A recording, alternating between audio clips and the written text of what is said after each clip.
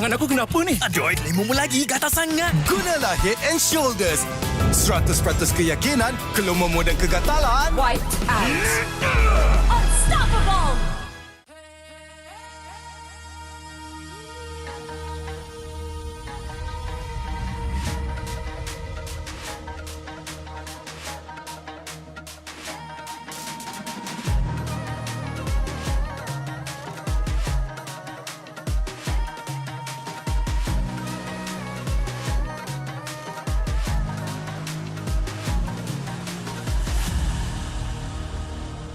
Aku hembus kata azimat. Bila terjatuh aku beringat. Jalan dah jauh cari titik bermula. Krak, krak, krak, krak. Jangan patah semangat. Semarak api bukan calang-calang. Biar apa menghalang aku sambut datang. 1000 daya, 1000 alasan. Harungi semua sampai di akhir garisan. Eo, eo. Kami tak senang mengalah. Kami luar biasa. Semangat membara, harungi bersama. Lakukanlah sama-sama lakukan. Bergema di kiri dan kanan. Tak berhenti marah ke hadapan. Tak mengalah berdepan cabaran. Jaga, jaga, kita jaga. Jaga, jaga, kita jaga. Jadi ayo. See me, watch me, hype me, gotta give it all. Don't matter how many times I fall, gotta get back up, yeah, yeah, gotta go. I can hear them calling, now I gotta serve. Mess with my clique, now you get what you deserve. We keep it tight, we keep it cool. They got me and I got them too. Rasa api tak kunjung padam. Marah ke hadapan kita sehaluan. Jangan simpan-simpan, kita anak Malaysia. Kami tak senang mengalah. Kami luar biasa. Semangat membara, harungi bersama. Jaga, jaga, kita jaga. Jaga, jaga, kita jaga. Jadi ayo. Yeah.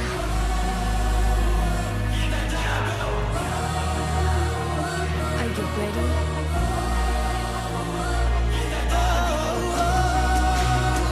Can you feel me now?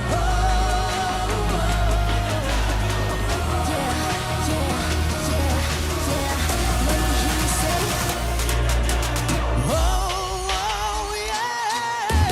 Lakukanlah sama-sama lakukan. Bergema di kiri dan kanan. Tak berhenti. Jaga, jaga, kita jaga. Jadi ayo.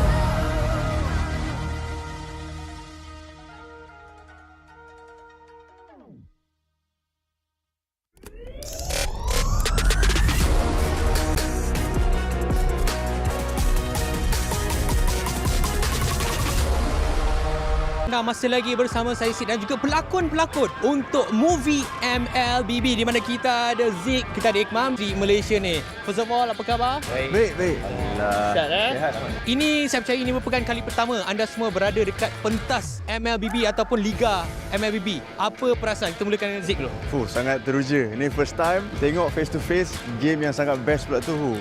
Ikmal? Perasaan macam nervous bila tengok ramai orang macam kita tengok game bola, macam tak sangka MLBB sebesar ini. So macam proud lah to be a Malaysian. Saya nampak vibe dalam e-sport ni makin maju dah 2024 ni. Yang paling penting vibe juara tu wujud pada hari ni. So tak rugi kita orang datang lah. Boleh jangka tak yang sebenarnya nanti satu hari nanti, which is hari ni, game ataupun e-sport boleh jadi sebesar ni sampai dah ada movie? Sebenarnya bila awal-awal Mobile Legends Bang Bang ni berada di Malaysia, saya tak expect bahawa penerimaan masyarakat khususnya peringkat remaja ni boleh sampai ke tahap ni. Ini dah boleh challenge bola dah ni. Sikit hari lagi saya tak heran 2025 yang akan datang population Mobile Legends ni akan jadi lebih besar. Kita tahu anda bertiga sekarang ini terlibat dengan penggambaran untuk movie terbaru khas untuk MLBB. Boleh tak? For Malaysia ini movie MLBB yang pertama kan. So untuk kita orang pun dapat duduk di stage macam player, it's an amazing experience lah for us. Pengalaman sangat best lah sebab berlakon dengan kawan-kawan dalam industri, and then ini macam impian saya lah menjadi seorang pro player walaupun berlakon je. So macam excited lah nak tunggu filem ni keluar. Ya, itu semestinya apa yang kita ingin harapkan. Alright, kita masih lagi bercakap tentang movie. Boleh tak cerita sedikit sebanyak watak ataupun karakter yang anda bertiga, dan mungkin Puan Lisdawati juga bagi tahu apa yang terlibat ataupun watak dalam filem tersebut. Okay, so kita orang sama team. Kita orang daripada pro player daripada Singapore. Yes sir. So saya tak nak cakap banyak tentang watak saya bawa watak Jahat lah. jahat. Sangat-sangat paling jahat lah. Okay, Orang akan menyampah lah tengok dia. Sebab saya sendiri pun menyampah tengok dia masa syuting. Okey, watak Cik Fauzi. Tanyalah buat saya pula. Ibu kepada watak hero dalam story. So dia sebenarnya ada true story yang telah di-plan untuk jadi lebih menarik untuk tayangan filem Mobile Legends. Alright, jadi anda semua dah dengar daripada pelakon-pelakon sendiri. Terima kasih diucapkan kepada Zik, Iqmah dan juga Fauzunawi bersama dengan isi Puan Lisdawati. Jadi stay tune, keep in touch dengan kita orang punya social media untuk saksikan movie terbaru untuk MLBB. Nak tahu dengan lebih lanjut, stay tune dekat kita punya social media. Bye-bye. Alright, Assalamualaikum, anda bersama saya Sid, dan sekarang ni kita ada tetamu istimewa iaitu pelakon terkenal daripada Pascal. Iaitu saudara Hairul Azrin. Apa khabar Hairul? Alhamdulillah, sihat bro. Okey, so apa perkembangan terbaru? Ada filem ke ataupun ada drama ke upcoming? Sekarang saya dah tak berlakon. So saya sekarang tengah cari tim lah untuk nak main ML. Faham. Okey, alright. Bercakap tentang cari tim, saya dah tengok awak pun ada bermain sama dengan pasukan Selangor Giant, tapi berlakon cerita-cerita yang gempak. Tapi kenapa pakai Nana bro? Ni banyak baca komen Tak lah, sebab saya tahu pakai tank, saya tahu pakai mage je. Yang lain saya tak tahu. Faham. So kalau tanya saya, Nana paling senang nak ni lah. Sebab sebelum ni saya biasa pakai Cyclops, lepas tu Zaz. Tapi sekarang Nana macam dia kena dengan jiwa lah. Sebab Sky sebagai itu saya, kalau nak jadi jungler yang terbaik, kena training pada Nana. Itu dia punya skill dia. Permulaan Nana barulah boleh jadi macam Sky. Yeah. Okey, tadi dah kita tengok pasukan Selangor Giant dapatkan kemenangan 2-0. Bagi pendapat Hairul sendiri, adakah itu satu perlawanan yang sengit ataupun Hairul memang dah jangka Selangor memang boleh menang 2-0? Saya tengoklah SRG punya game sebab saya tak pandai sangat, tapi saya tengok daripada apa yang diorang main tadi. So memang diorang ada je cara ataupun ada je teknik yang nak masukkan kalau kata sesuatu problem tu. So untuk tengok first game tu cakap ni menang mudah ni 2-0. Tak boleh nafikan SRG antara tim yang sangat kuat lah di Malaysia sekarang. Ya, kita pun memang dah boleh nampak sebab mereka pun dah menang untuk kejuaraan dunia pada tempoh hari. Alright, tadi Hairul Azrin pun ini kali pertama datang dekat venue MPL. Saya first time sebab saya tak pernah sangka macam tengok perlawanan bola sepak di final tau. Ini bukan final kan? Ini bukan final. Bukan final tapi dah macam final tadi. Dia ada tukang sorak daripada tim SRG. So best lah. Best lah. Memang ini vibe. Benda ni dah berlaku dah few season dan kita boleh nampak lepas kemenangan Selangor Giant dekat tempoh hari, tambah lagi vibe tersebut. Right, sebelum saya nak lepaskan Hairul, mungkin ada kata-kata terakhir ataupun kata-kata semangat kepada pasukan Selangor Giant sebab kita ada beberapa minggu sebelum kita pergi ke peringkat play-off. Betul. Okey, untuk tim SRG kat dalam tu semua kebanyakannya yang saya kenal dan diorang kenal saya. So saya nak wish korang good luck. Dan untuk Mobile Legend ataupun Montun, saya rasa sekarang ni artis ramai main Mobile Legend. So mungkin kita boleh buat satu tournament ke. Come on lah Montun. Sebab kita ada ramai Fat, Aceh, Challenge Zero, Fauzi Nawawi, Iqmal, semua boleh main Mobile Legend. So kita boleh fight lah. Saya rasa untuk nak lawan tim pro player tak susah kot untuk kami. Tapi diorang tak boleh nak berlakon. Nanti diorang tak ada job. Korang dah boleh berlakon, korang boleh main game. Alright, thank you so much Hairul. InsyaAllah kita akan jumpa lagi dekat playoff. InsyaAllah. Okay, alright. Okay, bye. Alright, thank you so much. Jadi apa-apa, stay tune dengan MPL Malaysia.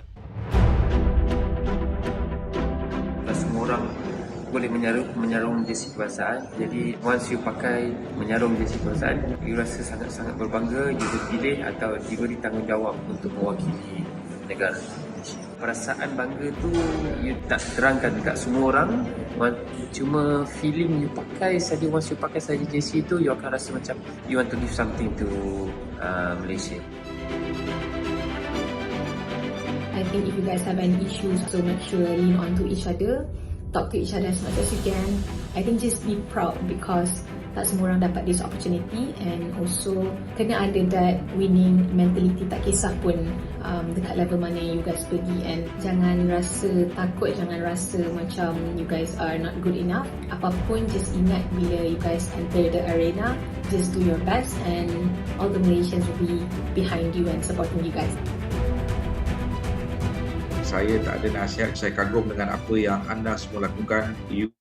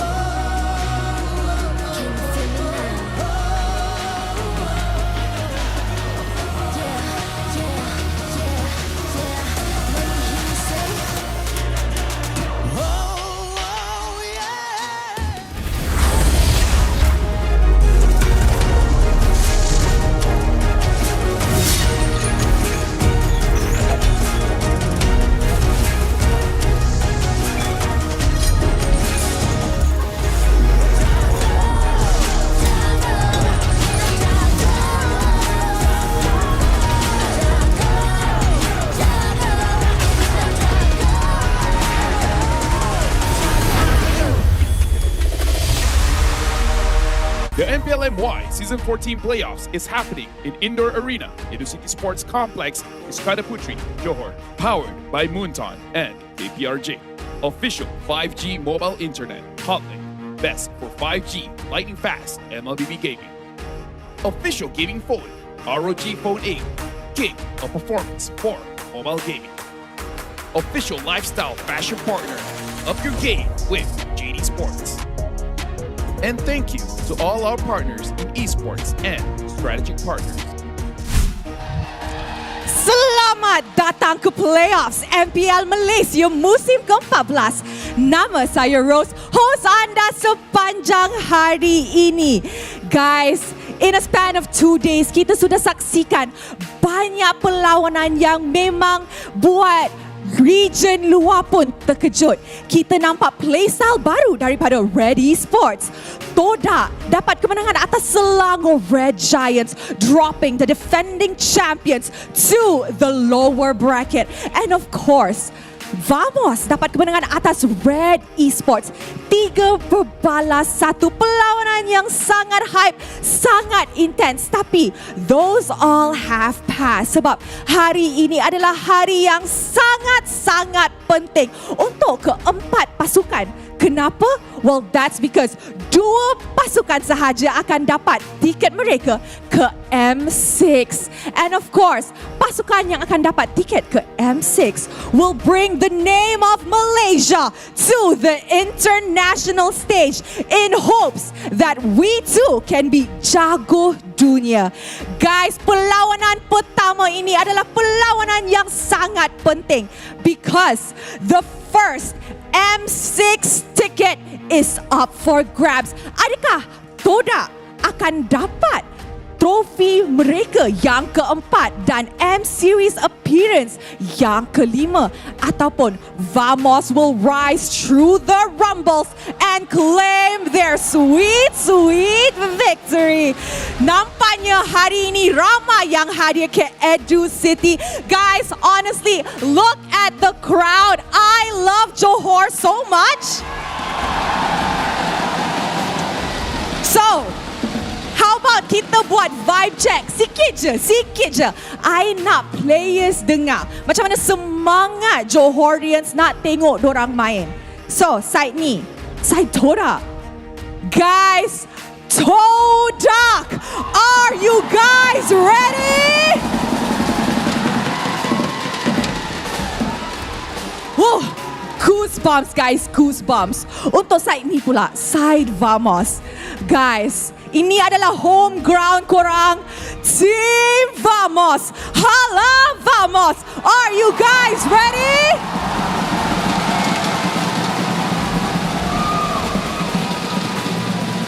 And obviously, I want the entire Edu City. I nak dengar sorakan daripada entire stadium. Guys, biar bergegas sikit. I nak dengar Edu City. Are you guys ready for the upper bracket finals? I love the energy. It is electrifying here. So, tanpa membuang masa, mari kita throw to the casters untuk dapat tahu pasukan mana akan dapat first ticket ke M6. Hey, I'm not gonna lie, I was afraid the light wasn't gonna come up. But welcome, we are at the upper finals bracket. Here's the thing, welcome. My name is Abel. Alongside with me is Staffa, Shut Up Husky, and Deadeye, where we are about to witness one of the teams to get their first ticket to go to M6. And this is something new because all the while only the champion gets to go. But now we also gotta say thank you very much to Holly because the best 5G for lightning fast MLBB gaming with Holly. Enjoy unmatched 5G network, low latency, and improved gameplay only with Holly. But now we got to talk about Vamos as well as Team Todak. If there's any way for me to describe these teams, it's about unfiltered aggression, both teams just want to go at it, Deadeye. That aggression, you've mentioned it, one LaFell. I think this is a story of the playoffs right now. Whoever is the team controlling the aggression in the matches, most likely to win the game. And we've noticed that. I've noticed that personally. I've watched the games yesterday, and it is intense aggression indeed, making the teams move their way into the playoffs. Yep, we're starting Todak against Vamos and then SRG going up against Red. And afterwards, the final match of the day will secure the other slot for the grand finals. The other slot for M6. Now Husky jumping on that as well. The aggression coming in from Todak against Vamos. I do agree with Deadeye. Who moves faster? I think overall, Vamos always moves faster. You just look at overall statistics and play style, but let me remind everyone out there, right? Yesterday when Todak played against SRG, all 4 games Todak has won the early game. But the most important part is, can they slow down Vamos? I think that's the most important factor in preventing Vamos from accelerating the game, because Red Esports clearly couldn't do it. Yeah, no, honestly, Deadeye, looking at the game yesterday, Chibi's Martes, 8 kills in 4 minutes. That was against SRG. So, is it still logical that they can do the same thing against Todak? Okay, I can compare with the MPL SG. Well, me representing this one. Martes, mid-Martes, been no courtesy on Team Flash using that one. And it's the same aggression that the side there of Todak has been showing up. Martes is pretty good in the early stage of the game. With the supporting role, obviously, makes to be very aggressive as well. 8 kills in 4 minutes? Man, it's visible, and we saw that one. Dude, that's basically unheard of.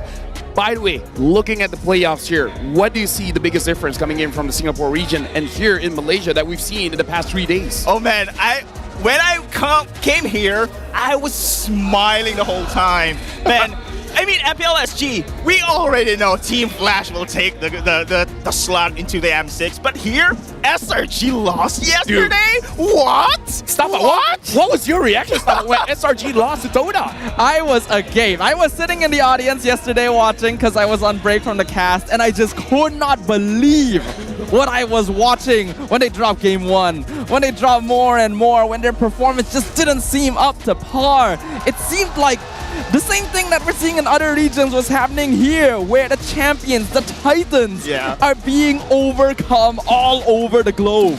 Let me just say, I don't know if it's because of the fans, but all the players, they're playing in a different level. Oh, yeah. Because again, SRG was once top of the world.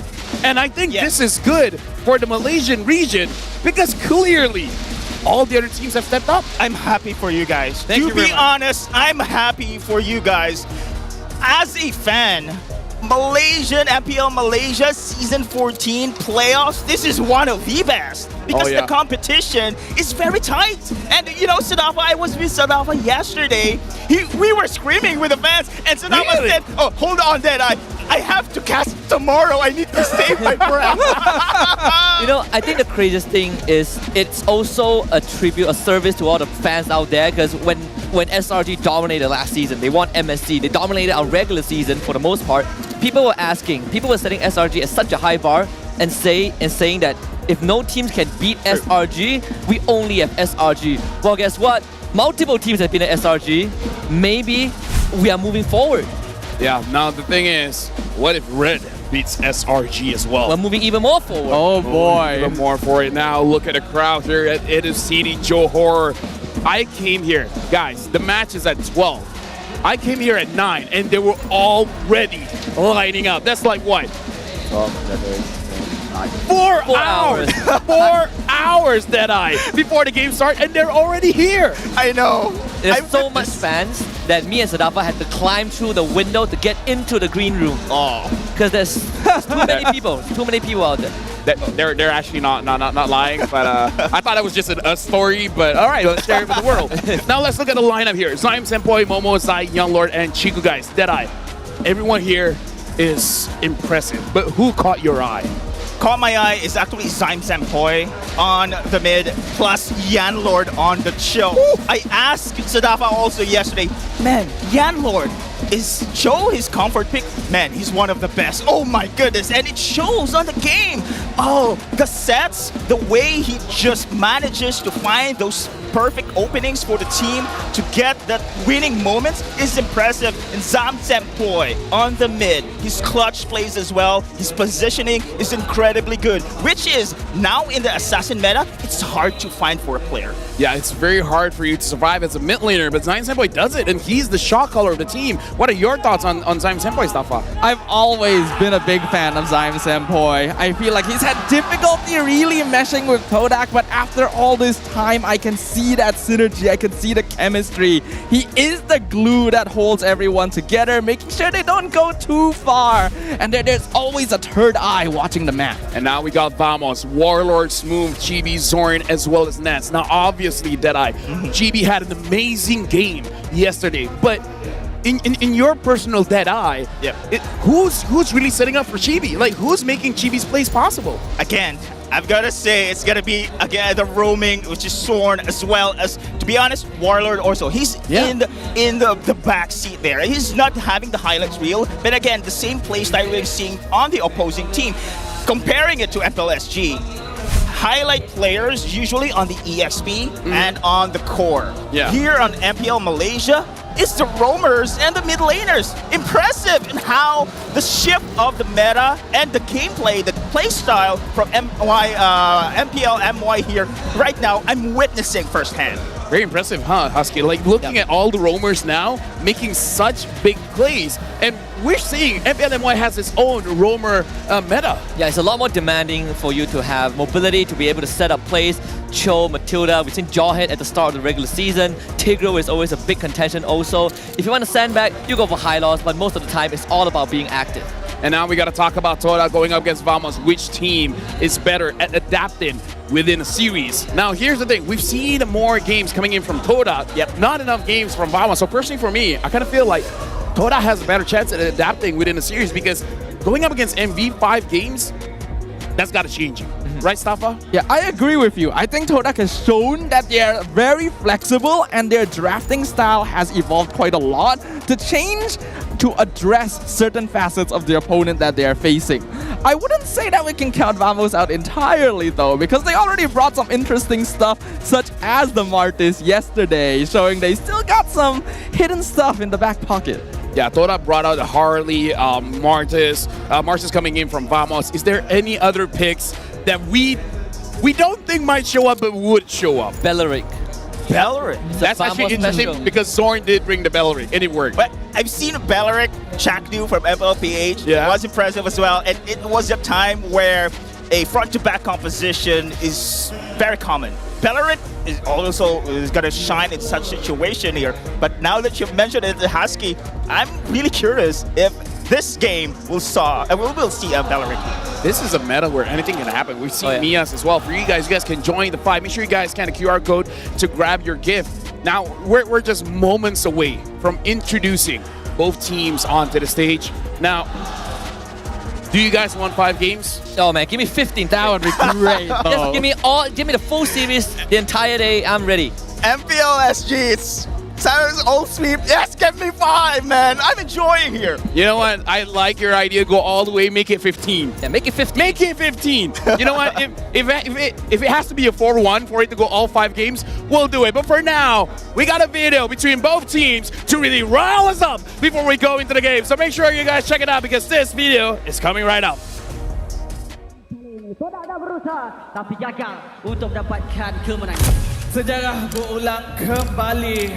Sedikit sedih di mana Todak masih lagi belum mampu untuk menewaskan Malaysia dimudahkan dengan kemenangan bersih. The Valley 2 berbalas dengan 0. Kesedihan berganda. Malaysia berduka. Tapi sekarang Lot masuk. Alamak, lompatan daripada yang Lot mencari pemain. Tapi kali ini situasi berbeza. Sekali didatangkan begitu saja.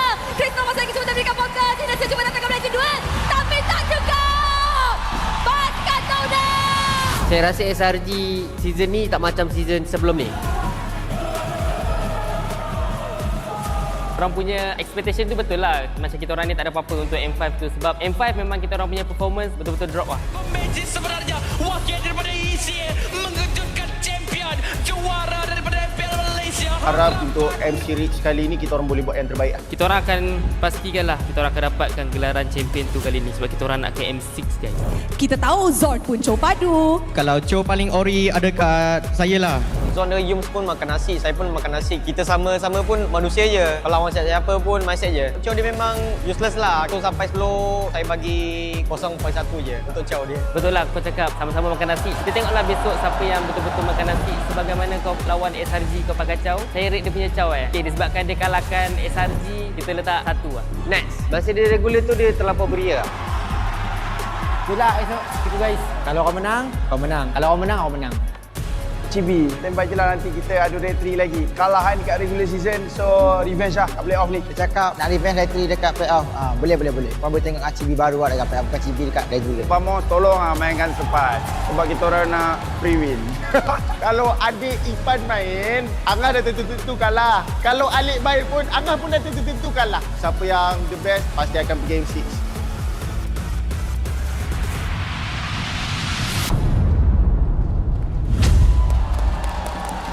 Untuk fans-fans Vamos, korang boleh belajar untuk cheers macam Todak, okay? Apapun, Todak! Introducing Head of League Ops, Res, and the Marshal that will ensure fair play and professional integrity in the upcoming matches.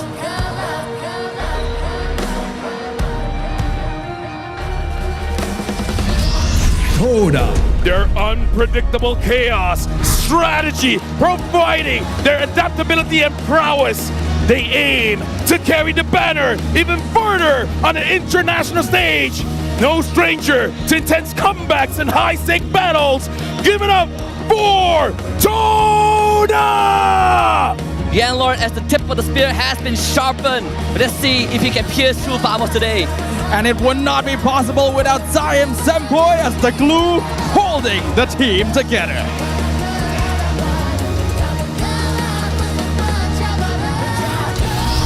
They now stride confidently into the arena. This is their home turf. With support on their side, they are poised to prove their strength and resilience. Their sights are set on taking Todak down. 1, 2, 3, vamos! And the one in the lead is gonna be Zorn. Let's see if the legend inductee can match up against Yanlord. But I'm sure their goal laner is looking to cast a wide net to capture the swordfishes.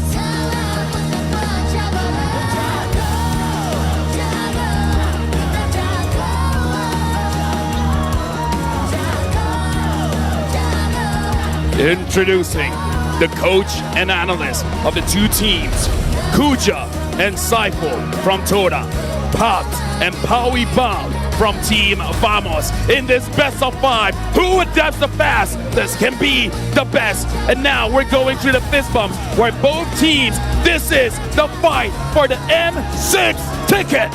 Two chronicles about to collide, but only one will have an epilogue that is worthy of the world stage by the end of this best of 5. Todak's return to the global stage, Vamos' new name with old faces. This is a rivalry that has lasted between rosters, between titles, between organizations entirely. But only one of them will secure that first slot to the M Series. Right now we're about 3 minutes into the draft, and this is going to be very critical, especially we see Vamos performing exceptionally well, having that Jushin. From your point of view, do you feel like the Jushin has to go? 100%. No, make it 200%. 200%. Zushin, and of course we know that Zushin has been performing very well. The stats are very high for the win rate of this hero as 90%. well. 90%. 90% win rate. Who in the world, this mind of the world here, not gonna ban a Zushin with a kind of win rate, man? Zushin is gonna be taken away for sure. But then again, I'm looking also for the Cho pick here. Yanlord and as well as the side here of Todak is also comfortable with his hero. Yeah, definitely we see like both mid laners here, Stafa, Zaim Senpoi going up against Warlord. Both have really shown their prowess as the supporting role. They're making sure that everyone else shines. Do you see any other I would say differences between both of them because I feel like they share more similarities than differences. There's definitely similarities, but I actually think what Zion Senpai brings to the table is a little bit more of a different perspective because Warlord plays quite similarly to the rest of Vamos. Yeah, now we got to look at a head-to-head here. Zaid going up against Chibi. I kind of feel like this is the matchup that a lot of people have been waiting for because Zaid has proven himself on the playoff stage that he might be the best jungler in Malaysia. But the upcoming legend, Chibi, 8 kills in 4 minutes, highest GPM in Malaysia, second highest in the world. If Zaid can beat Chibi, that's a statement. Yeah, he's held the highest GPM for 2 seasons in a row, right? Like locally, but globally, just second to Skylar. But I think overall, for Chibi, he has shown a wide variety of hero pools, going down to the Martyrs itself. Whereas for Zaid, we don't know how deep it goes, aside from the Lancelot Pocket Pit, which didn't work against He brought out the Harley. He did bring out the Harley. That one was also a loss. Yeah. So I think when you look at that itself, I think Chibi does have a bit more of that option. So Deadeye, we saw the Harley, and yes, it lost. But do you feel like it's still a good pick?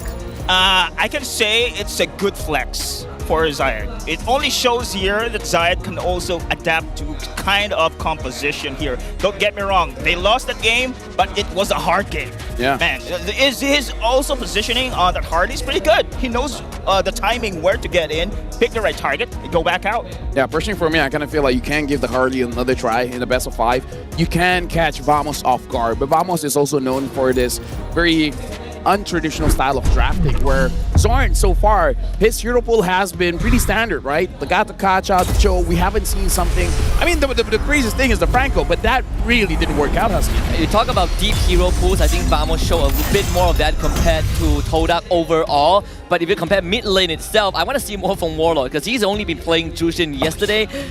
At least Iron Senpai played 2 different heroes, Jushin and Eve. So I want to, and Valentina, 3 heroes, right? So I want to see that diversity for Vamos. And now we're jumping straight into the draft here, folks. Vamos betting out Fanny, Phovius, Toda betting out a chip. And as requested, the Jushin has been banned out as well. Thank goodness. Honestly, right now, I'm really considering here, if a lot of prior picks are banned out, do we live in a world where Vamos might even consider first picking the Cho? We have seen that in the regular season. Vamos, SRG, Todak. I wouldn't be surprised, but I do feel like it's better as a red side first phase pick because we have 2 options rather than that blue side. It would be a show of confidence if Vamos just say, you know what, let's give Zorn a Cho. I mean, it's Zorn. He is the original Cho. He's the originator of the spam recall here in MPL Malaysia. So if anyone's gonna do it, I would see that from them. But we are seeing some variations here in the final bans of the first phase. Give Suyo, take Cho. What do you think about that? I mean, it hasn't happened that night, but I'm assuming this is gonna be a Suyo trade for a Cho. What do you think about that? Go. Oh no, okay. We've seen the contest of both this first phase of picks and the second one. It's always the Suyo and the Zuchi giveaway. There you go. Okay, we saw that yesterday. Go to Cho. And I think Cho is impressive for both teams. We've mentioned it before the draft happens that this is one of the most contested hero right now between these 2 teams. Oh yeah, definitely. Like, they're so impactful, Husky. Yeah, when they went up against SRG yesterday, it was the exact same motion from Todak, right? We let the Suyo go, we take Cho and Eve, and in these crucial fights, we know Yanlor can find a target. So every time when we catch the Suyo, he instantly either goes down or is forced to disengage from the fight, so he cannot contribute at all.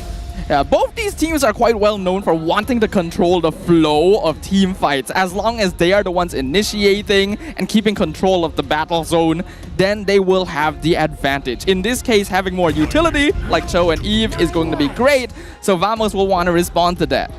For me, this Hylos and Herf pick, I'm not a big fan because the Hylos can get countered by the Eve. Unless this is a high-loss roam where you're just preventing the Cho from initiating. But now we got to look at Chibi's stats. 3 out of 4 games with the Ling. 3 out of 4 games with Ling, but with an average KD of 20. That's high, bro. Disgusting. Absolutely. All right. Zayed, though, has a 100% win rate with Ling and an average KD of 18.5. What is up with this junglers, man? Equally disgusting. 20.5, 18.5? I mean, Zayed said it during the interview yesterday. Malaysian junglers are pretty good. And I think we're seeing proof of that. I think this is how we tell people about the junglers in Malaysia, right?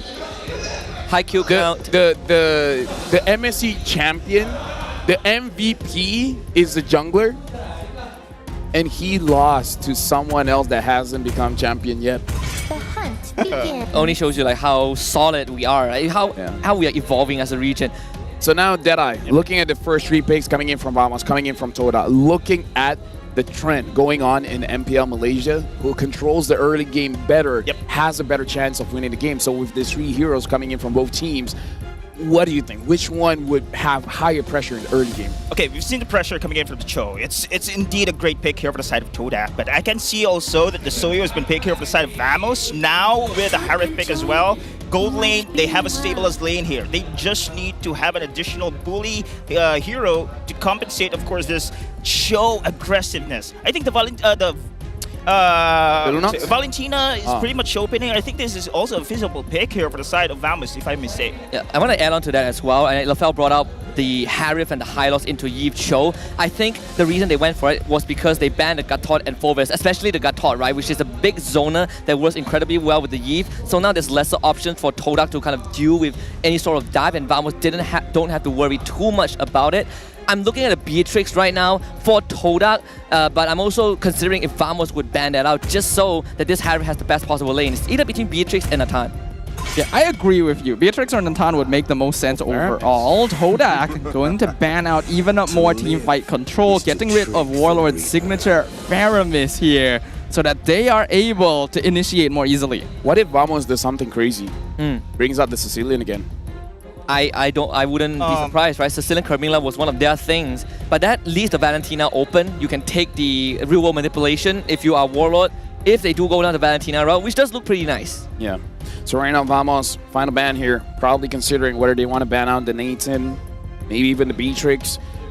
Right now, yeah, what are you thinking, Dada? You're talking about crazy picks. Do you think Beleric could be a crazy pick here for the side of Vamos? I mean, this is a dive heavy coming in for the side of Todak here. Actually, now that I think about it, Hylos isn't really a Zorn hero, isn't it? Not so right. They banned the Minsata. Hold on. Khalid is possible. Arlet is still open as well, so we can look at both of those. The Harith and Sui, because we have to remember, Momo, that Mincetar has won Momo so many games. Yeah. Like let's remember that. This might be just a straight up respect ban, and probably figuring out Toda is like they have a rivalry. They know each other that well. Oh, Melissa. The lane with I didn't want to put Melissa out there because I feel like, okay, you have slightly longer range heroes, but I mean, Chico guys want to go with Melissa. Why not? Let me put this into perspective, right? The reason why Melissa gets picked up is because Melissa wins lane against a Harith. Oh yeah. But Melissa Inspire. Chico uses Purify, and he still wins the lane. He's something else. Chico builds tanky and wins the lane still. This is the difference between a legend against those that are becoming a legend. I mean, if we're talking about legends, though, we have 2 legends here. 2 players, both candidates for the Legenda Award are on each team respectively.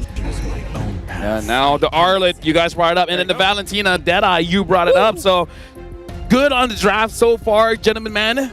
Todak right now, last pick here. This show can be flexed, but this does look like a young Lord hero. And Momo, the Phobias is out, the Gatot is out, the Mincitar is out, the Ruby is out. Still have Glue? Oh yeah, the Glue.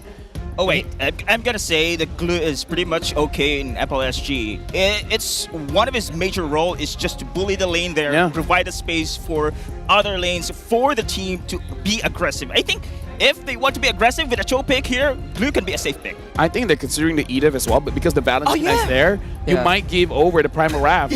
So they probably think about it. We have been complaining a bit.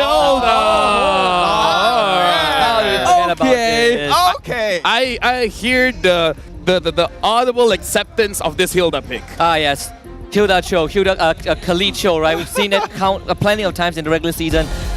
The moment you get lane priority, that's where you get to accelerate. Now Deadeye, hold on. As we're going into the game, what are your thoughts about the draft so far? Again, Hilda, man. I don't know why they didn't pick the Edith though, but this is spicy. We know what's at stake. This is the game 1. I'm looking forward for it. Thank you very much, Deadeye. And now we're about to jump into the game. Vamos going up against Todak. Game number 1. Both teams are fighting for that M6 ticket. Game number 1. Who will have first blood? Who has the momentum? Who wins the early game? We're jumping into the land of dawn. Game 1. Vamos, Todak. We are ready to bear witness to the clash of two legacies as they are eager to make their first imprint on the battlefield for that M6 ticket. And keep your eyes on both the junglers. They're both starting on the orange buff. So going the opposite side of the map, you will see Chibi end up where on that bottom side. Or not Chibi, actually Zayed end up where Momo is, and Chibi end up on the gold lane. But again, mid lane priority has been a big thing, and this is why you see this Yeep Cho, you get priority over Hylos Valentina any day, and once the Hilda frees herself from that lane, you're going to see that early invade. Something to note here, looks like Chiku guys is going for that flicker. So again, no inspires, so no big spike of damage. But yeah, you were talking about the mid lane pressure, and this high loss is used to mitigate a little bit of the pressure coming in from the Cho. Speaking of which, Zorn taking a lot of damage. Zorn in trouble. Momo is right on top of him. Both of them have revitalized, so they're going to be able to stay alive for quite a bit as Smooth jumps onto Zayed, forcing him to retreat here. He's able to get out, but that's a lot of damage. It's all about the revitalize that keeps Zorn alive. So much value, and with Zayed low, now Todak might have to ask him to reset before the turtle. Yeah, right now Warlord is going to get poked down as well, taking a lot of damage here. He only has the Purify. It's going to go down. Zayed Senpai secures first blood. What do we say about priority, right? You get to move first, you get to make the first move, you get pressure over the map. Oh, that's exactly what they're looking for. And Yan Lord really demonstrating to Zorn that this is just as much his signature pick as well. We talked about how important early game can be, and Todak makes the first move. Lord did say he's the original Cho, but saying that in the face of Zorn is quite the statement. Zorn using this high loss, he doesn't have a lot of playmaking abilities, but let's see what he got. And Lord with the knockup onto Zorn. He's dropping very low. He's 1v4, and they get the kill with Momo. Real world manipulation does not allow Chibi to continue the pursuit. 2 kills already for Todak. It's a bit of a problem with the Hylos without Revitalize. The Hilda just cuts right through your health bar with the percentage damage, and on top of all these bursts, it's so tough. Now looking at the turtle right now. Final slash completely whiffed, so Zayed will be able to get the turtle. Smooth wants to get this kill, but he is alone. Way of the Dragon kicks him back into the jungle. Here comes the rest of Todak. Smooth flickers out. Zorn is here to bolster the defense, and that means no casualties. In this game, I gotta say, Zorn is capped a little bit, man. Chiku guys is very low going up against Nats, but Chiku guys wants to fight back. Nats, he wants to go for it. Oh, oh, the extra defense from the get away from me actually kept Chiku guys alive alongside the Quantum. No. Oh, here comes Nats. He wants to go for the dive. Chiku doing a lot of damage, but no inspire means no kill. But Yan Lord will be here. The trade, gold laner for gold laner. It's not the worst case scenario. I mean, you would love for Chiku guys to survive now that he lost his flicker. It's a bit of a oopsie there for Todak. He got an assist though. He did. At least he didn't die for nothing. And now I gotta say, as my point was saying, Zorn, he's capped a little bit in this game because he's a playmaker going up against the high loss, going up against an Eve. Doesn't look good. Speaking of, Way of the Dragon onto Zorn again. Revitalize used very early on. Chibi is here. Glorious Pathway drop down to stop Todak from retreating, but Real Woman is going to be used in the return, and Chibi has been picked off first. Momo in some trouble, but reviving so much HP, and the 3-man knockup with the Jeet Kundo from Yan Lord stops things. Final slash. Momo, will he get taken out? Smooth does get the kill, but he's going to trade his own life in return, and Zion Senpai picks that one up. Yan Lord keeping the fight going, gets the knockup. Another kill on net to Zion. So much value. So much value, dude. And Chiku is going to shave off the entire plating on this tier 1 as well. So that goal injection is going to keep Todak going ahead. We're talking about early game pressure. Now, stop me if I'm wrong, but I'm guessing it's on Todak now. They get the pressure going, and Team Vamos, they're probably not playing this draft the way that they wanted to play. You have the Suyo, you really want to secure those objectives, but right now, Todak, they're zoning them away just by winning the mid lane. Most important thing is that Suyo requires a setup, right? Who sets up from Team Vamos? Smooth. Zorn can't really do that because you're running straight into an Eve, and even if Smooth has the final slash, you need to commit a flicker. It's not easy for Vamos to pull it off. I think that's why we were worried about this Hylos pickup, right? But Vamos starts on the turtle. Yan Lord is there. Wave the Dragon once again dodges the Blade Surge, but he is alone right here. Warlord to get the kill. Chibi gonna be able to finish him off, but Zorn now gonna be left by his lonesome killing spree for Zion. Momo still alive. Crushes Warlord with the front of his axe, and Todak continues the fight. They're so low. Zion with the double kill. Momo finally traded. Chibi wants to keep the fight going. He wants to get and he got Zion. Triple kill for the Nolan! KB gets his own double, and Nets finishes off Zaim Sempoy, but the damage is done. This is the battle of the junglers here. And right now, Zaid's winning 5-0-2, going up against Chibi 3-2-0. The way that I would describe Todak's fighting is they're dancing, they're coming in, they're going out, they're trading places, they're just poking. Touch and go, touch and go, touch and go. The story of that fight was who presses RWM first loses. The kick does miss from Yanlor, but again, priority over the turtle. Zorn. Zone out. Trouble. Momo gonna zone him out. Nets drops the Summon Force. Not able to kill Zaim, and Tico guys punishes him in return. Now there was a 1v1 Chibi versus Momo. He's gonna be able to zone out the studio. Glorious pathway to cut off Zayn, but he's already at the very edge, so he's able to get out. Zian Lord buying more time. Vamos cannot find the initiation. Todak is spacing so well, and Yan Lord is taunting in their faces. And Chico guys with the ultimate, the no-no zone, keeping Nets away and causing Nets to die. Momo is being a nuisance right now. Good thing about Hilda, you don't really need to be at the same level as your counterpart XP laner, but you can still cause a lot of damage just by being present. He stole it! He stole it! He stole my it! And he stole the buff! And he runs away like a bandit. Momo. What did we say about Todak winning all early games yesterday? Right now, Todak, they're being as impressive as they can be. Right now, in terms of the team fight, they're on top. But we're talking about Team Vamos, number 2 of the regular season. The team with unprecedented aggression. Vamos can still do this. They just need a bit of time. They need a lot of discipline, but they can do it. The fight's gonna start over the turtle. Momo already in the backline. Yan Lord with the flicker kick gets GB into the real world manipulation. Glorious pathway. What? GB still gets the turtle though. He will eventually fall, but he got the objective. Momo gonna be traded at the same time for Yan Lord too. Vamos coming out on top. Warlord jumping in, forces a flicker out of Zaim Sempoy. No! Zayn with the godlike goes from the backline, but he is now 1v3. He will finally be shut down. Hit bit more than he can chew, Husky. Yeah, and also the difference maker was Smooth getting on top of Zion Sempoy, so this Ye was not part of majority of the fight, and that's how Team Vamos won. They won by outnumbering Todak. But Zion Sempoy still a slither of health, still able to get away. Something about Zion Sempoy, man. He wants people to come after him because he can survive. Trouble. Zaman Force, he's gonna be able to dash out. Todak, unfortunately, no kill here. Right now, Todak, I saw a 3,000 gold lead. It's gone. It's an equalizer. It's an equalizer just with one team fight. Just by taking down Zaid. How much shutdown goal was that? That 3K is now nothing. Probably got like more than 1,000, right? You take out someone who has an average kill of 1 per minute. That is a lot of bounty on top of his hit. Yeah, overall big mistake from Zaid. Impressive flank, but giving over a kill now equalizes it. Now Vamos has a legit chance. As long as Nets plays it carefully, because more often than not, in my personal opinion, he's being a little bit too aggressive. Yan Lord looking for the kick, does find one. Warlord jumps in, but Zorn gonna be able to drop the glorious pathway. Real manipulation drop down as well, but Chico guys is here. He finishes off TB. Zion Sempoy will be traded in the meantime by Smooth. It's gonna be 1-for-1, and both teams disengage. I love the shift of focus from Team Vamos. They see Zion Sempoy drop the RWM. Zorn just puts the glorious pathway down and say, let's take out this old man. We take care of the Eve, we win the fight. Yeah. Nets now as well able to actually dish damage, but not too much damage for himself. Zaid misses Nets, but again, all good for Nets here.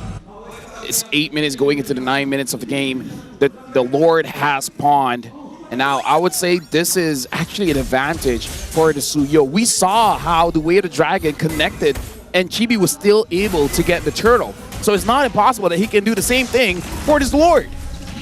Yeah, Lord, does he want to engage? Nope, not going to use the kick on Zorn this time, but that means he's out.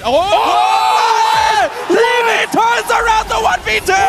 Chiku finally gets the killing spree, but how does he do that? Dude, I blinked. What happened?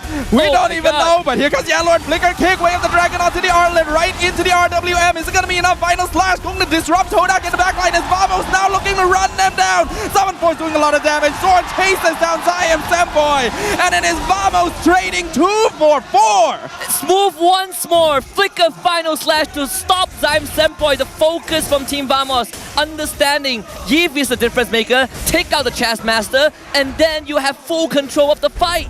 Let me just say, I was the one that said look at Vamos. They can come back for this. As I was saying, I had my doubt. But now as it's happening, I'm like, how? We will maybe not know the end. Oh, man, almost executes Warlord. But nice movement to get him out. And Vamos get the Lord. Husky, do you love Assassins, man? I love it. Stafa, do you love Assassins, man? It's so fun to watch. Oh, it's so fun. It's fun to watch, but not fun to play against. Dude, Zayed and Chibi, man, trading blows, trading kills, and every single time, I legit blink and I missed it. And also the fact that Chibi has Impure Rage, that percentage health damage on top of a Soul 7 if you proc it at the right time is devastating.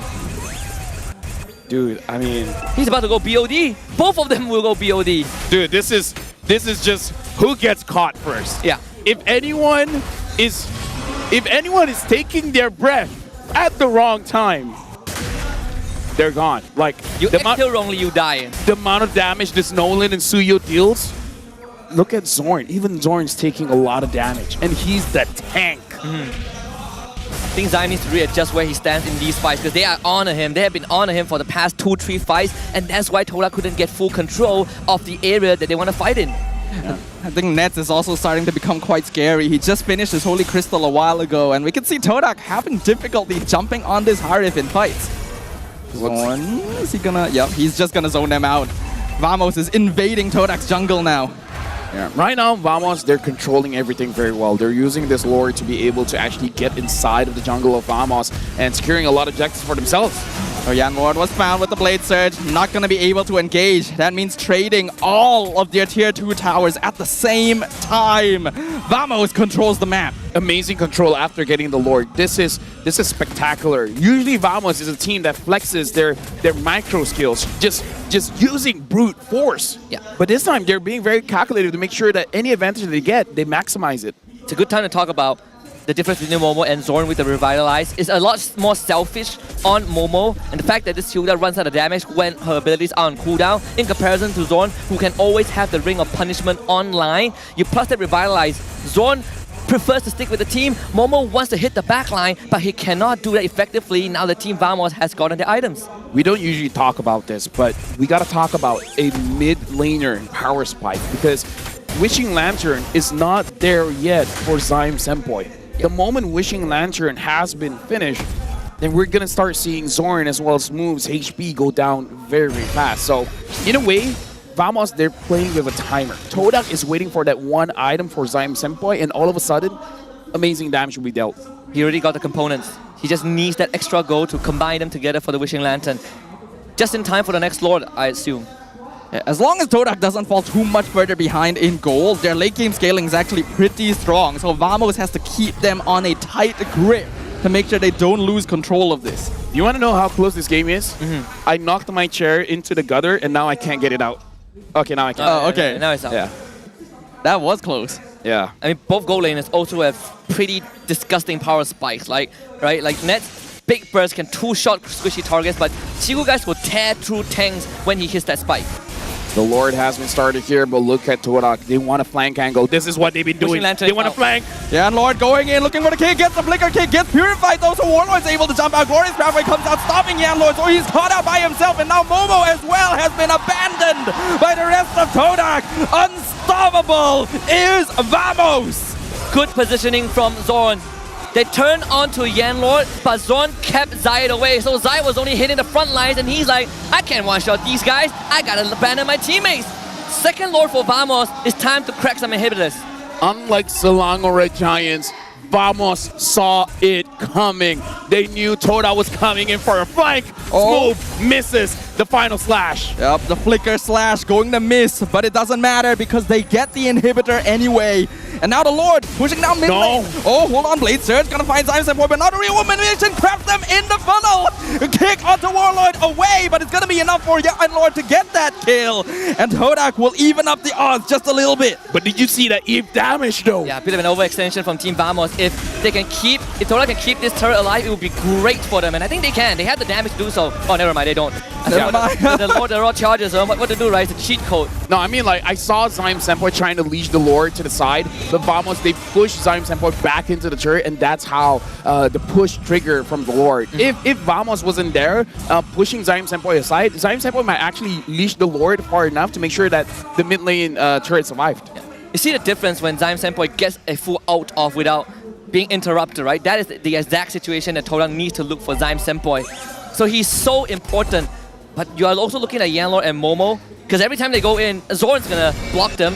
Smooth is going to stop them in their tracks. Todak needs to change that approach a little bit. Play around Zaim Senpai and Chiku, guys. You can see right now the risk, the calculation in Zaim Senpai's head. He's thinking about Blood Wings, but he's also thinking about Divine Glaive, right? And I kind of feel like he wants to go for that Divine Glaive. Like, I just have to protect myself. I don't need an item to do it. I need to risk my positioning just to have more damage. Yeah, I agree. I think the Divine Glaive would do a bit more than the Blood Wings, because your position is more on you as the Eve than your front lines, right? Your composition wants to be able to threaten Vamos' backline, but now that's not possible. So if you want to play a front to back, the Yee's position becomes even more crucial. So you're relying a lot on the flicker and positioning itself than the Blood Wings. You can't kill me if I kill you first. Exactly. That's the mentality here, man. Pretty much. I think Todak needs to play a little bit more patient, because Vamos is just waiting for Yanlord and Momo to run at them and then cut things off with the glorious pathway. And Todak needs to understand that and adapt. Todak so far has been winning a lot of games with their flanks. But Vamos, they're always aware. They have this spider sense. But the moment Todak gets it, they might win this game. It's hard to flank this comp though. Here we go. Glorious pathway comes out. Zaim Senpai kind of trapped, but they're not going to full engage. Final slash onto him, forces the flicker out. Meanwhile, Yanlord in the back line. Smooth going to be separated from the rest of the team. Yanlord gets the kick. Unfortunately, he's going to be one picked off instead. And now Zayed has to get away from Sword with the blade surge. Chibi almost burst down Chiku, guys, but he'll survive for now. Yanlord took the risk. He got the kick. But again, Vamos is aware. Vamos, they definitely watched yesterday's game, man. Like, they took this game seriously. I don't think Todak can contest this. They're not going to reach that in time. And also, without crucial flickers, I don't think they want to fight this. They can't. They just have to back off, and they just have to hope a good defense is in their future. Zaim Senpai, Chiku, guys, they can clear the lane very, very fast. But the question is, I know Todak. They want to figure out a way to counter fight whatever Vamos is going to do. So they got to hope for Vamos to overextend and Todak to capitalize on it. But will Vamos do it? Will they overextend? That is a good question. Lord going in. Crystal is already at half HP. Momo is going to drag it away to the bottom side, but will it be enough as the rest of Team Vamos come in? The Lord with the two-man knockup, but he's exposed. The kick not going to save him. Glorious pathway comes out to slow down the rest, but Todak and Crystal is wide open for Vamos to knock it down and claim game number 1. Todak started off very impressive, but Vamos showing their style. They understand the aggression. They just need an opportunity, and they got it. They got game number 1. Todak stepped on the gas, but they ran out at the very end. Just could not make the final lap as Homeboys starts ramping up the power spikes, the positioning, the change of target, right? Zaim Senpai as the focal point, and once they figured that out, Todak still kept it the same play, and that's what made the difference in that mid game. 1 kill. They killed Zayed 1 time. Equalized the goal. And after the goal was equalized, it's Vamos' turn. Oh yes. How strong of a team are you when you get 1 kill and you take that game? Deadeye, welcome back into the table. What did you think about that game, man?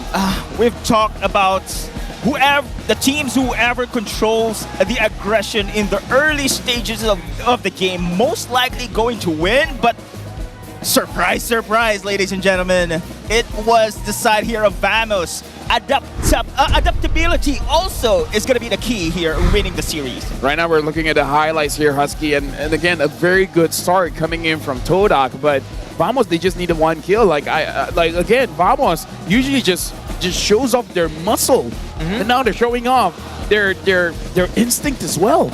You mentioned something about Todak being good at flanking, right? We saw that against SRG throughout the whole series yesterday, but against Vamos' comp, it is so hard to flank. You're never going to be able to get to the back line without compromising someone. We saw that on Zianlord and Momo being made an example out of. I think adaptability really was the name of the game here. We talked about it before the game started. Which team is able to figure out and change their style based on what is necessary during the game. And that's what Vamos did. They saw that Todak wanted to be the aggressors, and they made sure to punish them for it. Yeah, and Nance being the MVP of the game. Grab that coffee as well. Get caffeinated. But let me just talk to you guys. Right now, this is the analyst portion. But I want to talk about storyline here. Vamos has been vocal. They said they need to win this. Not they want to win this. Not they have to win this. They need to win this because they understand themselves better than everyone else. Yeah. They have this feeling if they drop to the lower bracket, they might not be able to beat Selangor Red Giants or Red Esports. So for them, it's go big or go home. So are they just hungrier than Todak at this point? I think Vamos has always been hungry, right? Like you look at all of the players, essentially, this Vamos is a new team. This is their first season, but all the players are vets, right? So I think if they can win this, why not just go for it? Because you don't want to end up playing another best of 5 after a long wait. You might as well go for the express pass to M6. I agree. I also feel like this is a slightly different approach to the tournament that Vamos is taking, where in the past there was this sense of whimsy in their gameplay, regardless of where they were. They have their gaze set on the finals, on championship, on M6. They're still, recall spamming a little bit, but they're not messing around. Yeah, so that watching the game, you watch from minute 1 until 17 minutes and 53 seconds. Like, talk us through some of the moments that really wowed you in the game. Okay, we expected, of course, Cho been picked to be aggressive. We saw that one, and the Hilda will be the last pick as well. And I've seen 3 heroes using the Wilderness Blessing. It only shows that they want to be aggressive, move around the map very quickly as well, and we did saw that. However, with this type of composition, they want to control team fights in the early game, but you need also to secure the objectives of the game, which, however, the third turtle team fight, it was countered by Team Vamos. Yeah, something to think about as well, all right? Hylos and Eve interaction. Eve deals with Hylos because her items are naturally used to counter the Hylos' kit, the high HP tank. Hylos has his ult to nullify any kind of slows that make it so that the RWM slow doesn't really apply, which kind of made me think that maybe Zyme Senpai should have went straight for that Wishing Lantern instead of going for the Ice Queen 1, because you have a way to mitigate one of the biggest strengths of the RWM. And I don't know, I kind of feel like if there's a misplay in terms of decision here, might be Zyme Senpai going for more utility on the Ice Queen 1 instead of going for raw damage immediately. I agree with that. I feel like we've seen 2 iterations, right? You go for Glowing 1 Wishing Lantern, or you go for Glowing 1 Ice Queen's 1. I think for this game, maybe because they felt like they were ahead, way ahead than they were, so they went for the utility. But I do agree Wishing Lantern would have accelerated the game a lot more. Yeah. I agree as well. I am pretty sure that Zyme Senpai went for the usual utility build because Zayed was already doing enough, Momo was already doing enough. He didn't feel like he needed to add up more damage on top of that. But when Vamos shifted their gameplay style to target the divers instead, then the damage issue started popping up, and by that time, it was too late. Yeah, I feel bad not bringing up the interaction between the Glorious Pathway and the RWM, but yeah, now that I see the stats, it just came to my mind. I feel like it's something that Todak has to review as well. And this is one of those games that that's just a small detail. It's just the priority in the items. And yet it can have that big of an impact. That's true. And I think right now, for the side of Todak, they have the play style, they have the gameplay that they think they could win. Again, we've mentioned, of course, adaptability here. Don't get me wrong, it was total control there for the side of Todak in the early stage of the game. But Vamos, again, they adapted to the formation. It's hard right now for the Cho to find an opening because Zorn was everywhere here. His Hylos just blocks the side flanks. The defensive formation is pretty big as well. Not only the items, their adaptability for the formation as well. So right now, looking at how close game number 1 is going to be, do you feel like there is a chance we're going to go for all 5 games? Of course, man. That's not a question. I mean, we need to have a double, to think that double there, because we've seen Todak, of course, having the first day in the playoffs reach game 5. And then yesterday as well is stretched. And now here against Vamos, there's still a chance. And now a legacy in the making. One of the most successful coaches in Malaysia, Coach Pabs. Look at his local, like his international has been getting better, but hasn't been there yet. And I kind of feel like internationally, that's all that he needs to be crowned as the best coach in Malaysia. Because look at his local accomplishments. In season 9, 2nd place.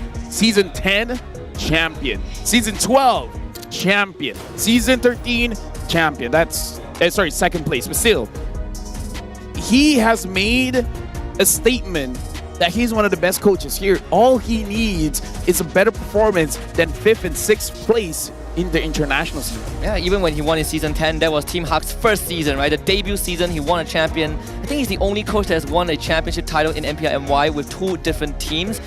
There's a chance to go for a 3rd team if Vamos ends up winning the trophy. You spoke about hunger. I think this is the hunger right there, right? They've been to an international event. Warlock won season 12 with most of the players except for Nets. Nets came in 2nd last season. They've attended M5, they've attended MSC, but they always fell short. Lost to Daewoo in the group stage in M5. Lost to NIP Flash during MSC 2024. How could you not be hungry to go back to M6? Exactly. Now looking at this matchup, do you feel like any of the heroes just now needs to be respected? Joe, man. Joe. Like, even though they lost, it's still pretty good. I think. But, of course, I have to point out, if only Team Todak has been looking ahead, they controlled, yes, check. Victory conditions, they controlled the early stage of the game, but they did not look out on the far edge. Yeah, they have the Melissa, right. But the scaling for the other heroes, I don't think so. Edith can be one. Edith is a better scaling compared to Hilda. Yeah, but the thing is, that Valentine, I'm pretty sure that's the only reason why they hesitated on the Edith. Now, gentlemen, man, we're going to need more time here to really talk about the game. For now, we're going to talk to Moon, a member of Todak, one of the legendaries as well. We're going to talk to him. But Rose and Poji, they're going to be the one talking. Selamat kembali ke MPL Offstage yang dibawa khas oleh Hotlink. Anda bersama dengan saya, Rose, Poji dan juga Moon daripada Todak. Hello, hi. Hi Rose, hi Puji. Alright Moon, first of all, how are you? Apa khabar? Macam mana sekarang? Kau baik, Alhamdulillah.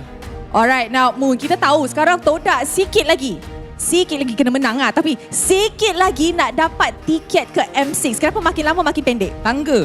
Okay, tangga. Alright, now sikit lagi dah nak dapat tiket ke M6. Now ini kalau dapat 5 kali appearance dah dekat M Series. Now you rasa macam mana prestasi Todak ni, this lineup of Todak kalau korang layak ke M6? Saya rasa prestasi Todak, inilah prestasi Todak yang paling baik lah yang pernah ada dekat MPL season 14 ni lah. Kita ke depan sikit Nampak aku pendek sangat. Kan, makin lama makin ke belakang pula. Betul lah tu. Macam aku yang tenggelam sebenarnya, macam pendek. Agak lah. Nak heels. So ini adalah in your opinion the best lineup of Todak as of now. Yep. I rasa kita boleh nampak that actually patch ni memang sesuai dengan Todak. Maybe you boleh explain ataupun share sikit why this is so. Kita boleh nampak dari region lain mana top teams actually struggle adapt dengan patch ni. Tapi untuk Todak dia macam sesuai sebab memang langgar. Okay, dia satu je sebenarnya. Sebab kita ada Prime Zahid season 9. Sebab itu je. Tim lain tak ada Prime ni. Dia seorang je. Ciku tak ada Prime? Ciku dia start season Prime. Sebab orang ada cakap juga, Todak is Ciku, Ciku is Todak. Yes sir. Tapi sekarang kita nak tanya sikit lah sebab resepinya selalu menjadi, macam Rose cakap sebelum ni 7 kali ke Grand Final. Dan kali ni lagi satu je langkah untuk ke M Series. Persoalannya sekarang, apakah resepi sebenar untuk membolehkan korang sentiasa konsisten kuat sebenarnya dekat MPL? Basically mungkin kita kena banyak bergaduh kot. Benda tu memang penting bang. Benda tu memang penting. Sebab bila kita bergaduh ni kita faham antara satu sama lain tau. Okay, dia ni nak apa? Kita gaduh dulu. Sebab setiap orang ada pendapat masing-masing kan. Bergaduh tangan ke gaduh di Land of Dawn? Tak, I rasa verbal kot. Verbal. I rasa it's like relationship kalau tak gaduh memang tak jadi because you have to communicate what you guys want. Betul tak? Betul. Tengok, I faham Moon. Alright, now Moon, apa yang Moon nak cakap kepada fans? Mungkin stay tuned for M6, anything. Silakan. Kepada fan-fans Todak, first kali thank you datang pagi-pagi support kita punya game, dan insyaAllah Todak akan dapatkan kad MC lah season ni. InsyaAllah. Dan sekarang selesai, sudah Moon memberikan ucapan dan juga kata-kata semangat kepada semua orang, dan semoga korang mendoakan semangat Todak di sini. Dan let's go untuk kita pergi ke Kasedas. Shout out to Moon. Leo created the Moon Addicts back in Philippines. They had their own crowd, but yes, right now this is a whole different Todak. And that game was close. That game, Todak could have done it.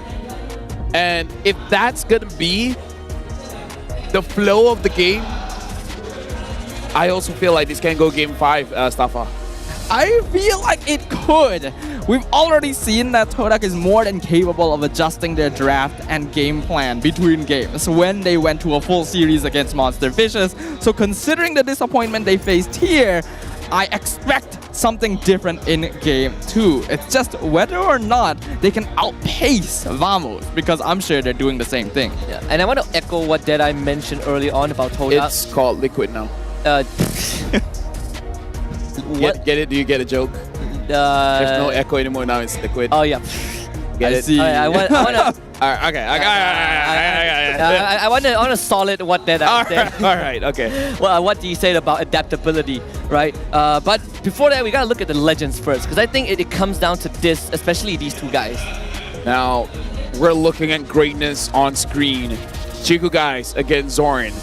The battle of two legendas. This is such a great statement that it's not even a question. No. Right? It's not asking like who's better, who's the more legenda. No, it's just a fact.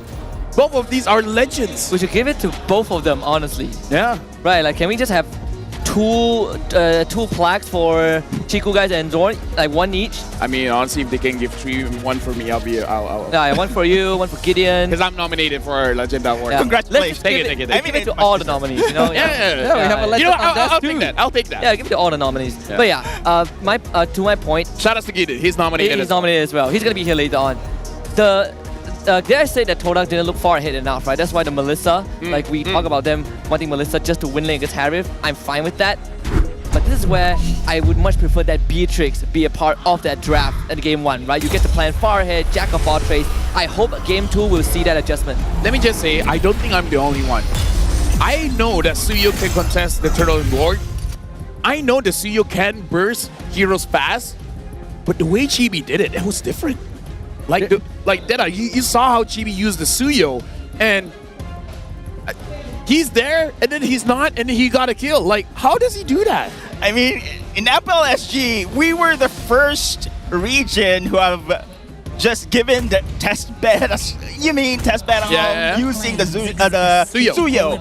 It's not that very much impressive here, but as the moment goes by, I mean, Suyo, the players themselves have been very comfortable for this one. We have seen Suyo uncontested when it comes to objective takedowns because of the burst damage. But Chibi, you have mentioned of this one, I know he's comfortable for this hero as well. But let's see if he can manage to be consistent as well with his gameplay. Let me share something with you guys. Chibi taught me a little bit how to use Suyo. Okay. Oh, No, okay. this is a legit thing. We had an event, and then I'm just hanging out with him, and it's like, oh, how do you think about Suyo? This is when Suyo just got released, and then he told me all the combos and everything, and I'm like, he did his own work. He really wanted to use this hero on stage, and now looking at the draft, Todak, we talk about adapting. Talk about this adaptation, Husky. Banning out the Alpha, banning out the Eve. What are they aiming for? Potential Jushin pick if Vamos lets it through. Or Suyo? Jushin or Suyo, but if Jushin and Suyo are let through, you better take Jushin, man. Yeah. It's too good of a pick to give up. I am not the only one bound. What ban is like that? it's the obvious. Like Vamos let both of them through, right? You gotta pick a choice. You gotta pick a poison. Two veteran Thank coaching goodness. lines as well. We're talking about coaches that's been here for the better half of the decade here. So now they're like, we're the kind of coaches that will let all the heroes through and then see what each other got. Toda picking up the Jushin. Warlord doesn't have that Jushin now. Now Suyo on Chibi's hand again. What do you think about this, Deadeye? Chill. Let's go.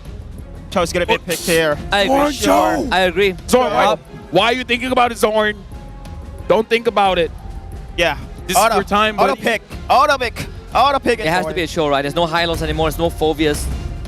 Yeah, it just makes the most sense. Order. Oh. The cutout was open, but you would think that Cho had slightly higher priority. I had a feeling they weren't picking the Cho because they're taking that time. Vamos isn't a team to hesitate on the Cho. So the fact that the hero wasn't locked instantly, a lot of conversation was going on in that pick. I think also you have a good flex pick for Vamos, but at the same time, we saw the value of Gato Kacha, right? So much zone control. You could really split the battle lines if an enemy team wants to play together. So you see the Nolan Arlet as a response. I do like the Arlet. We've seen the impact that Smooth had in game 1. You want to control the backline, Arlet gets the job done. Deadeye, bring us into your head now. What are you thinking? Okay, Zushin is having a much of an advantage here, especially on how we've seen how it can control the lane and as well as the early game. Plus, with this Nolan pick as well, they could be very, very aggressive. But the Arlo pick, yeah, you mentioned, of course, Husky. This could be a potential great pick as well when it comes to the team fight. But with the aggressiveness as well, with the Cho being much open, I think this is a pretty good pick here for the side of Todak, but no one's been picking it. Probably would ban a Cho if you're Vamos, I think. Yeah. Unless you want to 4-pick it and leave Nets 0 for last. We've seen that priorities a couple of times where you put the gold lane for last pick if you're Vamos. I'm thinking crazy here. Kaja for Zorn. Actually, it's not too bad of a choice. Going for Jushin is a good idea. Going for the Arlet is a good idea. Going for the Nolan is a good idea. Pair it with a Beatrix. Pair it with a Lunox. Sounds like something Vamos can do. It sounds like something that Toda would do as well. We have already seen how well a Kaja can mess with a Zusin in the hands of a player like Grace, for example. So it is not completely impossible here. The Vama is already trying to limit some of those possibilities. Chiku's Comfort Lunox being banned out. So it's alluding to a Harry pick for Nets. That's probably going to come in 4th pick. I think what the Kaja does also is it minimizes interaction with the Jushin, right? The lesser time you spend being beamed by the Lantern Flare, the more opportunities you have to make a play. Edith getting banned out, so perhaps Soda wants more beefy members in the front line. So right now we already have crowd control coming in with the Arlet. I'm noticing something as well. I'm just double confirming because I don't think Matilda has gotten any attention yet. No, Matilda would be a pretty decent pick as well for Vamos. Good for Vamos and Todak, honestly. Yeah. You know what? I look at Todak and I'm thinking to myself, the Irritel really doesn't look too bad. I agree. Yeah, but they typically would pick Irritel only after the opposing goal lane would have been revealed. So Chiku does still quite like it a lot. So Vamos should not... Okay, yeah, the heroes we were talking about has been banned out. Yeah. Yep. So it looks like Vamos is reading into Toda that they wanted this Kaja and Burst combo. Now Vamos, if they pick up the Harif, then okay, maybe Toda won't pick up that Irritel. But the moment Vamos picks up the Natan, then I do agree. I think that's the moment where they're gonna lock in the Irritel. I think there's a world where they let Harif go over to Todak because they do have decent ways to do with it, right? Mid-range hero, you got so many zone controls. Nets Moskov as well. It's an Moskov, yeah. I think probably Natan is the safest pick if they want to go down that route, but I don't see a reason why you won't pick the Harif 4th. So now Deadeye looking at the Lunox ban and Beatrix ban. And looking at the ban here, looks like the Hilda gets banned as well. Yep. Looks like they're thinking this Gato Kacha is going roam. Well, I can say it's still going to be a flex here, but man, I'm comparing again to MPL SG. You guys been talking about the gold lane heroes here, most likely marksmen. In our time for the playoffs, we haven't had the freedom to really pick the marksman. It's always going to be double fighter side lane, or a Harith pick. But this time around, you mentioned, of course, the Irritel here. I think Irritel can be great when it comes to the damage potential as well. The scaling it can give to either the teams here, because, man, most likely you're going to go for the Todak though. Oh, and they take Irritel. Oh, I love this. 2 steps ahead of Todak. Yeah, makes a lot of sense. If Vamos pick Nathan, Todak will definitely lock in Iritel straight away. Yeah. So by Vamos going for it themselves, it makes the Nathan harder to pick up for Chiku. And with Beatrix and Lunox already taken off the table, viable options against it in the lane are very few. It's very heartwarming for me, gentlemen, man, when we've casted enough of their games to roughly see the heroes that's gonna get picked. And it's heartwarming as well, where we're predicting the other team to take it. So the other team just takes it first, right? We know this is a pick you want. We're taking it away. Todak playing checkers, Vamos playing chess in this draft. Now you're left with Chiku is happy. Harif, Moskov, Natan. Yeah, they're gonna go for Harif. It's the safer pick, honestly. And the Cho. The Cho was ignored, and now Todak got it again. Vamos, got the Kacha is an option. You want to go EXP? You want to go Rome? Kaja is still not too bad, you know.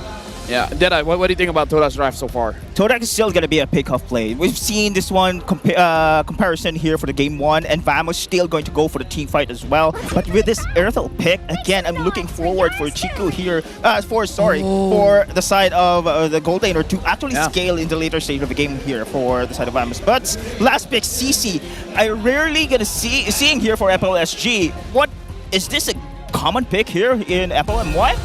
The only other player that's picked up the CC is Iris, and that's the #1 of this playoffs. So what do you think about the drafts overall, Deadeye, before we jump into the game?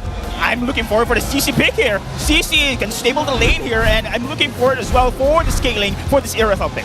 Again, we talked about this the last time we saw a CC pick. It was on the Iris, and Iris had an MVP-worthy performance. We're about to enter game number 2. Todak, they were able to win the early game, but unable to maintain the momentum. Now will Vamos continue their stride and win game number 2? Let's enter the Land of Dawn. They're going to be eager to forge a path forward to get closer and closer to that M6 slot. And it is only Todak standing in the way of them and that international stage. Let me just say, this is not going to be a great time for Young Lord. I'm looking at 3 Purifies. Oh wait, no, 2 Purifies. Oh my goodness. That revitalized looked like it looked like a Purify. It's the same color. Yeah, I'm colorblind. I'm sorry, guys. It can be a bit of a headache with Smooth running around, right? Smooth, Chibi, Zorn. Oh my goodness, Team Vamos has a comp that, like, Todak's comp isn't really durable to begin with, and now you have Vamos who can literally run in your face and are durable. I agree, it's going to be tough for Todak. Here we see a bit of a scuffle over the Little Wanderer. Zorn taking a bulk of the damage, but he's a good thought. He'll be fine. In fact, here comes Chibi from the other side. 2-man taunt, and Chibi jumps right in. Yanlor gets a knock up under the tower, but he's got enough HP. First blood claimed by the Suyo. Now, we can see the same thing going on if Zide does it, because here's the thing. 2 Purifies. That's a happy day for the Nolan, because once he gets on you, you can't run away. So Zai is just waiting for his time, man. We know Zai. We know how he plays here in the playoff.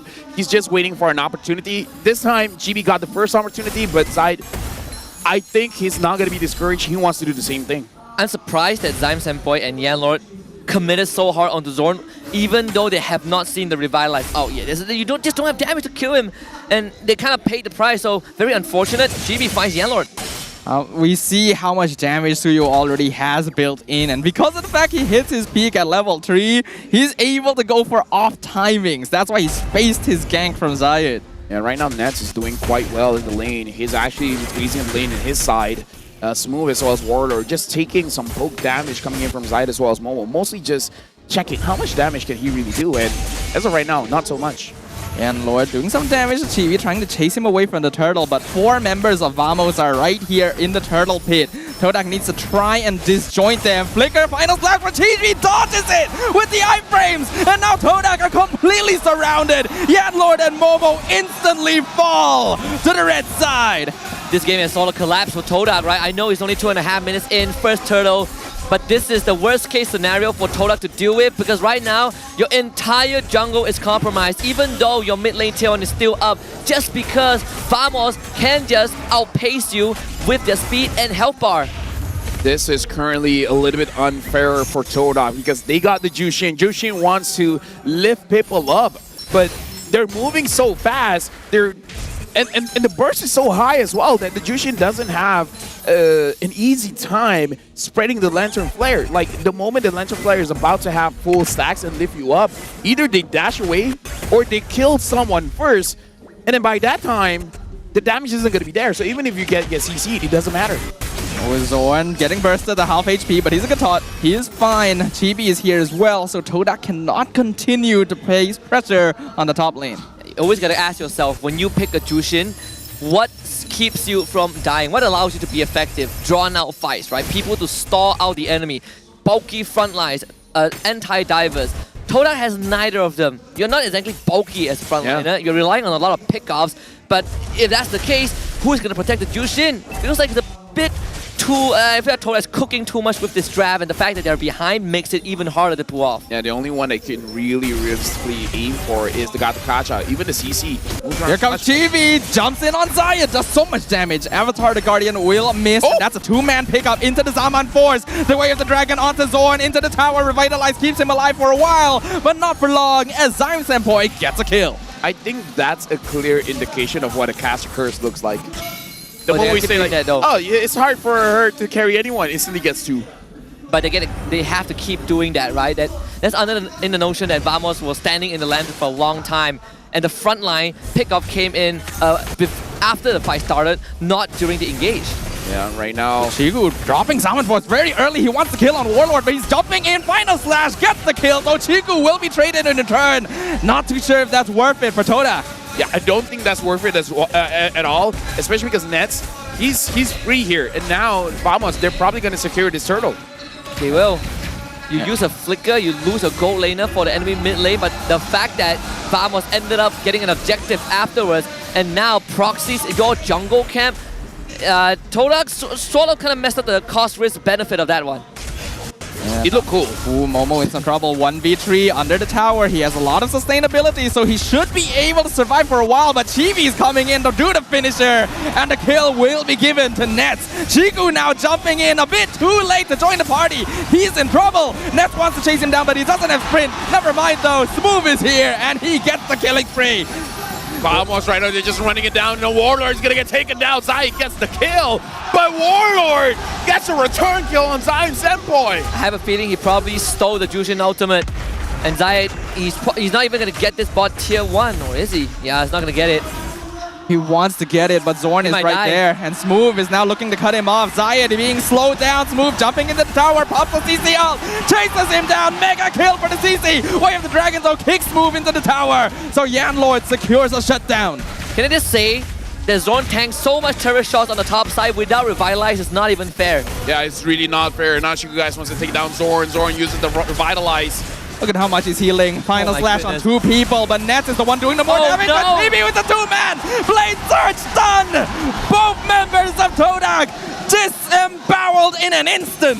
Todak needs to understand they don't have the damage to kill Zorn when he has Revitalized. They've done it with Yanlord and Zyme Senpai, and now Chico guys tasted that himself.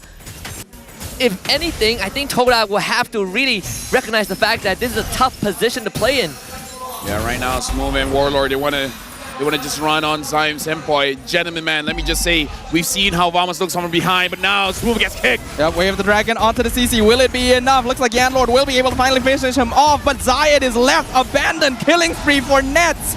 Is it worth it? Yanlord himself trying to escape with Conceal. Really nice Shunpo dodge on the stun. They will only lose one. Never mind. Chibi found Chiku in the mid lane. Gets the kill 1v1. Yeah, quell the Chiku. So third turtle for Team Vamos, and we also just saw the perfect display of Gato's value. Man, I cannot believe it. So low! Snipe him! Ah, so close. I mean, he hit it, just not enough damage. And I was saying, gentlemen, man, we've seen how Vamos plays from behind, and now we're seeing when they're ahead. Yeah. I don't know about you, but Vamos ahead is different, man. They don't stop. Oh, Warlord they don't steals the Zeus in ult. Uses it to dodge the Nolan. We say that a slow Vamos is their weakest form, but now they're in their strongest form. Dude, right now Chibi 2-0-7. He doesn't get a lot of kills, but my goodness, he does a lot in this game. I mean, he's 3 levels ahead of Zai. He's so deep in the jungle. Zai is essentially starving. He gets nothing. He needs like 2 of his teammates minimum to even secure a camp for himself. Look at Zorn, he's just going in, trying to steal the buff. Not able to do so. Avatar the Guardian used, misses as well. Chibi with the Blade Surge, stuns Zion Senpoi under the tower. He's not going to try and chase that down. Todak, no casualties, but Vamos is really showing off in front of them. Chibi is looking like the best Rio player right now. Zion tried to find Ness, but Zorn taunted him instantly, and now Chibi from the flank, killing spree on Zion Senpoi. Todak walks right into a trap. Vamos has broken Todak. That was an unwarranted play. You do not need to do that. You just saw the guitar. What makes you think you could get away? Now Vamos, they're just playing with their food. This is upper bracket finals, and Vamos is making it look easy. Final Slash stolen by Warlord, not able to get a kill, but they stun Yanlord. He has to flicker away. Final Slash into the tower, but Vamos is so bulky, so tanky. The Revitalize from Zorn is topping all of them up, and they don't even mind that they're in Todak's base. I don't think they can get any inhibitor, but they don't need to. The Lord's coming up. That's the main objective. Clock of Destiny just got done by Zion Senpoi, but the timing has been completely missed. Todak are so far behind. If you can't even take down Zorn, you have no chance in accessing the backline. Dude, like, I can't imagine I'm watching a game where Team Vamos is just outclassing Todak when Todak had amazing games against MV, amazing games against Selangor Red Giants. Vamos, they were hiding quite a bit in yesterday's matches, and today we're looking at them being very serious here. That's why Pouch Pass is is one of the best. Oh, Final Slash on 2 into the Diamond Force. It's going to be enough though, because Warlord's in the backline, and Smooth already picked up Zion Senpoi. Blade Surge on 2 again. Chibi making it happen every single time. And he's just whittling down Momo from afar. Mega kill for Chibi. Smooth doesn't even go down. He's still going. He's looking for Chiku, guys, and he's just gone. Blown up by Nets with the mega kill. I'm blown away. I mean, now I don't feel so bad saying that this game is already out of control 2.5 minutes in. Dude, 10 minutes, 8,000 gold lead, 17 kills to 5. Oh my goodness. Todak, they got a plan for something different here, man. They need something. How can they shut down Vamos? Vamos, they're moving forward and they're not stopping. This is the unstoppable force from Vamos. They're going for a full push with the Lord down mid lane. Warlord already baiting out some resources. Zorn just standing there menacingly, zoning out Todak entirely. The Lord gonna be bursted down quite quickly. Flicker, Final Slash is gonna be enough though, because Momo is left by his lonesome. Nets is doing too much damage. Unstoppable for the Irizel. Lord is already gone. Minion wave has been cleared up, but another one is coming up top. So Vamos, eager to set their hands on another inhibitor, will be able to get it. Will they continue to push? Looks like they're not intent on leaving. Yanlord with the flicker kick finds way of the dragon on the TB, but he just blows up unstoppable for TV. The crystal is open. Todak is melting. Vamos, they don't even have enemies. The crystal is the only thing in the base for them. No. Did you see what I see, Husky? Yeah, I did. Chibi was locked out. He got a kill. Iframes, man. Iframes. Iframes and a bit of just a dash of damage reduction, but I don't think he's even in the immortal form, right? It's just pure burst in the iframes. And what did I say about the value of the Qatar? There was a reason that it was banned on blue side by Vamos. Todak knew that was the exact pick that they used to break open SRG, and yet in this game too, they sort of made the same error of letting the Qatar through, knowing the value that he brings. We have 2 legends, Zorn and Chiku, guys, and Chibi is outshining them. Holy cow. This is a future legend in the making. As of right now, as of game number 2, Chibi might be the best jungler in Malaysia, man. Yeah, gotta prove you wrong, right? We brought up Zai, and now Chibi is like, no. You call me a legend, but you say Zai is better. Are you crazy, Lafel? What crazy, Lafel? What do you do? I mean, Zai is performing very well, man. Especially here during the playoffs. Chibi, you mentioned, of course, he's shining here, but there's a reason. We have been talking about the mid lane and roam combination, aggressiveness. It was... Look at this one. I put it here. Zorn MVP. He was incredible here in the Gacha, man. He's unstoppable. And of course, I've talked about the CC pick. What's the use of a CC pick here? he stopped the rotations here of the Arlots because on the game 1, we've seen the Hilda roaming in, but now it's been stopped. Jaga mulut ya. Post it. Post it right now. Post it. Press post, Chibi. Don't delete it. Post. You know what? GB has the buff. When people doubt him, he gets stronger, man. And now he's flaming the fade. He's flaming. He's fanning the flame. I thought you wanted to say he's flaming the fan. And I'm like, oh. he's fanning the flame. Just for our international viewers, what Chibi said there was, watch your mouth. Yeah, watch the tongue. And, I mean, another podcast again? Isn't this roster sort of built on the doubts of the masses? Yeah. The more people doubt them, the stronger they get. They understand what is essentially the caster curse. The more people say good things about them, they do bad. The moment people say, you guys suck, they might be going to M6. Nice. Then, what do you think about that game? Like, I don't know, man. I just want to see Chibi play. Yeah, Chibi, great performance, MVP. And again, I could not discount how Sorn and Warlord did a pretty good job, especially during the early CDB, as well as the side here of the CC.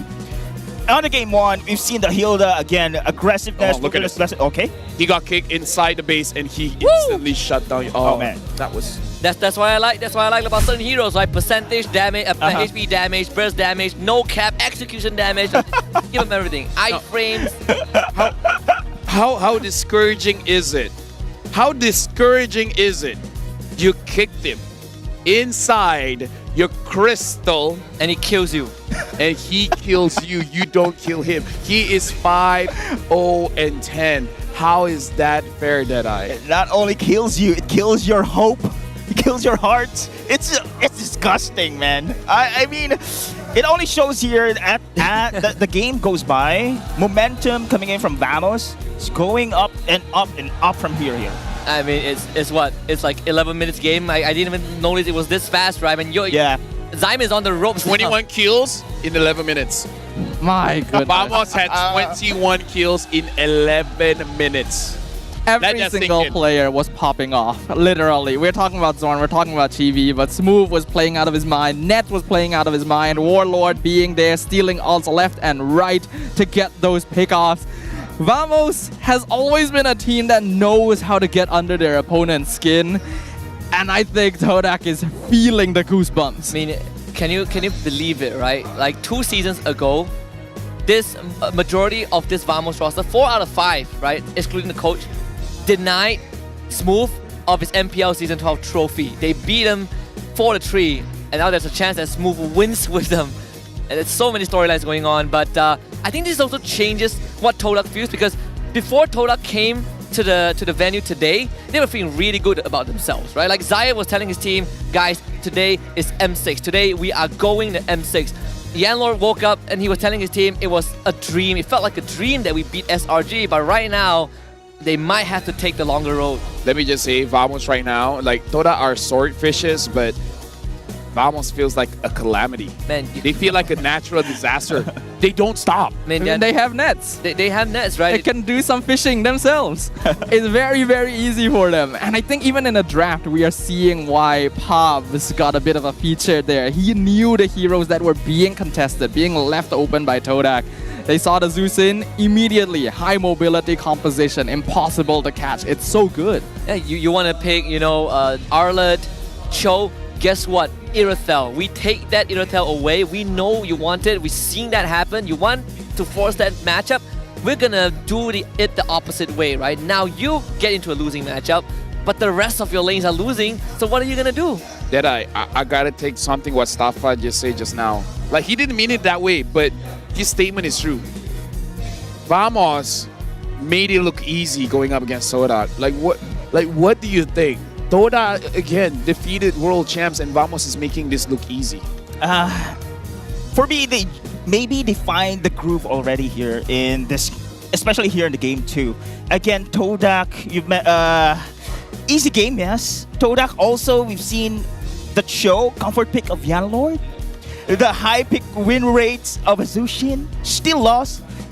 Under this kind of minute game time, looks it's easy. It's a statement, man. It is. Vamos is here to win. And of course, we've mentioned, of course, how they perceive this match, right?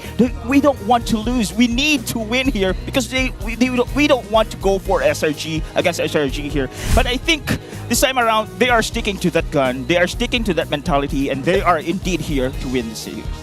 We clearly know who is being targeted. Look at the assists, right? There's 1, 2, 3, 4, 5, 6.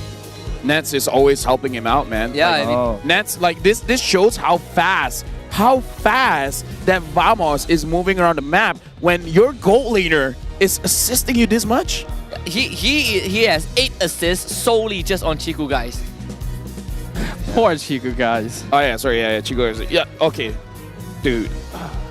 Like look at his movements, right? He exists purely on Todak's side of the jungle. He was uncontested, he was uncontrolled, unrestrained. Every single time Todak thought they were fighting on one angle, Chibi just jumps in with his sword from another, and they're just gone.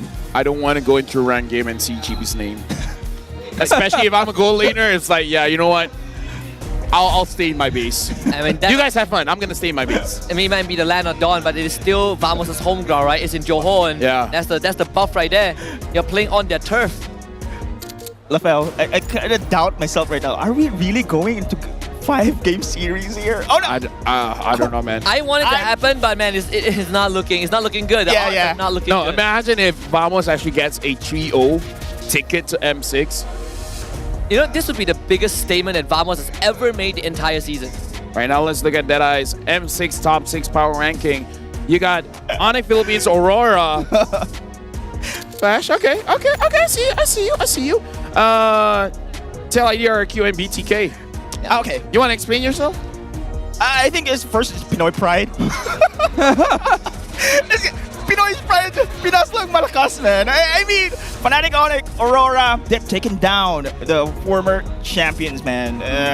And now FNOC is looking pretty good. I've seen how they play, taking down also Aurora, or both of these teams in the PH, taking the former champions there. It's a statement. And of course, we know that the best region is Philippines. Say that again. Say that again.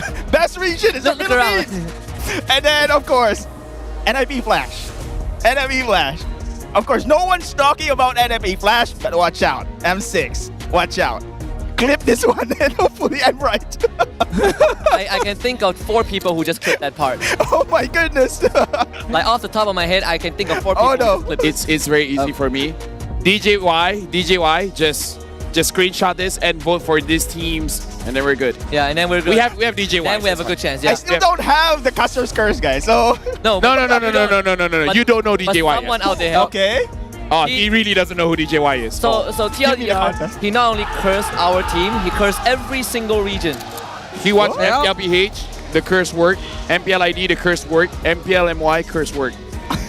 So now we gotta go off stage with Rose and Poji. This time, going with Vamos, they're gonna talk to Sapat. So let's see what they got for us. Rose and Poji, you guys. Selamat kembali ke MPL Offstage yang dibawa khas oleh Hotlink bersama Rose dengan Poji ni. Kita ada yang dia kata substitute sebenar. Kita ada Sepat. Alright. It's not substitute. SS, support system sebenar. Support system yang sebenar. Yep. I rasa kan kita punya kita punya offstage hari ni semua support system je lah. Okay. Betul. Alright. Now Sepat, 1 game lagi. Okay. 1 game. Sekarang tengah 2-0. 1 game lagi dah nak dapat tiket ke M6 lah orang kata. Betul. You rasa tengah hype ke sekarang? Sangat-sangat hype sebab kita orang nak sangat pergi ke M6 dan kita orang nak main dekat ICT Mall. Dan juga Axiata Arena. Let's go! Let's go! Alright. Now, I nak tanya Sepat, kalau korang layak ke M6, pasukan mana yang sudah layak lah dah dapat kunci ke M6 kan? Yang korang memang nak jumpa? Jangan Abah.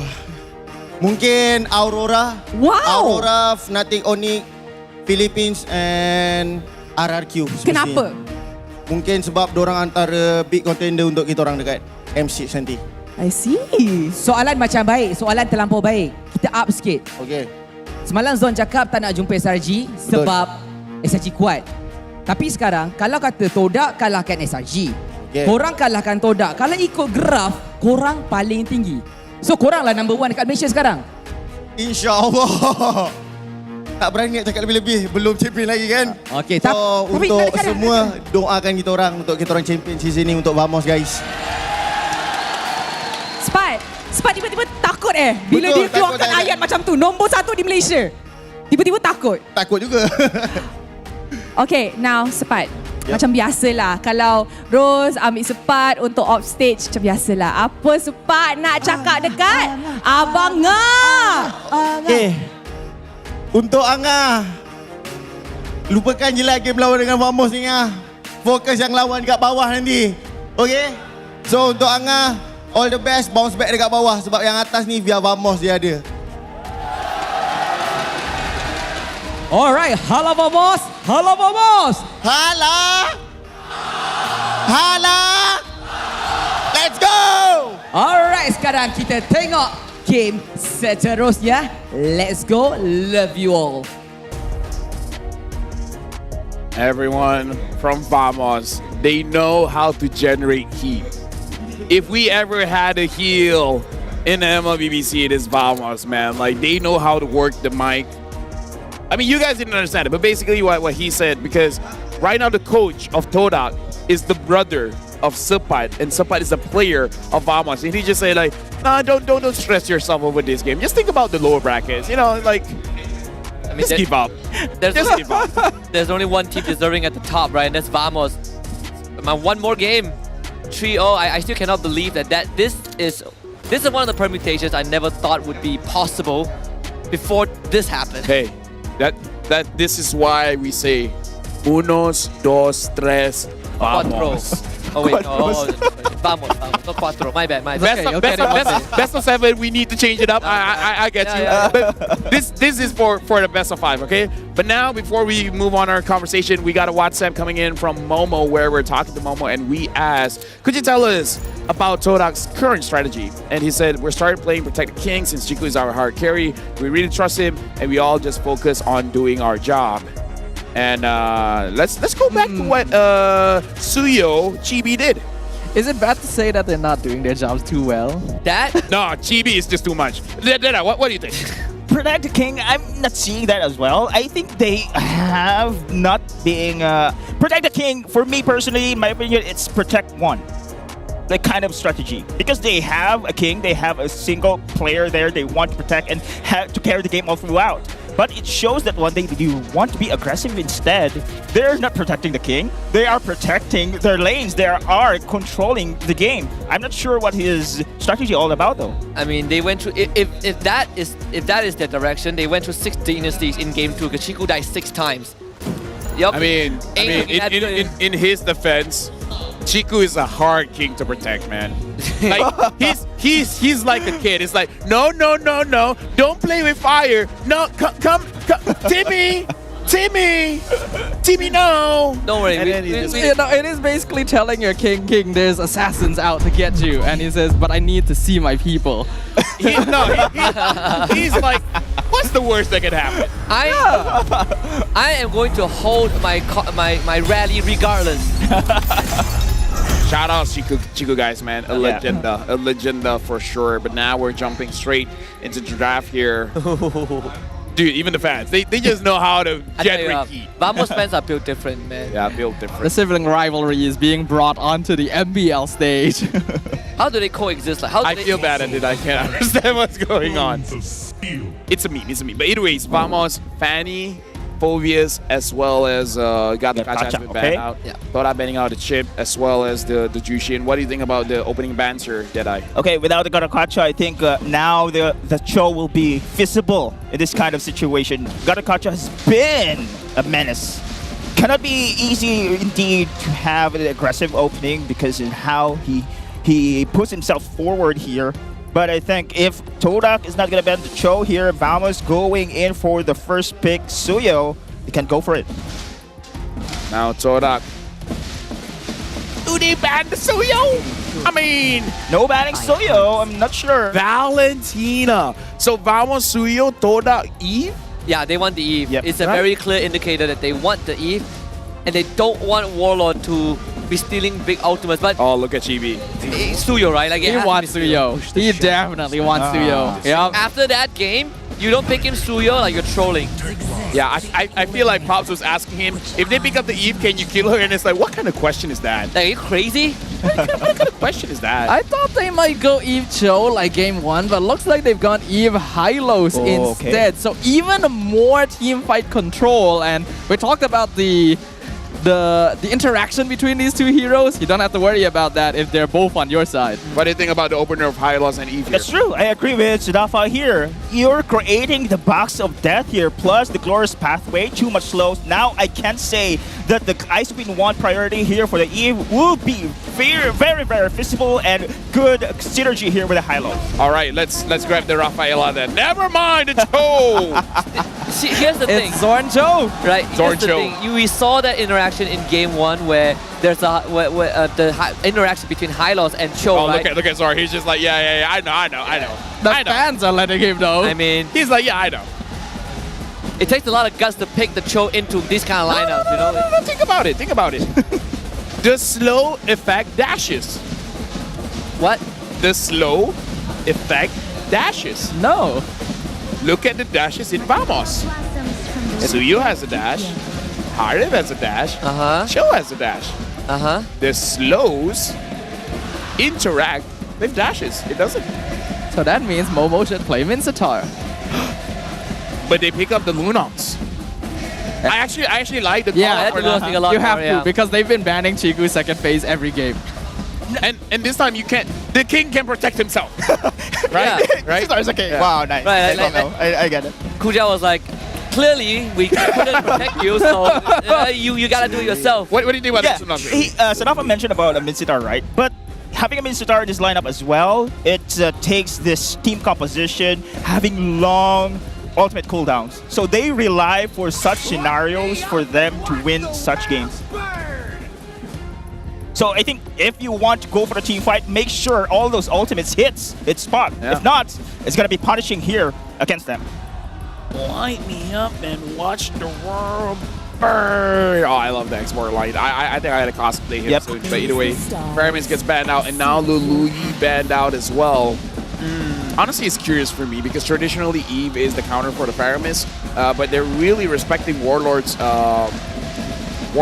picks here because right now we see 4 mage bans. The Luyi, the Faramis, the Valentina, and the Jushin. The thing gets banned out as well, but they're really pushing Warlord deep into his hero pool. The Aurora and the Vexana is still open, but again, this shows how much Todak really respects Warlord. I mean, there is Sicilian. I don't think it's that good against Todak's current lineup. And I don't think it's necessary as well. I feel like Suyo and Harv can carry. Yeah, I agree. What else does Todak have? I mean, for Zayed, I think Vamos wants to force him to go Nolan. Given the Nolan Suyo matchup, right? Wait, there's a chance for the Hayabusa, but that will be a trap. Because I asked Chibi and it's like, yeah, if I pick Suyu, don't pick the Hayabusa. I know 10,001 ways to deal with the Hayabusa. Mincetar gets picked up. And there it is. It's a Momo specialty. It has to. It's a Momo specialty. Sorry guys, I have that expression. I haven't seen really a Mincetar popping off in the playoffs, but yeah. Well, let's hope he can do it here because Todak needs something, right? Yeah, okay. I stick to my opinion here. They need to hit the spot when it comes to a team fight here. These are big ultimates. It's not a short cooldown for such heroes. Mincetar, Eve, as well as the Hylos here. Todak has a massive box of death. So Vamos wants to play around it. And so far, they've been pretty good at doing that. They're splitting up the map. Todak needs to funnel them into the team fight they're looking for. There's one more. The Alpha is still open, right? If Dai wants to play a bit safer and not get the Nolan matchup, you can go Alpha. The Khalid Vexana, we kind of saw this coming since the options were limited. Yeah, I'm digging the Alpha for Todak now. So what do you think about this full lineup coming in from Vamos Deadeye? Okay, Khalid. We've seen, if this is a Khalid with a Wilderness Blessing and agility here, gotta expect, of course, gonna support Zorn's show here when it comes to aggressiveness. But what's surprising for me is game 1, game 2, we've seen Todak going for the pick-off comp. Now they are going for the team fight one. So this is a big change right now for the side of Todak. If they manage to pull it through, they manage to win this game, specific game, there will be a momentum shift, man. I'm feeling it. No! No! You're kidding me. No, you cannot do this. You are kidding me. No, guys, we're talking about protect the king. You need a knight. You need a Leo Mord. They told us the strat without telling us the strat. Last season. Here's the thing. The king is Minsata in this situation. Yeah. He's an actual king. Yeah. I think that's the wrong king of L. Deadeye. Final words before we jump in the game. Man, I'm surprised with the miss in our pick, but now we are seeing here a new Leo Mord. Let's go, Todak and Vamos. I cannot contain the excitement I have for this match because match point for Vamos. One more win. They go to M6. Todak is risking it all with the team fight composition. They're gonna protect the king with the king of Mincetar and the knight of Leomord. Vamos are looking to pave their path, one victory away from M6. But Todak are bringing in the box of death powered by 2 high horsepower engines. Will they be able to stop them? First critique, Zai ain't using the Ducati skin, and that's minus points. Big L. Yep. Second of all, it would be how crazy would it be if Zai wins this game as Leomord, because that was a hero that Chibi brought out first 2 seasons ago. Chibi kept trying to bring it out and it didn't work. He really wanted to make it work, but you know, it is what it is. Oh, Zorn taking quite a lot of damage from Zai. Now, one thing that we have to consider, if the team fight does happen, Todak should win this, right? They 100% should win this because they have a lot of ways to drop down the enemy below 50%. And once the 50% threshold has been... look at him. He's fine. He's got a quick trend guard. So he will be able to survive that. In the mid lane, Yanlord also taking a lot of pokes. I don't think we should see any big fights until the turtle, right? Yeah. But looking at... Yes, that really should be the case. Zayed right now, I'm just wondering what is the power spike that Todak has for this Leomord, because I talk to a lot of professional players and they feel like Leomord is a farming kind of hero. You need some items before you can really do anything. It's not a hero that you really force fights on. Zaya needs to get out, pops the Phantom Steed. Will it be enough though? Because Chibi is severing the entirety of Todak. The stacking, the damage, it is too much. Chiku's already popped his Purify. He's still surviving off of the Brilliance heal, but that's a double kill for Chibi. And 3 deaths already before 2 minutes. Talk about a major setback if you are a Leomord. Not only does he need big ticket items to start dealing devastating damage, the fact that you are put behind against a Suyo, and now your mid lane is compromised, your goal lane is compromised, Yanlord is not going to hit 4 before the first objective, which is something that the Leomord needs. Vamos, I think we're looking at game 2 scenario again, where they are just accelerating the game. Someone stop Chibi, man. Like, this guy is having too much fun. Fun is great, but it's only great for one person. Only one side has fun. You can certainly see that. For now, the turtle has officially come up. Both teams are going to be eager to try and contest it. Momo misses the Spear of Glory. Smooth is in the backline. RWM comes out. Raging Sandstorm not able to cancel. Phantom Steed doing a lot of damage. Warlord going to be the first one picked off, and Zayed gets the turtle on top of all of it. Chibi going to be chased down as well with the glorious pathway. And Todak takes 2 and the first turtle. Dude, that was amazing. Like, Momo dropping the ult around the turtle. It was impressive that Chibi was able to get out of it. He still used the Ivern to get out of it, but... Oh, hold on. Way of the Dragon kicked into the tower, but he's not able to follow up because of the stun, and Smooth not able to disrupt either. Beautiful Terrify from Warlord. Can they continue chasing? Zorn will make sure of it. The flicker forward from Smooth with the Desert Tornado! And JB's coming in for some vengeance! Spear of Glory pulls Smooth in, gives Ziam the kill. That's gonna be it for now. Man, they bought so much time. Smooth and Zorn all teetering on the edge. But they understood that Todak cannot kill them in an instant. The concussive blast damage added up and bought enough time for Warlord and Chibi to return. Can I just say, Chibi looks like a superhero, man. Like, fight. Boom, he comes in. Boom, he gets the kill. Like, he did it in game 1, game 2, and now game 3. Zorn with the 2-man flicker. Jikungo knocked up. Real World Manipulation has already come out, and the Glorious Pathway will keep Yanlord topped up. Here comes Zayed as well. Vamos will make a hasty retreat.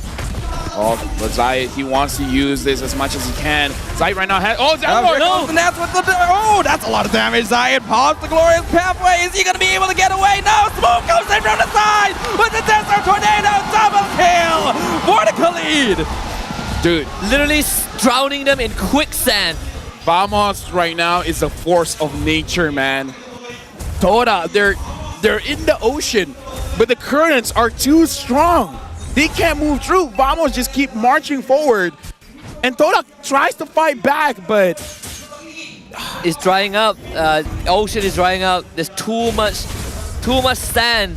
And Todak, they just can't breathe. It feels so suffocating that Vamos, like you say, LaBelle, is constantly trying to fight. I mean, dude, Todak has to figure out a way, slow down the game, get some items onto Zayed, because Zayed right now is 1-3-1. If he force fights any more than this, Chibi is going to burst him down so fast, and it's just going to be good for Vamos. Here comes Zorn again, gets the kick onto Yanlord, into the RWM, into the King's Calling. Todak looking for the fight that they want, but Warlord has already picked off one person. Chibi, though, will be traded, not able to escape from the King's Calling. Move in the backline, Desert Tornado picks off one more kill on Momo. It's a 2-for-2 trade in the mid lane. Oh, man! He found Zorn! Can he get the kill? Yes, he does! Double kill for Todak! Good recovery. Good recovery from Todak. Like what Deadeye said, Todak relies a lot on cooldowns, but when those cooldowns are online, fighting into them, it feels like a death sentence. But even then, Vamos somehow is still retaining a sizable lead. Zorn even went for the Thunderbell first item on the choke. Yeah, right now, honestly, Todak, we can definitely see they're starting to equalize. The goal lead is shrinking, and it's shrinking fast. Todak, they're trying to secure this objective as well as they can, but you guys are taking a lot of damage. Fear of Glory into Smooth, Raging Sandstorm dodged by the Brilliance. Great timing from Chiku, guys, but Zorn looking for vengeance. Way of the Dragon kicks Momo into the tower, and Smooth just heals up with his Quicksand Guard. That was a clear mistake, right? Yeah. That was overextension at its finest. It's a clear mistake. You see the choke coming. Momo didn't even commit the King's Calling because it's such an important resource with the cooldown. And Zorn just caught him off guard. Didn't even have to commit the flicker. Yeah. Now Zorn waiting for the backline. Finds Zyme Senpoi. And Zyme Senpoi has to be a little bit more careful. Zai comes in. Used on Smooth. Phantom Steed. They want to chase down Khalid. And they finally shut down this annoying EXP laner. Look at Chibi though. He's already pushing the top side. And the jungle is wide open, so he can steal the orange buff, he can steal the Beetle camp. Whereas for Zayed, he's still trying to get bottom tier 1, and what makes it worse, the turtle is on top side, so Vamos gains priority. This is why Chibi has the highest GPM, man. He has an eye for opportunity when it comes to farm. He does it so well. It almost looks like there's no fog of war for him. He knows exactly where everyone is. The enemy jungle is included in Chibi's rotation. That's just how he plays the game. Plans ahead, man. Plans ahead. He probably has like 10 different sets of rotations in enemy jungle. Here comes the Phantom Seed for the turtle once again. Zayed gets it quite easily. Vamo is actually not looking to contest, but Zorn flickers and gets the kick on the Momo. Can he get the King's Calling out? He cannot. RWM. Smooth in the backline doing so much damage because Todak is stacked up. They get the killing spree on Nets though. That's going to be one. Todak looking to respawn. They're still alive. Chibi on a sliver of HP somehow dashing away. And re-engaging on Zayed. That's one kill. Mega kill though. Chibi! He gets a triple. Trading his own life in the process. Now this is an entertaining match. Finally, this is trading blows for blows. Finally a close match. Quite unfortunate that Chibi ran straight into the darkness and got clipped at the end, but still, to trade even when you're off to a poor start is impressive. Smooth being the MVP of that match, sitting on Zyme Senpoi, again delaying the RWM and just constantly putting pressure on the backline. Let's talk about how our legenda Chiku, guys, is out farming Nats like crazy. 1.6k ahead when Todak is losing in gold. He has more gold when they're losing. How does that happen? Guess you play better from behind. You need a bit of that pressure. Ooh, Spear of Glory. Almost picked off Warlord, but he still had Flicker, so he's able to escape. But we can see macro play. Smooth getting a free tier 2 up top. Right now, Team Vamos, they're pressuring. But Todak, they're fighting back. 2,000 goal lead for Vamos, but it doesn't feel like a losing matchup for Todak. Right now, Todak, they just have to play just play together and hope for a good team fight. And if the King's Calling hits Chibi, then that's a W. Zayed in trouble. 1v2. Phantom Steed comes out. He's able to dodge a Raging Sandstorm. Now wants to chase down Chibi. But Suyo able to dash away quite easily. Now with the snipe, Zayed is quite low as well. He cannot continue chasing. The rest of his team is actually in the mid lane. On top of Warlord, they found him, but that's a lot of ultimates used just for that one kill. They can go for Chibi though. Chibi is now cornered. He's dueling against Zayed. He jumps back in. He knows he doesn't have so much damage. That's the Leomord passive for you right there. Dude, that Leomord is a secret. And now Todak's like, I don't care about the secret. I'm going to M6. I got to get this win. Lord going to drop quite easily. Phantom Steed already available again. And Momo zoning out Zorn. So Todak gets an objective and evens up the goal difference. First ever even net worth game for both teams. And I mean, Vamos getting a bit sloppy, right? We talked about this. Even when they're behind, they like to fight because that's just the Vamos way. And Chibi overstaying in a duel to fight against Zayed, thinking that he doesn't have Phantom Steed, I can beat him. But you look at the itemizations, right? Double Brute Force Breastplate, one on Zayed Senpoi, one for Zayed. They are not squishy by any means. And it's hard to control them. I think that's the more important thing because it has resilience. So even though Warlord is able to hit them, the CC isn't going to be that long. Imagine this, guys. Like, if Todak wins with this kind of draft, they've really been cooking. Like, this draft is very innovative coming in from Todak. Yeah, I'm a big fan of it as well, and we can see it's working wonders. We already know Chiku is super comfortable on the Lunox, but this is just a clear demonstration. Yeah, let's remind ourselves, Chiku was the inventor of the Lunox jungle. Yep. Well, here comes the Lord colliding with the bot inhibitor. Spear of Glory misses move with the Raging Sandstorm. They're going to be able to clear that up quite easily, and Zayed was actually there to zone out Zorn. Chibi not able to look for the flank he wants. Real manipulation, he wants to burn down Warlord, but he's able to flicker away. Inhibitor dropping low. Spear of Glory forces Purify from Nets, but no minions to take the tower. I think they can keep going, right? Take the mid tier 2 at least. Not a problem for Todak. I mean, top wave thankfully was shoved out by Vamos very early on, so they keep something. But Todak, I think they want to keep up putting the pressure. Wouldn't be too bad an idea, but they have to be careful. Terrify Chiku! The brilliance just in time now! Momo jumps forward with King's Calling to keep him alive. Smooth though, dive the back line looking for the Lunox. Nets is trapped inside the King's Calling. He's able to fire just in time to trade. Chibi in the meantime is dismantling the other side of the map. And 4 members of Todak have been surgically extracted from the Vamos bot lane. Oh my goodness, I thought Chiku guys escaped and that would be the chance, but he just does not have the health bar to stay in the fight long enough. Good movements from Todak, catching this with the King's Calling, but the fact that you had Chibi taking out 2 of the members, he took out Zyme, he took out Zayed, there is just not enough focus from Todak to win that fight. And what makes it worse, they didn't even get the bot inhibitor. You want to know why they lost that fight? They were unsynchronized. Yeah. They didn't have the RWM. They used it trying to get a kill onto Warlord, and then the Chaos Assault was used trying to kill Warlord, didn't get it, and then they still continued to fight. Right? I feel like Momo sacrificed himself with the King's Calling, understand that he might die, but he wants the rest of them to survive. But they're like, no, we have pressure, we have the advantage, we can push through. They really overheated in that situation when they used the majority of their skills, and they're trying to force it. That was a bad call from Todak. I agree. Again, what makes them strong is having ultimates. When they don't have it, you see that clear difference, that dip in power. This could be the last fight, and Vamos had priority over Lord. Todak has to be very, very careful right now. Team Vamos has gained a little bit more of a net worth lead, but it's not too much yet. Yanlord starts the fight with Glorious Pathway, but Zorn and Warlord just walk away. Chibi still looking for the flank positioning. Yanlord way too deep here. Look at Smooth, he's in the backline. Wave the dragon, and Yanlord kicks it forward. Zayed though bursts down Nets, but here comes Smooth. King Calling RWM gonna be used in backline. Zayed already took down Warlord, and Chibi has been shut down too. Smooth has to get away with the Raging Sandstorm. He still has immortality, but he's surrounded by 4 members of Todak. He has to flicker away, buy as much time as possible, but I don't think he's going to be able to do anything as Momo gets the shutdown. And Yanlord is just keeping an eye on Zorn so that they can go for the Lord. Risky play by Todak, man. I feel like everyone on the desk was thinking this could make or break it. But Todak, they did it. We saw where Smooth was. We saw what could happen. But Todak was able to catch Warlord. They were able to capitalize. They're able to secure the Lord. Now, no more mistakes. Todak can't afford any more mistakes. They have a chance to end this game and push us to game number 4.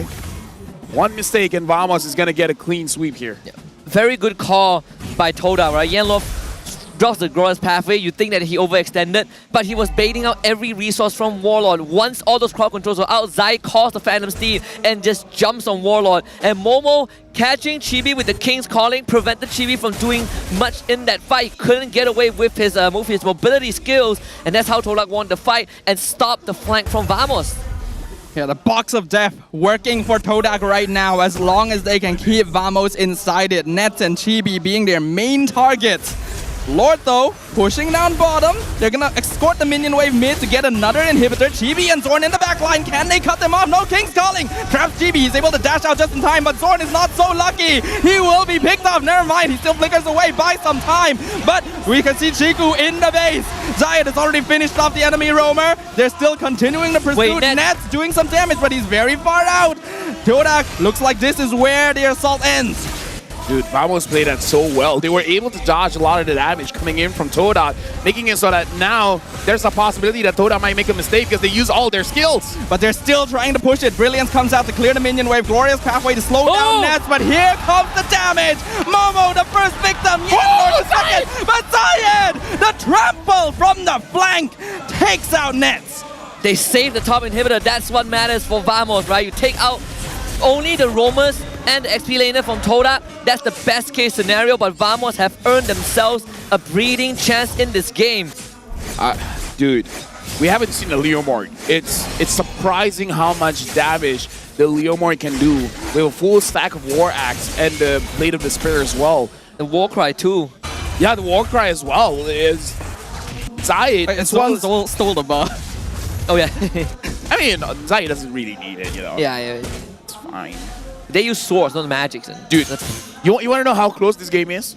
21 kills to 21 kills. Yeah. How even can it be at this point? 60 minutes in, no goal difference, 21 minutes. Saying that this is not close. This is symmetry. Closest we have, even, right?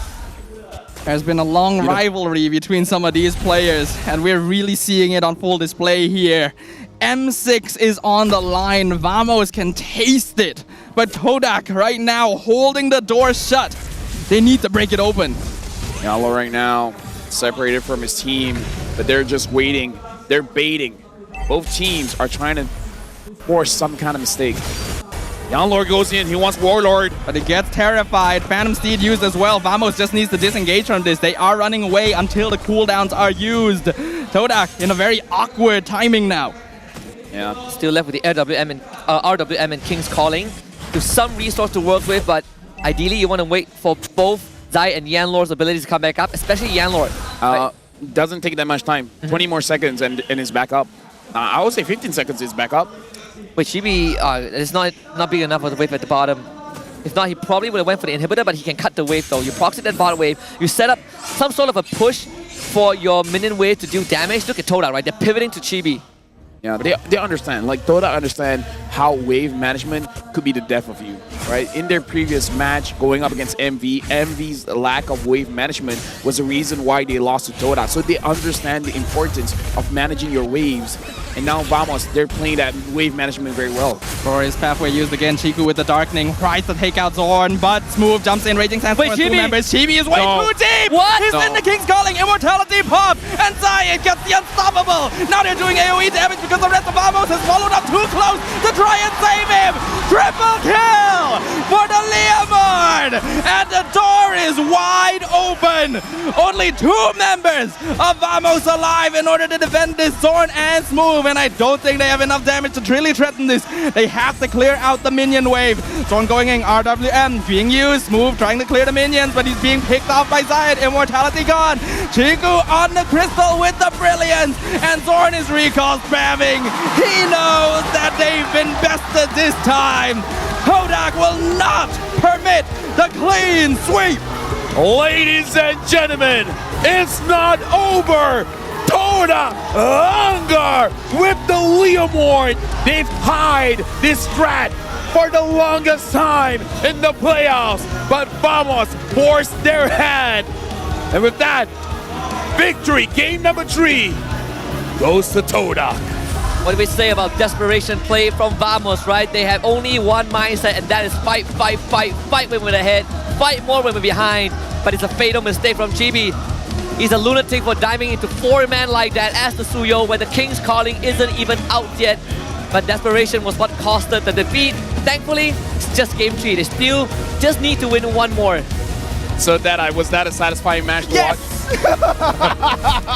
A big YES, bro. Man, I'm enjoying this kind of series. Yeah. And man, Todak, I mentioned a while ago, if they win this game, momentum shifts and I can feel it. Man, the fans here behind, I cannot even hear them, man. I'm near them, but man, the fans are all pump up here in the series. Can you hear better now? Yeah. Okay. Should have told me, man. But anyways, let's talk about this Leomord pick. 11 kills at the end of the game, but the thing that changed it all, Chibi went in, Momo was lightning fast with that King's Calling, man. Like, I know Chibi's coming because we have good vision of the minimap. I don't know how Momo had vision, but the moment he dashed in, that's when the King's Calling dropped. We're going to look at it in the highlight here. I remember it's around the Lord Pit, but yeah, for me, that was impressive coming in from Momo. Yeah. And you can see that Vamos were pretty unsynchronized in that final fight. They saw the glorious pathway. They thought, okay, maybe we have a chance, right? Look at this one. Chibi went in, and all of a sudden, it's already dropped. His team wasn't ready to fight. Like, Zorn had the flicker. Smooth went in with the Raging Sandstorm and had to flicker to run away. That's where you call off the fight. You cannot do it. You cannot just dive like that one by one into Todak. And now the MVP. We've been talking about Chibi, but if he brings the Leomord, 11 kills in, Zayed is challenging that best jungler spot. I love watching jungler matchup, guys. I can't believe the storyline here as well, where Zayed makes the hero pick that Chibi could not win a single game on last season work against them in the upper bracket finals. Let's ask Deadeye his opinion. You've seen the Leomord play from minute 1 all the way to the end of the game. What do you think about this Leomord pick? I can't compare him to Curtizi. Curtizi has been a flexible player, but that is mid-roll. Yeah. I've seen Fanny mid lane. Yeah. The Martis mid. But Zayed is doing the same thing. Flexibility, but he made it work. This time around, on the Leomord, it's impressive. That damage, man. It surprises me how much damage the Leomord can do. Like, rewinding back with the meta when we see a lot of Leomord, it makes sense. But we haven't seen it in a good minute. And in 18 minutes here. Okay, so Zayed is great.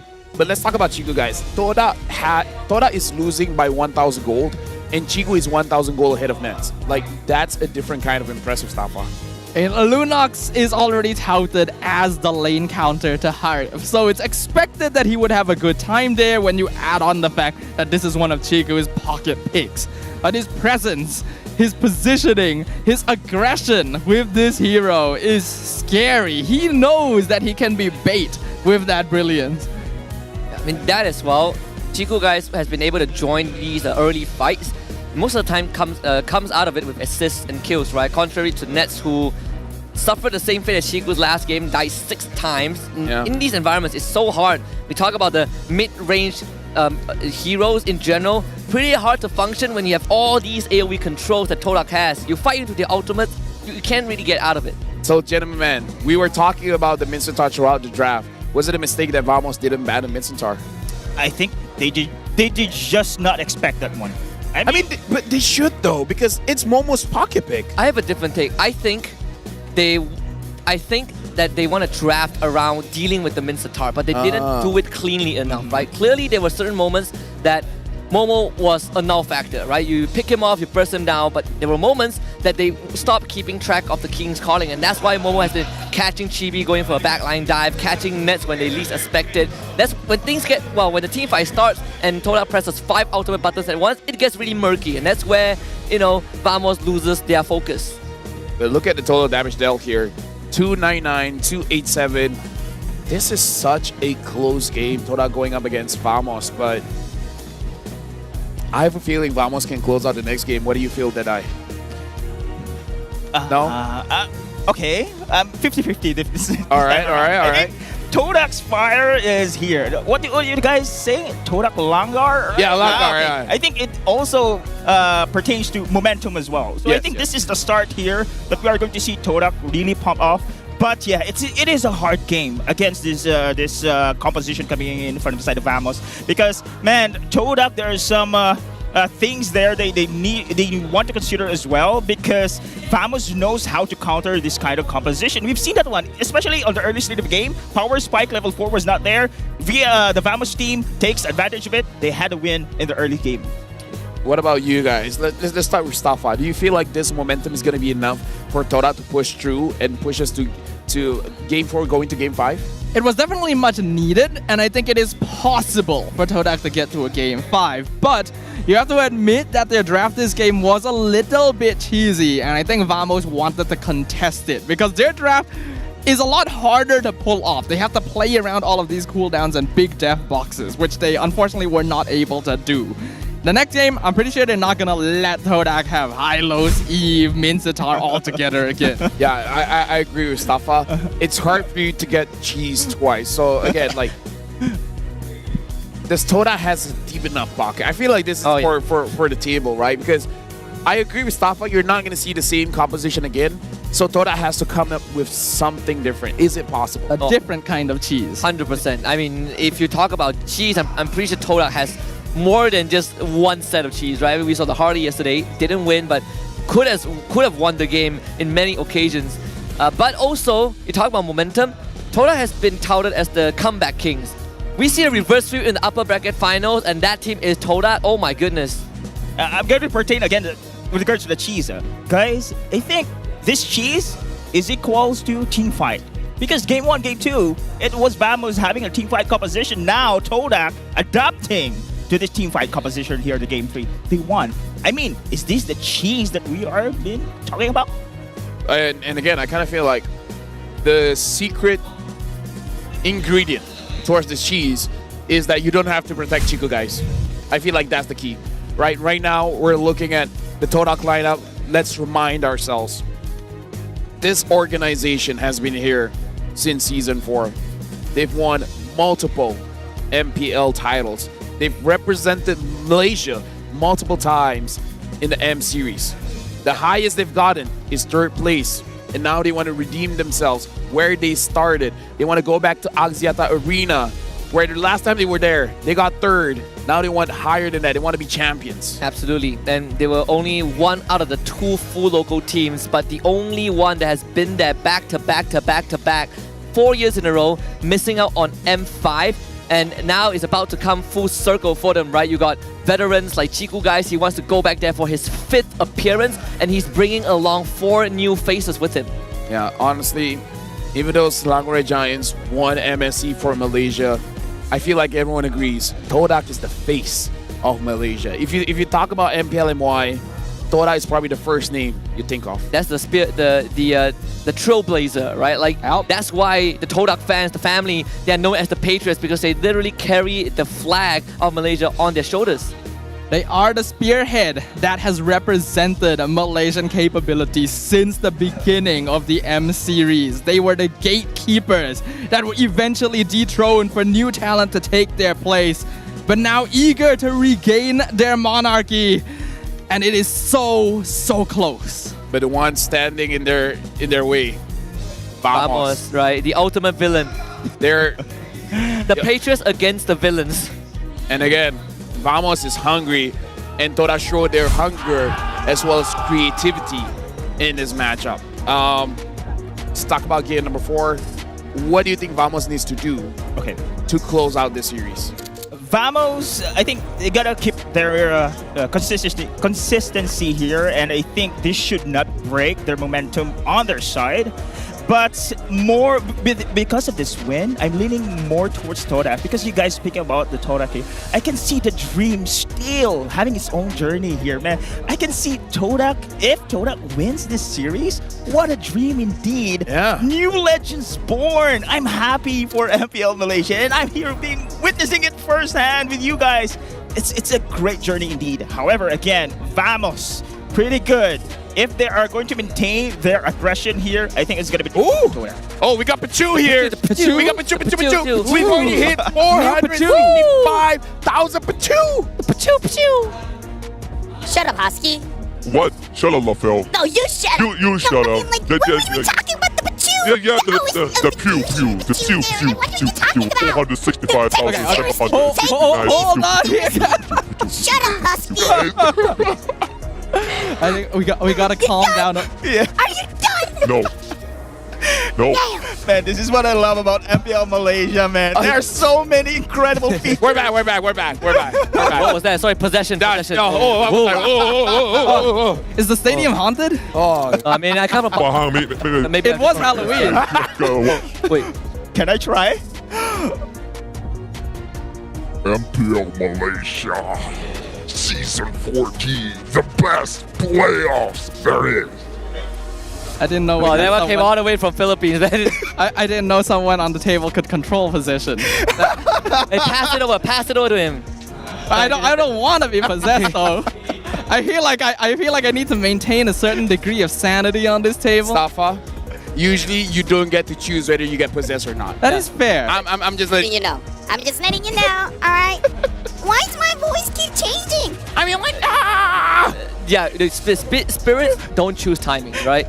If you guys need some some cough drops, that might be good. Maybe too much cough drops. I had like 5 yesterday. Oh man. I don't think that will make a difference. Personally, I feel like that will make a difference. But now let's talk about the game here. 3 minutes going into the draft. I stand my ground. If Chiku guys can protect himself, then it's going to be a tough battle for Vamos, because the moment Chiku guys is handled with, then I don't know. I kind of feel like Todak's lineup crumbles.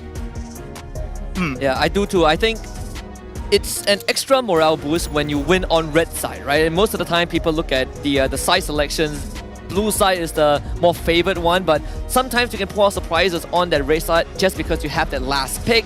And the fact that the Minnesota came in 4th and was kind of the winning factor, I think this time for Todak, they're going to feel really good about achieving a potential Game 5. I think this is one of the great advantage here for the side of Todak right now. Their flexibility, they're also showing how to adapt again against the side of Vamos. If, again, it is... Oh, sorry guys. Who's going to be the first pick here in this Game 4? Do you have any idea here? I would assume it's gonna be Vamos. Wait, hold on. Vamos did lose that game, right? There's a chance it's Vamos again. Okay, so most likely here, and we've seen teams having the first pick will be having the high win rate here. Going to go for the Suyo again, and man, Zushin still going to be prior ban. That's what I'm expecting here. Got a Kacha also. Okay, Todak first pick. Okay, Todak first pick. All right. Now that makes it different. Yep. 75%. Yep. Pretty good. I mean, blue side is so strong. Like you really have to fumble big time in the draft to not have an innate advantage going in. Yep. I think this one, I feel like if you are Todak and you still want the Eve, Valentina probably has to be in the first phase. Correct. But with Vamos on red side, they can easily take out the Eve as well. So we haven't really seen Zion play much of the Valentina. I know they played once yesterday against SRG, but aside from that, it was Yeef and Jushin. Yeah, I feel like if there's no other choice, he will pick up the Valentina with the Brave Mind and the Sarlim side. So it's more of a zoning of Valentina rather than being more sportive. So first pick here for Todak. I looked at the faces of Todak. Right now, they're looking in better spirits. I'm looking at the faces of Vamos, and they're sweating, man. Like right now, their faces are much more serious than before. Yeah. Like looking at how they play, recalling everywhere, you would assume that they're in high spirits, but look at how serious. Look at how tight their faces are. You've unlocked the second form of Vamos. Oh, yeah. Right? You did mention earlier, Vamos needs this ticket. They're afraid of their performance if they drop into the lower bracket. And if they end up dropping this game as well, momentum will completely escape their grasp. That's not something they can afford. So Deadeye, do you feel like fear is a good motivator? I have learned this quote. Fear is just an imagination. It is the absence of depression is not real. Depression is not Poverty is a mindset. mindset. Exactly. I think. Okay. I mean, okay. Quote that, I guess. Mindset issue. I think this is where I'm going to say that Vamos should change their mindset. It's not about needing to win because they don't want to face SRG. Needing to win because they want the M6 slot. That should be that mindset they want to have this game. It's all about the mindset, man. Yeah, I mean, Vamos has always been playing to win instead of playing not to lose, right?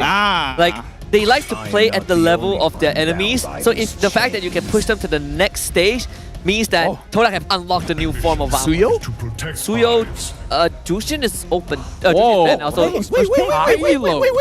Wait. Wow. Wait, Eve Suyo? Are they baiting something? Wait. What? Yeah, Eve wait. Suyo? Eve Suyo, yeah. Wait, guys, we've been talking about how high win rate it is when you are in the first priority pick, but Hylo's first pick?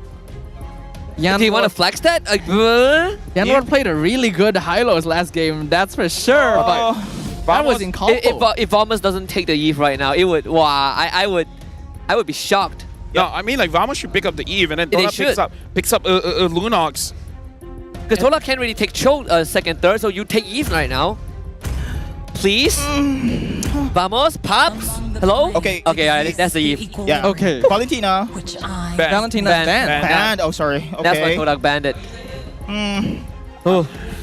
But there has to be some kind of plan here. I got scared for a moment. I was like, if Pops doesn't pick Eve, then we get the Pops effect. I'm thinking Lunox. Yeah. Yeah. You can Lunox, yeah. Yeah. You probably take your jungler here too. Unless they want to flex something else. Unless the cheese is always in the jungle. You're Right? on blue side though. You don't really have that luxury. Arlet, you pick up the Arlet here, or the Khalid, or the Mincetar. Why just mid and go? Yeah, Mincetar is not. Oh, the Louis! Yeah, right. Mid and go, right? Louis You've already seen the Eve. You don't really have much to lose, so you keep Zayed's pick for next phase. You pick up a gold laner here and then ban everything else, because if you don't pick up a gold laner for Vamos, Todak's gonna ban it out. Yeah. Pick up something like the Nathan. Yeah, I think they might have to do that. Unless they want to go for something cheesy like a Bruno or Clint later. What do you think, Deadeye? This second phase, opening up. Okay. Irithel. Oh wait, no Nathan. Louis is there. Louis, it's scary for Nathan to face against Louis. Never mind. I can see the intention of having a Louis though. We've seen Louis can turn the battle around like the backdoor plays, surprise attacks, yes, and paired up with a Lunox, you can burst out easily anyone here across the map there.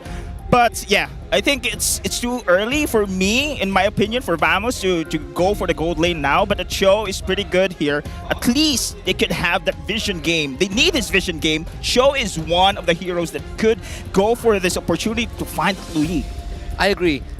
What Todak has is huge burst, right? But what Vamos needs right now is some sort of a burst damage. Then you look at Suyo, sure he has, but it's not consistent enough. It's not something that, like a Loi or a Lunox, it feels really bad if you want to go for the Harrier, so I think that's out of the equation as well.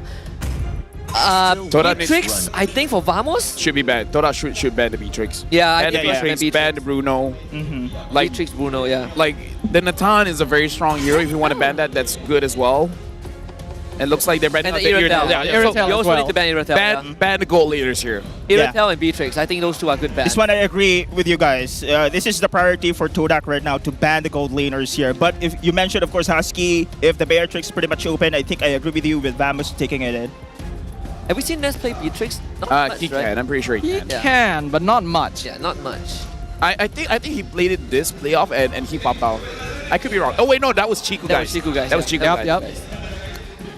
As for Vamos, there's still things like Alpha and Nolan, or they ban X-Borg instead. Makes a lot of sense. We already saw how effective this was when Todak used it True. to counter SRG.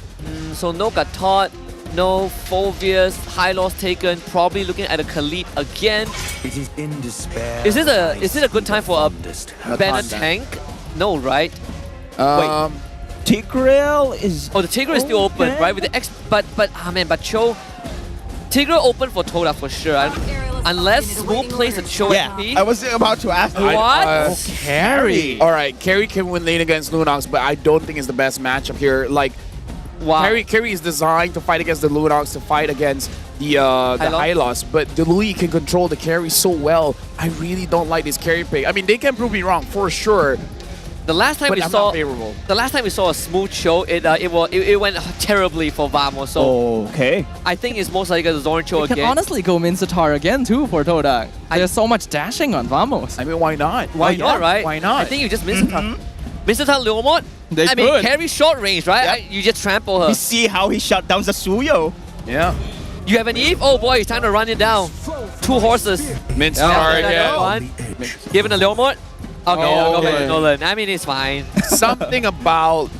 something about the carry maybe that he feels like maybe not a Leomor game, or they just want to go. Ooh, the glue. No, this glue is gonna be a problem. Somehow I can see an intention here. If glue is gonna be picked against an EXP Mincetar here, it's not gonna be easy for the Mincetar to actually join the team fights here, which is one of the victory conditions. You don't want that, of course, the ultimate coming in from Mincetar going head on against the side here of Amos.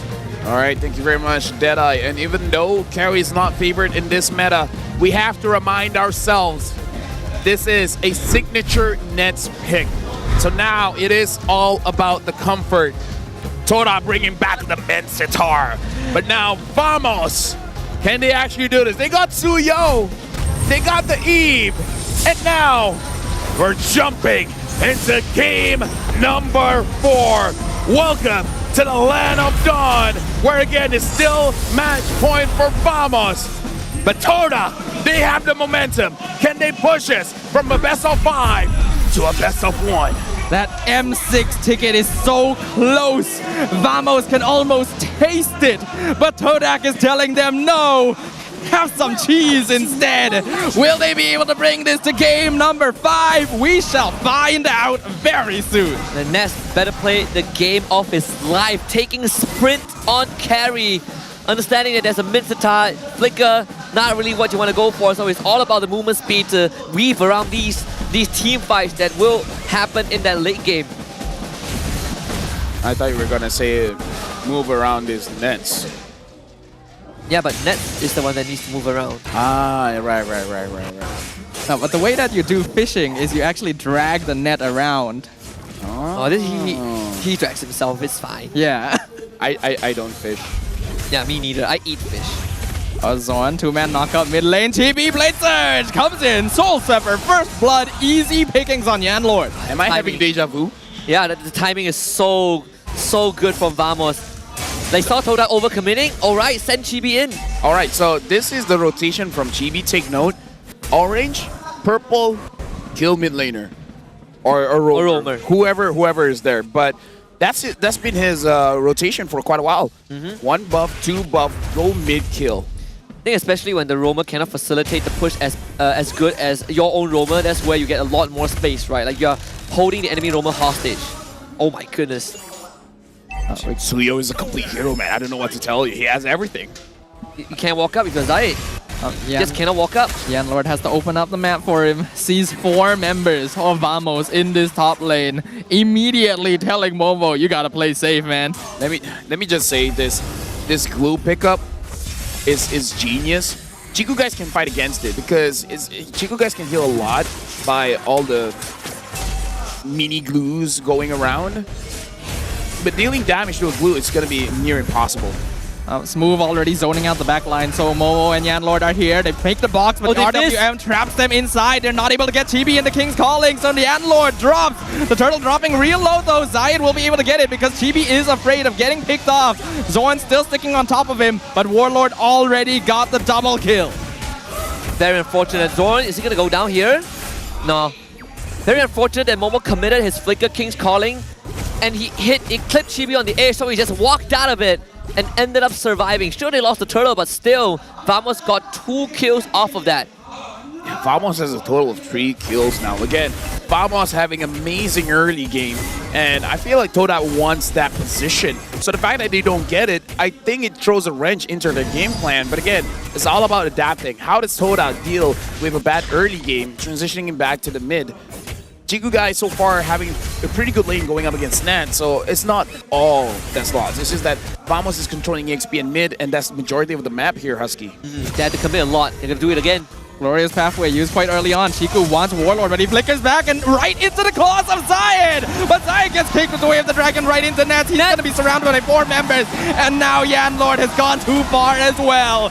Double kill for Chibi. Oh man, Zayed went down. Nets found 2 assists and Chibi finds a double kill. Still slightly more work for Team Vamos, and Chiku guys completely forced out of the lane. So that's free goal for Nets and Chibi. Yeah, but again, like I like the idea coming in from Todak, which is boxing in Team Vamos, making sure you cover both angles, the front side as well as the back side. But the speed from Vamos, man, the fact that Smooth was there in that fight, that was huge. This shows that Vamos, they're one of the fastest rotating teams in MPL M1. And also Nets able to join as a carry, right? Like usually you want some time, but every single extra goal injection is an acceleration factor for Nets.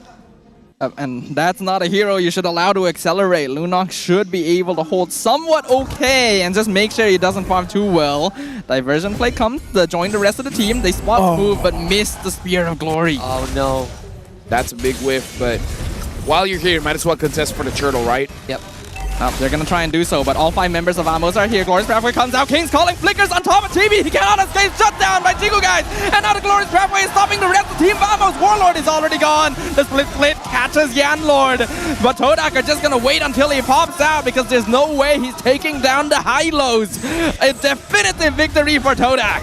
If you fail once, try again. Except this time, maybe go for the Suyo. That was brilliant from Todak. Looking so much better in that fight also. Zorn getting stunned a little bit. He should be fine. Vamos actually able to hold this tower. Smooth getting pulled back. Has to flicker away. Chiku does a lot of damage. Yeah, Zai got the top turret here. So right now, Vamos, that was a big loss. Losing your jungler, losing your top lane, and now losing your turtle as well. Now Todak is starting to accelerate. Yeah. That and also Warlord didn't have the best position to use the RWM. He just stood there and took everything. Zyme Sandpoint kept triggering the yin-yang reaction on top of him. So Warlord wasn't really able to fully utilize his kit. He just got the glowing wand. So when the next fight rolls around, Yanlord might not be able to do the run it down style play. Yeah, and again, Chiku guys on this Lunox might be the key. First item is the Blood Wings, making sure that he can outplay any bad situation. Goal difference relatively not there at this point. And Smooth, he still shows that it's hard for you to take him down. And right now, both teams, they're just trading equally, trying to accelerate the goal that they have. Maybe looking for the second item before the next fight. Yeah, it's gone back to a bit of a clean slate, diversion to the top, but we can see on the map that no one from Vamos is actually up here, so they're just going to clear out the wave. Yeah, good read. I think it was a hard read from Todak, but a good rotation from Vamos. Chiku. Ooh. Chiku guys, probably one of the only goal laners that wants to 1v1 an assassin when he's 2 levels ahead of you. Asuyo especially. Yanlord in trouble though. Glorious Pathway, will he be able to get away? Zorn gets stunned by the yin-yang reaction. He can't get the kick in time. So Yanlord survives. The damage from Nets is already ramping up at under 7 minutes. Uh-oh. Chiku gets kicked with the way of the dragon. Does he have Brilliance? No, he gets stunned straight away. Brilliance comes out just in time, and Momo jumps in with the King's Calling. But now Chiku is trapped in the RWM. Picked off eventually. Momo also way too far to the rest of his team. Split guarantees the kill. Zayed will trade for Turtle. Man, Smooth is so tanky. He ran through the entire backline of Todak just to get the Chiku guys and left the fight alive. Yeah, I not gonna lie, I thought you guys would survive for a second there. Oh, they go play right on top of Smooth. Glorious Pathway to chase down Nets. They didn't realize he was in the front. And Chibi comes in to separate ISF Boy.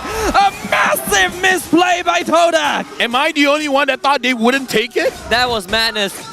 Did they forget that Nets has sprint? You are not getting him. They dropped the glorious pathway, but Nets just ran against the current and got away. Yeah, that must be very discouraging, man. That might be the ticket. You might just see the ticket from the upper bracket burn just because of that play. Because Vamos now, they took mid tier 1. This entire map is their oyster.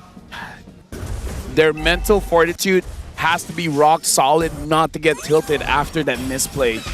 Like, this is going to be a test of how they maintain their composure. If they do that, they still have a chance. Wow. Oh, they want to try. They're still trying to go for it. Diversion, where are they? They're in the top lane, seeing if anyone from Vamos wants to hunt down Chiku, but it's unlikely.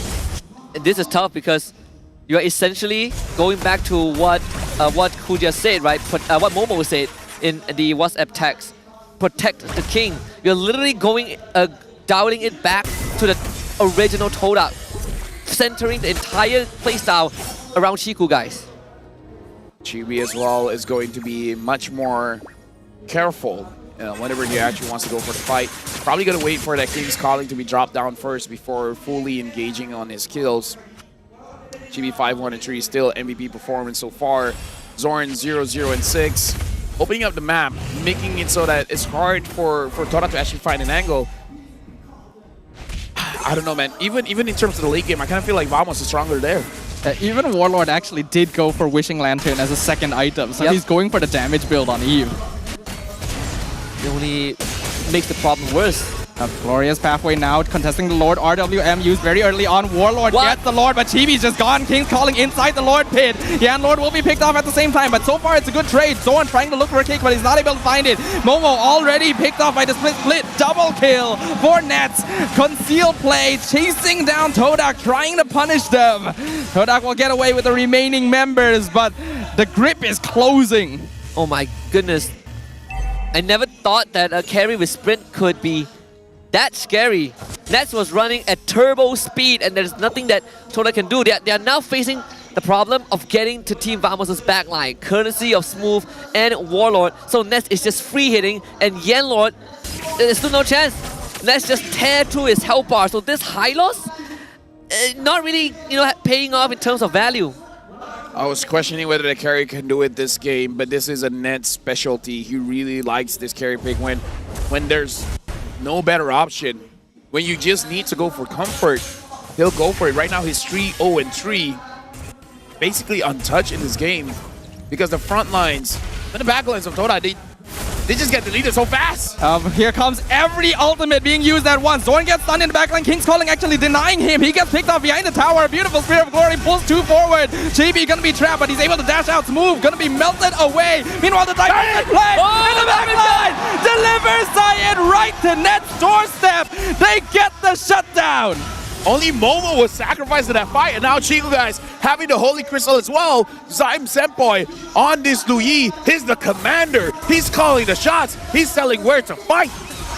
Perfect execution from Todak. Vamos committed so much bodies to get an inhibitor. While they did get the inhibitor, it still gives them a macro advantage, but they lost track of the Loi diversion, and with Nets going down, that's going to give Todak some breathing space. At least a 3k gold swing just off of that fight. Glorious pathway just to get away from Zorn. Definitely worth it at this point. Todak has found a little bit more tempo. They gotta keep it in their hands or Vamos will run away with the series. This game is so intense. I can't imagine being in the seats of those players. Like, I thought elimination matches is gonna be intense. This fight for M6, man, palms are sweaty. But yeah. That's all I remember. I'm sorry. These are heavy. Yeah, okay, thank you. Vomit on my sweater already. Mom's spaghetti. They're nervous. There you go, Getty. No, that's not it. It could be a cover. All right. Well, purple buff contested. RWM comes out. Zaim Senpai flickers out, but Yellow gets kicked in. King's Calling right in between Team Vamos. Chibi able to escape. The rest of Todak completely scattered as Zion looking for execute in the back line. They've lost Yanlord, but Chiku has been traded for Warlord. Net's still alive though. On the opposite side of the map, 3 members of Todak down for only 1 on Vamos. Dude, Chibi helped Net. If Chibi wasn't there, Chiku would have gotten that kill. And now Vamos, they're looking for an end angle. It's a 4v2. Can Zion and Zion Sempo clear up 2 waves at once? The blade surge, the flicker in with the G. Couldn't They've done the it. dragon. They've taken out the remaining defenders. Ladies and gentlemen, your first Malaysian M6 representative is none other than Team Vamos. They've defied the chronicles of the local heroes. A new organization, first in the season, but immediately onto the world stage with familiar faces. What a series by Vamos! Unos, dos, tres, Vamos! Vamos in their home turf. This is their ground. This is where they stand. This is where they get the support. Here in Johor, they qualify for M6. Let's throw it to Rose. Pasukan pertama untuk mendapatkan slot ke M6 Educity. Ini adalah pasukan awak. Guys, give it up for Vamos!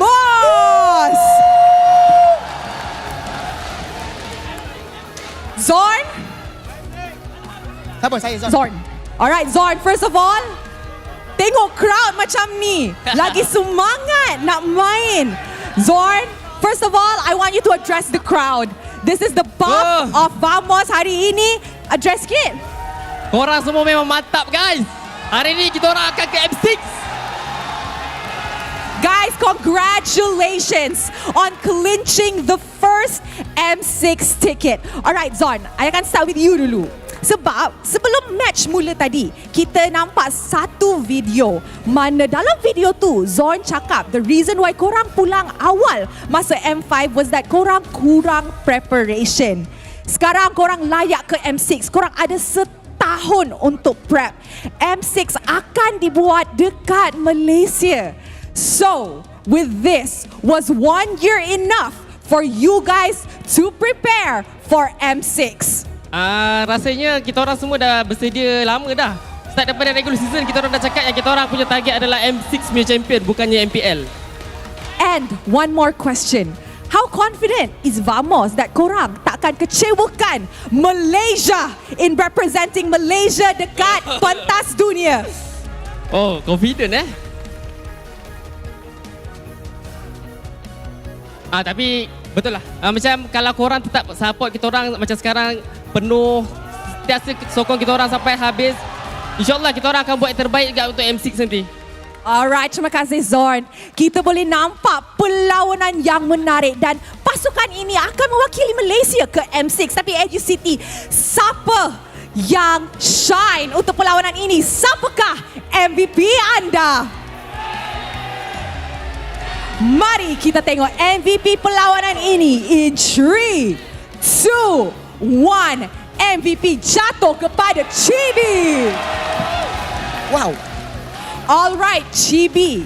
Kita boleh nampak dari segi prestasi Chibi keluarkan daripada regular season. Lagi mengganas dekat playoffs dan sekarang dah dapat wakil Malaysia ke M6. Now in M6, kita tahu kita banyak jungler new faces dengan old faces. So, siapa Chibi excited sangat nak jumpa dekat jungle? National. Yes. King Kong lah, King Kong. Sebab dia punya mekanik tinggi. So awak rasa memang nak jumpa dia dekat M6? Betul. Alright, now Warlord. Saya ada kata-kata sikit ya. Boleh, silakan. Untuk Young Lord, kalau boleh mulut jaga Sebab kalau saya cakap satu nanti saya kena kecam. Kalau dia cakap dia tak kena kecam. Macam mana tu? Alright, Warlord. Now guys, Warlord is the only Indonesian import dekat M6. So that is already impressive on its own. Tapi Indonesia ada wakil baru, mana RRQ full local lineup, CLID full young blood, semua muda, semua baru. Warlord, in your opinion, berapa confident Vamos kalau korang jumpa the new Indo era? Confident mungkin, kalau training kita bagus mungkin 100% boleh menang. Oh, okay. 100% win. I like that. Now, Pabs, Coach. Hello. Alright, now guys. Pubs is a coach. Tapi, dia selalu kena kecam dengan netizen. But guys, numbers don't lie. Stats don't lie. 3 M series berturut-turut Pubs ada. Now, Pubs, ramai orang kata third time is the charm. Untuk kali ketiga Pubs, apa janji Pubs kepada rakyat Malaysia?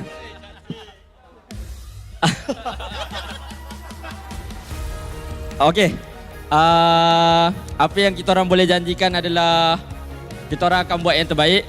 Kita orang akan ambil inspirasi daripada Selangor Red Giant menang MSC. Kita orang selama ni mungkin orang rasa kita Malaysia ni mental block, tapi lepas kita nampak SRG dah buktikan apa yang dia mampu buat, jadi tak mustahil untuk kita orang buat yang terbaik dekat MSC nanti. Alright guys, Educity, this is your M6 representative. Give it up for Vamos! Bo. 1, 2, 3. Thank you very much, Vamos. You guys may now go celebrate your victory. M6 representative yang pertama, tapi kita ada lagi lower bracket finals mana kita akan tahu siapa lagi akan mewakili Malaysia ke M6. Sebelum tu, mari kita dengar mic check daripada side Vamos dan juga Todak.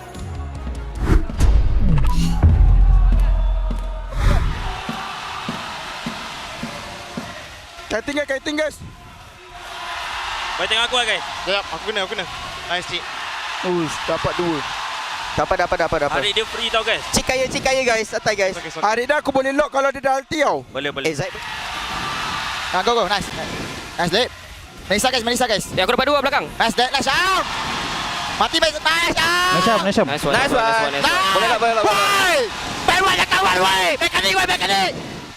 Boleh. Sabar, ada dekat. Tak pakai mati, tak ada ulti. Aku atas guys. Boleh bunuh dah. Ada makanan guys. Ada makanan. Hari nak ulti. Ada makanan. Dapat dua. Apa ni? Korang nak end ke macam mana? Aku dari kanan. Depan. Cok. Jangan sprint. Dah. Cik. Aku lari. Guys, kamu pakai. Mau ulti je. Dapat hari. 2. Boleh agak hari. Kenapa? Kau pakai. Hari ni. Ada. Nice. Aku mati. Guys. Dah. Lari sini. Lari Omo. Dari sini Omo. Knock. Nice, go. Doksan. Target. Mati lu Knox. Tak. Lesi. Liamot. Guys, liamot kat belakang guys. Nice one. Misi nak pick. Aku kejar. Bawa. Defend lah. Push. Aku atas. Dari belakang. Dapat Chow. Boleh tak Chow? Boleh. Chow lah siap. Aku dapat belakang guys. Cik, kat belakang ni cik. Kat belakang cik. Hari tengah. Boleh kait 3. Alti aku 10 guys. Tengok hari kan. Hari tak ada alti. Hari tak ada alti. Kait balik. Boleh lagi agak. Boleh. Tengok dia dekat aku. Boleh guys. Cok mati. Ini depan ni. Depan ni. Sorry dah boleh. Hai. Boleh lagi. Hai. Boleh end ke guys? Kita replay ke? Nah, mi. Boleh end ke guys? Mid. Ni kita TP 3 orang pun boleh tau. Boleh. Diorang tak ada skill guys. Sini. Boleh. Diorang tak ada skill guys. Long Tak, masuk. Tabrak je. Oi. Jom. Sakit. Sakit. Kenapa tak TP bawah ni guys? Nak defend. Tu nak flicker kan? 9. Tak sure. Dia punya nak flicker? Misita. Duduk. Aku rasa duduk flicker. Tengok kau Dia TP. Boleh. Boleh fight. Go. Ui, mak ai. Go guys. Nice one. Ui, gila tu.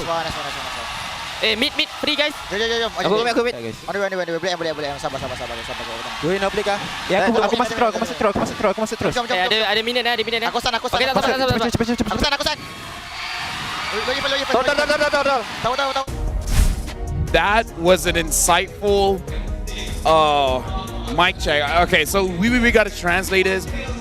More of the important things that TP Dumbot it was 100% planned by Todak, and they legit thought they could go for it. Yeah. But Vamos thought the same thing. They're like, oh, they're tipping here. And they're like, no, we can fight this.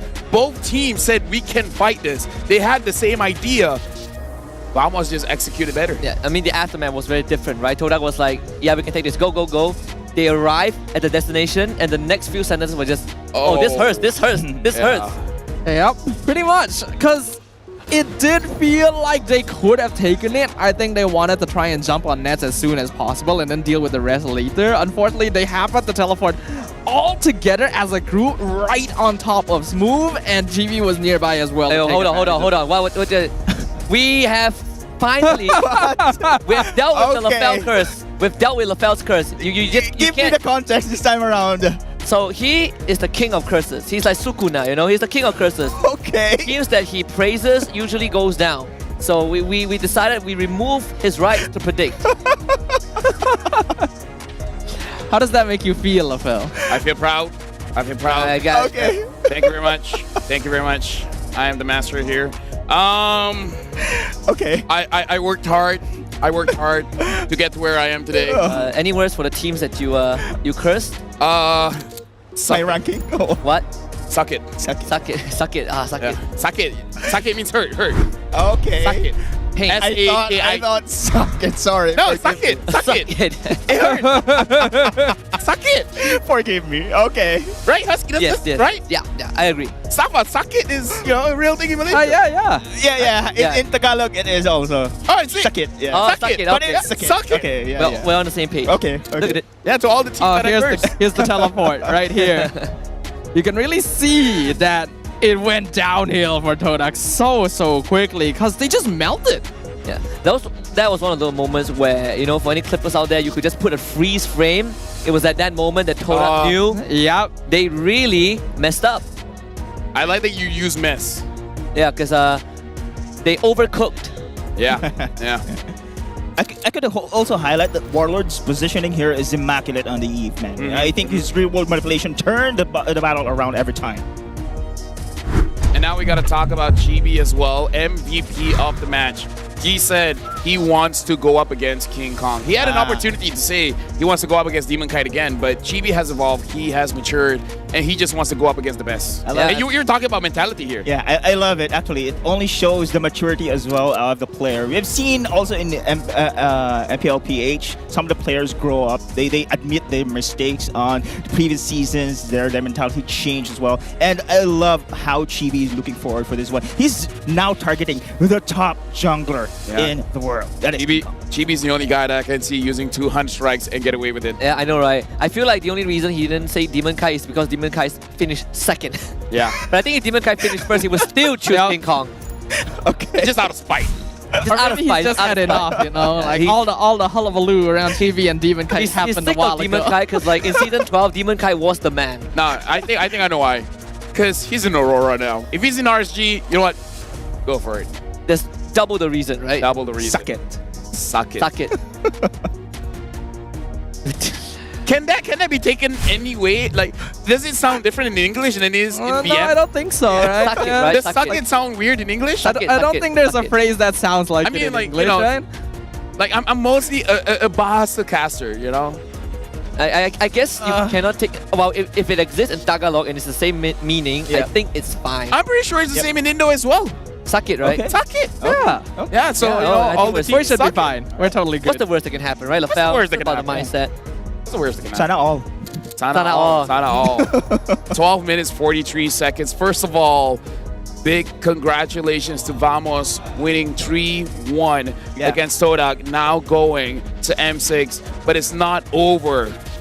Ladies and gentlemen, it's not over for Todak, where now they're moving to the lower bracket finals. And they're waiting for Selangor Giants or Red Esports to finish their match.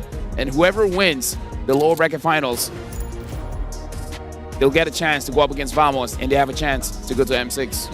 This was not in my script at all. Like you asked me that there's a chance that this whole Todak story might end in the lower bracket finals after coming all like this entire way. Yeah. Beating MV, which were favored over them, beating SRG, who were favored over them as well, and right now it still might end poorly. It's the hate buff. it is the hate buff. The more you hate someone, the stronger they get. So guys, if you guys are being haters, I'm just saying, spread love. You're empowering that person. You're giving them energy. Vamos has a lot of haters, and look how strong they are. Yeah, have you seen Hollows from Bleach?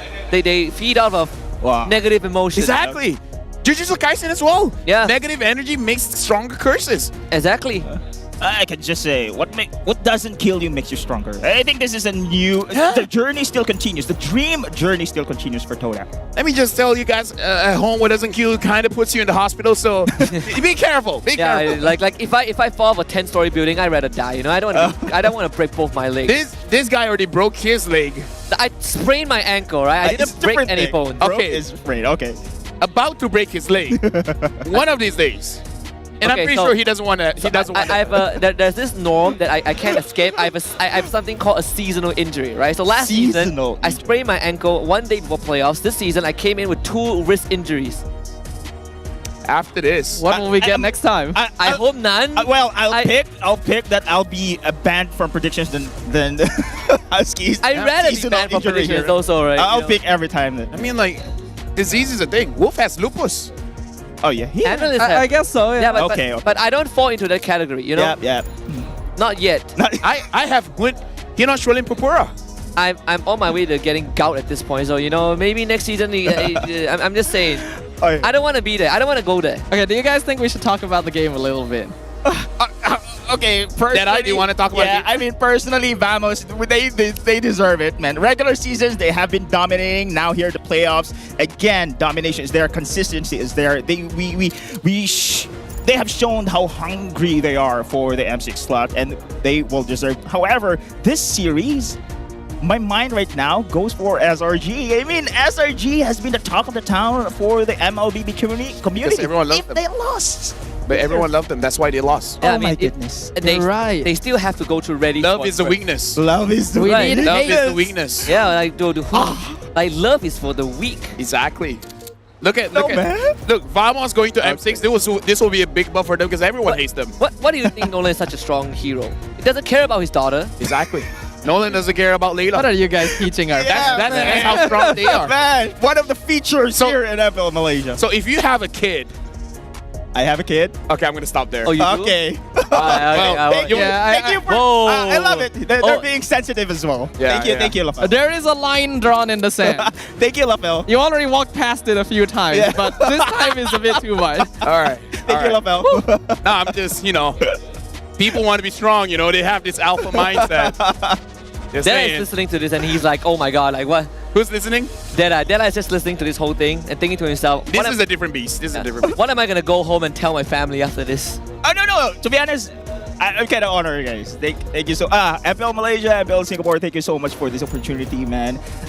It's an honor to be classing with Lafel, Husky, Sadafa, and I also got to witness a history here in the making for MPL Malaysia. Thank you so I enjoyed every single day here. Thank you so much. Has this delivered though? Has this series delivered kind of like what you expect?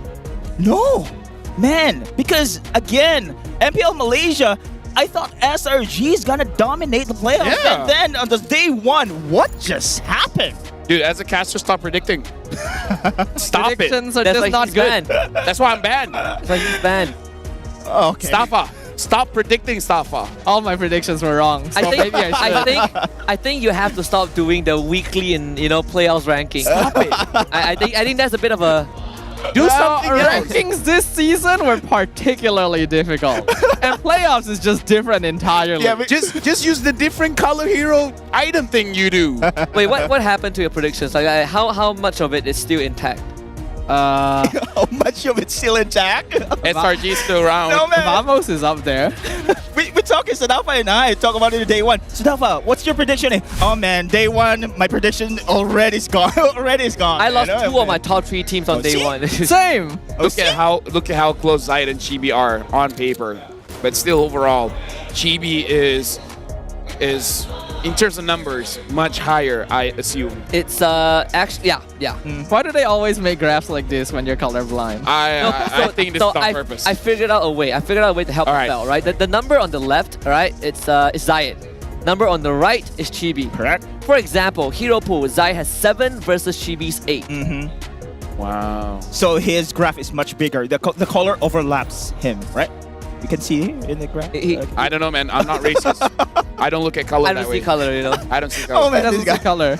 Are you racist, Deadeye? No, no. All right. Just check Okay, it. okay, I understand. I agree. Just- This time around. No, I'm I just agree asking a with you. question. I'm just asking a question. What's wrong with asking a question? Guys, don't be sensitive. Mirko, I'm going to call Mirko. You guys call Mirko again? Oh, okay, sure. You should call Trex because it's 2 a.m. at his place.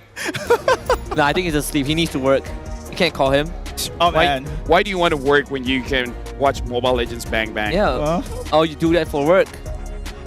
I do think in the end, experience did play a bit of a factor though. Because Todak was putting up a really, really solid fight overall, right? And they had potential to take it, but Vamos just figured them out. Yeah. They got 20 billion diamonds, by the way.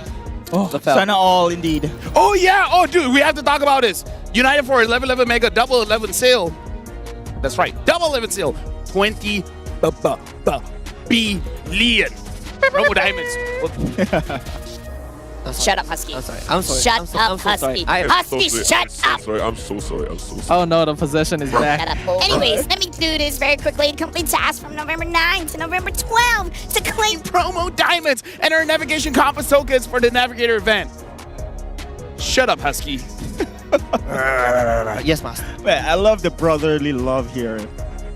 What You do see mean love here? What do you mean love? Oh, Didn't we just Didn't we just establish that love is for the weak. I like that. I like that line. You're catching up pretty quick. Love is for the weak. We have to hate each other on the desk too to become better casters. Love is for the weak, guys. Here's my pen. Sign the citizenship. Oh. Love is for the weak. He's not part of us. Shout outs to all the mom and dads. We love you guys. You guys are strong. It's hard to be a parent nowadays. You know, shout outs to you. Kids, man. Kids. They're just I know. But I love annoying. But I love him. Shout outs to parents, man. But you don't have to do kids like that. He's already not in the playoffs. Our parents had a good time. They had us, you know. But after us, it's like, I think it's just a generational difference. Let's be honest. Back in my day, Back we in don't my have day. all TikTok and stuff. Back in oh my my day. goodness. I'm crying with laughter here. I don't know how you live a life without Mobile Legends bang bang though. I sort of live my life. I play badminton. I go to tuition. I hang out with friends physically. Wow. Physically. Yeah. Sana all. Like in their house. Yes. Yes. So that was the answer. Yes. Yes. Yes. Okay. Yes. Anyways, you're not gonna be on the desk for the next few games. This is basically the end of things. Like, do you have any final thoughts as we bring up the bracket? No, he doesn't. We're ending the show. We'll see you guys after this. Okay, no, I'm just kidding. It's just the brackets. Why would you do that to him, LaFell? Why would you do that to him? I mean, I called Remar and I called him. Okay, you want? He's you a want guest. No, We're supposed to be guests well. Dude, I hate you that I love you, man. All right, well, you know, I need the hate buff. Seriously, though. You want to say anything? No. I think, I'm just looking forward for SRG, man. SRG's in the bad state right now. Everyone's looking around the world that SRG is gonna go into the M6. If they lose the lower bracket, another shook up here in the MLBB community for sure. That's it. That's it? Yeah, that's it. That's it. Okay. Usually people just like, you know, follow my Facebook, Instagram, TikTok, YouTube. That's no, man. The highlight here is the MPL Malaysia playoffs here. This is great. But of course, again, shout out to MPL Malaysia and MPL Singapore for inviting me. Again, great opportunity. I've enjoyed everything. Deadeye doesn't want you to follow him, right? Because he grows stronger from hate. He can't be receiving love from the fans. It doesn't work that way. You see, Sadafa is more sensitive, man. Thank you, Sadafa. Yeah, He no has problem. a bird. He has an extinct bird on the desk. Extinct bird. That's a dodo. You don't have to bring it dodo? up like that. Yeah, It's a sensitive topic for him. Okay, see? Thank you. Yeah, going extinct is not a great thing. I'm pretty sure they don't have a choice, but sure. Oh man. I feel like if it was Deadeye, he would just say it's a mindset kind of thing. Yeah. I think if we give like that like one more series, he will say being extinct is just a mindset. we will fully just don't be extinct, right? Like if you're homeless, just buy a house. I don't know. Yeah. Guys, not while the dodo is on the desk. If you're He doesn't extinct, just to stay alive. Wow, okay. It's okay, Dodo. You sit over here. You can't lose if you win. You can't lose if you don't fight. If you don't play the game, you can never lose. Exactly. You also can't lose if we just end the show right here. Like, just imagine, as we're talking, we just end the show just like that. So right now, Husky, I really think the next game, the winner is going to be...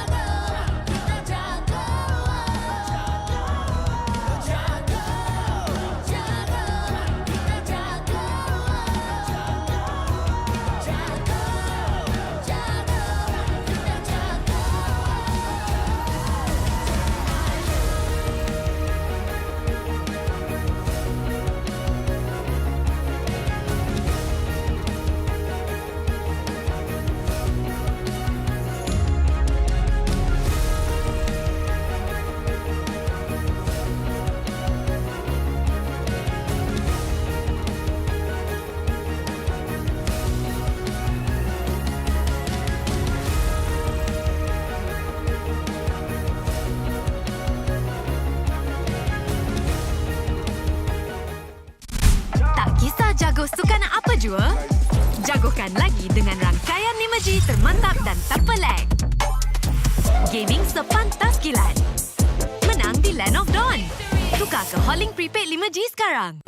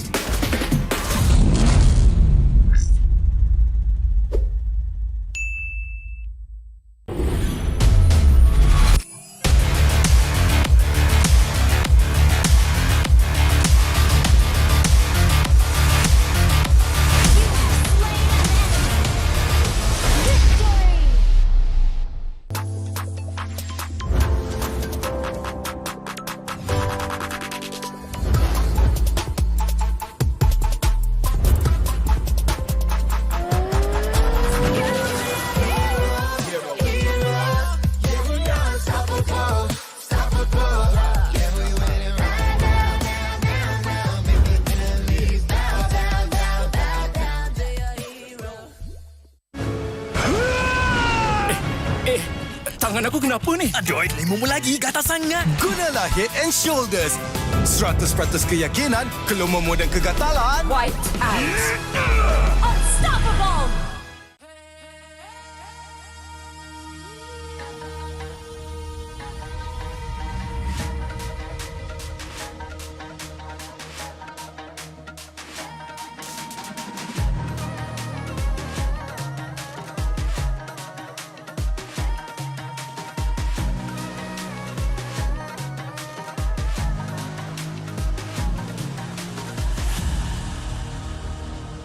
Aku hembus kata azimat. Bila terjatuh, aku beringat. Jalan dah jauh, cari titik bermula. Krak, krak, krak, krak. Jangan patah semangat. Semarak api bukan calon cadangan. Biar apa menghalang, aku sambut datang. 1000 daya, 1000 alasan. Harungi semua sampai di akhir garisan. Eo, eo. Kami tak senang mengalah. Kami luar biasa. Semangat membara, harungi bersama. Lakukanlah sama-sama lakukan. Bergema di kiri dan kanan. Tak berhenti marah ke hadapan. Tak mengalah berdepan cabaran. Jaga, jaga, kita jaga. Jaga, jaga, kita jaga. Jadi ayo. See me, watch me, hype me, gotta give it all. Don't matter how many times I fall, gotta get back up, yeah, yeah, gotta go. I can hear them calling, now I gotta serve. Now swim my click, now you get what you deserve. We keep it tight, we keep it cool, they got me and I got them too. Api tak kunjung padam. Marah ke hadapan kita, sehaluan jangan simpan-simpan. Kita anak Malaysia. Kami tak senang mengalah. Kami luar biasa. Semangat membara, harungi bersama. Jaga, jaga, kita jaga. Jaga, jaga, kita jaga. Jadi ayo.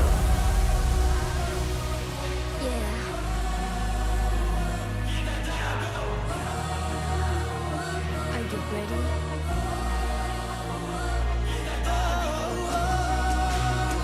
Can you feel me now? Yeah, yeah, yeah, yeah. Let me hear you say.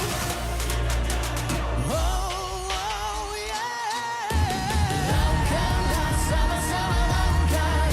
Bergema di kiri dan kanan. Tak berhenti marah ke hadapan. Tak mengalah berdepan cabaran. Jaga, jaga, kita jaga. Jaga, jaga, kita jaga. Jadi ayo.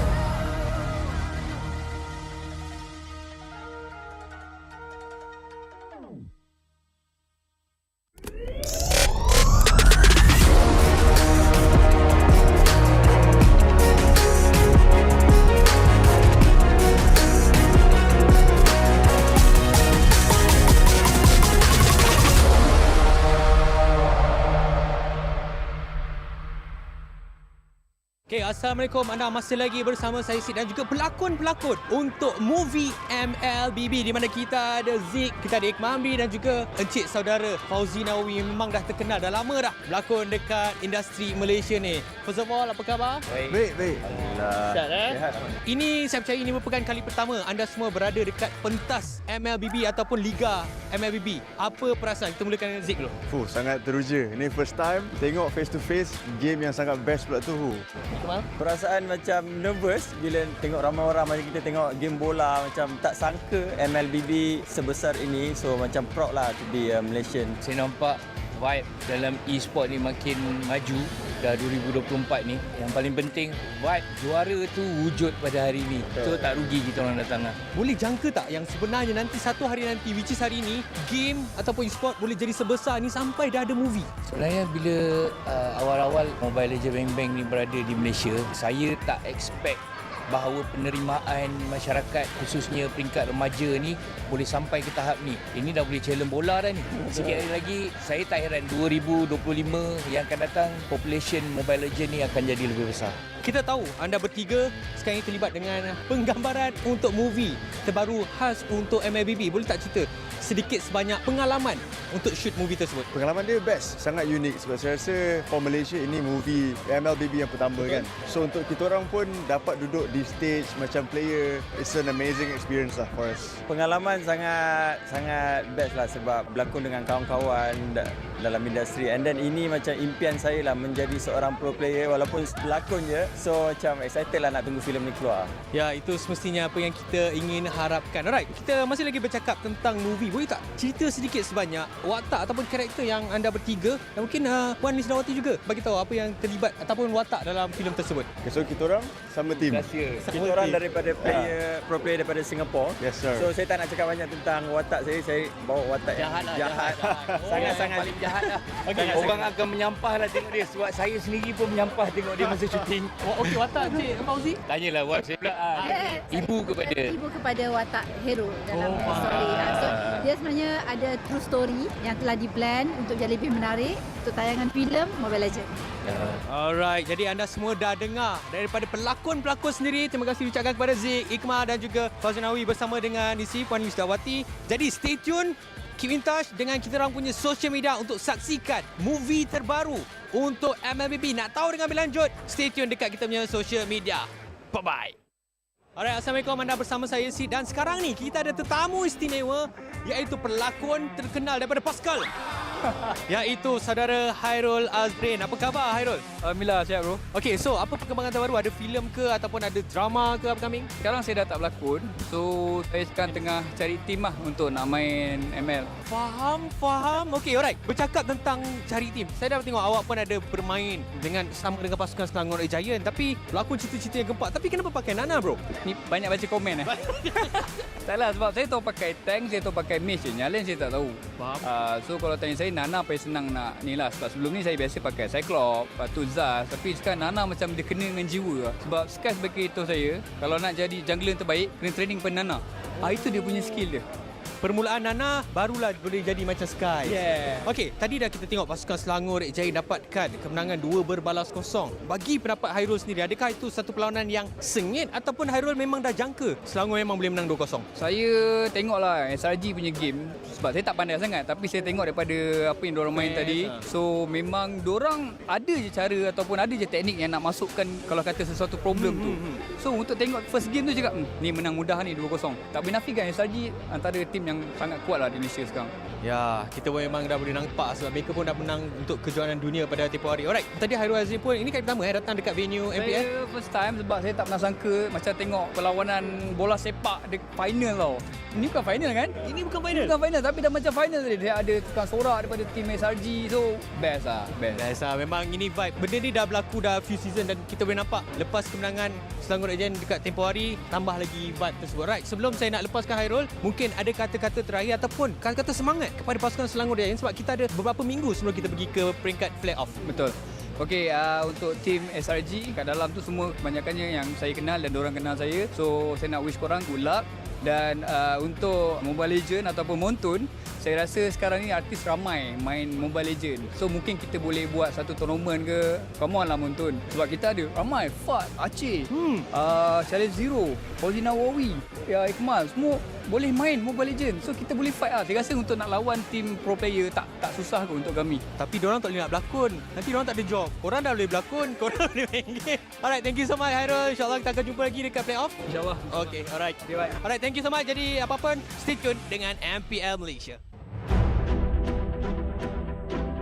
Semua orang boleh menyarung jersey kebangsaan. Jadi once you pakai menyarung jersey kebangsaan, you rasa sangat-sangat berbangga you dipilih atau diberi tanggungjawab untuk mewakili negara Malaysia. perasaan bangga tu you tak terangkan dekat semua orang, cuma feeling you pakai saja, once you pakai saja jersey tu, you akan rasa macam you want to give something to Malaysia. I think if you guys have any issues, so make sure lean on to each other, talk to each other as much as you can. I think just be proud because tak semua orang dapat this opportunity, and also kena ada that winning mentality, tak kisah pun dekat level mana you guys pergi, and jangan rasa takut, jangan rasa macam you guys are not good enough. Apapun, just ingat bila you guys enter the arena, just do your best and all the Malaysians will be behind you and supporting you guys. Saya tak ada nasihat, saya kagum dengan apa yang anda semua lakukan. You are all to me personal heroes because I grew up in a time where gaming was seen as a waste of time, but you prove otherwise. You put gaming and you put Malaysia on the world's map. I think you are at a better place to advise me.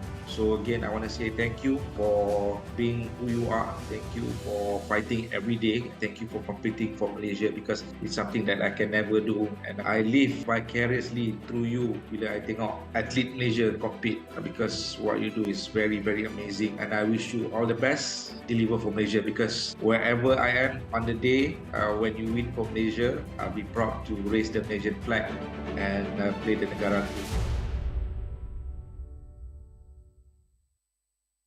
Hi guys, I'm Stormy. Hi, and I'm Rose. And I'm Yum. Okay, so right now we are going to be playing the game called Guess the Hero, where Yums will draw and Rose will guess. Ready? Let's go! Go, Stormy. Go. Senang? Aku lukis satu benda kau dah tahu dah. Okay. Telur? Lagi. Kalau dia mati, dia jadi telur. Oh, Digi. Kenapa kau cakap? Tak boleh. Tak boleh itu. Okay, sekali lagi, satu lagi. A few moments later. Don't talk. I will remove the mic. Oh, Ben. Oh. Huh? What? Ben. Wow. Chemistry 10 out of 10. Boleh bantai. Boleh bantai mana? Boleh bantai. Okay, so Sepat akan melukis, Nets akan guess. Mari, let's start. Ada aku nak lukis tau. Spell je. Spell kepala. Ish. Tak boleh spell. Okey dah, Diko hero Diko main dah. Ui. Tarit. Bukan. Ha? Dia bawa ni dah. Oh. Dia bawa ni. Last dot. Halas. Dia main ah. Golen. Lagi tambah lagi. Tak faham. Keluar. Tarit. Ruby. Ni Ruby ke? Macam tak Ruby. Macam Aldous. Sini. Kalau dapat diamond, serius. 5 settle dia. Okay, ready? Balmon. Sabar. Penny. Nana. Sabar. Ni apa pun? Estes. Sabar. Belum tak ni. Ni apa sia? Macam kucing. Klorin. Tangan, kaki. Ni weapon apa? Rafa. Salah. Tambah dia punya hiasan ke? Telinga dia besar. Oh, Lilia. Salah. Tak, kau ingat, kau tengok weapon dia betul-betul. Tukul. Balmon buat hammer. Dia besar. Dia Naga. Oh, Yuzong. Aleko saya. Hello, awak rasa ni hero apa? Hero apa ya? Goblin lah. Momo, awak rasa ni hero apa? Alot. Tak, kau punya yang susah tu. Sini. Iwan ke? Sini, Zai. Hero apa ni? Minotaur. Ha. Oh. Bagi air lukis. Badan ni buat tough sikit. Tak juga, kepala bulat. Sama punya lukisan lagi cantik. Okay guys, so selepas kita cabar 3 pasukan which is Selangor Red Giants, Todak dan juga Vamos, kita dah ada pemenang iaitu Selangor Red Giants lah kan. So kita nampak chemistry diorang memang tip-top. And that is it. I hope you guys enjoy this video and jumpa korang dekat playoff. I got some big news, okay? So I got a leak. M6, we're gonna... What does the audience want to see? What kind of stage do we want? What about the colors? M6 is going to be held in Malaysia. We have to be greater than ever. Greater than ever. How to make M6 greater than ever.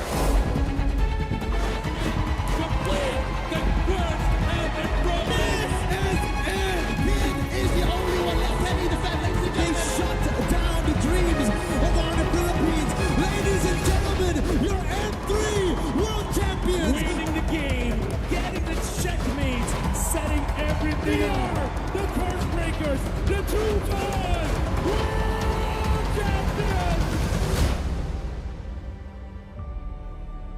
Before we begin, I just want to say thank you very much, gentlemen, ladies, for coming today.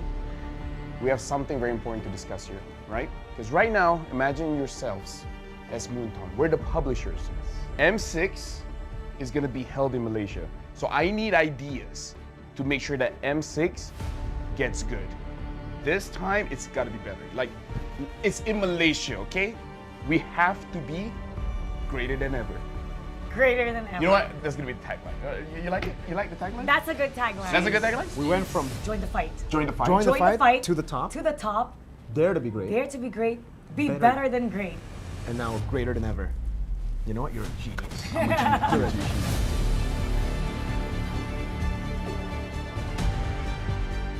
Let's talk about what does the audience want to see, right? What do you guys think the audience wants to see? More teams. More teams? How many are we talking? I don't know, but more. More regions, more teams. How does 16 sound like to you? I mean, it's what we had last year, right? That's true, though. I'm too dumb. Do we want more teams in the wild card or the main stage? Because there's a wild card. We had it, yeah. I'm okay with the 2 slots for the wild card. 2 slots? And then 8 in the Yeah, wild card. 2 slots for wild so card, total for sure. 24. Because I'm a believer that the wild card is a legit part of the tournament. I agree. Do they actually want smart stuff? Non-PH versus PH finals, I guess. Non-PH, yeah. Non-PH, Oh, non-PH. We got that in M5 though. What specific region do you want in the finals? North America. Wow. That one is a bit. I don't know about that one.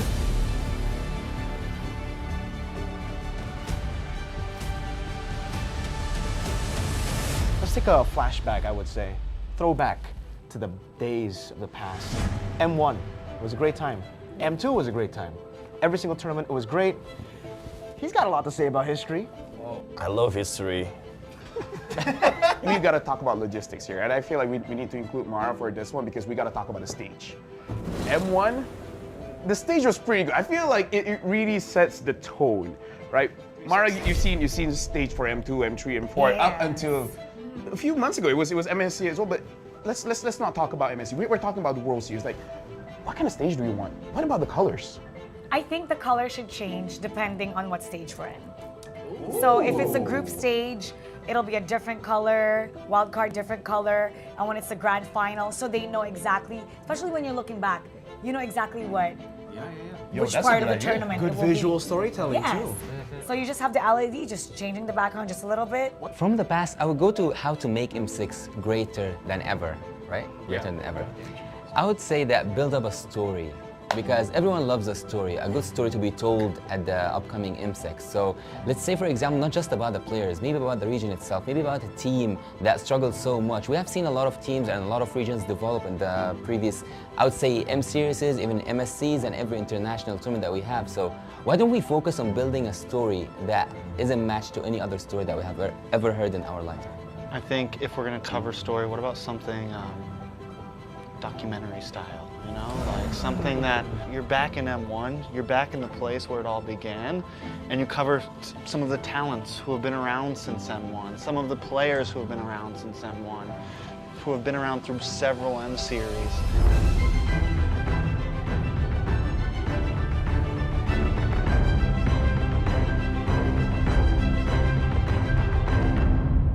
I want to talk about music video. What do you guys want to see in this music video, right? What's the song gonna sound like? What's the story? I think it should be player orientated. I think instead of doing like something like we've been doing where it's its whole own thing, make it about all the M series, you know? Take moments from all of those series, take player moments, you know, that's what's gonna hype up the fans, seeing those moments. Upbeat, like for fighting, very upbeat, a catchy line, so when they hear that line, they know it's M6, and it has to be downloadable for people to use as a ringtone. I want the music video to be playing with the BMI. I want to see like scene changes with Claude moving through. Yeah, flashbacks, future That's forwards. kinda cool. Yeah, and then The I BMI, because he can go back and that would I want actually be Dexter cool. to sing. You want Dexter to sing? What? You know what? Every year we seem to always, the MV, the music, something about it just misses it, right?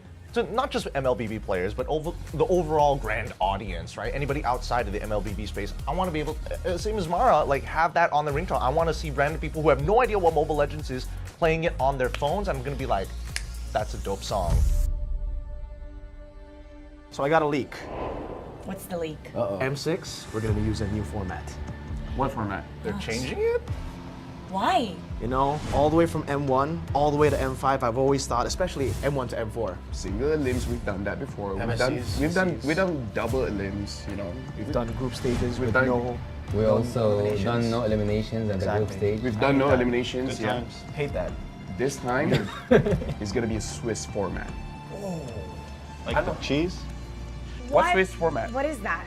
What is There's no going back from here if you start. You know what the Swiss format is. Actually, yeah, I do. What is it? Okay, so let's keep it very simple, right? So for this M6, I'm thinking we're gonna be bringing 16 teams, and then we'll make the total. If you win 3 times, you'll advance forward. Lose 3 times, you're gonna get knocked out. Oh no, you play with everybody. You play with everybody. 1-0 beats 1-0, so everybody starts with 2 groups. Group A, Group B. 8 teams here, 8 teams in B. Then, every single time they have to fight, we're gonna redraw. Wait. That's a great idea. That's a great idea. Wait. Who's doing the redraw? Yeah, who's doing the redraw? I want to know this. Don't worry. Because is it gonna be us? Don't worry. I don't. I mean, I think it should be Mara. No, I think it should be Mara. You know what? I think so too, but I've suffered. I suffer. We have suffered. I cannot suffered. draw We know. anymore. So now it's Gideon's turn. Exactly. Yeah. Wolf, Gideon, Wheezy. Whoa, wait a minute. Is we're gonna have Yasu and KB do it. Because we don't want to do it anymore. Me and LaFell, We've had enough. we've had enough. Good idea. So we will do the draws ourselves. You will have You to will do it. suffer the wrath. Is it alright if I had all the Filipino teams and the Indonesian teams in one group? You know what? Nah. That's why, you know what? This is the reveal. If the players are gonna face off against their opponents, they should draw. Why put the responsibility on the league ops? Why to put the responsibility on the talents? They should be the ones to decide their own fate. Okay, let's decide this. Mara, what do you think about that? Players? I think the players. That's perfect. Perfect. So, well, they can't say it's biased. They can't say it's planned. Exactly. They know. Not stale. Yes, exactly. So it should be the players because, well, they're responsible for who they draw. Wait, We've had enough. They changed their minds right now. Just with you giving us that idea, I'm gonna cut you out. But actually, hold on. We need to hear what KB has to say because, you know, he's the professor here. So what do you think about the Swiss format? Like, what do you guys feel? Do you guys feel it's fine? Because if you guys say it's okay, we're gonna run with it. And if we say that it's not okay, you're gonna also run with it. If only one of you says it's not okay, then we won't run with it. I'm okay. Because you know what? We can't predict any team. Even group stage, you know who you facing on. Yeah. You have 3 teams as an enemy. But in Swiss round, you can't predict tomorrow what's going on tomorrow. What if we lose? Every round. So yeah, technically, groups are a thing of the past. Because you know what the discussion is, right? Whenever somebody makes it out of groups, oh, it was an easy group. Exactly. They weren't ready for that group. So now, I like it. You get to find out who really is deserving of making it. It's time to talk about the strategy for the teams. No, I mean like for What do they think? yeah, for the Swiss format's format, gonna yeah. play out? No, okay, so we're locked in, right? It's gonna be Swiss format. Okay. We've seen teams talk about, oh, best of 2 is a different kind of strategy, right? Best of 1, completely different strategy. So now Swiss format, like Gideon, Steffizy, like what do you guys think is gonna be the strategy when we're going for a Swiss format for this time? Just win. That's simply what the format is asking of you, right? It's saying, hey, the faster you win, the better the more times you win, the easier it is to make it over to the next stage. That's the whole point of the format, to kind of weed them out. Let's think about this, right? Because you're gonna play way more games in this format. Am I correct? Right? In the group stage. Playing more games. Imagine the first one, you're already showing everything you've got. Isn't that like, you know? I mean, I think it's cool that the teams will be facing teams with the same record. So I think it'll be even competition, so you'll see the teams scale the later we get in the Swiss format.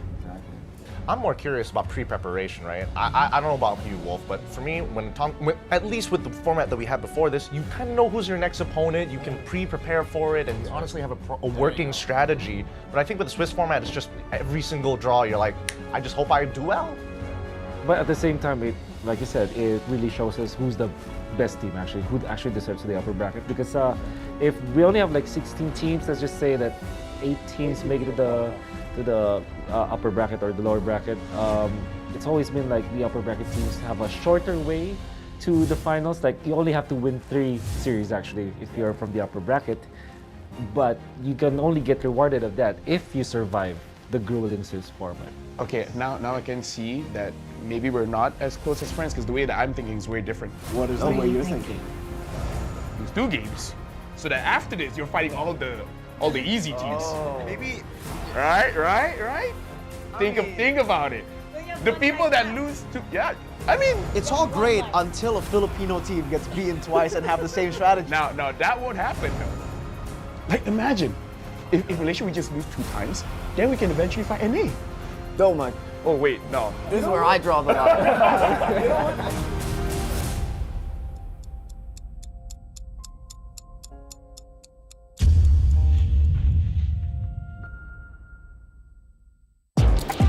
Tak kisah jago sukan apa jua, jagokan lagi dengan rangkaian 5G termantap dan tanpa lag.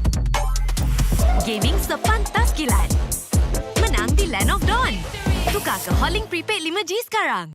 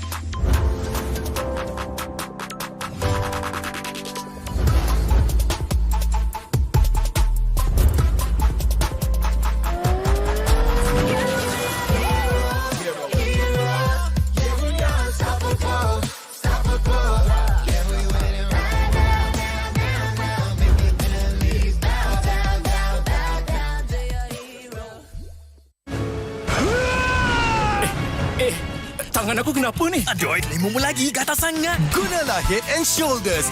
100% keyakinan, kelumamu dan kegatalan. Wiped out. Unstoppable.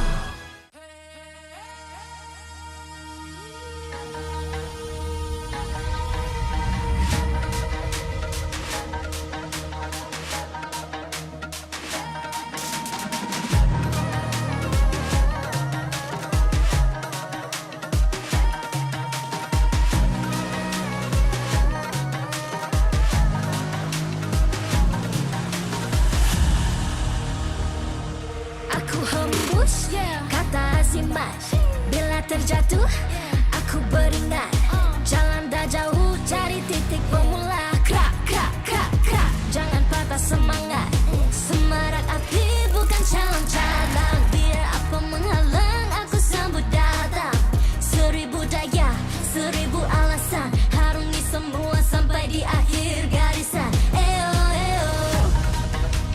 tak senang mengalah, kami luar biasa. Semangat membara, harungi bersama. Lakukanlah sama-sama lakukan, bergema di kiri dan kanan, tak berhenti marah ke hadapan, tak mengalah berdepan cabaran. Jaga, jaga, kita jaga. Jaga, jaga, kita jaga. Jadi ayo. See me, watch me, hype me, gotta give it all. Don't matter how many times I fall, gotta get back up, yeah, yeah, gotta go. I can hear them calling, now I gotta serve. Mess with my clique, now you get what you deserve. We keep it tight, we keep it cool, they got me and I got them too. Renung tak rasa api tak kunjung padam. Marah ke hadapan kita sehaluan, jangan simpan-simpan kita anak Malaysia. Kami tak senang mengalah, kami luar biasa. Semangat membara, harungi bersama. Jaga, jaga, kita jaga. Jaga, jaga, kita jaga. Jadi ayo.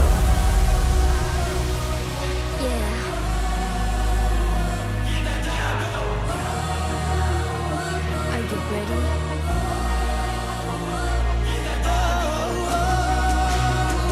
Can you feel me now? Yeah, yeah, yeah, yeah. Let me hear you say.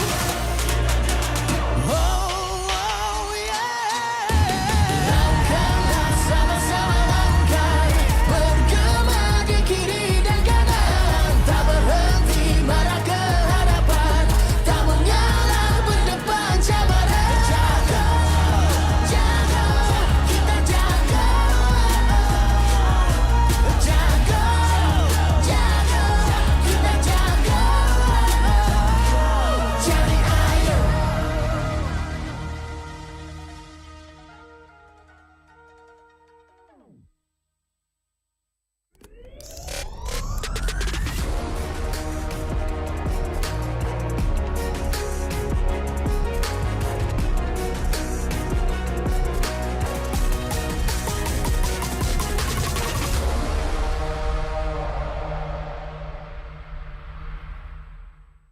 Okay, Assalamualaikum. Anda masih lagi bersama saya Sid dan juga pelakon-pelakon untuk movie MLBB di mana kita ada Zik, kita ada Iqmam Amri dan juga encik saudara Fauzi Nawawi. Memang dah terkenal, dah lama dah berlakon dekat industri Malaysia ni. First of all, apa khabar? Baik.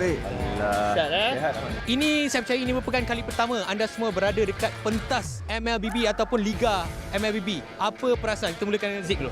Sangat teruja. Ini first time tengok face to face game yang sangat best pula tu. Perasaan macam nervous bila tengok ramai orang macam kita tengok game bola, macam tak sangka MLBB sebesar ini. So macam proud lah to be a Malaysian. Saya nampak vibe dalam e-sport ni makin maju dah 2024 ni. Yang paling penting vibe juara tu wujud pada hari ni. So tak rugi kita orang datang lah. Boleh jangka tak yang sebenarnya nanti satu hari nanti, which is hari ni, game ataupun e-sport boleh jadi sebesar ni sampai dah ada movie? Sebenarnya bila awal-awal Mobile Legends Bang Bang ni berada di Malaysia, saya tak expect bahawa penerimaan masyarakat khususnya peringkat remaja ni boleh sampai ke tahap ni. Ini dah boleh challenge bola dah ni. Sikit hari lagi saya tak heran 2025 yang akan datang population Mobile Legends ni akan jadi lebih besar. Kita tahu anda bertiga sekarang ini terlibat dengan penggambaran untuk movie terbaru khas untuk MLBB. Boleh tak cerita sedikit sebanyak pengalaman untuk shoot movie tersebut? Pengalaman dia best, sangat unik sebab saya rasa for Malaysia ini movie MLBB yang pertama kan. So untuk kita orang pun dapat duduk di stage macam player, it's an amazing experience lah for us. Pengalaman sangat best lah sebab berlakon dengan kawan-kawan dalam industri. And then ini macam impian saya lah menjadi seorang pro player walaupun pelakon je. So macam excited lah nak tunggu filem ni keluar. Ya, itu semestinya apa yang kita ingin harapkan. Alright, kita masih lagi bercakap tentang movie. Boleh tak cerita sedikit sebanyak watak ataupun karakter yang anda bertiga dan mungkin Puan Lisdawati juga bagi tahu apa yang terlibat ataupun watak dalam filem tersebut. Okay, so kita orang sama tim. Kita orang daripada pro player daripada Singapore. Yes sir. So saya tak nak cakap banyak tentang watak saya bawa watak jahat. Sangat-sangat jahat lah. Okay, orang akan menyampah lah tengok dia sebab saya sendiri pun menyampah tengok dia masa syuting. Okey, watak Cik Fauzi. Tanyalah buat saya pula. Ibu kepada watak hero dalam story. So, dia sebenarnya ada true story yang telah di-plan untuk jadi lebih menarik untuk tayangan filem Mobile Legends. Alright, jadi anda semua dah dengar daripada pelakon-pelakon sendiri. Terima kasih ucapkan kepada Zik, Iqmah dan juga Fauzi bersama dengan isi Puan Lisdawati. Jadi stay tune, keep in touch dengan kita orang punya social media untuk saksikan movie terbaru untuk MLBB. Nak tahu dengan lebih lanjut, stay tune dekat kita punya social media. Bye-bye.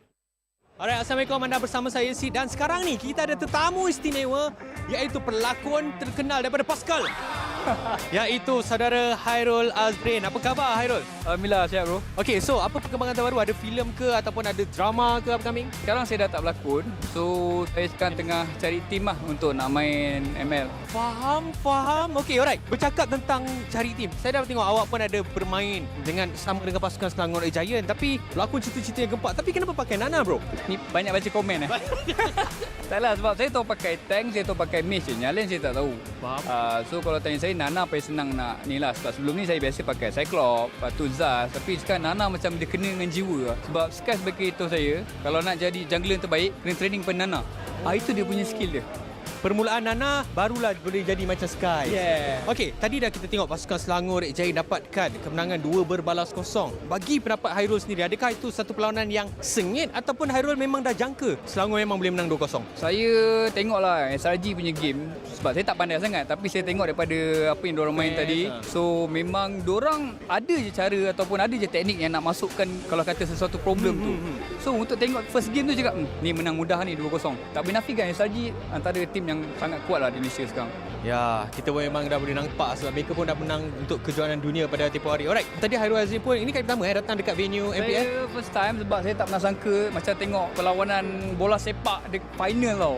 Ini bukan final kan? Ini bukan final. Bukan final tapi dah macam final tadi. Dia ada tukang sorak daripada tim SRG. So best lah. Best lah. Memang ini vibe. Benda ni dah berlaku dah few season dan kita boleh nampak lepas kemenangan Selangor Giant dekat tempoh hari tambah lagi vibe tersebut. Right, sebelum saya nak lepaskan Hairul, mungkin ada kata-kata terakhir ataupun kata-kata semangat kepada pasukan Selangor Giant sebab kita ada beberapa minggu sebelum kita pergi ke peringkat play-off. Betul.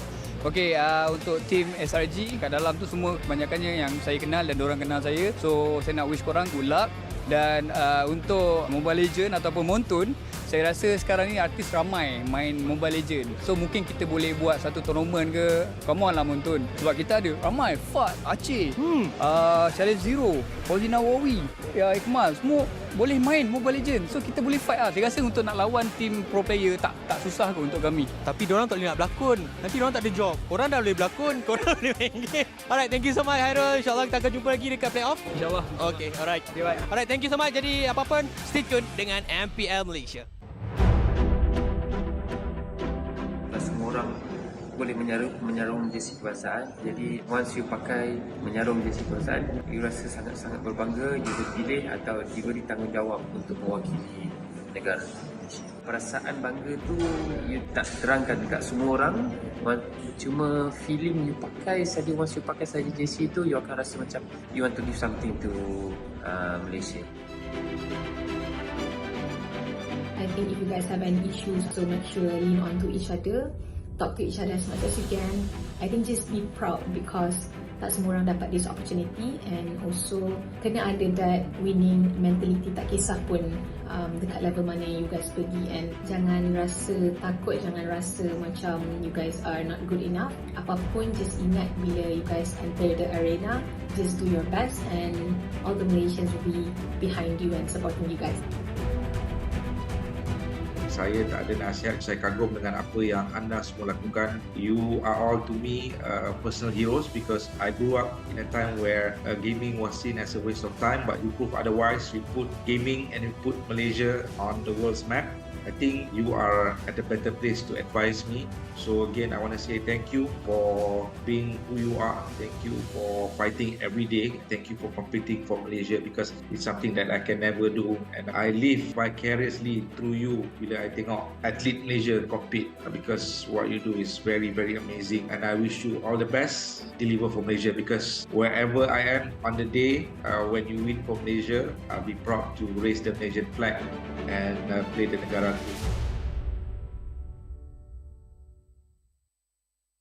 Hi guys, I'm Stormy. Hi, and I'm Rose. And I'm Yum. Okay, so right now we are going to be playing the game called Guess the Hero, where Yums will draw and Rose will guess. Ready? Let's go! Go, Stormy. Go. Senang? Aku lukis satu benda kau dah tahu dah. Okay. Telur? Lagi. Kalau dia mati, dia jadi telur. Oh, Digi. Kenapa kau cakap? Tak boleh. Tak boleh itu. Okay, sekali lagi, satu lagi. A few moments later. Don't talk, ah. I will remove the mic. Oh, Ben. Oh. Huh? Ben. Wow! Chemistry 10 out of 10. Boleh bantai. Boleh bantai pan? Boleh bantai. Okay, so Sepat akan melukis, Nets akan guess. Mari, let's start. Ada aku nak lukis tau. Spell je. Spell kepala. Ish. Tak boleh spell. Okey tak? Ziko hero ni kau main tak? Ui. Tarit. Bukan. Ha? Dia bawa ni nak. Oh. Dia bawa ni. Last dot. Ha, last dot. Lu combine ah. Golden. Lagi, tambah lagi. Tak faham. Keluar. Tarit. Ruby. Ni Ruby ke? Macam tak Ruby. Macam Algus. Sini. Kalau dapat diamond, serius. 5 second je. Okay, ready? Balmon. Sabar. Penny. Nana. Sabar. Ni apa pun? Estes. Sabar. Belum tak ni. Ni apa siap? Macam kucing. Klorin. Tangan, kaki. Ni weapon apa? Rafa. Alah. Tambah dia punya hiasan ke? Telinga dia besar. Oh, Lilia. Tak, kau ingat kau tengok weapon dia betul-betul. Tukul. Balmon hammer. Dia besar. Dia Naga. Oh, Yuzong. Aleko saya. Hello, awak rasa ni hero apa? Hero apa ya? Goblin ah. Momo, awak rasa ni hero apa? Alot. Bang, kau punya susah doh. Sini. Haiwan ke? Sini, Zai. Hero apa ni? Minotaur. Ha. Oh. Bagi air lukis. Badan ni buat tough sikit. Tak juga, kepala bulat. Siapa punya lukisan lagi cantik? Okay guys, so selepas kita cabar 3 pasukan which is Selangor Red Giants, Todak dan juga Vamos, kita dah ada pemenang iaitu Selangor Red Giants lah kan. So kita nampak chemistry diorang memang tip-top. And that is it. I hope you guys enjoy this video and jumpa korang dekat playoff. I got some big news, okay? So I got a leak.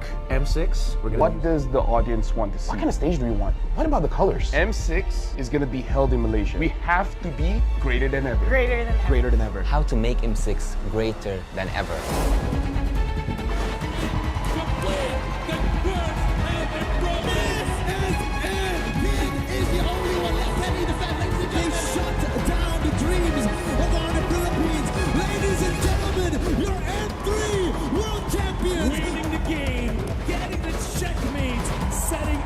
They are the curse breakers, the two-time world champions!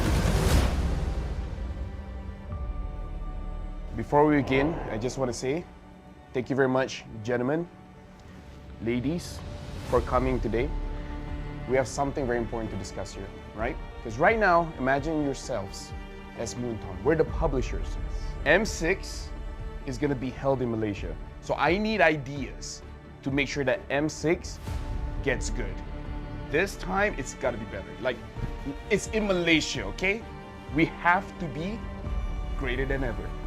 Greater than ever. You know what? That's gonna be the tagline. You like it? You like the tagline? That's a good tagline. That's a good tagline? We went from... Join the fight. Join the fight. Join the fight to the top. To the top.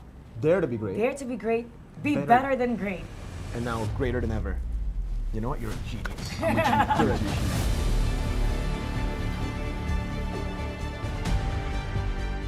Let's talk about what does the audience want to see, right? What do you guys think the audience wants to see? More teams. More teams? How many are we talking? I don't know. But more regions, more teams. How does 16 sound like to you? I mean, it's what we had last year, right? That's true, though. I'm too dumb for Do we want more teams in the wild card or the main stage? Because there's a wild card. We had it, yeah. I'm okay with the 2 slots for the wild card. 2 slots? And then 8 in the Yeah, wild card. 2 slots for wild so card, total for sure. 24. Because I'm a believer that the wild card is a legit part of the tournament. I agree. Do they actually want smart stuff? non-PH versus PH finals, I guess. Non-PH, yeah. Non-PH, Oh, PH non-PH. finals. We got that in M5 though. What specific region do you want in the finals? North America. Wow. That one is a bit. I don't know about that one.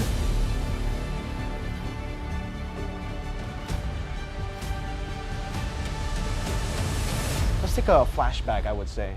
Throwback to the days of the past. M1 was a great time. M2 was a great time. Every single tournament, it was great. He's got a lot to say about history. I love history. We gotta talk about logistics here, and I feel like we need to include Mara for this one because we gotta talk about the stage. M1, the stage was pretty good. I feel like it really sets the tone, right? Mara, you've seen the stage for M2, M3, M4 up until a few months ago. It was MSC as well, but let's not talk about MSC. We're talking about the World Series. Like, what kind of stage do we want? What about the colors? I think the color should change depending on what stage we're in.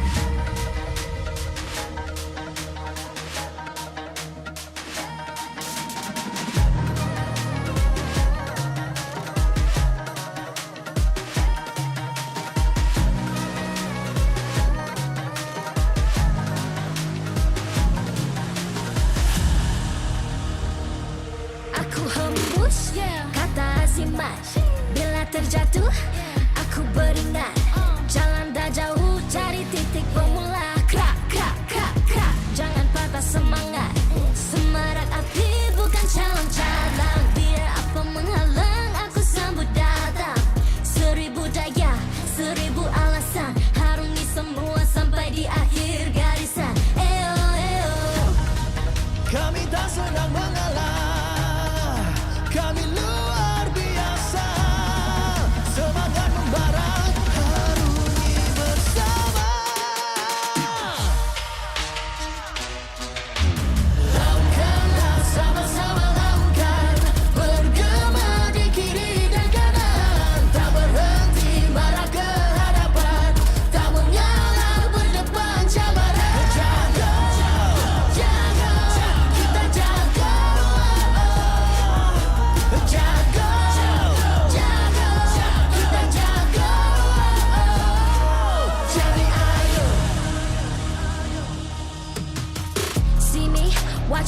Hype me, gotta give it all. Don't matter how many times I fall, gotta get back up. Yeah, yeah, gotta go. I can hear them calling, now I gotta serve. Mess with my clique, now you get what you deserve. We keep it tight, we keep it cool. They got me and I got them too.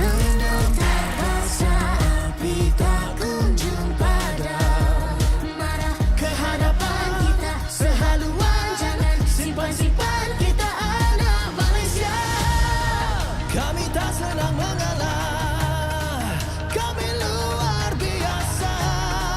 Semangat membara, harungi bersama. Jaga, jaga, kita jaga. Jaga, jaga, kita jaga. Jadi ayo. Yeah.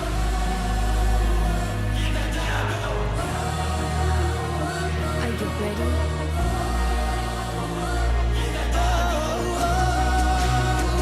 Can you feel me now?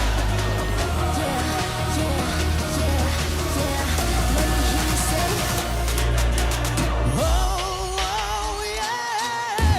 Langkahlah sama-sama langkah, bergema di kiri dan kanan, tak berhenti marah ke hadapan, tak mengalah berdepan cabaran. Jaga, jaga, kita jaga.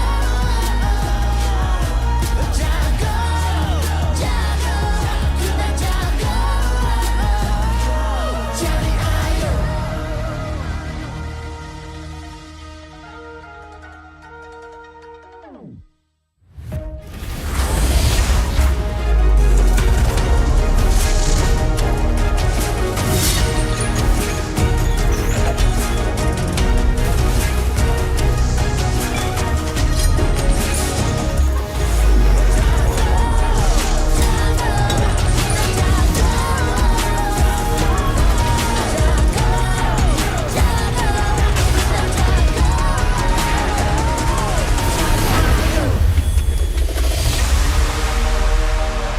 The MPL MY Season 14 Playoffs is happening in Indoor Arena, Educity Sports Complex, Iskandar Puteri, Johor. Powered by Moonton and APRJ. Official 5G mobile internet, hotlink, best for 5G, lightning fast, MLBB gaming. Official gaming phone, ROG Phone 8, king of performance for mobile gaming. Official lifestyle fashion partner, up your game with JD Sports. And thank you to all our partners in esports and strategic partners. Afternoon, everybody, one and all. Welcome to the MPL MY Season 14 Playoffs, day number 3. We've already had an exciting best-of-5 matchup, and our very first M6 representative qualified to go further on in the internationals. But today, we look for a second one. My name on the desk is going to be getting Q. We have today with me Sadafa as your play-by-play, and of course, the Singaporean invasion here with Abstract and as well as Jace. Singapore invasion. Hey, you had your time the other time, but Jace, fresh on the desk, how you feeling? I'm feeling great. The energy in MPL Malaysia is unstoppable. I think this is a massive teaser of what you guys can bring for M6 happening very, very soon. Very closely as well, and that's a good point because every single time I was expecting JB to be a little bit more calmer when it came down to the crowd and the energy, but it continues to surprise me. Each day has been more exciting than the last. In terms of both gameplay as well as our audience, the MPL Malaysia Season 14 Playoffs is just a gift that keeps on giving. And now that we already know one of our M6 reps, we have even more to look forward to because there's still 3 teams remaining, but only 1 slot to fight for. It's definitely and always going to be very heart-wrenching whenever we are looking at the lower brackets. After all, we gotta have to see some people go, but understandably looking at one of the biggest giants at the lower brackets is definitely something that is very unsettling. I mean, if you guys are just tuning in right now and you missed out one of the most banger of series here today, don't worry, we have more excitement here in the lower bracket semifinals with SRG being knocked down by Todak previously and may have another opportunity to face against Todak if they just beat Red Esports. It's really a shocker to see what the brackets have turned out to be here in the playoffs. If you showed this image to someone before the playoffs started, they would not believe you. That's just how ridiculous it is to see some of these things happen. Todak, they beat SRG. You would think, oh, they must have improved a lot. Maybe they're a shoo-in. But then Vamos took them down without too much issue.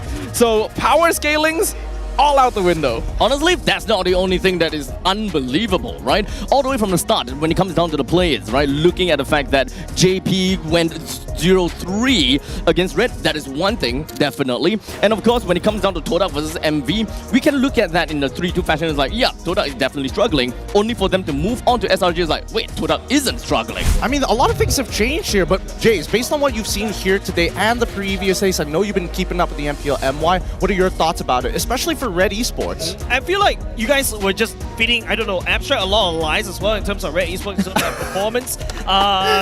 Thank you for scamming the Singaporean, but I think more importantly is that Red seems like they do have some showing, right? Even taking one game away from Vamos, hopefully they should be able to at least get something away from Selangor Red Giants, because throughout the regular season, their performance are not really exactly the best. Well, that's the thing. Here, hopefully today, we are going to see the new side of SRG, the inform Selangor Red Giants, with Stormy, Cram, Sakai's, Yums, and as well as Innocent. Jace, I'm going to throw it back to you once again. What do you think went wrong with them the first time, and what are you expecting for this upcoming match? I just personally feel like, you know, after watching them, their performance, stellar performance in MSC, right? I think that meta shift kind of hurt Selangor Red Giants quite a lot, right? Stormy getting caught out quite a little bit. Cram, somehow, I just feel like in terms of the tank meta, he's really gung-ho. He really wants to go around and flank, but he's just unable to find all of this. So this is basically just what I feel. But hey, maybe there's a different Selangor Red Giants that we see in playoffs. Do you think that expectations are set too high for SRG, Stafa? I mean, you saw them. They won MSC, and now coming into the next season, everybody has set them on such a tall pedestal. I get the feeling that that pressure does play a role in their performance. We have seen teams in MPL MY in the past succeed right off the bat and then not know how to deal with failures or setbacks. SRG, they've grown a lot, but I hope they can grow more from this. I mean, if we're talking about growth, Red Esports showing a completely new side to us here today. I mean, even yesterday, right? They flip a coin and you don't know what you're going to get with Kim, Iris, Sensui, Grayson, as well as Owl, Abstract. I know we scammed you the last time, but give us the true opinion about Red Esports. Honestly, Red Esports is, as much as you guys said, Ube. We haven't really quite seen the Ube strat just yet. But to be fair, when it comes down to the interview, or rather the starting video, they did say that they still have a couple of tricks up their sleeve. So at least when it comes down to Red Esports in this playoffs, they are starting to slowly show some of these. They went with the hyper-aggressive Hilda kind of game with the Cho. All those were fine and dandy, but obviously when it comes down to hyper-aggression, they were still not exactly up to par against Vamos, which is where I really want to see them do the same thing to SRG.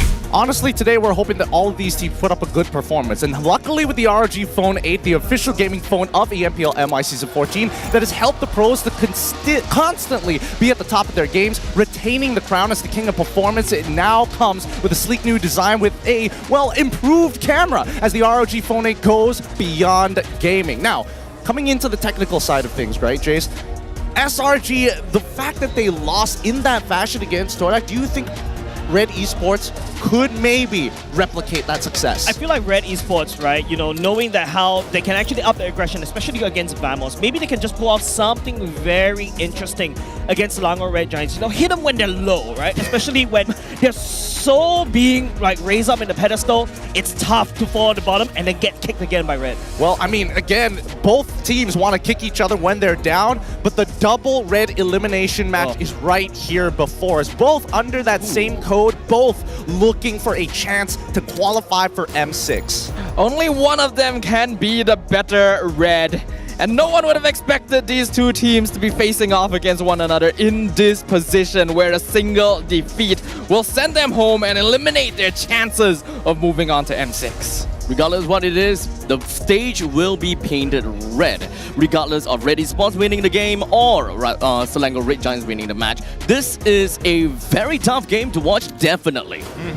Well, I think that even the Land of Dawn is going to be changing color at this point. It's really, really tough to say who's going to stand up on top. My heart wants to tell me that SRG, based on their performances, based on their accolades, should win this, but Red continues to surprise us. Even their match against Todak previously, some moments were pretty close, like really good ideas and concepts. And that's exactly what Red can always pull up against Selangor Red Giants, right? They could, but what the real question is, what are the key adjustments that both teams need to make to survive that lower bracket? I'm going to start with you, Abstract. I mean, you were watching, you had a little bit of a break as well, so at least you're coming in with a fresh new perspective. Okay, so at least when it comes down to the lower bracket, one thing's for sure is that Selangor Red Giants, I think that they really need to get Yums in the right spot, right? As much as possible. We were talking about, oh, Yums, the show was great and all that kind of jazz, but to be fairly honest, we haven't been looking at too much of those opportunities being seized by Yums. There were a lot of angles where the opponents managed to kind of wiggle their way through, even when Yums was playing as the Ruby, for example. There were definitely points in time where Yums could have intercepted, and I think that Yums, if he's on point, there could be a very good chance that Red would have absolutely no way to even break through the barriers of Selangor Red Giants. Do you agree with this, Jace, from an outside perspective? I personally feel, I haven't done a different perspective, but I agree with what Abstract is talking about, right? I feel like in order to survive the lower brackets, this is where cheese strats go, right? Anything and everything. Just kick them way to low, just play dirty, and that's exactly what I love to watch among these two teams. I don't know, that sounds that sounds more like a Vamos tactic to me. Guys, please join the fight now. Use that QR code if you're lazy to type in that, again, too many digits, too many letters. Save yourself the effort, but please join the fight. Now to get the insider perspective. Me and Mustafa, I mean, we've seen these teams battle it out, and Red, honestly, yes, it is shocking, but do you see that maybe Red has hit a plateau? Has SRG finally hit a ceiling? In the case of SRG, I think what they are encountering right now is a bit of desperation under the pressure, where they're trying to make things happen. And in the past, it always worked for them, right? We know that the Red Giants are not actually the cleanest team. They will give away kills, especially in the first few minutes, but they always claw their way back. Now, though, the meta makes that a lot more difficult. As for Red, a little more experience under their belt. I like their ideas, but it's gonna be tough. Well, it is going to be tough. Hopefully all of you viewers from across the world are ready for our upcoming game. Our teams are ready, and they're going to be walking in right now.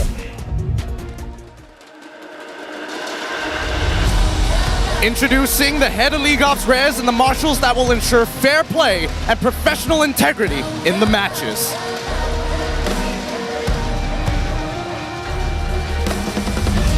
Selangor Red Giants.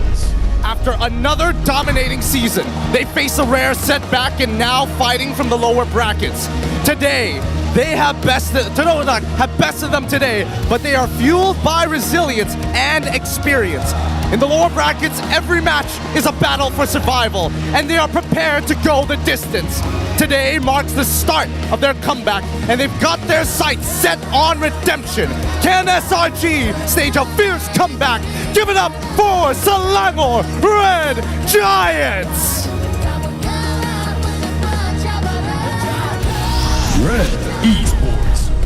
Still standing tall after a cruel 3-1 defeat to Team Vamos, they're looking to bounce back in style, with Grace and Kim, the dynamic duo, leading the charge with creative angles, along with their reliable jungler Sensui and the finishing power of Owl. Iris may be shaken slightly yesterday, but he looked to regain his ultimate form for this upcoming match. Get ready, because they are determined to bring another upset to this eventful playoffs. Let's give them a roaring welcome. This is Red Esports!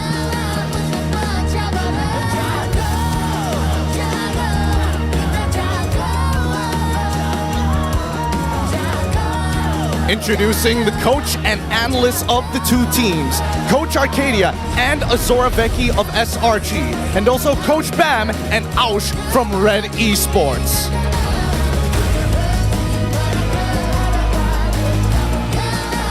Let's keep it going with fist bumps between the teams, a true sign of professionalism.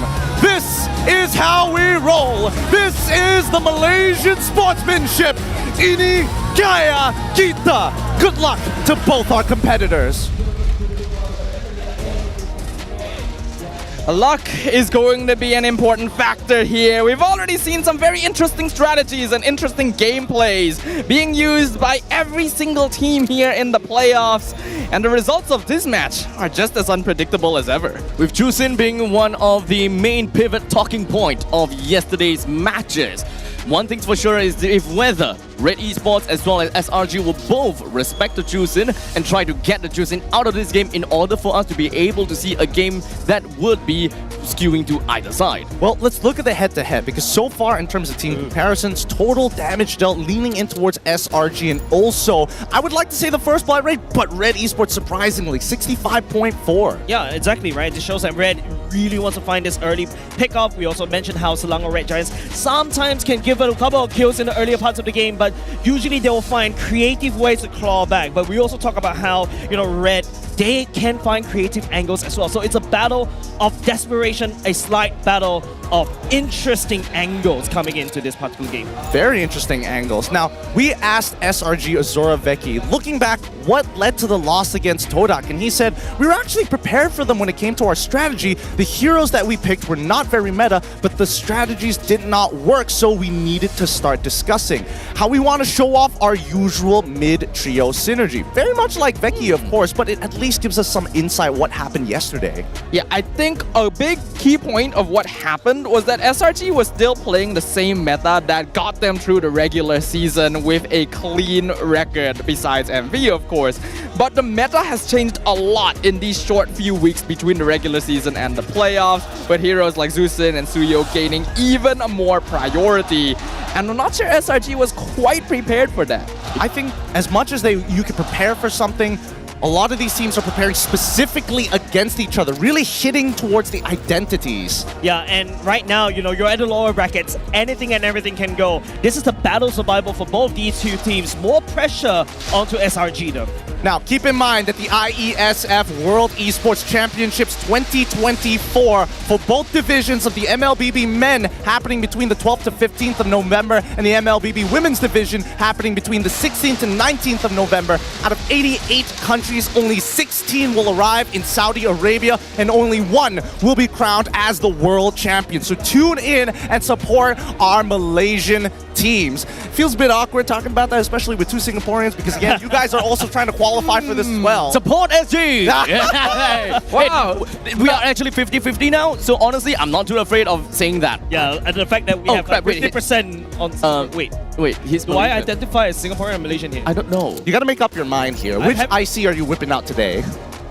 Your money's with me. Oh, wow! He's holding it hostage! He's just desperate to look for support on this man. I'm being scammed and bullied by you guys. Man, I've never been in a hostage situation, but this is how negotiations probably go. But it's like reverse bribing. Hey, I know, we're Malaysians, we know something about bribing here, but it's time to hop right into the draft to get this best of 5 started between both of our red color teams. SRG gonna be taking blue side, red once again opting to lean on towards second pick. Matilda and Gato Kacha insta-bans for SRG as we see Fanny and Chip as a response from red. Alright, we're gonna see some interesting stuff here because SRG is one of those teams that has been banning a little bit differently than we've seen from Vamos and Todak. They do decide to ban out the Eve, but we don't see any of the usual priority, the things like that Zusin. Maybe they'll go for the first pick, Suyo. There's always a lot of, okay, yay, Juicin, ban, out of there. Woo! So, okay, first pick Suyo seems like a very possible thing for the side of SRG, right? Is it like a 90% chance? I mean, I feel like it's almost 100% chance to a certain degree, right? Because I don't think Sakai's is going to just let it through. But Jace, what about you? How do you think the meta has kind of shifted, especially within the first phase, which by far has been the most important part of the draft? Yeah, usually back in Singapore when we're literally prioritizing a lot of these EXP laners, right? But because of the meta shifted again, especially with the Suyo priority and then the Juicin priority as well, now we have to pick up these two as a first pick, especially right now if Red decides to go for the ban on Juicin. And the best part is we get to see the Edith coming back. We haven't seen Edith in a while, especially on MPL MY, if I'm not mistaken. Yep. I think in the first 2 days we didn't really... No, the first day had one. Yeah, whole playoff. Second day, one single Edith, right? First day is just like... Edith not there at all. Honestly, kind of a surprising thing. Yeah, Edith, I feel like it's still a top tier pick. So, so far, I'm really liking what Red is bringing to the table. Lo Yi, Edith, Alpha, all very solid picks and allows them for very aggressive early play to counter the Suyo. But it also kind of shows that Red Esports, I mean, they could have looked for the counter pick in the Irithel against Natan, but instead they lean more into the Alpha, right? So I'm guessing that Owl is pretty comfortable playing whatever they give him as the insurance policy in the late game. But coming into that second phase, Valentina ban coming in from Red Esports. They've got Loyi, they can get a little creative with it, and I think that they want to put SRG back into a corner. Now, one thing that I have been seeing is a common trend is that whenever we're looking at the first phase of Natan pick, normally what comes after is boom, an R4 Irithel pick. Is this something really that SRG might want to consider banning out? Is it really that big of a deal? I want to say yes, but at the same time, there is a possibility that Red, I mean, they don't need to lock in their goal laner straight away, and they're expecting SRG to ban out a majority of them, so they could still keep it flexible. Yeah, pretty surprising Novaria ban coming out. She's been out of meta for quite some time already, suddenly taking that away. I'm loving this meta, right? Especially MPL MY has shown us that, hey, you start to see a lot more old picks coming back into the rotation. Like Hylos disappeared for quite a few playoffs, especially in the under MPL, especially in MPL Singapore. Hylos literally disappeared because it replaced by the Khaleeds, replaced by, I don't know, Tank Benedetta, for some weird reason by Diablo. But hey, seeing a Hylos here is pretty refreshing.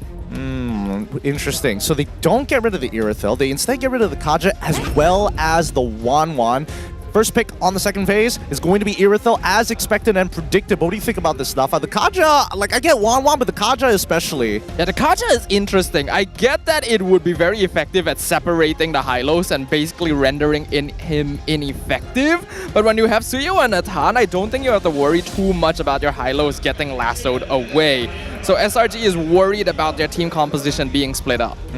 Even more so, I think at this point, whoever picks their EXP laner is going to be on a losing matchup, because I feel like if SRG pick up Phoveus now, there's not a lot of dashes to really get max value from Red Esports. But at the same time, if you pick Khalid and then you have to play into the Phoveus, that's also pretty awful. Is there a mage that specifically finds Kaja a big annoyance? Lilia? We haven't seen a Lilia in a long time. Highly doubtful. I think it's probably because they were intending on bringing out this Cho. Because both Cho and Hylos would be vulnerable to Kaja. If you split them apart when they're already quite in front of the team, then it becomes difficult. Because SRG faced that issue yesterday where their front line was constantly being cut off from their back line. They couldn't take fights together. Here's another CC as well. It's starting to become the flavor of MPL Malaysia as well, which is pretty interesting, right? Churros and I were just talking about the CC, how it can bring value in terms of its flanks, and suddenly, like, you know, it can shred through the likes of the high loss. That's absolutely crazy coming up from Red. All right, now, Jace, I'm going to need you to break down these compositions for us before we head into the Land of Dawn. You talked about CC. It's into the Hylos. It looks like a winning matchup for Red. Yeah, it feels like it, right? Red is bringing in everything. Feels like they're reading SRG as an open book, especially when you're so far ahead. Everybody looking at you. You have to be careful, but SRG, trust in them. They can make it work. All right, so I'm leaning in towards SRG because of that statement alone, but it's time to get the Red battle going here. Only one of these teams is going to be walking away with their brandished colors at M6 as we head straight into the Land of Dawn. All right. Ladies and gentlemen, make some noise. It's going to be our second match of the day. The Reds are on the table, but only one shall leave alive. Oh, I'm ready for this. I want to see SRG really turn it around. It was a huge disappointment the other day when they got knocked down to the lower bracket. Not because it's like, oh, their draft was weak.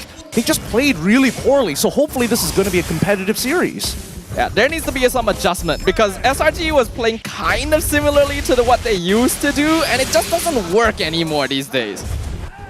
Well, work is one thing. I do feel like they have more in the tank. I'm just not sure whether they've hit a plateau or, well, I thought in the regular season they only played one comp because that's what they're most comfortable with. Now, up on the top side, however, we do see that Iris did force out Cram to use his Revitalize, which is already a very good start. Looking at the battle spells as well, even Owl opting to take Master Assassin up against Innocent. It's going to be a tough lane for him.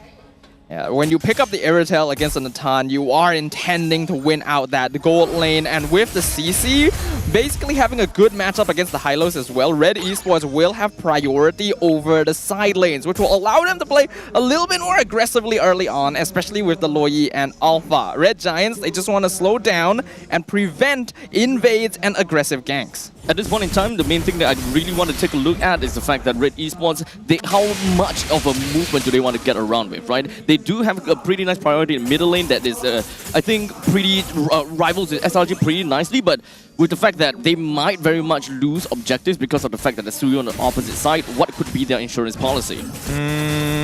I think it really just boils down to Innocent at this point, right? He's got to have a decent laning phase. Oh, gonna die here. Yep, there's the Purify for the extra movement speed. I don't expect Innocent to die this early on, but neither are we seeing support to his side of the map. As right off the start, we do have Sensui just going to be opening things up on the Cram with a Spear of the Alpha, but that doesn't seem like that's going to be the over just yet. Sakai did get caught for a little bit, but Yum joins into the battle and pushes Iris back a bit. In the meantime, we see the 1v1 win. Innocent got dived under the tower. Owl with a huge lead in the gold lane now. And this is what we're talking about, the early aggression from Red Esports. Speaking of early aggression, a quick TP from Kim to make sure that they don't lose tempo. And most importantly, Grace isn't level 4 just yet. I think they're going to drag this out a little bit longer here because so far Sensui has done a good job at keeping up the level against the guys. And that's what you're wanting in this Alpha Risuyo matchup. Oh! That's not great from you!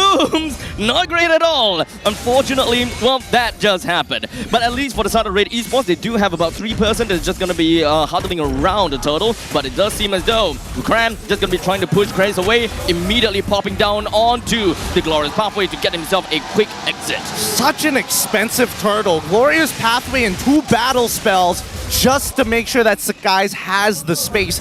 I don't want to say things are going badly for SRG because it's not yet, but it feels like we're on the precipice of things turning around. A little bit. Yum's making a mistake like that, like flickering into the wall, is very uncharacteristic. We've never seen that from him. So Red Giants are definitely a little rattled mentally. I have to feel like their loss previously has affected them a little bit.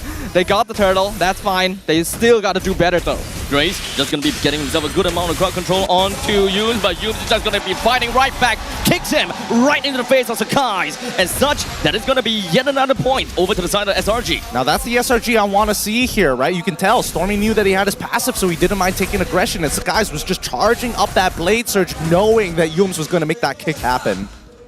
All things considered, I feel like Red Esports could have avoided prioritizing Stormy and maybe tried to punish Yums a little bit more.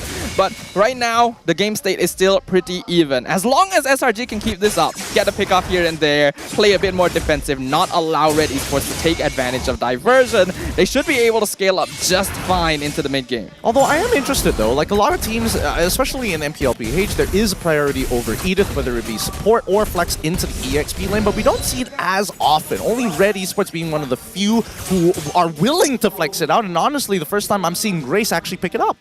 Honestly, I have the same question. I was thinking the entire time throughout the early days of the playoffs, where is Edith? This is a top tier pick. There is no reason it should be just ignored in the pick and ban every single match. Well, speaking of getting ignored here, it looks like on the bottom side of the map, early invades coming in from Sensui as we see that Sakai's is trying to influence the lanes to try and unlock Cram.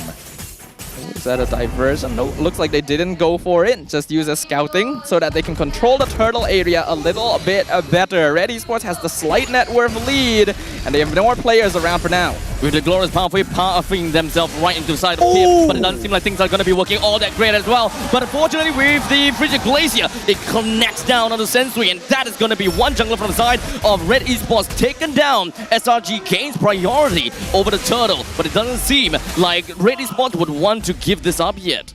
Wait, Irithel is making a rotation from the bottom side to the mid lane. And such, Yums takes a quick flicker only to be wasted as the arrow still managed to hit the target. Okay, so they still find the trade at the very end there. I think that right now, Grace is, he is being very aware of what Yums is trying to do. He had a very good cancel, unable to find the trade straight away, but now the dive on top side. And Iris still wants to be on a hyper-aggressive. Sakai joins in, but didn't really quite land the stun down on the Iris with the Purify. The rest of the members from the side of Red Esports jumps in, but Selangor Red Giants, they are safe right underneath their turret. Mustafa, you think that was like overly forced? Because this is starting to look bad! Stormy, why are you still here? No reason to stay. They already successfully escaped. And you are right, Gideon. That was actually a lot of resources from Red. For SRG, if they didn't lose Stormy there, that was actually a win. Bit of a bummer, but it doesn't mean that they can't recover. Looking at the items, War Axe already complete with no T2 boots. However, seeing Innocent, he's giving a lot of respect over to this Irithel. 1,000 gold ahead of him. Owl has got him beat in lane. And we know how scary Owl can be when he gets the items. He is the win condition for Red Esports.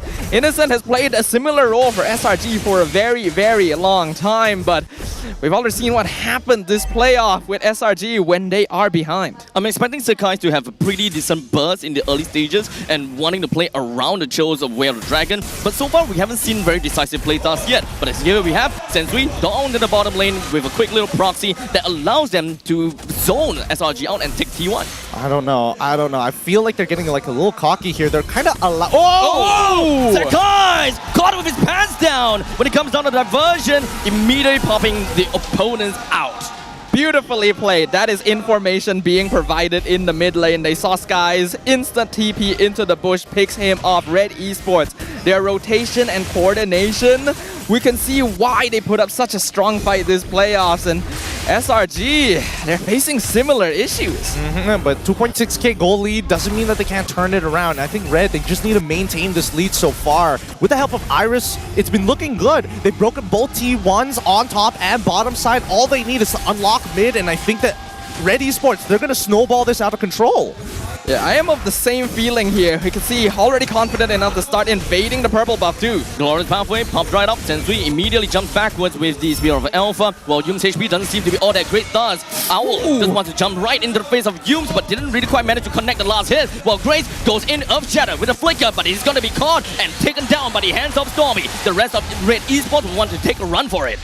They also got the Purify out of Iris, something to keep in note. 3 battle spells down for the side of Red Esports. Stormy and Cram sacrificing their own. Innocent about to get his own Purify back up. In terms of raw scaling, Owl is ahead of Innocent. And that's something that Selangor Red Giants are keeping in mind. They want to make sure that the 2 main forces of Owl and Sensui are split up because they're a lot easier to manage when they're separated rather than together. Yeah, Red Esports seemed a little bit discoordinated in that previous fight. Grace especially going a little bit too far, flickering with the Earth Shatter between the towers, and the rest of his team just didn't know how to connect. Red Esports still has the lead, but if SRG can bait out more of those plays, they definitely can scale it back up, because we know late game Natan is pretty scary. It is pretty scary, but looking at the damage ranking, both Iris and Kim are doing a phenomenal job in terms of pumping out damage. I mean, as much as they want to control one side... Oh! Diversion, could it be? It is! However, it does seem like the Glorious Pathway will slow them down a tad little bit, but Red Esports taking the second hit in the middle lane, at least they cleared out the wave. Staffat walked me through this, because again, Cram did use the Glorious Pathway as soon as he saw that TP to ensure that Sakai gets out. Is it a worthy trade? It's definitely worth it to keep Skies alive in that point, but I also feel like he could have gotten out without needing to use it. I don't think it's a big deal because it's unlikely a big fight will pop out before Glorious Pathway comes back out, and it's just a safety net because SRG already knows they've been punished for being overconfident this tournament. And Veil Dragon connecting down to Cram definitely will be shredding him down like a hot knife through butter.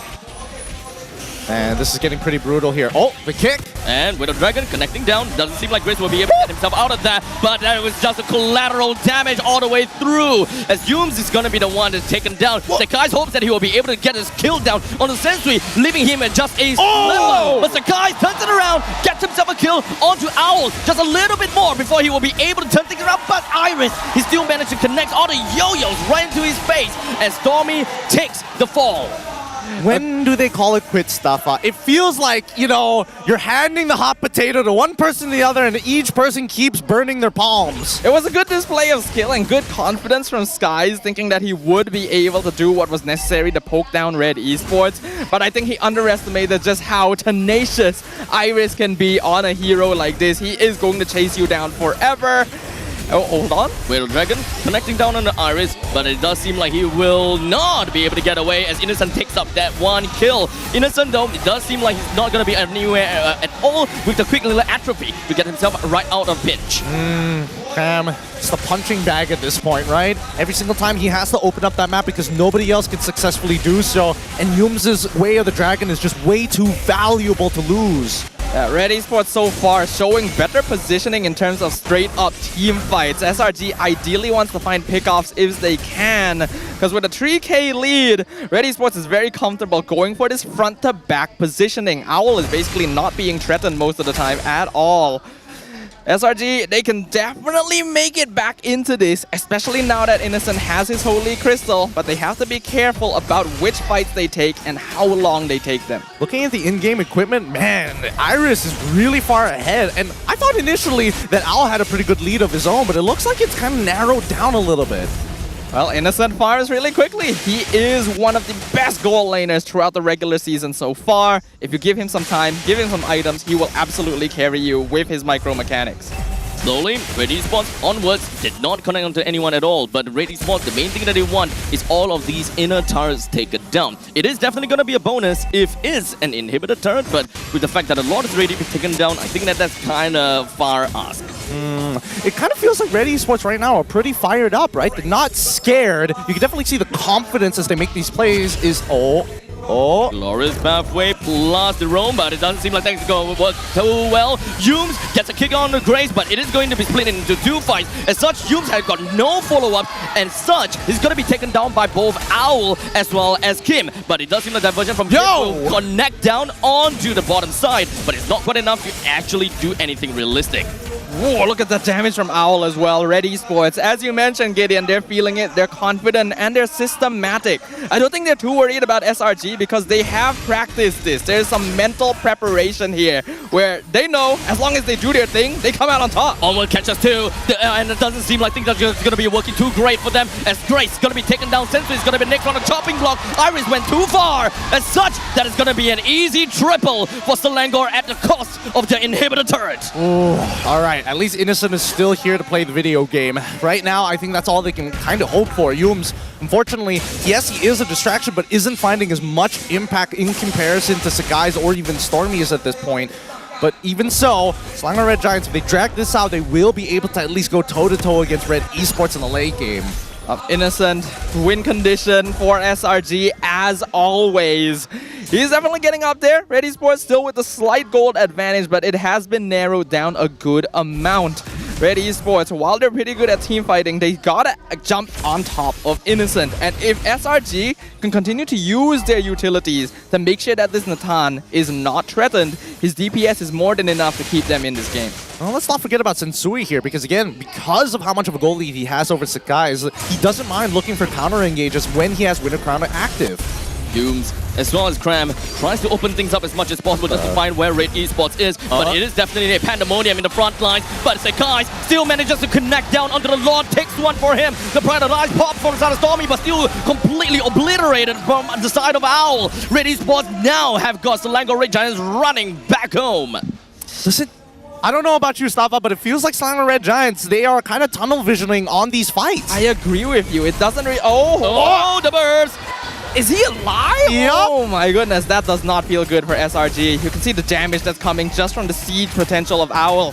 They got that Lord, but Red Esports is controlling these fights much better. They're splitting up SRG when their opponents need to be sticking together so that they can protect this Nathan. Honestly, when it comes down to the pre-Lord fight, we can clearly see that Yums as well as Kranz really went out of the way to open things up, but when they really try to get something connected down or trying to set up something, the rest of Selangor Red Giants is just kind of too far back. Yeah, honestly, I think that Oh, hold on. Oh, wait, what was that? Yums! The flicker, not the way to start things off! As such, he's gonna burn the immortality. At least when it comes down to Shumpo, he'll still be able to get away. The rest of Red Esports, they would really want to keep up chase, but we do have the diversion from Static Cab. It connects down on the Yums and Graham! Stormy from the side, hoping that the Frigid Glacier will be able to turn the tides around. As such, it allows the guys to at least pick one off of the Owl. As such, this might be what they want to do, and they will want to run it down in the middle lane, taking him down.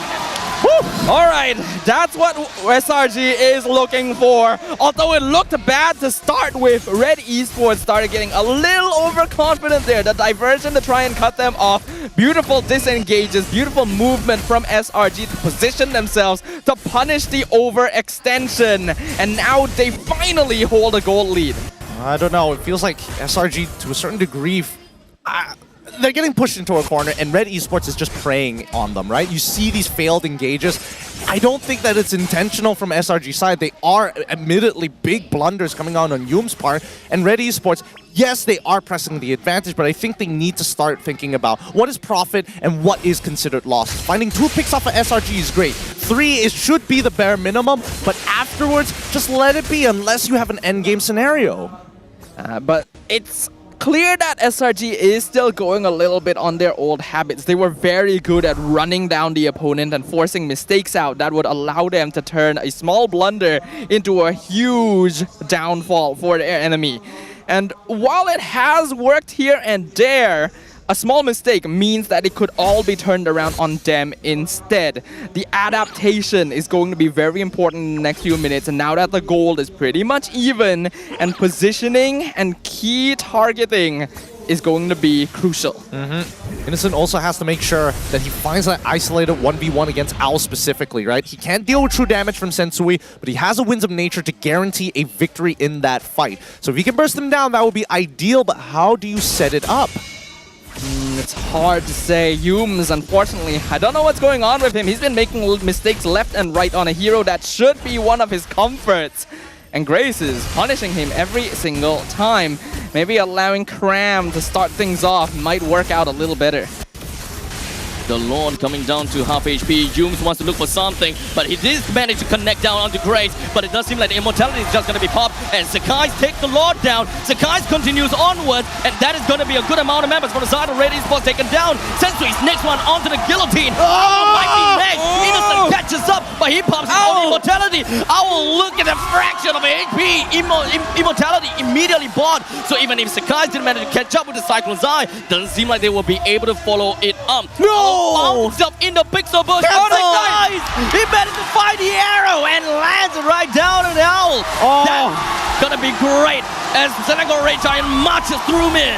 They found the opening after 18 minutes. SRG will turn around the early game lead and claim victory in game number 1. They got so lucky at the very end there. So very, very lucky. Oh my goodness, it's tough to say that SRG won that convincingly, but Red Esports, they really know how to push them back into a corner. It's just the end game call that Red Esports needs to figure out, that final nail in the coffin. Oh, that is an exhilarating match, but also a nail-biting one because it could have gone either way. It truly could, it truly could. Let's bring in Jace back into this. Jace, talk to me. What happened? What are your thoughts on this game? It's an emotional roller coaster. You know, it's for a period of time you think that Red was able to basically win it all and basically get a very good momentum to kind of start pushing the Selangor Red Giants all the way back. But now you're shifting the beast back to the lair. They've got nowhere to go, and that's where Selangor Red Giants strikes back. And you gotta have to admit that last sequence, that orange buff going for the Irithel was super unlucky for him. Yeah, it was. It was very unlucky for him, but he was so close to escaping. So very close because Skies, he wasn't 100% sure. It was a 50-50 on which direction he checked. Luckily, Suya has the biggest toolbox in the game. We saw that. It was a good response. The Red Giants finally feel a little bit more composed in that final fight. And I think Red Esports didn't do themselves any favors by splitting themselves up with the diversion. They thought they could pick off Innocent in the backline, but then Innocent just repositions, and he's able to do the damage that his team needs. Honestly, I kind of like the diversion, but it just didn't seem to. It seems to be answered by SRG pretty magnificently. It's not necessarily like Red Esports, oh, you should have done that. At least for me, it's more of Selangor Red Giants. That final call, boom, it made it. I don't know. I don't like that though. I don't like it all boiling down to this one final call when the majority of the game was already such a struggle. Well, let's give it up to Innocent this time. Literally being the insurance policy. That's why he earns the big bucks. Yeah, definitely right. If you notice how Red is just constantly sending members to kind of disrupt Innocent, right? They realize that if they're able to separate this particular MVP of this match away from the team fights, it is Red's game to win, right? But after a while, you can start to see the desperation of SRG, the desperation of Red. They both become desperate, and that's where they start to make a lot of mistakes. I remember that at this one point in time, we saw what Innocent had like 2,000 gold deficit as compared to Owl. Yep. That was what 5 minutes into the game, was it? Yeah, 5 minutes into the game. So what? 5 minutes in, and then 10 minutes later, we are looking at like what 1,000 or 1,000. The lead has just been getting smaller and smaller. How is that happening? I feel like I feel like Innocent got a shutdown somewhere, and there was just like a little bit of like, you know, picking up on the side gold lanes. The guys is like, I'm gonna be on this side of the map anyways. You might as well take my smaller creeps. If you ask me, Innocent is a micro and macro god. He is always there when you need him to be. Even though he was behind initially, thanks to the Iratel counter pick in lane, you could tell that he still knew where he needed to be on the map to farm while drawing less attention to himself. He joined to get assists wherever he could and slowly snowball back into relevance, forcing Red Esports to maybe overcommit to try and reach him. Is it real? Is it more on the fact that Red gave him the space, or did Innocent find that space? I feels like it's more like Innocent found the space, right? How Selangor Red Giants has been really trying to protect Innocent as much as possible. You saw the amount of diversions that Red was throwing literally at Selangor Red Giants, and you also saw how, to a certain extent, Yumes and even to a certain extent, Cram is basically taking a lot of this attention. Slowly and bit by bit, when Innocent unlocked the Holy Crystal, all hell broke loose. Picks up the triple kill, start picking up items left, right, center, and then start carrying the whole game. I feel like at this point, Red, I would give it to them. They are a tempo-based team. I think everything they did was correct, right? The fact that Sensui was already looking to say, hey, War Axe, I'm going to get the Queen's Wings immediately after Winter Crown, just to make sure. I know that SRG is going to hit a power spike, but I need to survive the initial push. Yeah, I really like the rotations and coordination coming out from Red Esports, but they did start losing their way a little bit later on. It's understandable because some of their heroes will start falling off, Alpha being the most obvious one. Innocent found the space he needed. He got the farm he needed. Red Esports wanted to make something happen. Yeah. And I think that desperation did cost them a little bit. I think there's a lot of desperation on both sides, right? Selangor Red Giants, in the earlier parts of the game, they're trying to make plays, make sure that Skies was able to just become a massive snowball in terms of the jungle. But when Red starts to shut them down, you can see how Yumes also start to feel that pressure just a little bit. But when you shift it to the later parts of the game, when Red is starting to realize, hey, Innocent's doing a lot of damage, they are starting to get a lot more desperate to really put an end in the game. They tried, you see what happened in the mid game alongside at the mid lane of Selangor Red Giants side of the base. It feels like Red Esports is tax collectors, right? Oh, Tax it looks like, collectors. hey, you guys are not impoverished anymore. Time to put a bigger tax on you every single time. That's why we see that at least I think one of the better players from the side of Red Esports, Kim on this Loyi, extremely dangerous. He knows how to kind of leapfrog the team into position. Yeah. But I do think that at the very least, SRG's fundamentals in the team fights, it's slowly getting there. I mean, it was a little weak in the early game, but once they have the items to do so, we saw in that final call what it should look like. SRG is a team that makes things happen when you push them into a corner. And they were definitely pushed into a corner here. And we talked about this during the game as well, right? Although their lineup is better at pickoff, their goal the later the game goes is just to throw bodies to make sure Innocent does damage. And when you diversion into the backline and pincer them like that, they are just kind of grouping up too protective in a way. Honestly, when you're talking about the throwing bodies thing, I thought that there was a growing trend from the side of SRG fights after fights, whereby they have the two front lines and then the rest of the back line just couldn't seem to catch up. I thought that that was the end of it, right? SRG just implodes upon themselves because front line's always dead. And then they left with 3, oh, what can I do then? You think that could be something that they're going to adapt to the next match here? Like find something other than high loss for Cram? Because so far, it's clear if Cram is losing out on his lane, and especially if he's like the dedicated person to open up the map. We saw the damage taken. He was already in the 200s of thousands. Yeah, I think right now, in terms of the strategy, I feel like Selangor Red Giants, I don't think they need to change much. I feel like what they're doing right here is they're playing and they're adapting on the fly. If you notice how Selangor Red Giants was able to sniff out that diversion coming out from Red, they actually protected Innocent, and Innocent became the bait. Once you protect Innocent, he's able to dish out the damage, and when Red just tunnel visions onto the Selangor Red Giants, that's where SRG shine. And I feel like Red almost could have ended the game right there and then, because that diversion at the last moment, that last call, was very scary for Innocent. Throughout the game, I think Red Esports was making really clean plays too. Their team fighting was actually really good. I like the layering that they did with Grace initiating, then Sensui finding a different angle to get a multi-person Spirit of Alpha. There was just some drop-off, and because Al was joining a lot of team fights, it did start slowing down his farm just a little bit as well, since SRG was not dying as much anymore and he wasn't getting as much assist gold as he started the game with. Actually, that's a really good point, because when we look at the item build progression, you see the big drop-off coming between the 14th to 18th minute of the game. That's where you see Innocent get the Wind of Nature, and then all of a sudden the rest of his items start rolling in really quickly. I think this is the point of the game where I think that Red Esports, they had no clear way to actually approach SRG despite taking a majority of their turrets.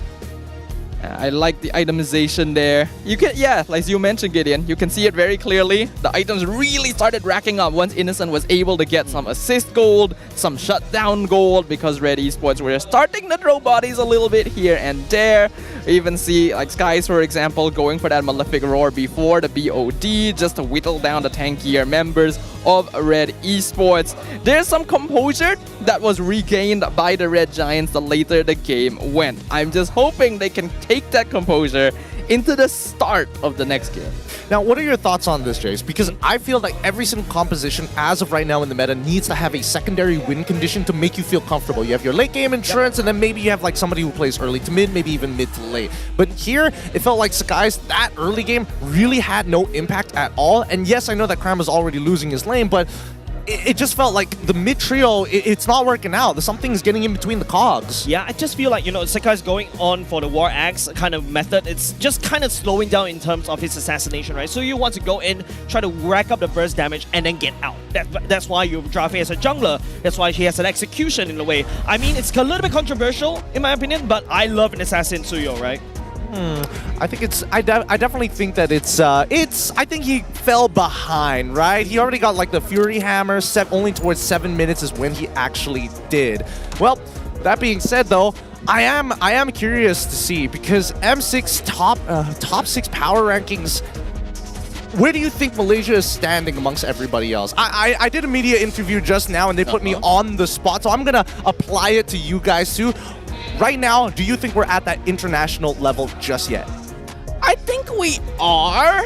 It's just not the teams I was expecting, because everyone thought SRG was going to dominate the competition and put up a really strong fight in the internationals, and yet Vamos are the first team to qualify to M6. What about you, Abstract? I will definitely say that Malaysia is climbing up the power ranking. Yeah. And in his defense, we were told not to put any Malaysian teams yet.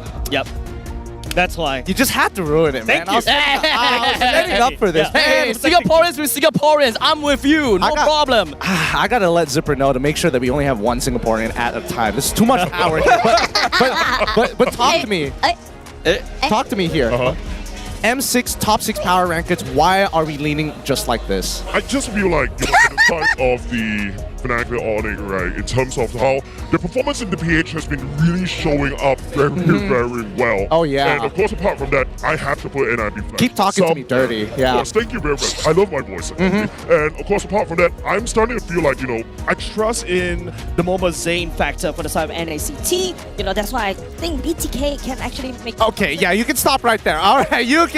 I don't need to hear anything more about a BTK or with that voice either. Abstract.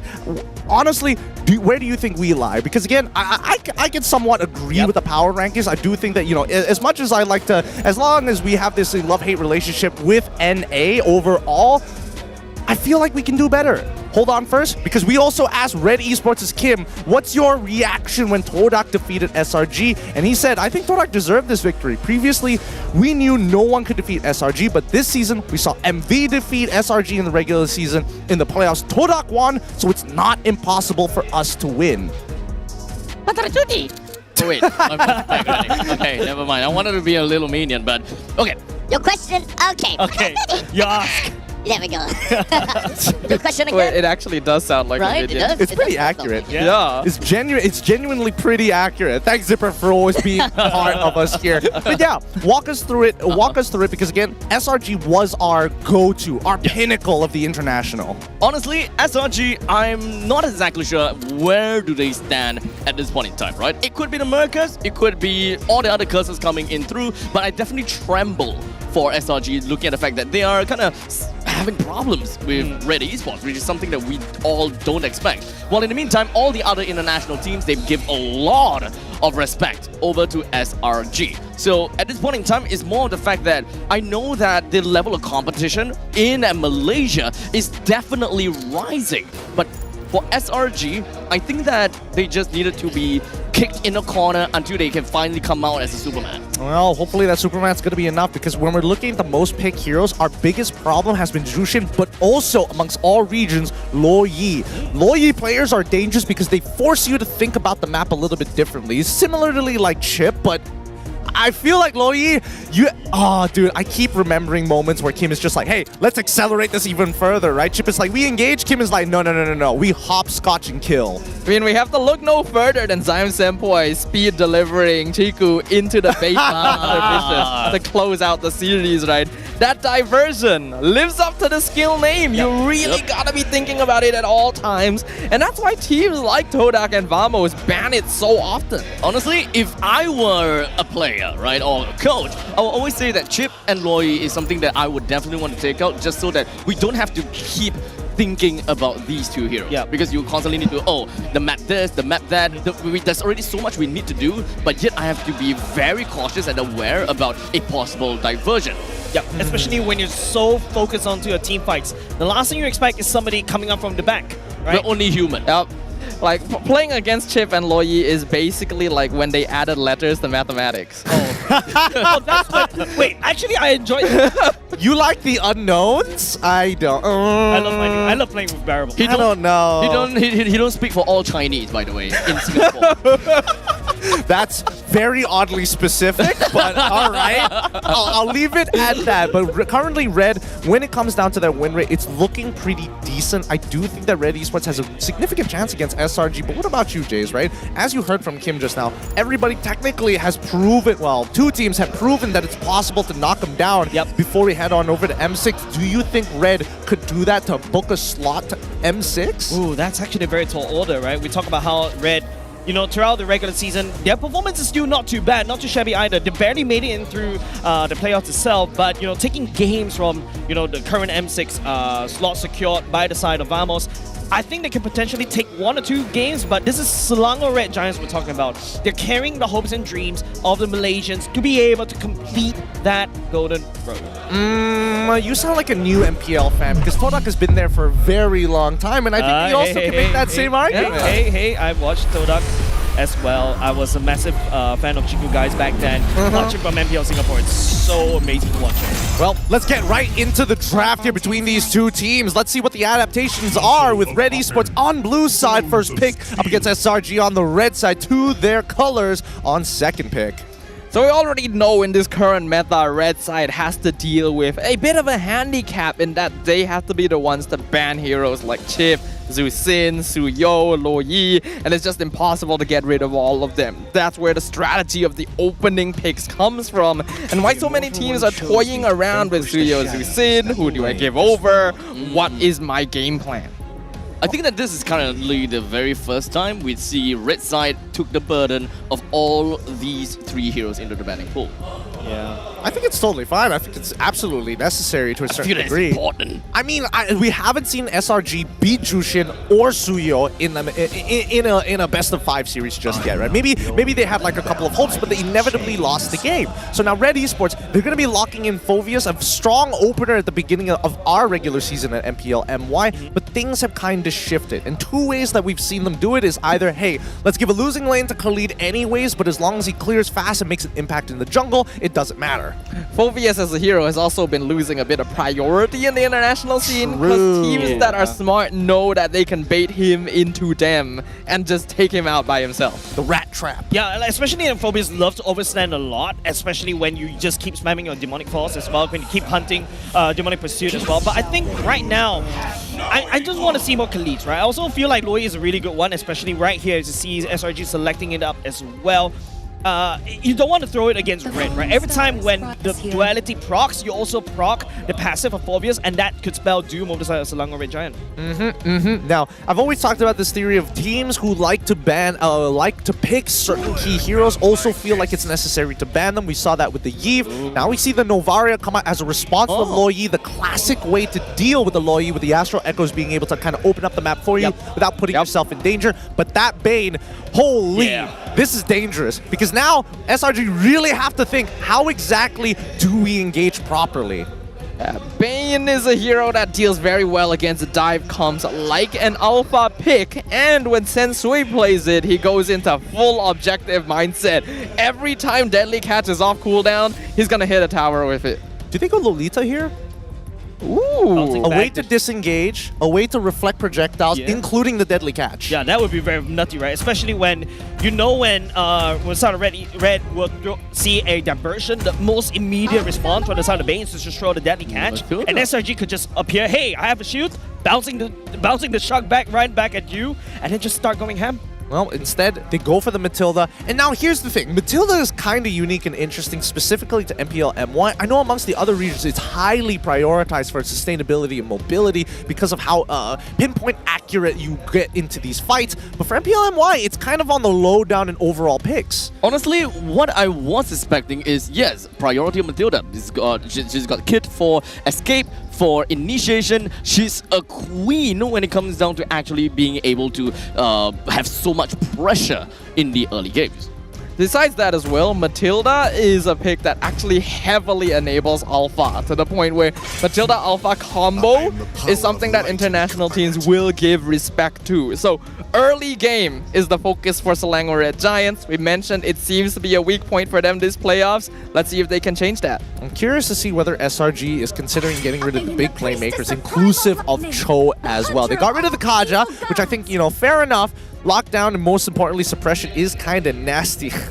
People are still asking for jerseys. And then cut back to Simon. He doesn't even care. He's too busy thinking about, like, man, this draft. It's all about the draft. I can't think about giving out jerseys. Simon is stressed, and you can't blame him. SRG has not been performing the way anyone would have expected this playoff. So until they can regain their previous form, he's got other things to worry about. So now the new trend, not new trend, sorry, but one of the trends that we have also seen is the fact that you win early game, you eventually will be able to kind of get a pretty nice snowball into the mid stages to secure you the win. And so far, when it comes down to SRG's game against Todak, clearly they don't get the early game. Is this somewhat of a kind of new thing coming into playoffs by SRG heavily drafts into the early game? Well, I think that SRG, they have tried a couple of times, but it's more so the composition. Their compositions are focused around strong laners than it is strong early games. Well, I mean, previously in their majority of their wins in the regular season, most of the time it's like, oh, Cram is doing really, really well, Innocent is doing really, really well, and the mid trio is doing really well. So there's not a lot to really falter in that area until we start thinking about the Khaleeds. And now it's not just about the laning phase, it's about the rotations in the laning phase. Yeah, traditionally, SRG likes to draft compositions that allow them to form small independent units, especially when they win in certain parts of the map, because that allows them to spread out team fights, allows them to move on their own regardless of who they're paired up with, and slowly gain advantage through that. Nowadays, it's a little harder though, because more teams are going for team fights. It's about finding those kill squads, right? Now coming into the second phase, Edith, Natan, we do see Kaja and as well as Khalid banned out. What is this first pick for... Oh, sorry. What is this next pick for SRG in the second phase? And it looks like they've already locked it in. They're going to go for the glue. Wow. I never thought I'd see the glue right here in MPL MY, because when Ding from the side of MPL Singapore brought it out, it was a monster, especially slowing everybody down. And then after that, you have that bonus possession to just cool people away. And that is really nutty coming out from SRG. I know we're gonna lean into this stuff because you and me both know that Cram, Ye3 got the taste of it. Fovius versus Glue, it is not a good matchup for Fove. In that game, he just didn't get the play. Straight up, already zoned out of the lane at level 1. And Cram loves EXP laners that get in your face. And honestly, Glue is one of those heroes that is pesky and annoying like a cockroach that just can't die, right? Honestly, sometimes it gets me wondering, do you even bother about this Glue at all? Leave him alone. Can you really afford to leave him alone? I don't know. It's like a cockroach flying in your face. Do you deal with it or you just let it happen, right? I think you unconsciously deal with it. Unconscious means like you slap it right in the face? That's my response. I gotta agree with Abstract with that one. Actually, that is a good metaphor, isn't it? It is like a cockroach lands on your friend and then you slap him. Oh wait, that is quite literally split. You are doing damage to your own teammate. Why are the cockroaches multiplying? That's a horror story. I can't. That's some eldritch nonsense I don't want to deal with. But this final pick coming up from SRG is going to be important because Irithel and Arla, they're going to say, yo, we're just not going to give Glue space. We're going to make sure we can stay far, far away. And SRG is like, you know what? If you want to try and pull away from us, we're going to figure out a way to get even deeper into enemy lines with the Claude. I am not personally a big fan of Claude anymore. I have to say, there's less stuff that directly counters him this game, but it feels like the hero's lacking something. Is it lacking something? I mean, the whole team wants to kind of run forward into the enemy squad, and hopefully the deadly catch is going to be enough. Man, I hope that would be the case because Red is drafting a really very scary draft to counter everything that SRG is throwing at them in terms of the dive, but we shall see how they will execute that one. I think it's going to be a very cold war between the two. A war of information. Whoever has more information can make the better decisions as we head on over into the land of Dawn. We're jumping right into this best of 5. Game number 2 on its way.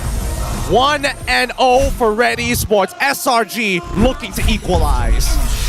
Step by step, Red v Red. Hopefully, you all are ready for this because it's going to be game 2. And SRG are looking to make up for past grievances and get a huge advantage in the series.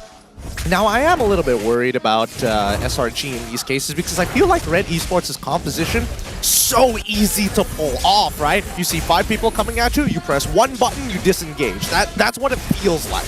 I agree with you, Gideon. I feel like they have a lot of stuff, though. Please, please, kid. Oh, Grace. Gotta go. Grace just barely blocked that last hit from the Loyi. Otherwise, Kim was dead. I'm telling you, the pucker factor in this game is going through the roof, man. It's just the butts, man. It's got to squeeze those buns. It's scary. It's really, really scary. And it doesn't help the fact that when looking at the emblems as well, we are expecting Cram to actually rotate much faster than this Fovius by trying to control the lane, but even so, reach there as quick as possible. Let's not forget, even Ao, back to Master Assassin up against this Claude. If he's able to get going, we've already seen how much damage Irithel can do. He farmed a little slower than Innocent in the previous game, but I feel like Irithel will have a greater impact compared to Claude at most stages. So farm speed, we'll have to see. I am curious about how Grace is going to play it because, again, this is Arla. It is a huge playmaker, but at the same time, doesn't exactly have the best escape mechanics. Once you're in, you're pretty deep in there, and there's no means of escape unless Sensui drops the ult. But I don't think Grace is too... hold on. Oh, deadly catch all the way up to the top lane. Innocent hopes to run away, but he decides to run right in the face of Owl! No! That's his toy, and that worked out! No! Normally you want to run back, right? But he's like, no, let me face the enemy! But speaking of facing the enemy, Innocent, what are you doing? Why are you still in the lane? As he helps things out and he managed to kind of drop in an assist. I can't. And then Cram dies to the tower as well. Great, looking for him. But it doesn't seem like they will be able to find the Innocent at this point in time. Owl wants to catch up, but wasn't able to. What is this Pucker Fest? Oh man, when you said Pucker Factor, The team's heard you. It's too literal. It's too literal. I feel like my vertigo is kicking in. It feels like I'm looking at the side of like a 20-story building, and then I can't see the bottom where the pavement is. And I'm like, nah. I don't want to stand so close to the edge anymore. At this point in time, Gideon is just inside out. I'm about to throw up. The margins are very, very narrow. And I think that Red Esports generally should have a better way of opening up the map compared to SRG. But like, it felt like that early game, hey, we don't need the information. It's about trading. In comparison, I think Red Giants will be able to make stuff happen quicker because they do have this mid trio of Matilda, Loyi, Alpha compared to Red Esports. But Red, if they can keep things consistent, have a stronger mid game, in my opinion. Circling Eagle connects down, right down onto Grace. Quick flicker away. It doesn't seem like he will be using his final sledge just yet as Cram runs right into his face and really want to do something about this. But Cram immediately gets away with the guiding wind.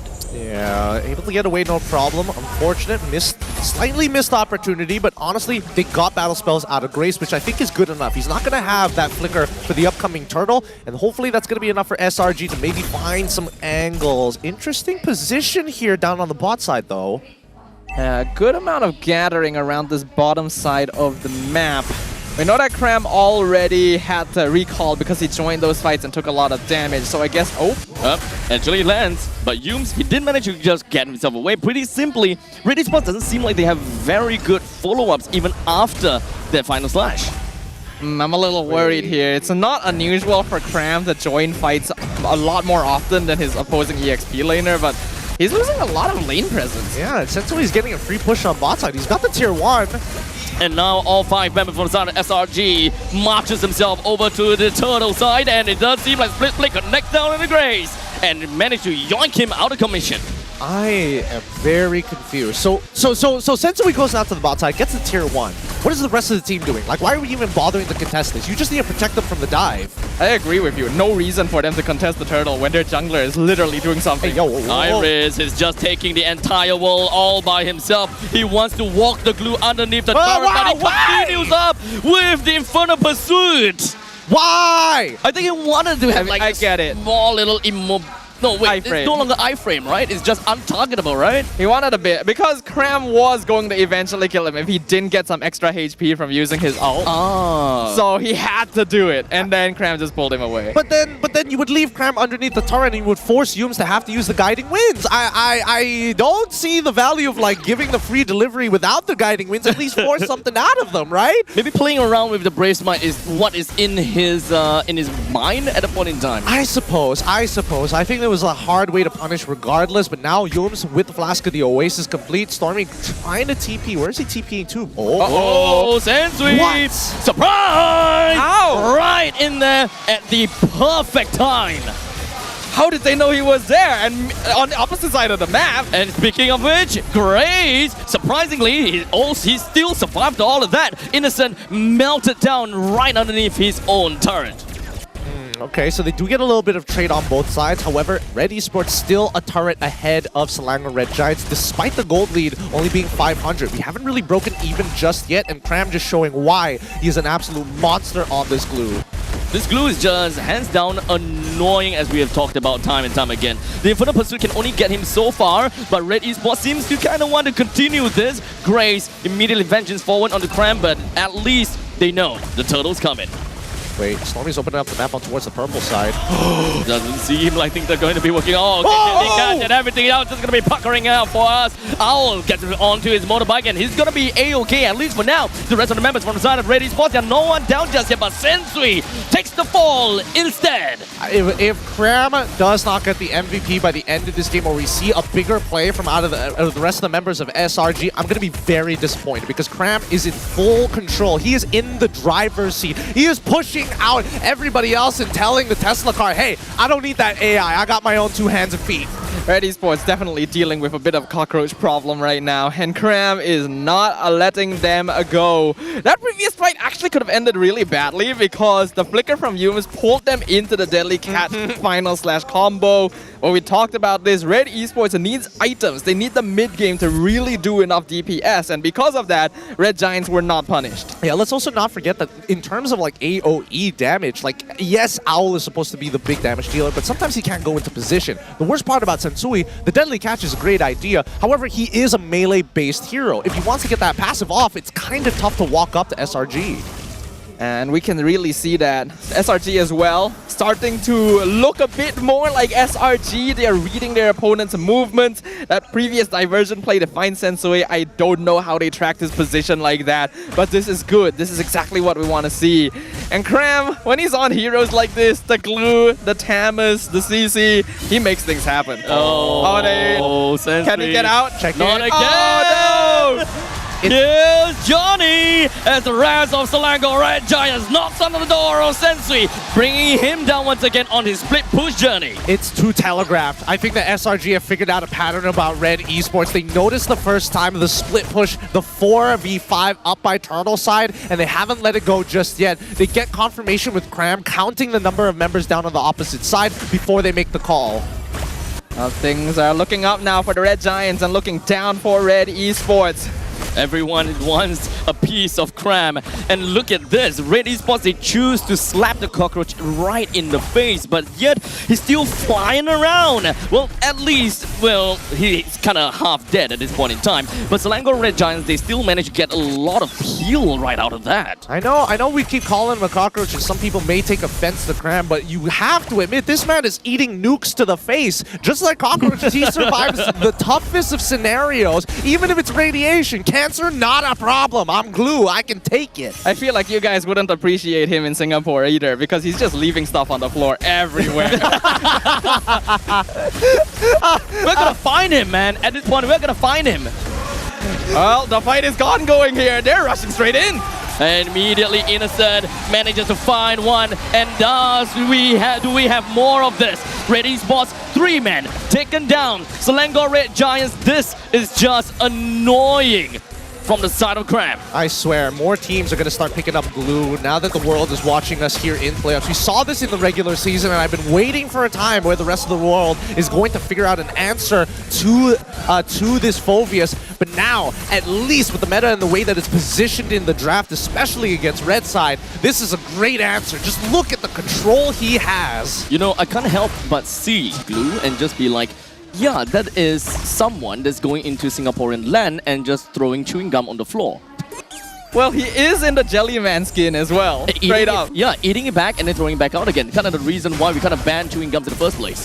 Hold on. And not done. Sensui gonna be taken down once again as now Cram makes his debut right in the face of Grace, taking 2% off from the side of Red Esports while the Lord is preparing to plunder right down the middle lane. It kind of looks like SRG has kind of found their footing. They've got their momentum again back to regular season form. And now the rest of the Selangor Red Giants knocks onto the door on the side of Red Esports. And now the further pursuit from the side of Iris hopes that he will be able to keep people alive. But now it's just going to be left with Kim. What can he possibly do? As Selangor Red Giants knocks on the core and shattered it to the core.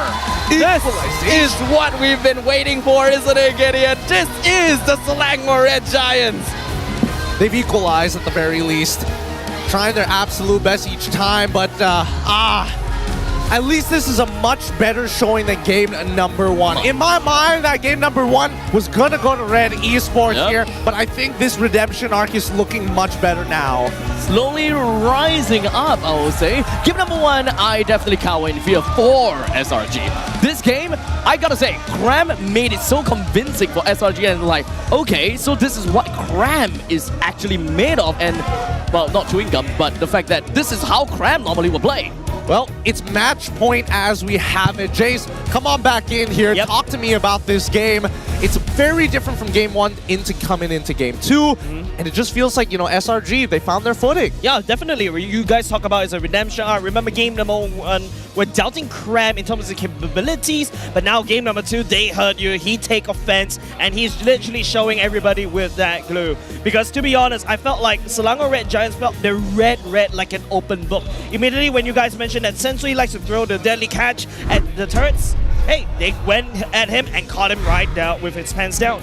I mean, let's look at the highlights one more time. Our MVP of this game going over to Sick Guys, kind of interesting. I mean, yes, he was catching people off guard, like Sensui, for an example, time and time again, even like this moment right here. Yep. But generally, just the just the fact that they don't have an effective way to open the map sorry, when I say effective, I mean a safe way to open the map. Cram was just too big of a building. Yeah, exactly. There's no response coming up from Red Esports, right? You talk about opening up the map, and Novara is supposed to do that role. But I think one of the biggest thing that I find from the side of Red is that these deadly catches are not deadly at all. If SRG is able to survive the first burst coming out from the deadly catch, SRG will stomp against Red, because the whole plan of Red is, hey, we see a diversion, we throw everything at it. If SRG survive that first onslaught, they will win that team fight. Now talk to me about our MVP of the game, Sakai's. He goes for an interesting build because most of the time we're expecting utility items, but instead, not Winter Crown, goes straight into the blade armor. Yeah, he just wants to be able to counteract some of the physical damage coming at him, because this will work a little bit against Irritel, work a little bit against Bane. He knows he's going to be taking the front line behind Cram, so he will still be taking a good amount of damage, and he doesn't have to invest too heavily in DPS, since he already has a mid lane and gold lane that do quite a lot of damage on their own. The coordination between the Matilda along with this Alpha really expanded SRG's influence across the map. Now, I know we've been tooting SRG's horn a little too much, I would say, but especially in this game with so much momentum, what can Red Esports do to actually adapt to it? I feel like, yes, this is a bit of a drafting problem coming in from Red, but like in terms of mentality, how else can they face off SRG? Red kind of seems like they had a very good game in the first one, and I think that they can kind of get themselves back into that momentum again, I suppose, especially when it comes down to tempo, right? When it comes down to game number 2, they are kind of playing more of like a team-wide AoE kind of thing. They want to set up nice wombo combo kind of thing. We did manage to see that happening once, but now that SRG kind of takes it kind of like a tag team duel, we kind of go together kind of thing, it worked out pretty nicely for SRG. Do you agree with this, Jace? Or do you think that, Red Esports, it's just purely the draft, that's all they need to change and they're good? I think that's not a draft. I feel like Red coming in with a draft to kind of answer against SRG, but I feel like they're not utilizing the draft really well, right? What I want to see is big ultimates coming out, SRG get bursted down, hey, Red takes the win, right? After that, what SRG realizes is that they're really smart, right? I want to throw back to game number 1 where, Innocent was initially targeted, and immediately what SRG did, they turned around, protected Innocent, and then won the game through there. Game number 2, what they realized that, hey, Sensui starts split pushing, right? So what did they do? They start targeting down Sensui. Sensui unable to farm up. Now you lose a lot of damage. You cannot burst SRG down. So does that mean that Sensui is most likely going to go back onto this Alpha once again to play that utility role for the team? Or do you think that they're going to completely pivot? Because I feel right now, the big issue is that Kim isn't getting his power picks. This is another direction I kind of want to steer us into. The fact that SRG's lineup is slightly easier to use as compared to whatever that they have been using. Especially for Sakai. Sakai's using the Alpha. Technically, you have one job. Go in, be tanky, and then melt people down with true damage. As compared to the conventional Ling, Fanny, yada yada yada, high mechanics, Unga Bunga. I feel like it goes both ways here. What about you, Stafa? What are your thoughts? In regards to that specifically, I think the heroes on SRG are a little easier to play, but I think that comp from Red Esports is actually a little easier in a team fight setting. Yeah. But in terms of drafting, I think what happened here was that Red Esports let SRG do what they wanted. Yes. We prioritized. SRG loves lane priority, especially side lane priority. Yep. They first pick Phoveus, first mistake. Already you are letting Cram counter pick you. Then they revealed the Novaria the instant that the Loyi came out. Yes, Astral Echo is very good at scouting out diversion plays, but you are immediately giving away mid lane priority when your opponent already has Alpha and Matilda. You are allowing them too much map control, and you are putting yourself in a team composition that needs time to come online and doesn't have the tools to stop that early game. We did see a couple, well, at least we didn't see Yum's blunder as much. It is a Matilda, it's pretty hard to blunder it on it. Yep. But generally, I am interested because again, with SRG playing the way that they did, especially on this Alpha, right? A lot of times, it's just picking off the two. Either Iris or they're looking for Sensui. That's where a majority of these assists do come from, and even for the kills itself. Does that mean that Grace has to change from instead of Arla into something that can actually contest for that mid lane a little more safely? I would think so. Arlen is fine, but I don't think this was the game to play it. SRG already has tools to get out of that final slash. Yes, you can punish them if like you manage to figure out where they're diversioning into, then you just sweep them all away. That actually happened once. But you have a Matilda on the opposite side. And again, you don't really have the damage to follow up on a Roam Arlet too. So rather than the pick itself, I think it's the combination of the order of drafting and the way it interacts with SRG. All right. Would Grok, if you just switched out one pick and you put Grok instead of Arlet, do you think it would have been a different game? It would have helped, but I don't think it would have made enough of an impact. You I could have see. slowed down Skies a bit if you got like the wall resets. Yeah. But if Matilda or Lo Yi push teleports the Alpha behind the Grok. Also a good point. I don't know. Adaptation is gonna be it's gonna be a little hard for Red Esports. Exactly. Any ideas or concepts you got for Red Esports coming into this game? I think it's just more importantly is that Red Esports unable to adapt on the fly. In game number 1, game number 2, you saw that Selangor Red Giants was the one that's adapting on the fly. They read Red Esports like an open book. Right now, I just felt if had Red Esports stop sending Sensui off the side of the map, start joining team fights, get the farm up, they will have enough damage to maintain the same draft to win against SRG in game number 2. So it's really just about timing. All right, with that being said, I'm getting word that we've got some correspondent. Poji, is that you, and who are you with? Somebody on the bench? Poji, please introduce your guest. MPL Offstage yang dikuasakan oleh Hot Link. Istimewa bersama anda hari ini. Gorgeous, apa khabar Gorgeous? Khabar baik. Alright Gorgeous. Sikit je lagi nak melangkah. Kan? Tapi persoalannya kan, berat ke tak berat? Sebab kalau kata korang menang game lepas ni, korang kena main lagi satu game untuk ke Grand Final. Persediaannya macam mana? Persediaan untuk lawan Todak after this, if menang lah. InsyaAllah menang lah. 3-0. Kita orang akan just kekalkan momentum game ni untuk ride on to the next game lah. Semoga momentum tu tak hilang lah time kita orang tengah rest. Alright, mungkin boleh bagi tips kekalkan momentum dengan rest yang macam mana? Game penat. Game penat. Kan. Okey, mungkin ada rahsia dia sebab dia ada psikologis dia sendiri. Tapi betul. Soalan seterusnya yang saya nak tanyalah Gorgeous kan. Kalau tak diikutkan kan, persediaan sekarang bukan saja M6, korang ada juga IESF. Adakah dengan adanya game-game macam ni akan bagi korang ada satu momentum ataupun lonjakan ataupun anjakan paradigma ataupun macam mana persediaannya, preparation, movement, steadiness? Untuk IESF lah? Yes. Semestinya sambil-sambil training MPL tu dia sekali lah dengan IESF tu. Cuma tak ada lawless je lah. Alright. Tapi okey, ni soalan yang sedikit sensitif. Region mana yang lagi susah? Malaysia ke, PH ke, Indonesia untuk kalau ke M6? Nak based on apa? Based on scrim ke? Tak lah, korang. Jangan leak. Nanti ada orang klip marah. Okay. Based on performance sekarang, saya boleh kata Indo lah. Indo lagi kuat lah. Indo kuat. Clip. Gorgeous just said Indo may be the strongest region out there. Please clip. Macam tu. Tapi apa-apa pun, terima kasih. Mungkin shout out lagi sekali kepada semua peminat Gorgeous.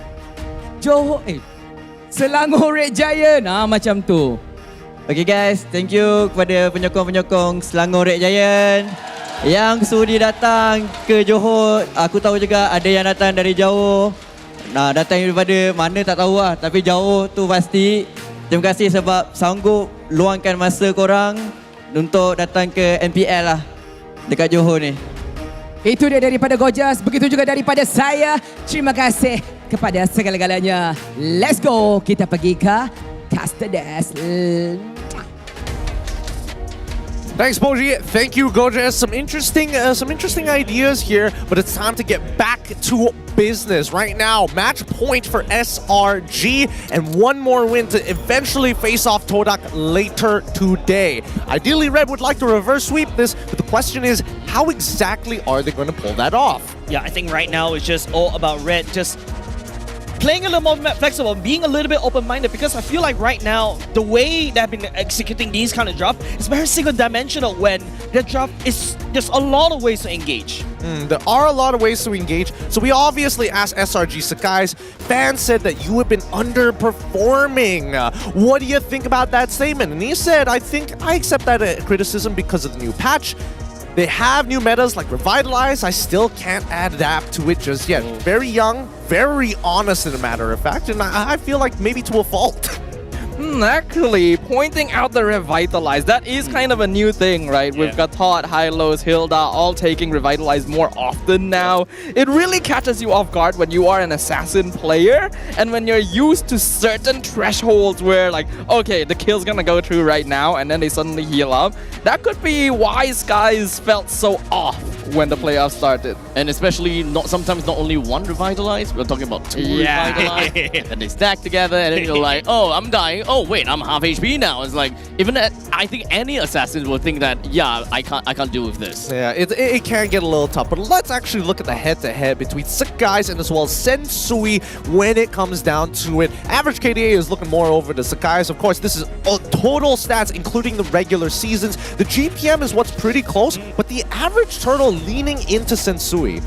Yeah, just kind of tells you that the fact that SRG likes to play towards the late, right? We are really focusing on, hunkering down, making sure that, hey, we got all the items up before we engage into the fight. Whereas on the other side, Red, remember before we started the game, we're also looking at the higher first blood rate, which means that Red is really aggressive in trying to find pickoffs and snowball in the early game. But we see in game number 1, they can get an early snowball, they can get a mid-game power spike, but can they end the game? That is the biggest fault.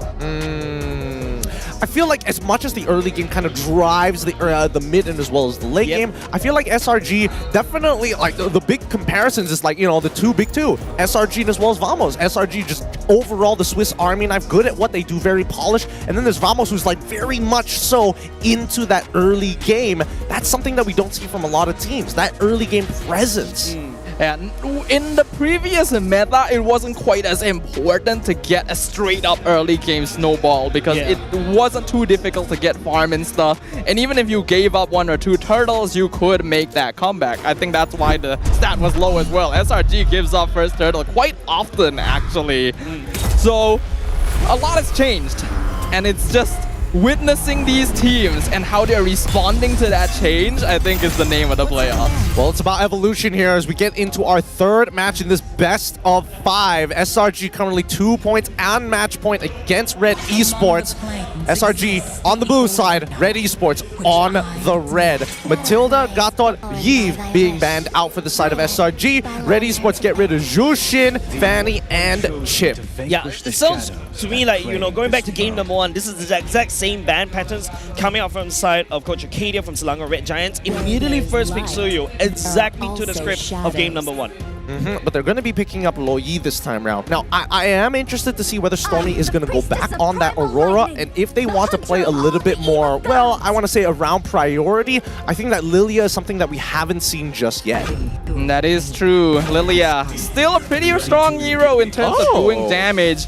And we're seeing a bit of a shift, very similar to the game 1 drafts with the Suyo into Loyi Edith.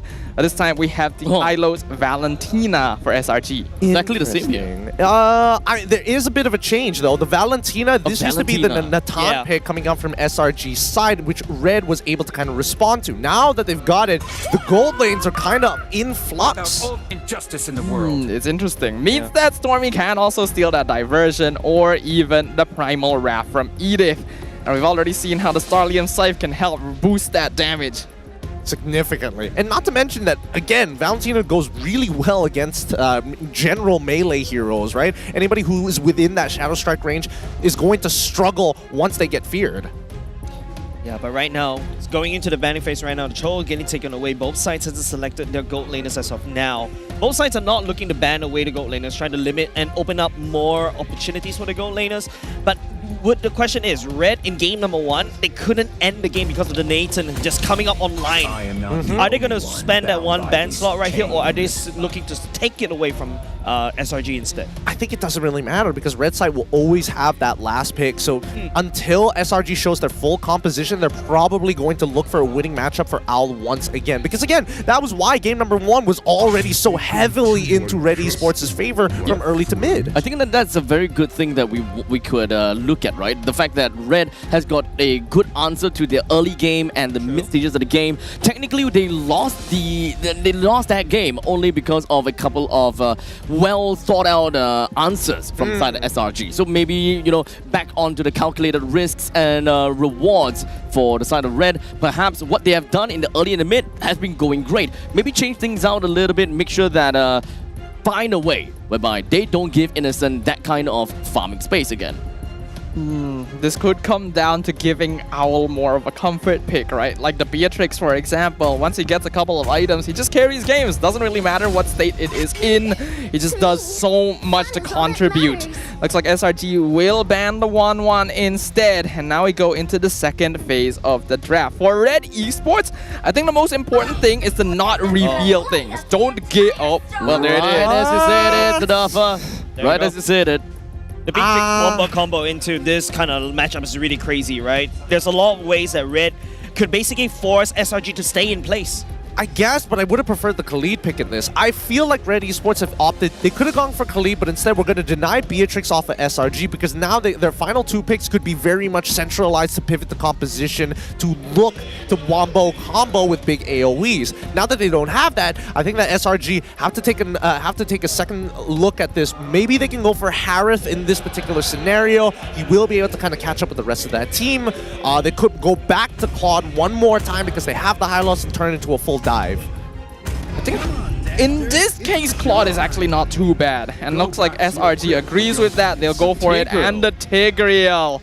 It got banned out previously. This time, humans will have access to that. So we have Glorious Pathway and Implosion. SRG wants to go for the big wombo combo. It covers quite a bit of problem, especially when Tigreal have a bit of a problem when it comes down to closing up gaps. Yeah, usually you expect a flicker implosion. Now, you know, for the side of SRG, I can just walk up to you and implode. All right, CC being the last pick for Red Esports. This is going to be a really important matchup here. Cram got rolled the last time in this Hylos versus CC, but still needs to provide utility. And even in that game, Yums really struggled on that show. Now it's easier to execute. Jace, walk me through the compositions. What are we expecting in this matchup? It feels like, you know, for the side of Red, they're going to try to use the same exact tools. Slight changes to the roster, especially in the Beatrix. A lot more better sieging opportunity. But for the side of Selangor Red Giants, though, that Tigreal is something you want to look at. Walking up to implode on something, that's going to be interesting to watch. It's going to be a scary game. High ground defense, not looking too good for SRG, but the wave clear and priority from Red Esports looking much better this time round. As we head to let him down, this is match point for SRG unless Red can start the reverse sweep here today. We start the game with quite a lineup coming from both of these two teams, and I absolutely love the way that we have kind of like a marching order from the side of Selangor Red Giants. But before we even jump on to the rest of that, we do have SRG on the blue and Red Esports on the red. Yeah, don't worry, LaFell isn't here. We're not colorblind. We know what's blue and what's red. I'm sorry to our colorblind viewers out there. First pick always going to be a left. Second pick always going to be on the right. Now, as this game is going to progress, what are the moments that we should be looking for? Obviously, we're looking for level 4, but at the same time, we've seen time and time again that Owl, he's just going for that Master Assassin. He really wants to beat, oh my goodness, Innocent in lane. And Innocent's kind of chunked out here. Whoa, they are really dueling up here in the gold lane. The fact that Innocent got that close when he doesn't have Master Assassin shows that he's doing a good job here. How are they trading each other out at almost an equal number? That's the thing that I'm kind of surprised with. It's got to be that Heart of Thievery, right? He's probably like stacking up before he gets back into these fights. I think once he's like max stacked, he gets... Oh, that was close. Wow. Very, very close. A good dodge from Owl. The reaction timing on that, I definitely could not do that. Oh, no, I would have used Flicker, for sure. Like, I wouldn't even bother with a tactical roll. I'm just flickering out of there. Hell nah. Instant gratification is what we want, right? Exactly, exactly. Yeah, but to talk about the timings here, Red Esports in this game definitely has way more damage in the first few minutes. I'm expecting them to have advantage on the first turtle, though they are dealing with a Suyo. This hero handles that very well. Oh no, Owl. He still have Flicker though, but he's dead. He went for the Flicker, but Innocent winning this Beatrix in the gold lane under 2 minutes? How? That's unheard of. Did he whiff? Did he think that he didn't see the tactical roll? I don't know. I don't know about that one, but things are not going very well right now for Red Esports. That's 2 kills going over to SRG. Coming from comfort pick from the side of Owl. Yeah. He technically should know if whether that can be seen or not. Like, Owl should understand, Beatrix wins lane against Claude any day of the week. And he has Master Assassin. Yeah, Innocent. How? I don't even know. I wish we had a closer look at that. But trading Turtle for 2 kills early on, not very worth it for Red Esports. They're gonna use the diversion to try and steal buff, but Yums already sees it. He's currently still at level 3 though, don't have the implosion just yet, but the rest of the members from the side of Red Esports, especially Grace, is taking quite a beating. And now Stormy actually did manage to take away the Primal Wrath and wanted to do something onto Kim, but that is going to be a flicker of Shadow that's going to be connecting, but unfortunately not quite enough to save Kim as well as himself, as he sacrificed himself to make sure that Red Esports will be able to do a little bit more. Look at the help of the unit as Sensui was hoping that he will be able to close up that fight. It's 100% now, guys. SRG is back. This is 100% what they did all season. Oh, this is pissing me off, man. This is What, are you puckering too hard? No. I don't have hemorrhoids just yet. I'll let you know and let you have a look at it when it does come. But this Revitalize is kind of bull. It's kind of BS right now. How do you survive that? It's just great timings, great layering from the Red Giants. And one of the things that they've always been good at in fighting is understanding the nitty-gritty of their limits with every single hero. Kinda knowing how much you can tank, how much you're gonna have to run away, or when you're gonna run away. That's kind of scary, right? You know how to like stagger the amount of damage and it goes, just kind of cycle how much I take from a certain opponent. Yeah, but I gotta give it to Grace. He was playing that like perfectly. He tried his absolute best to keep him away, but now this next fight, it's not going to be easy against Stormy. Oh, yep, Iris, he kind of went all the way in, but at least he does have Phantom. Oh, there we go. That's what you want to see! The big implosion, imploding right down onto Red Esports. Oh man, that is gross. I would not want to be in Red Esports' shoes. Iris did a good job. He bought a lot of time. Rest of the team thought, all right, let's go back up Iris. Yums rubs his hand together and says, I can't. Let's look at the instant replay round. Just look at the beautiful feint here. We see that CC jumps on in to try and distract them, but Yums is not even looking at Iris. He's looking at the 3 juicy targets who's about to get imploded on. And they even, somehow he communicated that with Cram perfectly. Implosion straight into the glorious pathway. Really great stuff coming in from SRG. It feels like the tunnel vision has faded away and now they have their full peripherals. It's kind of scary, the fact that he started walking towards the enemy fast enough. Even the ground pathway came out a little bit late. But in the meantime, we're taking a look at Grace. He's terrified, but at least he was able to kind of pop himself right out of the firelight and flickers himself out of the way. All right, good Primal Wrath there for now. 75 more seconds until we see the next turtle. So far, while this battle has been going out pretty evenly, Sensui previously, like a minute ago, was 2 levels ahead of Sakai's. Now Sakai's has caught up to him, but Sensui, technically, he still has 75% more EXP than Sakai. So almost a level. Maybe they can do something with that timing, considering... Oh, hold on. They've got information about that purple. Are they looking to force? They could, but they have to be careful. This time Red Esports will be expecting them. So Looks like SRG are gonna focus on cutting off the mid and bot wave instead. While it is true that Sensui still has a bit of an EXP lead, Selangor Red Giants 3k gold lead, 8 kills to 0. I think they might be able to force here, but Red Esports, they're going to be a little late on this, right? They are expecting Yoms to be in one of those bushes, and right now they don't have a guaranteed way to open up the map other than Grace. And Grace doesn't have his flicker, so he has no guarantee of survival. So what, the only thing that he can have is Iris, since he technically does have a Vengeance and should be able to get a pretty decent damage reduction from it. I mean, I guess, but his wave clear is not that great either, so SRG, they kind of don't mind just waiting it out.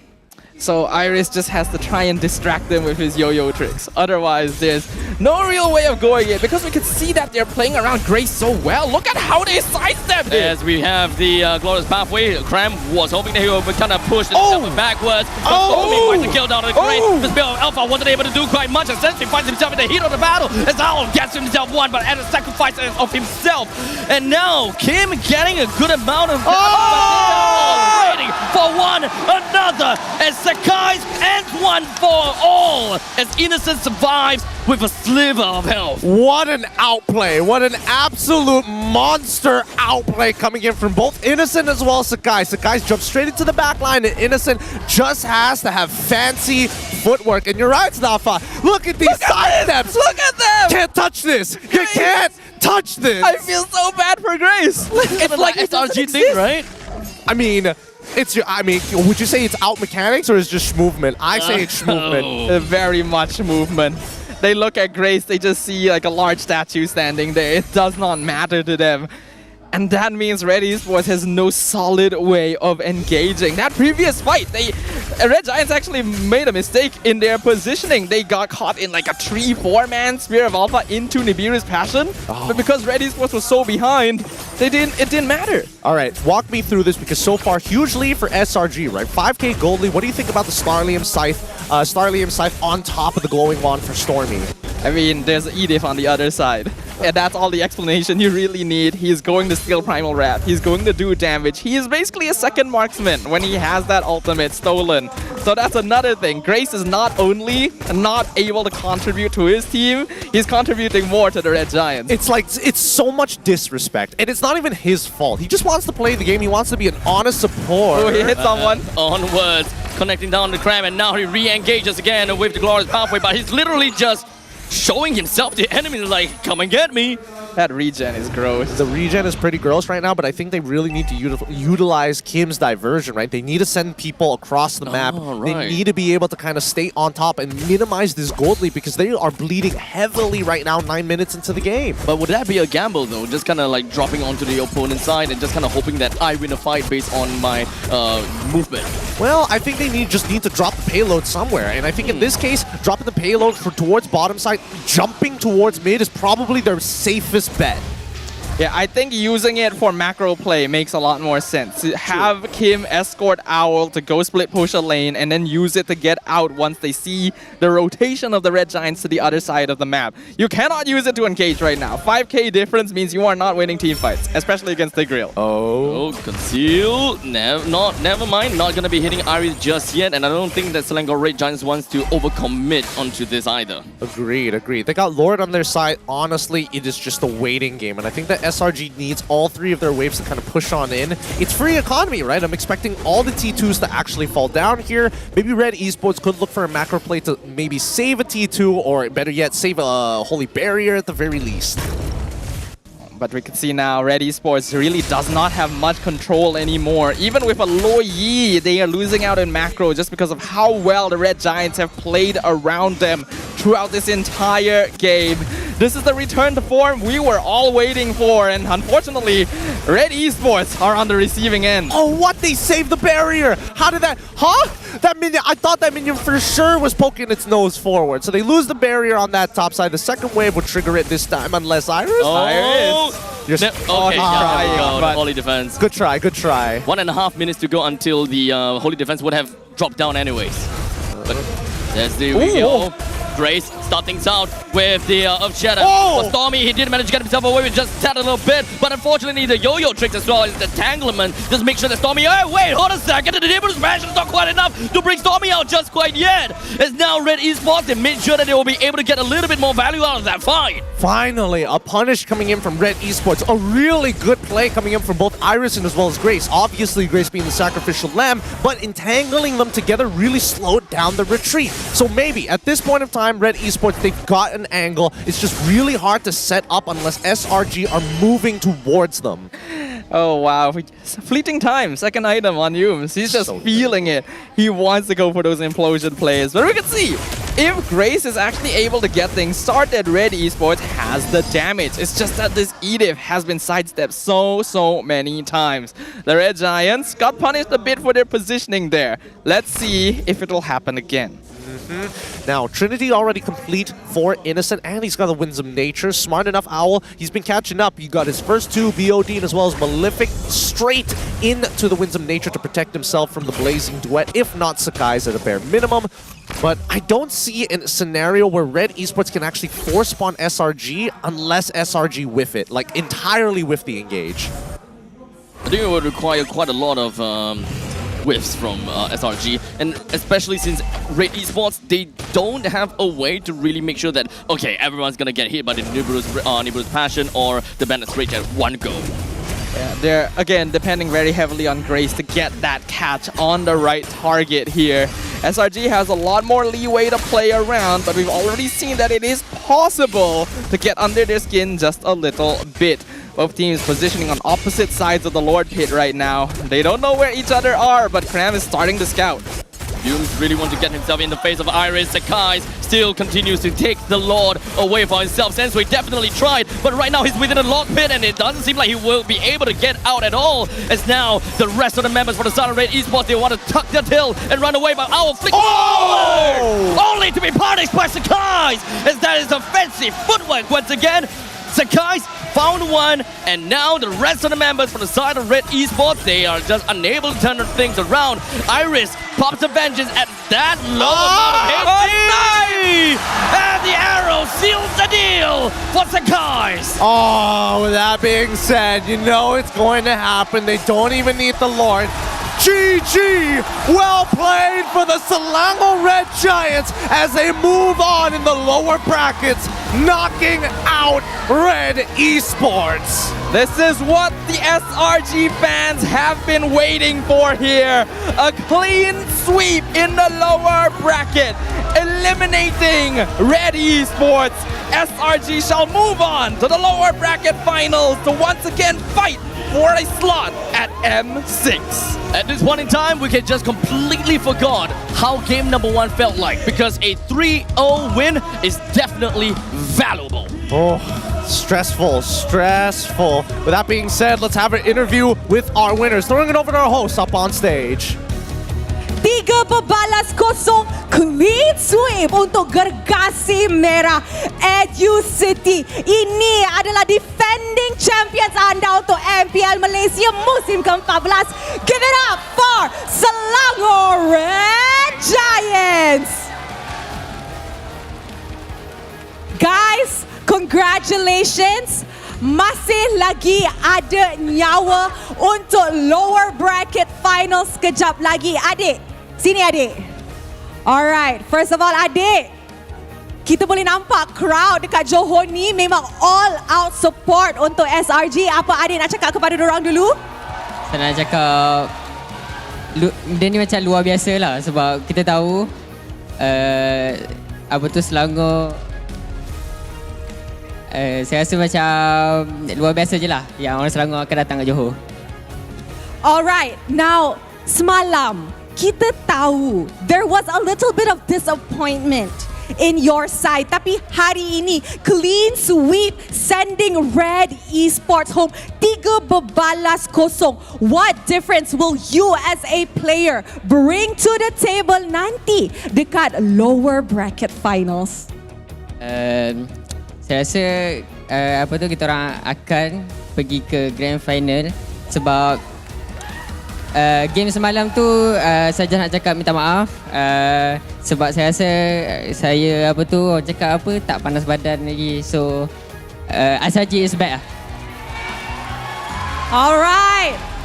Educity loves that. Tapi Educity, I nak tanya pendapat korang. Korang rasa siapakah MVP perlawanan ini? Mari kita tengok MVP perlawanan ini in 3, 2, 1. MVP jatuh kepada Innocent, the half man, half Roger.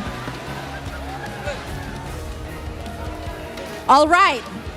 Hi, Sent. Hello. Okay, now Innocent, simple question. We know that last season, your road to championship was fairly easier. This season, what are the struggles you faced as a gold laner in this current patch? And why is it tougher for you guys? I think there's a lot of heroes in gold lane now because you need to adjust based on your jungler if they're using assassin or fighter. And I think it's better because I can use a lot of heroes. All right, so it's better for you. You enjoy it much more. All right, now maybe we can pass the mic to Becky. Okay, Becky, first of all, bouncing back after yesterday's loss. Now, today you guys managed to clean sweep Red Esports 3-0. Now, how are you gonna assist your players' mentality and momentum? Because once again, they will be facing Todak in the lower bracket. How do you ensure they don't have like PTSD or they're nervous up against the upcoming rematch? Saya rasa momentum ni sangat-sangat penting lah sebab kita kalah tadi lawan Todak, tapi we were expecting that we want to have a 3-0 against Red. Like before the preparation, we told them like yesterday that's not how SRG play. Everybody knows, right? That's not how SRG play. And then when we play against Red today, we don't even need to discuss like how we are gonna play. We just basically slap them, wake them up like, oh, this is how SRG play. So this is the mid trio that we know. This is the Innocent and Crumb that we know. So we will bring this momentum and Todak, watch out. Watch out, watch out. I love that. It's going to be electrifying. And maybe to wrap things up, can you pass the mic to Coach Ark? Coach, we know that so many people, not only in Malaysia, but also internationally, are rooting for Selangor Red Giants to make it to the M6. And they even called SRG one of the top contenders. Coach, what do you want to say to these people that has been supporting you guys and want you guys back on the international stage? Okay, first of all, I just want to say thank you to all of the fans that went here in the stadium to support us. It really means a lot to us. All of your support, especially after our loss yesterday, it kind of boosts our morale. So thank you so much. And also to all of the international viewers in different regions, thank you also for supporting us. Even though you guys are far away, we still feel your support. So we really appreciate this support. Thank you guys. Alright guys, Educity sekali lagi, Selangor Red Giants. Thank you guys. You guys may now go celebrate your victory. Clean sweep against Red Esports. Going up to face Todak later in the lower bracket finals. Pasukan mana akan dapat tiket kedua untuk mewakili Malaysia ke M6? We will find out later on. Tapi sebelum tu, mari kita dengar mic check daripada side Selangor Red Giants dan juga Red Esports.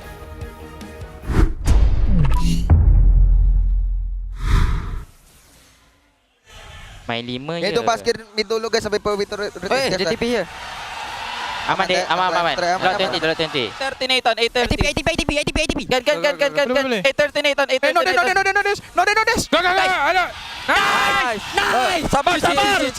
Dollar is low half. Chill. Kena. Hey, wait. I can TP 85 ah. Okay. I just send you. Lolo ko ala. Pagka-clear pa. Kena. GG. I got to. Choke me. I got him. Stick. I lost.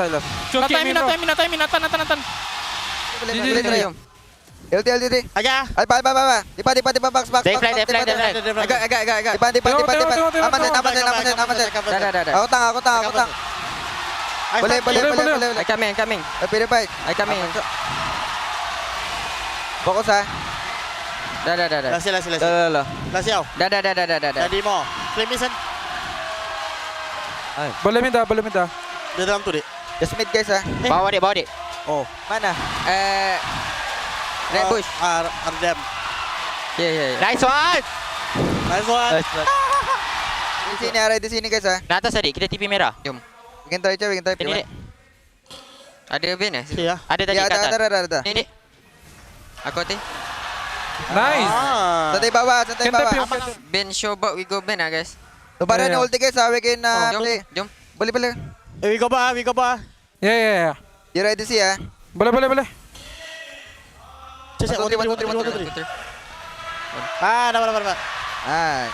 Kau aku tarik kau ke depan eh? Ada Crips ah. Ada Fokus. I can set. Irtel. Dah. Oh my god, easy hero. Don't give me down. Tahu. Nice one. Box. Agak. Oh my god. Nice Yum. Tap. Chill lah. Boleh. Mas, almost. Tengok ko ba? Satu ah. Boleh. Aman guys. Next stand. Boleh. I'm low. Ben pikir. Dah. Aman. Ada pikir deh. Ni.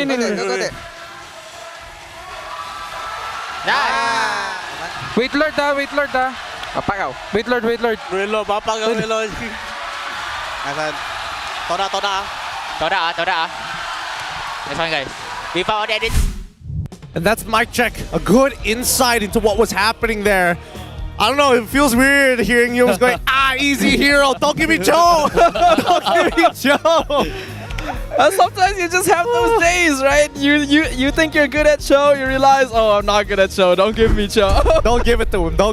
What are your thoughts here? A 3-0, a successful victory for SRG and our MVP obviously going to Innocent. But Jays, your thoughts on this game? Man, apart from this game is just so like, it's a redemption arc and also like a growing arc for the side of Selangor Red Giants, right? We saw them enter the playoffs a little bit down, just a little bit. Then after that, they kind of get that momentum away, stepping onto red, and now I think we have to look at what's coming up next. I don't know, it feels like a bit of a slow roll for SRG, right? Like they haven't fully gotten into that playoff mindset until here today, where you really see them warm up. It kind of feels as though they don't feel the stakes at the upper bracket, and then now they're down in the bottom side, and it's like, okay, we gotta have to go all the way. That's what it is. Yeah, sometimes you just gotta live life dangerously. Yeah, sometimes you just gotta be down bad. Maybe they're the new Goku, right?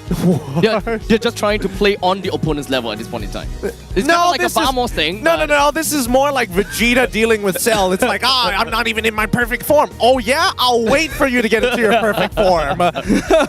Oh well, we could definitely see that, but Innocent once again proving to us why so many teams have their eye on him specifically. That first game, his Natan was what saved SRG from the brink of destruction. And then after that, we talked about how we weren't big fans of Claude in this meta, and Innocent winning against Owl on his signature hero in a losing matchup at level 2.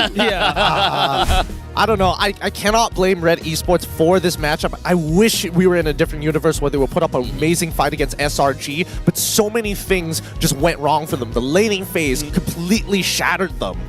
Yeah, and not only just the laning phase, I feel like completely shattered them. I think game number 1 was what shattered them, right? When Innocent just started to become this unstoppable Nathan, that's when you start to see Red starting to lose a lot of momentum. Game number 2, they're having a little bit good fight in the early game, but when game number 3 came in, we talk about this all the time, repeatedly on this broadcast.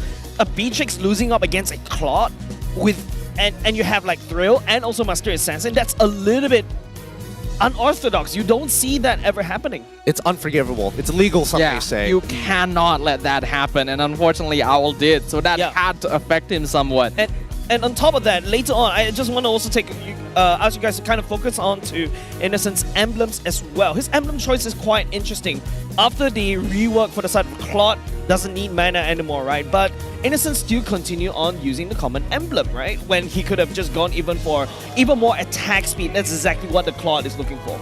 Well, I mean, it's sustain in the lane as well. I think that's one of the few things that we can keep into consideration. Because again, if you have common emblems plus having the quantum charge, the heal from the quantum charge is slightly more because of the healing effect that you get from the emblem set itself. So that's something to keep in mind. It's small. It's not as good as like the support emblems, for an example. But I mean, it clearly made a difference here. He also had tenacity. Tenacity. So I think all of this put together may have given him that small edge over Owl, who was going for that full damage 1v1. I don't know. I feel like Owl should have probably like called it, be like, hey, my phone is lagging or something, because it was just so bizarre. There's no way you tactically roll into that bush in that manner in front of Innocent. But I think there was definitely some mental impact here. Like, easiest example to see, just compare the number of diversions Kim did in Game 1 and Game 3. There was no low Yi play here at all. They were so afraid of teleporting to the wrong place, of splitting themselves up, of giving Yums a free implosion, that it just didn't feel like he was present. Yeah, I don't know. I wish game number 2 was this game number 3, because they put up one hell of a fight in game number 2, and you could really see that the slightest difference was just mechanical execution for SRG. Such tiny margins, because they were playing the team fight almost perfect from both sides. Yeah, coming into game number 3, there's quite a lot of utility that weren't really used, but it really just rocked them to the bone. They're afraid that if we kind of do a little bit of macro play, Yums might just go in and just kind of work it out on them with a single person implosion and then eventually run them over. Or perhaps, at least for Owl, confidence all the way down. Maybe he just don't have the confidence anymore to kind of do anything from that point in time. I wouldn't say that, because again, when the team decided to go for these big engages, when Iris is dropping in entangling, 2 Gracie for flickering forward, we did see that Owl bothered to flicker forward Nibiru's Passion or flicker forward, go for the Bennett's Rage. And this he time, was trying his best, but not quite good enough. And this time, for the side of Cram, this is a very different high-loss game, Cram, well, as compared to game number 1, right? Game number 1, he's getting bullied by the CC, but game number 3, you saw when, you know, Iris just land down the ultimate and then start yo-yoing him down, and Cram is just laughing off the damage. They're just that behind. I guess. I mean, the gold also plays like a very big part of it. I think that Sensui, honestly, they should have played off of the lead of Sensui specifically. He was already 2 levels ahead of Sakai's. He just needed his laners to kind of hold strong. I feel like Cram found a missing piece of himself in that glue game. Like, when you compare his gameplay between game 1 and 2, it's just different entirely. And Cram just looks so much more like Cram. He's running at them. He's being the biggest nuisance he can be. He's laughing. He's like in that flower field as a child once again. It's like, this is it. This is my moment. You like the wordplay, Jays? Yeah, I can totally imagine like this glue in a very nice field of flowers just jumping around in the split form, all laughing at the same time, and you have that compounding laughter. And the fact that you're kind of right. Game number 2 was a little bit soul-searching for the side of Cram. And game number 3, he came out as a very different pony. And yeah, I think I'm loving what I'm seeing for the side of SRG this time around. Hopefully, I mean, other teams who are going to be watching, notably Todak, who is their next opponent, probably looking at this matchup. Also, listening to that mic check does give a bit of information that maybe Tro might not be worth banning. That is true. That's true. SRG? Yeah. Easy hero, huh? Yums just doesn't seem to be feeling it, right? He himself admitted it. I was like, don't give me Cho. It's like, it's just not a Cho day for him. And that's fine, you know, you are going to have those off days, but they figured out how to work around it. And you could just see how many more items they had compared to Red. So much of a difference here. Even Sensui and Iris, interestingly enough, opting to go for, well, at least for Sensui, a bit of a diversification here. I think he felt like he had enough to go for Brute Force Breastplate early on, rather than going for the traditional Ice Queen, sorry, not Ice Queen's one, but the Queen's Wings instead. Yeah, and you also kind of have to compare the item power spikes with the side of Innocent Owl, right? Innocent was literally skyrocketed into like power spikes, right? Once he secured his corrosive side, and then starts going on ham. And Al, even though yes, the BOD is really a massive item for the side of Al, it just feels like you're not doing enough damage during these team fights.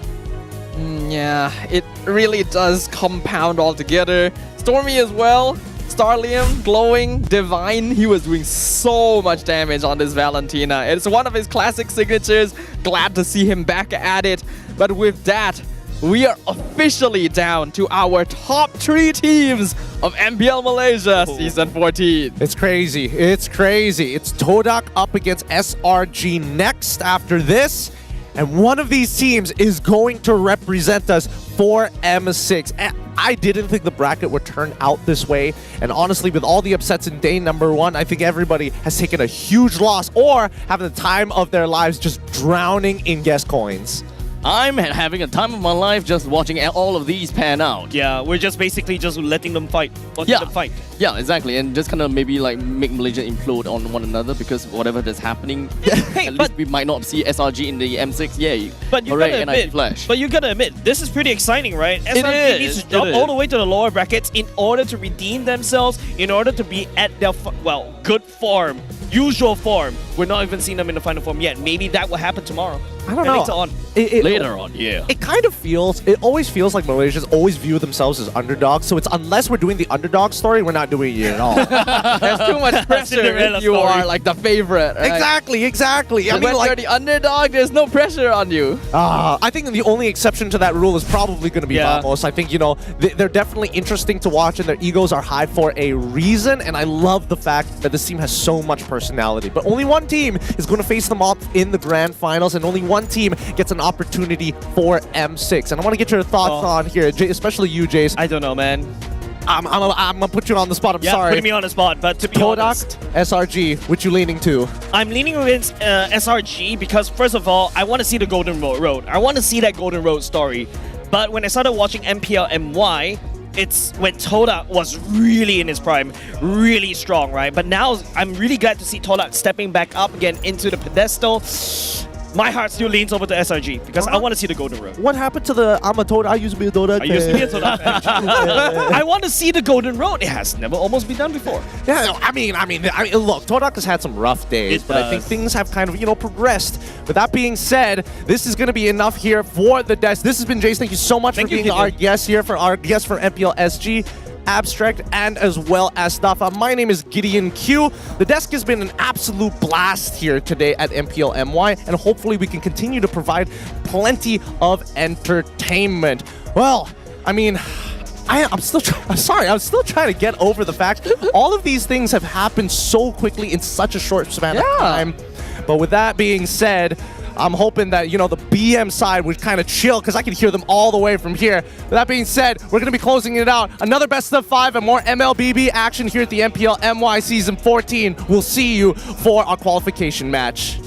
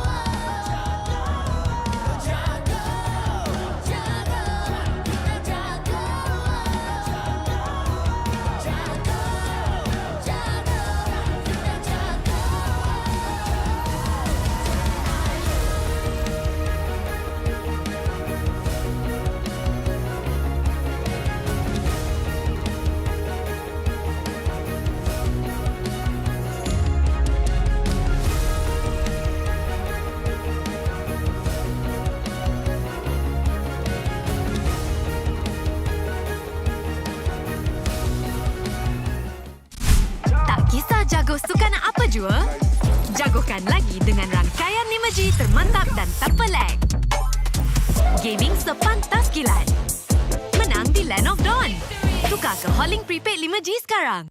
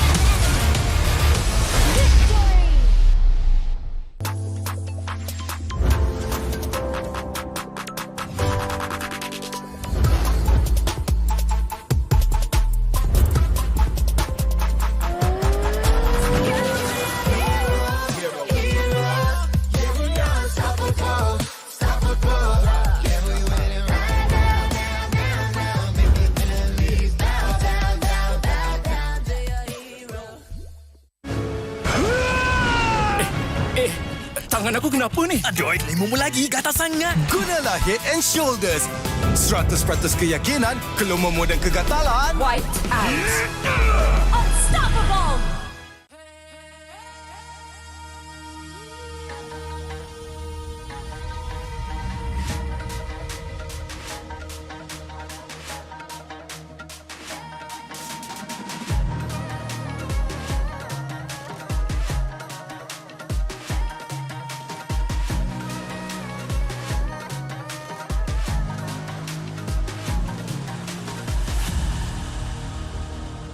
Aku hembus kata azimat.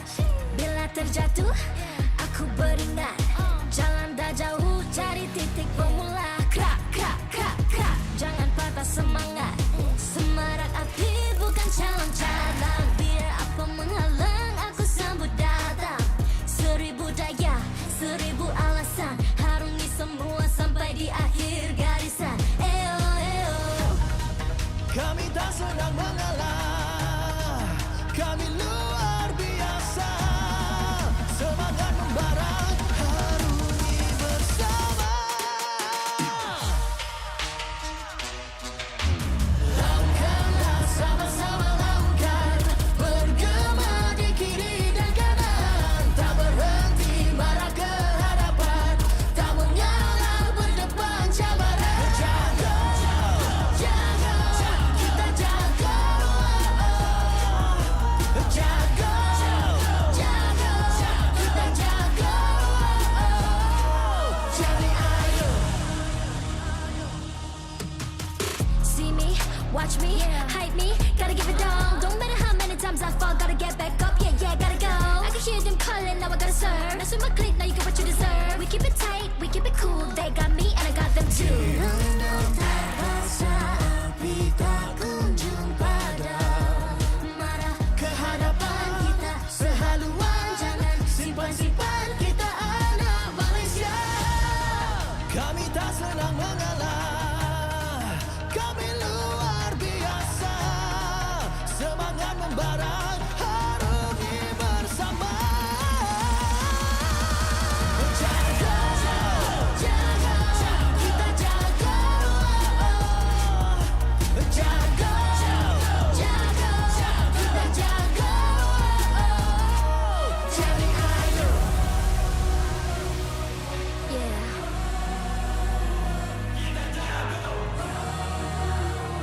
Are you ready?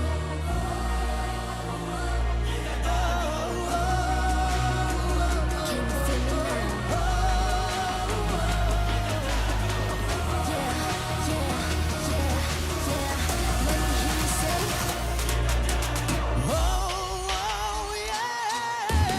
Langkahlah sama-sama langkah. Bergema di kiri dan kanan. Tak berhenti marah ke hadapan. Tak mengalah berdepan cabaran. Jaga, jaga, kita jaga. Jaga, jaga, kita jaga. Jadi ayo.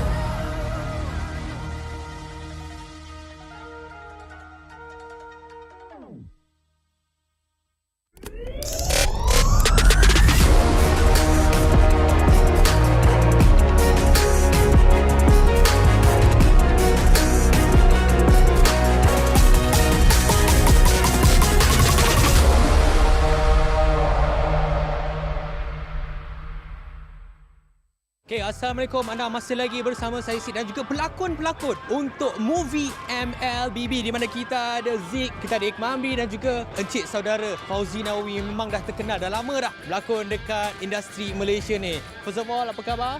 Baik. Sihat, Ini saya percaya ini merupakan kali pertama anda semua berada dekat pentas MLBB ataupun Liga MLBB. Apa perasaan? Kita mulakan dengan Zik dulu. Sangat teruja. Ini first time tengok face to face game yang sangat best pula tu. Perasaan macam nervous bila tengok ramai orang macam kita tengok game bola, macam tak sangka MLBB sebesar ini. So macam proud lah to be a Malaysian. Saya nampak vibe dalam e-sport ni makin maju dah 2024 ni. Yang paling penting, vibe juara tu wujud pada hari ni. So tak rugi kita orang datang lah. Boleh jangka tak yang sebenarnya nanti satu hari nanti, which is hari ni, game ataupun e-sport boleh jadi sebesar ni sampai dah ada movie? Sebenarnya bila awal-awal Mobile Legends Bang Bang ni berada di Malaysia, saya tak expect bahawa penerimaan masyarakat khususnya peringkat remaja ni boleh sampai ke tahap ni. Ini dah boleh challenge bola dah ni. Sikit hari lagi saya tak heran 2025 yang akan datang population Mobile Legends ni akan jadi lebih besar. Kita tahu anda bertiga sekarang ini terlibat dengan penggambaran untuk movie terbaru khas untuk MLBB. Boleh tak cerita sedikit sebanyak? Tambah kan. So untuk kita orang pun dapat duduk di stage macam player, it's an amazing experience lah for us. Pengalaman sangat best lah sebab berlakon dengan kawan-kawan dalam industri, and then ini macam impian saya lah menjadi seorang pro player walaupun pelakon je. So macam excited lah nak tunggu filem ni keluar. Ya, itu semestinya apa yang kita ingin harapkan. Alright, kita masih lagi bercakap tentang movie. Boleh tak cerita sedikit sebanyak watak ataupun karakter yang anda bertiga dan mungkin Puan Lisnawati juga bagi tahu apa yang terlibat ataupun watak dalam filem tersebut. Okay, so kita orang sama team. Kita orang daripada pro player daripada Singapore. Yes sir. So saya tak nak cakap banyak tentang watak saya bawa watak jahat.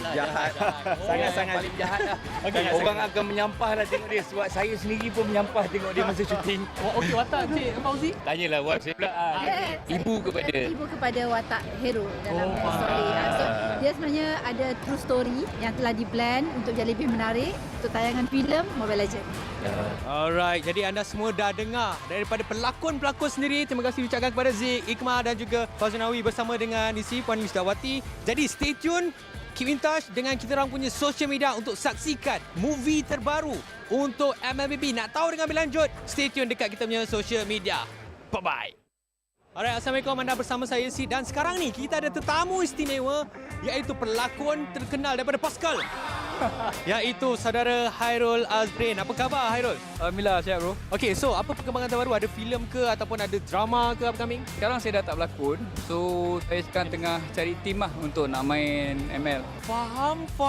Okay, alright. Bercakap tentang cari tim, saya dah tengok awak pun ada bermain sama dengan pasukan Selangor Giant, tapi berlakon cerita-cerita yang gempak. Tapi kenapa pakai Nana bro? Ni banyak baca komen Tak lah, sebab saya tahu pakai tank, saya tahu pakai mage je. Yang lain saya tak tahu. Faham. So kalau tanya saya, Nana paling senang nak ni lah. Sebab sebelum ni saya biasa pakai Cyclops, lepas tu Zaz. Tapi sekarang Nana macam dia kena dengan jiwa lah. Sebab Sky sebagai itu saya, kalau nak jadi jungler yang terbaik, kena training pada Nana. Itu dia punya skill dia. Permulaan Nana barulah boleh jadi macam Sky. Yeah. Okey, tadi dah kita tengok pasukan Selangor Giant dapatkan kemenangan 2-0. Bagi pendapat Hairul sendiri, adakah itu satu perlawanan yang sengit ataupun Hairul memang dah jangka Selangor memang boleh menang 2-0? Saya tengoklah SRG punya game sebab saya tak pandai sangat, tapi saya tengok daripada apa yang diorang main tadi. So memang diorang ada je cara ataupun ada je teknik yang nak masukkan kalau kata sesuatu problem tu. So untuk tengok first game tu cakap ni menang mudah ni 2-0. Tak boleh nafikan SRG antara tim yang sangat kuat lah di Malaysia sekarang. Ya, kita pun memang dah boleh nampak sebab mereka pun dah menang untuk kejuaraan dunia pada tempoh hari. Alright, tadi Hairul Azrin pun ini kali pertama datang dekat venue MPL. Saya first time sebab saya tak pernah sangka macam tengok perlawanan bola sepak di final tau. Ini bukan final kan? Ini bukan final. Bukan final tapi dah macam final tadi. Dia ada tukang sorak daripada tim SRG. So best lah. Best lah. Memang ini vibe. Benda ni dah berlaku dah few season dan kita boleh nampak lepas kemenangan Selangor Giant dekat tempoh hari, tambah lagi vibe tersebut. Right, sebelum saya nak lepaskan Hairul, mungkin ada kata-kata terakhir ataupun kata-kata semangat kepada pasukan Selangor Giant sebab kita ada beberapa minggu sebelum kita pergi ke peringkat play-off. Betul. Okey, untuk tim SRG kat dalam tu semua kebanyakannya yang saya kenal dan diorang kenal saya. So saya nak wish korang good luck. Dan untuk Mobile Legend ataupun Montun, saya rasa sekarang ni artis ramai main Mobile Legend. So mungkin kita boleh buat satu tournament ke. Come on lah Montun. Sebab kita ada ramai Fat, Aceh, Challenge Zero, Fauzunawi, Ikmal, semua boleh main Mobile Legend. So kita boleh fight lah. Saya rasa untuk nak lawan tim pro player tak susah kot untuk kami. Tapi diorang tak boleh nak berlakon. Nanti diorang tak ada job. Korang dah boleh berlakon, korang boleh main game. Alright, thank you so much Hairul. InsyaAllah kita akan jumpa lagi dekat playoff. InsyaAllah. Okay, alright. Alright, thank you so much. Jadi apa-apa, stay tune dengan MPL Malaysia. Semua orang boleh menyarung jersey kebangsaan. Jadi once you pakai menyarung jersey kebangsaan, you rasa sangat-sangat berbangga, you dipilih atau diberi tanggungjawab. Cuma feeling you pakai saja, once you pakai saja jersey itu, you akan rasa macam you want to give something to Malaysia. I think if you guys have any issues, so make sure lean onto each other, talk to each other as much as you can. I think just be proud because tak semua orang dapat this opportunity, and also kena ada that winning mentality, tak kisah pun dekat level mana you guys pergi, and jangan rasa takut, jangan rasa macam you guys are not good enough. Apapun, just ingat bila you guys enter the arena, just do your best and all the Malaysians will be behind you and supporting you guys. Saya tak ada nasihat, saya kagum dengan apa yang anda semua lakukan. You are all to me personal heroes because I grew up in a time where gaming was seen as a waste of time, but you prove otherwise. You put gaming and you put Malaysia on the world's map. I think you are at a better place to advise me. So again, I want to say thank you for being who you are. Thank you for fighting every day. Thank you for competing for Malaysia because it's something that I can never do. And I live vicariously through you bila I tengok atlet Malaysia compete because what you do is very, very amazing. And I wish you all the best. Deliver for Malaysia because wherever I am on the day when you win for Malaysia, I'll be proud to raise the Malaysian flag and play the negara.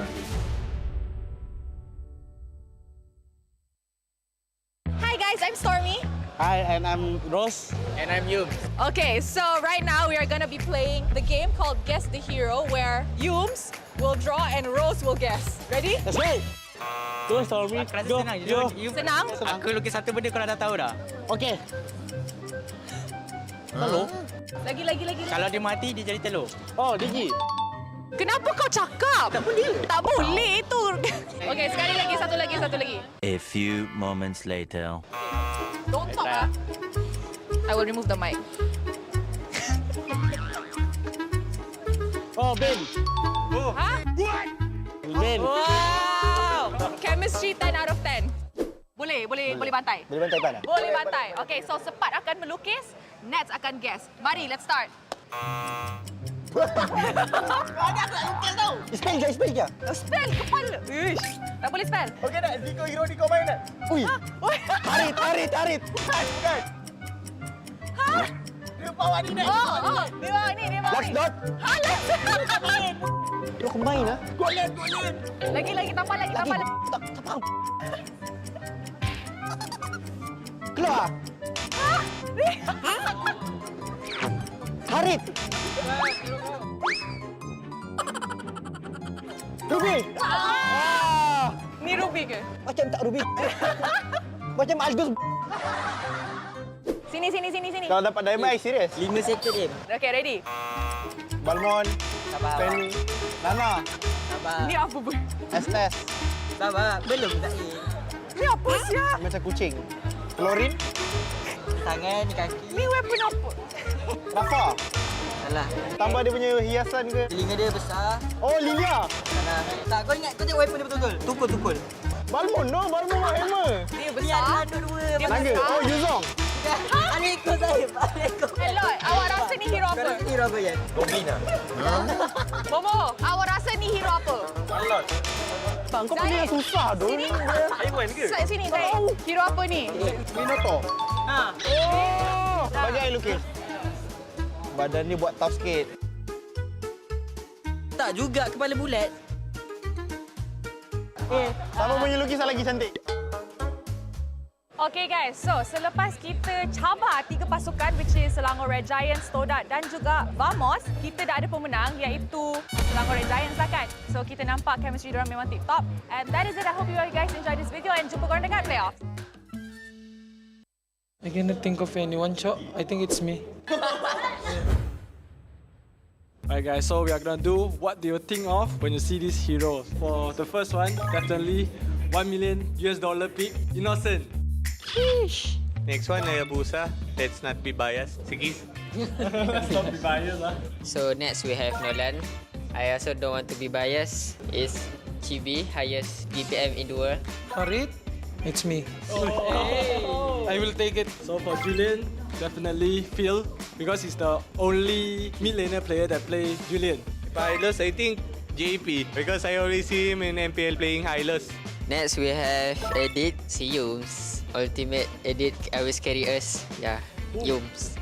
Mas kau I cannot think of anyone, Chok. I think it's me. Ling, you know, the final MVP MSC, I don't know who is it, but I think I'm gonna give Kyle TZ. This one, so hard to think. For sure, Stormy. He's been playing this hero since birth. Guys, thank you for watching.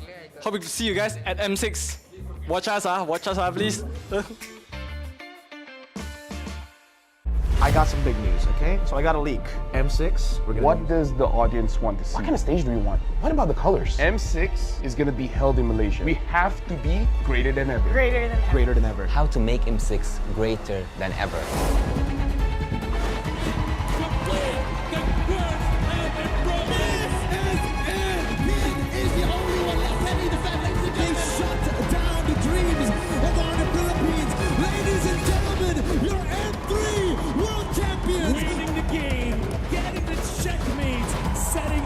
They are the curse breakers, the two-time world champions! Before we begin, I just want to say thank you very much, gentlemen, ladies, for coming today. We have something very important to discuss here, right? Because right now, imagine yourselves as Moonton. We're the publishers. M6 is going to be held in Malaysia. So I need ideas to make sure that M6 gets good. This time, it's gotta be better. Like, it's in Malaysia, okay? We have to be greater than ever. Greater than ever. You know what? That's gonna be the tagline. You like it? You like the tagline? That's a good tagline. That's a good tagline? We went from Join the fight. Join the fight. Join the fight to the top. To the top.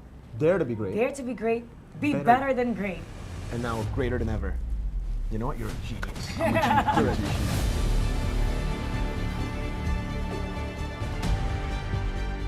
Let's talk about what does the audience want to see, right? What do you guys think the audience wants to see? More teams. More teams? How many are we talking? I don't know, but more regions, more teams. How does 16 sound like to you? I mean, it's what we had last year, right? That's true. I'm kind of dumb. Do we want more teams in the wild card or the main stage? Because there's a wild card. We had it, yeah. I'm okay with the 2 slots for the wild card. 2 slots? And then 8 in the wild card. 2 slots for wild so card. So total for sure. 24. Because I'm a believer that the wild card is a legit part of the tournament. I agree. Do they actually want smart stuff? Non-PH versus PH finals, I guess. Non-PH, yeah. Non-PH. Oh, non-PH. We got that in M5 though. What specific region do you want in the finals? North America. Wow. That one is a bit. Yeah, I don't know about that one.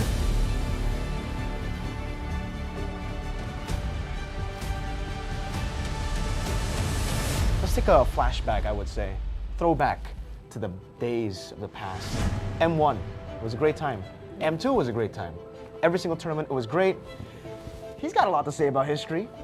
I love history. We've got to talk about logistics here, and I feel like we need to include Mara for this one because we got to talk about the stage. M1, the stage was pretty good. I feel like it really sets the tone, right? Mara, you've seen the stage for M2, M3, M4 up until a few months ago. It was MSC as well, but let's not talk about MSC. We're talking about the World Series. Like, what kind of stage do we want? What about the colors? I think the color should change depending on what stage we're in. So if it's a group stage, it'll be a different color, wild card different color, and when it's the grand final, so they know exactly, especially with So you just have the LED just changing the background just a little bit. From the past, I would go to how to make M6 greater than ever, right? Greater than ever. I would say that build up a story, because everyone loves a story, a good story to be told at the upcoming M6. So let's say, for example, not just about the players, maybe about the region itself, maybe about a team that struggled so much. We have seen a lot of teams and a lot of regions develop in the previous, I would say, M series, even MSCs, and every international tournament that we have. So why don't we focus on building a story that isn't matched to any other story that we have ever heard in our life? I think if we're going to cover story, what about something documentary style? You know, like something that you're back in M1, you're back in the place where it all began, and you cover some of the talents who have been around since M1, some of the players who have been around since M1, who have been around through several M series.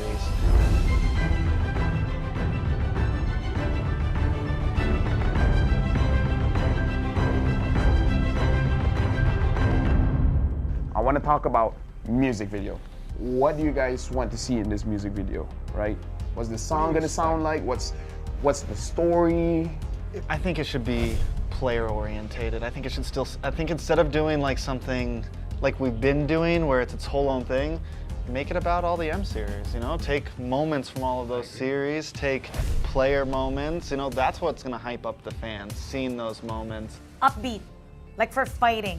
Very upbeat, a catchy line, so when they hear that line, they know it's M6, and it has to be downloadable for people to use as a ringtone. I want the music video to be playing with the BMI.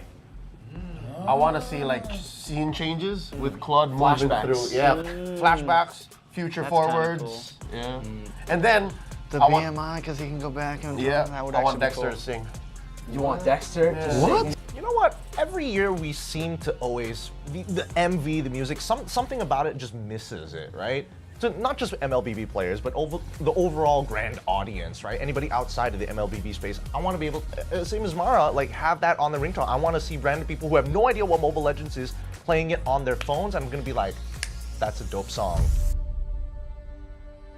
So I got a leak. What's the leak? M6, we're gonna use a new format. What format? They're changing it?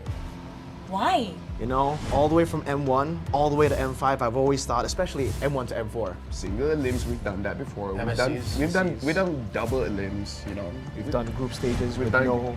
We no also eliminations. done no eliminations at the group stage. We've done no eliminations. Good Yeah. times. Hate that. This time, it's gonna be a Swiss format. Like the cheese? What's Swiss format? What is that? What is that? There's no going back from here if you start. You know what the Swiss format is. Actually, yeah, I do. What is it? Okay, so let's keep it very simple, right? So for this M6, I'm thinking we're gonna be bringing 16 teams, and then we'll make the total. If you win 3 times, you'll advance forward. Lose 3 times, you're gonna get knocked out. Oh no, you play with everybody. You play with everybody. 1-0 beats 1-0, so everybody starts with 2 groups. Group A, Group B. 8 teams here, 8 teams in B. Then, every single time they have to fight, we're gonna redraw. That's a great idea. That's a great idea. Wait. Who's doing the redraw? Yeah, who's doing the redraw? I want to know this. Don't worry. Because is it gonna be us? Don't worry. I don't. I mean, I think it should be Mara. No, I think it should be Mara. You know what? I think so too, but I've suffered. I suffer. We have suffered. I cannot draw We know. anymore. So now it's Gideon's turn. Exactly. Yeah. Wolf, Gideon, Wheezy. Whoa, wait a minute. Is we're gonna have Yasu and KB do it. Because we don't want to do it anymore. Me and LaFell, we've had enough. We've had enough. Good idea. So we will do the draws ourselves. You will have to suffer the wrath. Is it alright if I had all the Filipino teams and the Indonesian teams in one group? You know what? Nah. That's why, you know what? This is the reveal. If the players are gonna face off against their opponents, they should draw. Why put the responsibility on the league ops? Why to put the responsibility on the talents? They should be the ones to decide their own fate. Okay, let's decide this. Mara, what do you think about that? Players? I think the players, that's perfect. Perfect. So, well, they can't say it's biased. They can't say it's planned. Exactly. They know. Not stale. Yes, exactly. So it should be the players because, well, they're responsible for who they draw. Wait, We've had enough. They changed their minds right now. Just with you giving us that idea, I'm gonna cut you out. But actually, hold on. We need to hear what KB has to say because, you know, he's the professor here. So what do you think about the Swiss format? Like, what do you guys feel? Do you guys feel it's fine? Because if you guys say it's okay, we're gonna run with it. And if we say that it's not okay, you're gonna also run with it. If only one of you says it's not okay, then we won't run with it. I'm okay. Because you know what? We can't predict any team. Even in the group stage, you know who you facing on. Yeah. You have 3 teams as an enemy. But in Swiss round, you can't predict tomorrow what's going on tomorrow. What if we lose? Every round. So yeah, technically, groups are a thing of the past. Because you know what the discussion is, right? Whenever somebody makes it out of groups, oh, it was an easy group. Exactly. They weren't ready for that group. So now, I like it. You get to find out who really is deserving of making it. It's time to talk about the strategy for the teams. No, I mean like for they think for Swiss format, yeah. No, okay, we're locked in, right? It's gonna be Swiss format. Okay. We've seen teams talk about, oh, best of 2 is a different kind of strategy, right? Best of 1, completely different strategy. So now Swiss format, like Gideon, Steph, Weezy, like, what do you guys think is gonna be the strategy when we're going for a Swiss format for this time? Just win. That's simply what the format is asking of you, right? It's saying, hey, the faster you win, the better the more times you win, the easier it is to make it over to the next stage. That's the whole point of the format, to kind of weed them out. Let's think about this, right? Because you're gonna play way more games in this format. Am I correct? Right? In the group stage. Playing more games. Imagine the first one, you're already showing everything you've got. Isn't that like, I mean, I think it's cool that the teams will be facing teams with the same record. So I think it'll be even competition, so you'll see the teams scale the later we get in the Swiss format. I'm more curious about pre-preparation, right? I don't know about you, Wolf, but for me, at least with the format that we had before this, you kind of know who's your next opponent, you can pre-prepare for it, and you honestly have a working strategy. But I think with the Swiss format, it's just every single draw, you're like, I just hope I do well. But at the same time, like you said, it really shows us who's the best team actually, who actually deserves the upper bracket. Because if we only have like 16 teams, let's just say that 8 teams make it to the upper bracket or the lower bracket. It's always been like the upper bracket teams have a shorter way to the finals. Like you only have to win 3 series actually if you're from the upper bracket.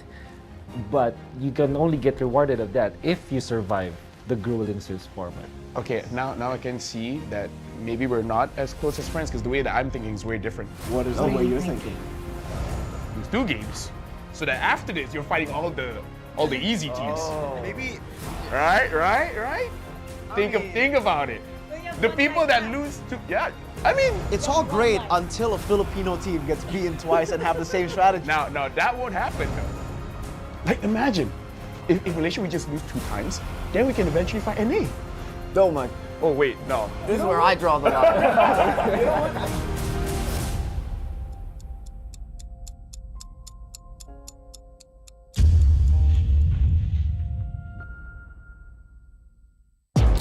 Tak kisah jago sukan apa jua, jagokan lagi dengan rangkaian 5G termantap dan tanpa lag. Gaming sepantas kilat. Menang di Land of Dawn. Tukar ke Holling Prepaid 5G sekarang.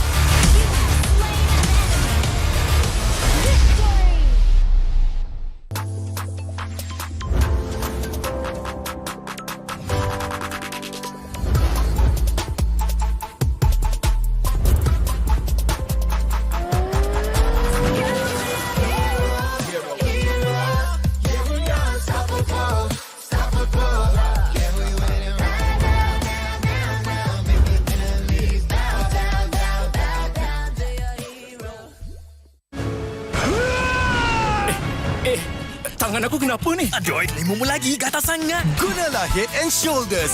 100% keyakinan, keluarmu dan kegatalan. Wiped out. Unstoppable.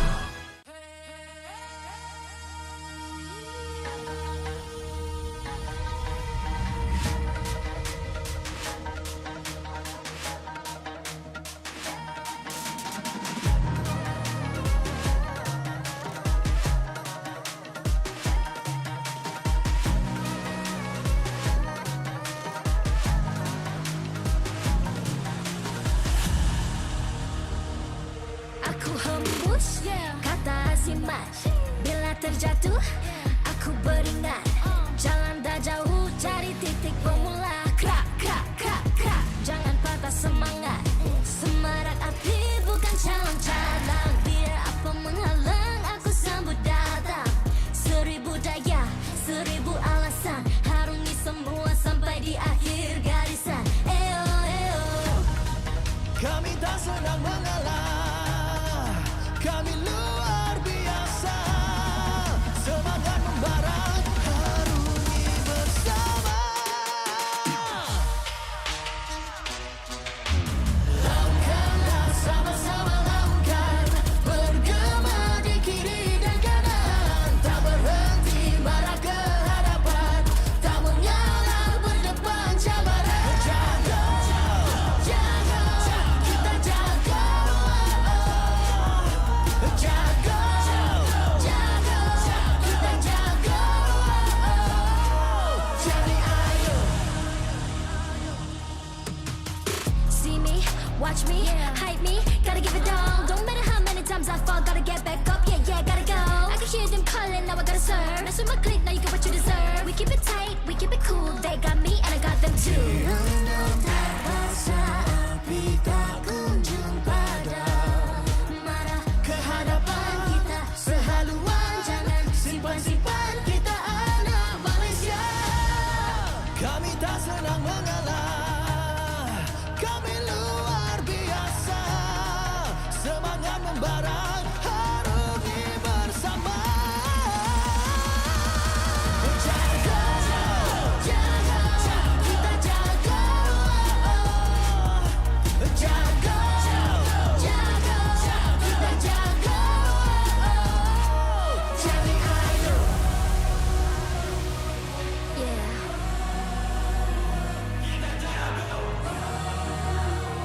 Are you ready?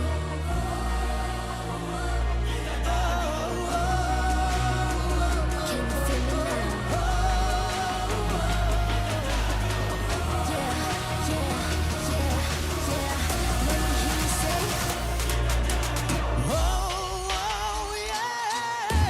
Lakukanlah sama-sama lakukan. Bergema di kiri dan kanan. Tak berhenti marah ke hadapan. Tak mengalah berdepan cabaran. Jaga, jaga, kita jaga. Jaga, jaga, kita jaga. Jadi ayo.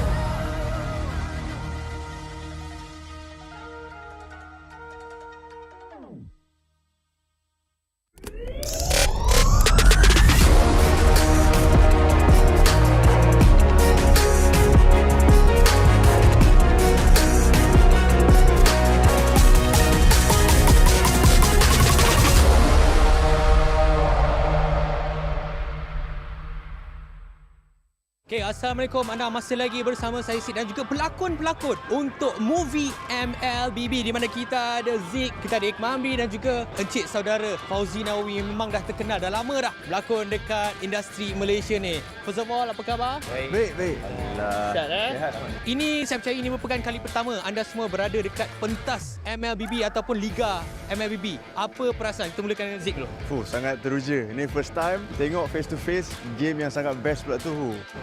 Perasaan macam nervous bila tengok ramai orang macam kita tengok game bola, macam tak sangka MLBB sebesar ini. So macam proud lah to be a Malaysian. Saya nampak vibe dalam e-sport ni makin maju dah 2024 ni, yang paling penting buat juara tu wujud pada hari ni. So tak rugi kita orang datang lah. Boleh jangka tak yang sebenarnya nanti satu hari nanti, which is hari ni, game ataupun e-sport boleh jadi sebesar ni sampai dah ada movie? Sebenarnya bila awal-awal Mobile Legends Bang Bang ni berada di Malaysia, saya tak expect bahawa penerimaan masyarakat khususnya peringkat remaja ni boleh sampai ke tahap ni. Ini dah boleh challenge bola dah ni. Sikit hari lagi saya tak heran 2025 yang akan datang population Mobile Legends ni akan jadi lebih besar. Kita tahu anda bertiga sekarang terlibat dengan penggambaran untuk movie terbaru khas untuk MLBB. Boleh tak cerita sedikit sebanyak pengalaman untuk shoot movie tersebut? Pengalaman dia best, sangat unik sebab saya rasa for Malaysia ini movie MLBB yang pertama kan. So untuk kita orang pun dapat duduk di stage macam player, it's an amazing experience lah for us. Pengalaman sangat best lah sebab berlakon dengan kawan-kawan dalam industri, and then ini macam impian saya lah menjadi seorang pro player walaupun pelakon je. So macam excited lah nak tunggu filem ni keluar. Ya, itu semestinya apa yang kita ingin harapkan. Alright, kita masih lagi bercakap tentang movie. Boleh tak cerita sedikit sebanyak watak ataupun karakter yang anda bertiga dan mungkin Puan Lisnawati juga bagi tahu apa yang terlibat ataupun watak dalam filem tersebut. Okay, so kita orang sama tim. Kita orang daripada pro player daripada Singapore. Yes sir. So saya tak nak cakap banyak tentang watak saya bawa watak jahat. Sangat-sangat jahat lah. Okay, orang akan menyampah lah tengok dia sebab saya sendiri pun menyampah tengok dia masa syuting. Okey, watak Cik Fauzi. Tanyalah buat saya pula. Ibu kepada watak hero dalam story. So dia sebenarnya ada true story yang telah di-blend untuk jadi lebih menarik untuk tayangan filem Mobile Legends. Alright, jadi anda semua dah dengar daripada pelakon-pelakon sendiri. Terima kasih diucapkan kepada Zik, Iqmah dan juga Fauzi bersama dengan isi Puan Lisnawati. Jadi stay tune, keep in touch dengan kita orang punya social media untuk saksikan movie terbaru untuk MLBB. Nak tahu dengan lebih lanjut, stay tune dekat kita punya social media. Bye-bye. Alright, Assalamualaikum, anda bersama saya Sid dan sekarang ni kita ada tetamu istimewa iaitu pelakon terkenal daripada Pascal. Iaitu saudara Hairul Azrin. Apa khabar Hairul? Alhamdulillah, sihat bro. Okey, so apa perkembangan terbaru? Ada filem ke ataupun ada drama ke upcoming? Sekarang saya dah tak berlakon. So saya sekarang tengah cari tim lah untuk nak main ML. Faham. Okey, alright. Bercakap tentang cari tim. Saya dah tengok awak pun ada bermain sama dengan pasukan Selangor Giant, tapi berlakon cerita-cerita yang gempak. Tapi kenapa pakai Nana bro? Ni banyak baca komen Salah, sebab saya tahu pakai tank, saya tahu pakai mage je. Yang lain saya tak tahu. Faham. So kalau tanya saya Nana paling senang nak ni lah. Sebab sebelum ni saya biasa pakai Cyclops, lepas tu Zaz. Tapi sekarang Nana macam dia kena dengan jiwa lah. Sebab Sky sebagai itu saya, kalau nak jadi jungler yang terbaik, kena training pada Nana. Itu dia punya skill dia. Permulaan Nana barulah boleh jadi macam Sky. Yeah. Okey, tadi dah kita tengok pasukan Selangor Giant dapatkan kemenangan 2-0. Bagi pendapat Hairul sendiri, adakah itu satu perlawanan yang sengit ataupun Hairul memang dah jangka Selangor memang boleh menang 2-0? Saya tengoklah SRG punya game sebab saya tak pandai sangat, tapi saya tengok daripada apa yang diorang main tadi. So memang diorang ada je cara ataupun ada je teknik yang nak masukkan kalau kata sesuatu problem tu. So untuk tengok first game tu cakap ni menang mudah ni 2-0. Tak boleh nafikan SRG antara tim yang sangat kuat lah di Malaysia sekarang. Ya, kita pun memang dah boleh nampak sebab mereka pun dah menang untuk kejuaraan dunia pada tempoh hari. Alright, tadi Hairul Azrin pun ini kali pertama datang dekat venue MPL. Saya first time sebab saya tak pernah sangka macam tengok perlawanan bola sepak di final tau. Ini bukan final kan? Ini bukan final. Bukan final tapi dah macam final tadi. Dia ada tukang sorak daripada tim SRG. So best lah. Best lah. Memang ini vibe. Benda ni dah berlaku dah few season dan kita boleh nampak lepas kemenangan Selangor Giant dekat tempoh hari tambah lagi vibe tersebut. Right, sebelum saya nak lepaskan Hairul, mungkin ada kata-kata terakhir ataupun kata-kata semangat kepada pasukan Selangor Giant sebab kita ada beberapa minggu sebelum kita pergi ke peringkat play-off. Betul. Okey, untuk tim SRG kat dalam tu semua kebanyakannya yang saya kenal dan diorang kenal saya. So saya nak wish korang good luck. Dan untuk Mobile Legend ataupun Montun, saya rasa sekarang ni artis ramai main Mobile Legend. So mungkin kita boleh buat satu tournament ke. Come on lah Montun. Sebab kita ada ramai. Fat, Aceh, Challenge Zero, Fauzi Nawawi, Iqmal, semua boleh main Mobile Legend. So kita boleh fight lah. Saya rasa untuk nak lawan tim pro player tak susah kot untuk kami. Tapi diorang tak boleh nak berlakon. Nanti diorang tak ada job. Korang dah boleh berlakon, korang boleh main game. Alright, thank you so much Hairul. InsyaAllah kita akan jumpa lagi dekat playoff. InsyaAllah. Okay, alright. Alright, thank you so much. Jadi apa-apa, stay tune dengan MPL Malaysia. Semua orang boleh menyarung jersey kebangsaan. Jadi once you pakai menyarung jersey kebangsaan, you rasa sangat-sangat berbangga you dipilih atau diberi tanggungjawab untuk mewakili negara Malaysia. Perasaan bangga tu you tak terangkan dekat semua orang. Cuma feeling you pakai saja, once you pakai saja jersey tu, you akan rasa macam you want to give something to Malaysia. I think if you guys have any issues, so make sure lean onto each other, talk to each other as much as you can. I think just be proud because tak semua orang dapat this opportunity, and also kena ada that winning mentality, tak kisah pun dekat level mana you guys pergi, and jangan rasa takut, jangan rasa macam you guys are not good enough. Apapun, just ingat bila you guys enter the arena, just do your best and all the Malaysians will be behind you and supporting you guys. Saya tak ada nasihat, saya kagum dengan apa yang anda semua lakukan. You are all to me personal heroes because I grew up in a time where gaming was seen as a waste of time, but you prove otherwise. You put gaming and you put Malaysia on the world's map. I think you are at a better place to advise me. So again, I want to say thank you for being who you are. Thank you for fighting every day. Thank you for competing for Malaysia because it's something that I can never do. And I live vicariously through you bila I tengok atlet Malaysia compete because what you do is very, very amazing. And I wish you all the best. Deliver for Malaysia because wherever I am on the day when you win for Malaysia, I'll be proud to raise the Malaysian flag and play the negara. Hi guys, I'm Stormy. Hi, and I'm Rose. And I'm Yum. Okay, so right now we are going to be playing the game called Guess the Hero, where Yums will draw and Rose will guess. Ready? Let's go! Go, Stormy. Aku rasa Go, senang. go. Senang? Aku lukis satu benda kau dah tahu dah. Okay. Telur? Lagi. Kalau dia mati, dia jadi telur. Oh, Digi. Kenapa kau cakap? Tak boleh. Tak boleh itu. Okay, sekali lagi, satu lagi. A few moments later. Don't talk ah. I will remove the mic. Oh, Ben. Oh. Ha? What? Ben. Wow. Chemistry 10 out of 10. Boleh bantai. Boleh bantai pan? Boleh bantai. Okay, so Sepat akan melukis, Nets akan guess. Mari, let's start. Ada aku nak lukis tau. Spell je. Spell kepala. Ish. Tak boleh spell. Okey nak Ziko hero ni kau main tak? Ui. Tarit. Bukan. Ha? Dia bawa ni nak. Oh. Dia bawa ni. Last dot. Ha, last dot. Dia combine ah. Golin. Lagi, tampal lagi. Tak. Keluar. Ha? Tarit. Ruby. Ni Ruby ke? Macam tak Ruby. Macam Algus. Sini. Kalau dapat diamond, serius. 5 second je. Okay, ready? Balmon. Penny. Nana. Ni apa pun? Estes. Sabar, belum tak ni. Ni apa siap? Macam kucing. Klorin. Tangan, kaki. Ni weapon apa? Rafa. Salah. Tambah dia punya hiasan ke? Telinga dia besar. Oh, Lilia. Salah. Tak, kau ingat, kau tengok weapon dia betul-betul. Tukul. Balmon mak hammer. Dia besar. Dua-dua. Dia Naga. besar. Oh, Yuzong. Alaikum Zahib.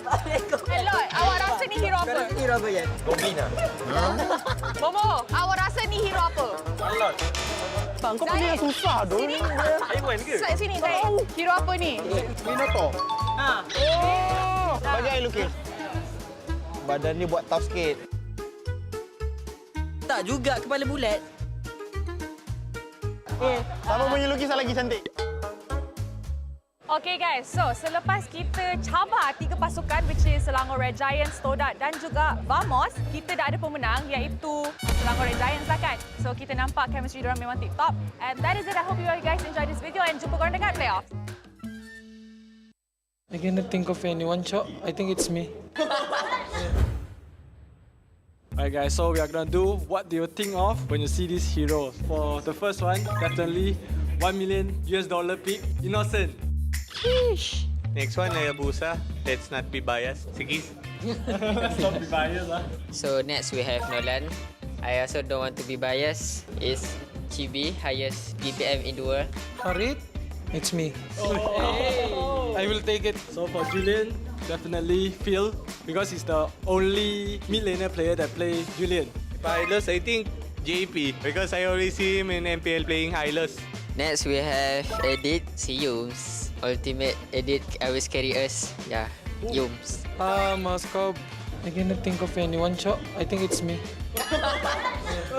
Ling, the final MVP MSC. I don't know who is it, but I think I'm gonna give Kyle TZ.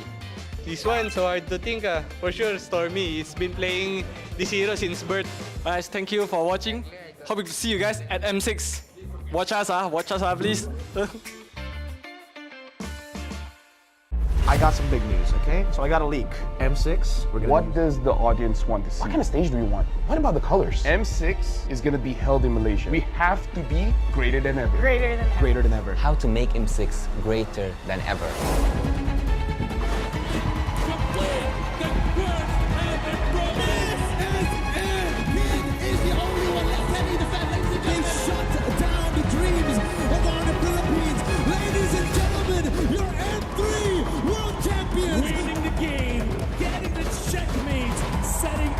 They are the curse breakers, the two-time world champions! Before we begin, I just want to say thank you very much, gentlemen, ladies, for coming today. We have something very important to discuss here, right? Because right now, imagine yourselves as Moonton. We're the publishers. M6 is going to be held in Malaysia. So I need ideas to make sure that M6 gets good. This time, it's gotta be better. Like, it's in Malaysia, okay? We have to be greater than ever. Greater than ever. You know what? That's gonna be the tagline. You like it? You like the tagline? That's a good tagline. That's a good tagline? We went from Join the fight. Join the fight. Join the fight to the top. To the top. Dare to be great. Dare to be great. Be better than great. And now greater than ever. You know what? You're a genius. I'm a genius. You're a genius.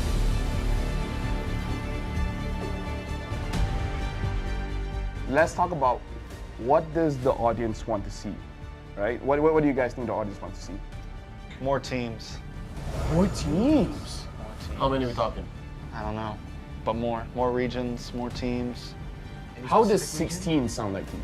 It's what we had last year, right? That's true. I'm too dumb. Do we want more teams in the wild card or the main stage? Because there's a wild card. We had it, yeah. I'm okay with the 2 slots for the wild card. 2 slots? And then 8 in the wild card. 2 slots for wild so card. So total for sure. 24. Because I'm a believer that the wild card is a legit part of the tournament. I agree. Do they actually want smart stuff? Non-PH versus PH finals, I guess. Non-PH, yeah. Non-PH, Oh, non-PH. We got that in M5 though. What specific region do you want in the finals? North America. Wow. That one is a bit. I don't know about that one.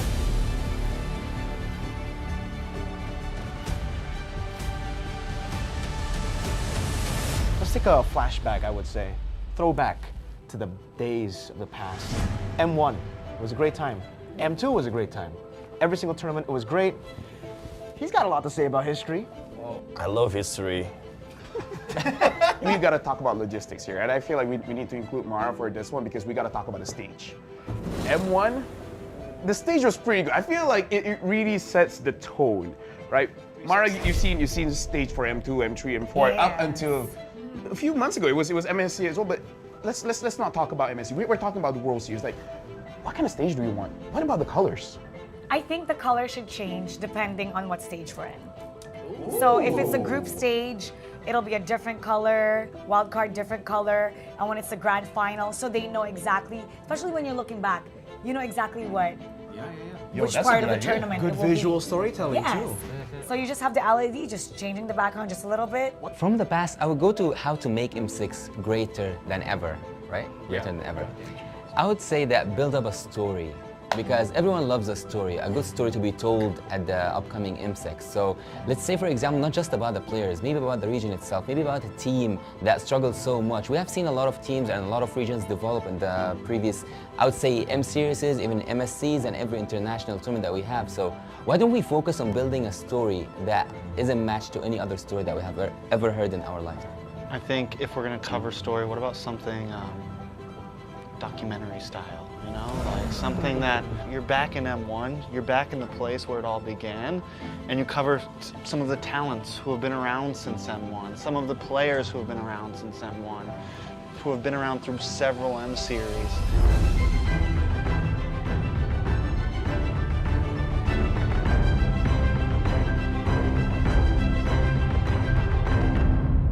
I want to talk about music video. What do you guys want to see in this music video, right? What's the song gonna sound like? What's the story? I think it should be player orientated. I think instead of doing like something like we've been doing where it's its whole own thing, make it about all the M series, you know? Take moments from all of those series, take player moments, you know, that's what's gonna hype up the fans, seeing those moments. Upbeat, like for fighting, very upbeat, a catchy line, so when they hear that line, they know it's M6, and it has to be downloadable for people to use as a ringtone. I want the music video to be playing with the BMI. I want to see like scene changes with Claude moving through. Yeah, flashbacks, future forwards. Cool. Yeah, and then the BMI because he can go back and yeah. that would I want actually be Dexter cool. to sing. You want Dexter to What? sing? You know what? Every year we seem to always the MV, the music, something about it just misses it, right? So not just MLBB players, but the overall grand audience, right? Anybody outside of the MLBB space, I want to be able, same as Mara, like have that on the ringtone. I want to see random people who have no idea what Mobile Legends is playing it on their phones. I'm gonna be like, that's a dope song. So I got a leak. What's the leak? M6, we're gonna use a new format. What format? They're changing it? Why? You know, all the way from M1, all the way to M5, I've always thought, especially M1 to M4. Single elims, we've done that before. MSCs, We've done double elims, you know. We've done group stages with done- no... We also done no eliminations at the group stage. We've done no eliminations, Good yeah. times. Hate that. This time, it's gonna be a Swiss format. Like the cheese? What's Swiss format? What is that?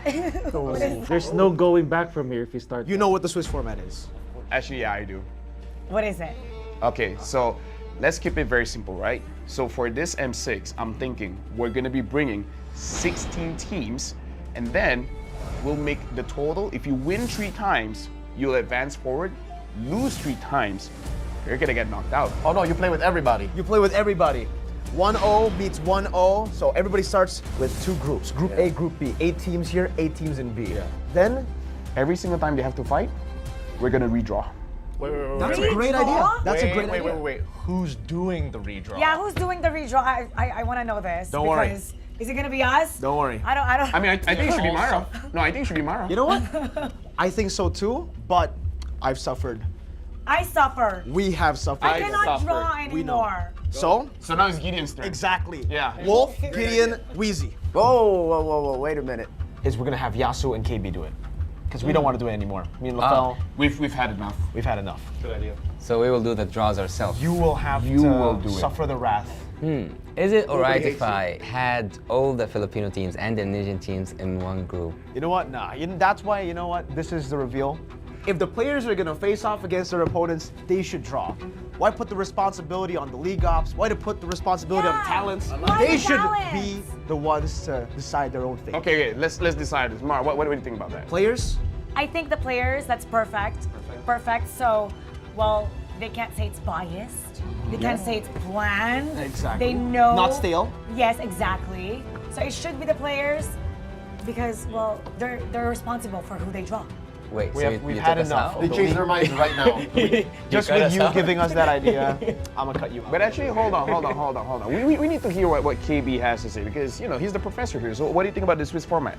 Like, what do you guys feel? Do you guys feel it's fine? Because if you guys say it's okay, we're gonna run with it. And if we say that it's not okay, you're gonna also run with it. If only one of you says it's not okay, then we won't run with it. I'm okay, because you know what? We can't predict any team. Even group stage, you know who you facing on.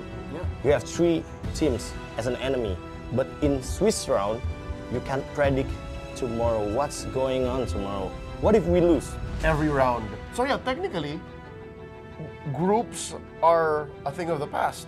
Because you know what the discussion is, right? Whenever somebody makes it out of groups, oh, it was an easy group. Exactly. They weren't ready for that group. So now, I like it. You get to find out who really is deserving of making it. It's time to talk about the strategy for the teams. No, I mean like How do they think for the Swiss format's format, gonna play yeah. out? No, okay, we're locked in, right? It's gonna be Swiss format. Okay. We've seen teams talk about, oh, best of 2 is a different kind of strategy, right? Best of 1, completely different strategy. So now Swiss format, like Gideon, Steffizi, like, what do you guys think is going to be the strategy when we're going for a Swiss format for this time? Just win. That's simply what the format is asking of you, right? It's saying, hey, the faster you win, the better the more times you win, the easier it is to make it over to the next stage. That's the whole point of the format, to kind of weed them out. Let's think about this, right? Because you're going to play way more games in this format. Am I correct? Right? In the group stage. Playing more games. Imagine the first one, you're already showing everything you've got. Isn't that like, I mean, I think it's cool that the teams will be facing teams with the same record. Yeah. So I think it'll be even competition, so you'll see the teams scale the later we get in the Swiss format. I'm more curious about pre-preparation, right? I don't know about you, Wolf, but for me, at least with the format that we had before this, you kind of know who's your next opponent, you can pre-prepare for it, and honestly have a working strategy. But I think with the Swiss format, it's just every single draw, you're like, I just hope I do well. But at the same time, like you said, it really shows us who's the best team actually, who actually deserves the upper bracket. Because if we only have like 16 teams, let's just say that 8 teams make it to the upper bracket or the lower bracket. It's always been like the upper bracket teams have a shorter way to the finals. Like you only have to win 3 series actually if you're from the upper bracket. But you can only get rewarded of that if you survive the grueling Swiss format. Okay, now I can see that maybe we're not as close as friends because the way that I'm thinking is way different. What is the way you're thinking? There's 2 games, so that after this you're fighting all the easy teams. Maybe. Right. Think about it. The people that lose to I mean, it's all great until a Filipino team gets beaten twice and have the same strategy. Now that won't happen though. Like imagine if Malaysia we just lose 2 times, then we can eventually fight NA. No, Mike. Oh wait, no. This is where I draw the line.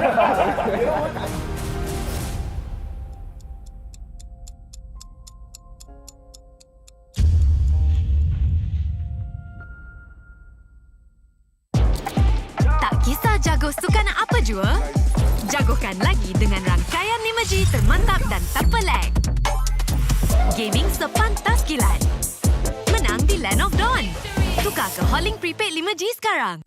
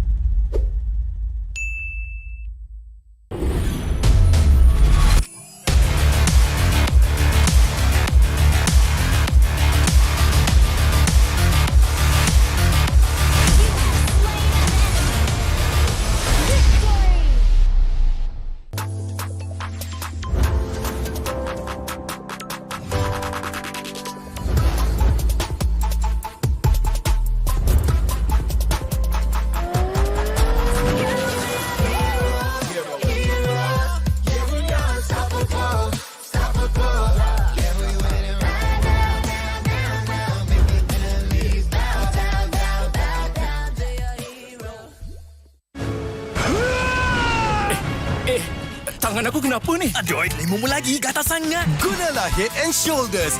100% keyakinan, kelumamu dan kegatalan. Wiped out. Unstoppable.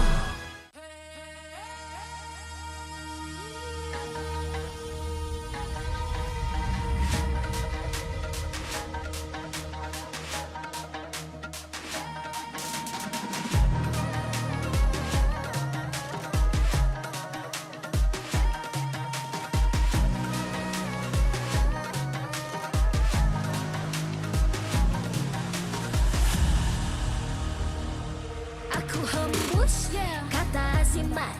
Bila terjatuh, aku beringat. Jalan dah jauh, cari titik bermula. Krak, krak, krak, krak. Jangan patah semangat. Semarak api bukan calon cadang. Biar apa menghalang, aku sambut datang. 1000 daya, 1000 alasan. Harungi semua sampai di akhir garisan. Eo, eo. Kami tak senang mengalah. Kami luar biasa. Semangat membara, harungi bersama. Lakukanlah sama-sama lakukan. Bergema di kiri dan kanan. Tak berhenti marah ke hadapan. Tak mengalah berdepan cabaran. Jaga, jaga, kita jaga. Jaga, jaga, kita jaga. Jadi ayo. See me, watch me, hype me, gotta give it all. Don't matter how many times I fall, gotta get back up, yeah, yeah, gotta go. I can hear them calling, now I gotta serve. Now swim my click, now you get what you deserve. We keep it tight, we keep it cool, they got me and I got them too. Tak rasa api tak kunjung padam. Marah ke hadapan kita sehaluan. Jangan simpan-simpan, kita anak Malaysia. Kami tak senang mengalah. Kami luar biasa. Semangat membara, harungi bersama. Jaga, jaga, kita jaga. Jaga, jaga, kita jaga. Jadi ayo.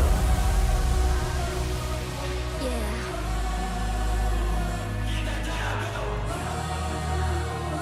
Are you ready?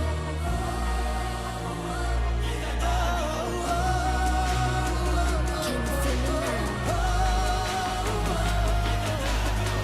Yeah, yeah, yeah, yeah. Let me hear you say.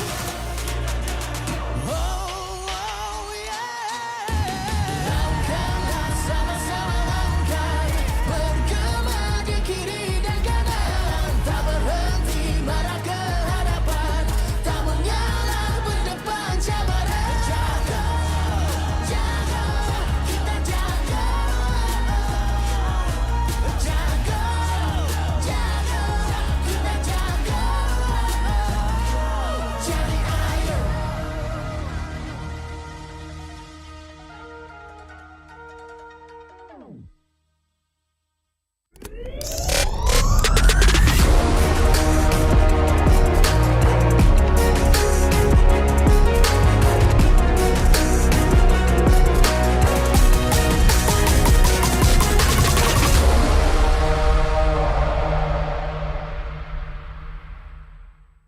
Okay, Assalamualaikum. Anda masih lagi bersama saya Sid dan juga pelakon-pelakon untuk movie MLBB di mana kita ada Zik, kita ada Iqmah Amri dan juga encik saudara Fauzi Nawawi. Memang dah terkenal, dah lama dah berlakon dekat industri Malaysia ni. First of all, apa khabar? Baik. Sihat, Ini saya percaya ini merupakan kali pertama anda semua berada dekat pentas MLBB ataupun Liga MLBB. Apa perasaan? Kita mulakan dengan Zik dulu. Sangat teruja. Ini first time tengok face to face game yang sangat best pula tu.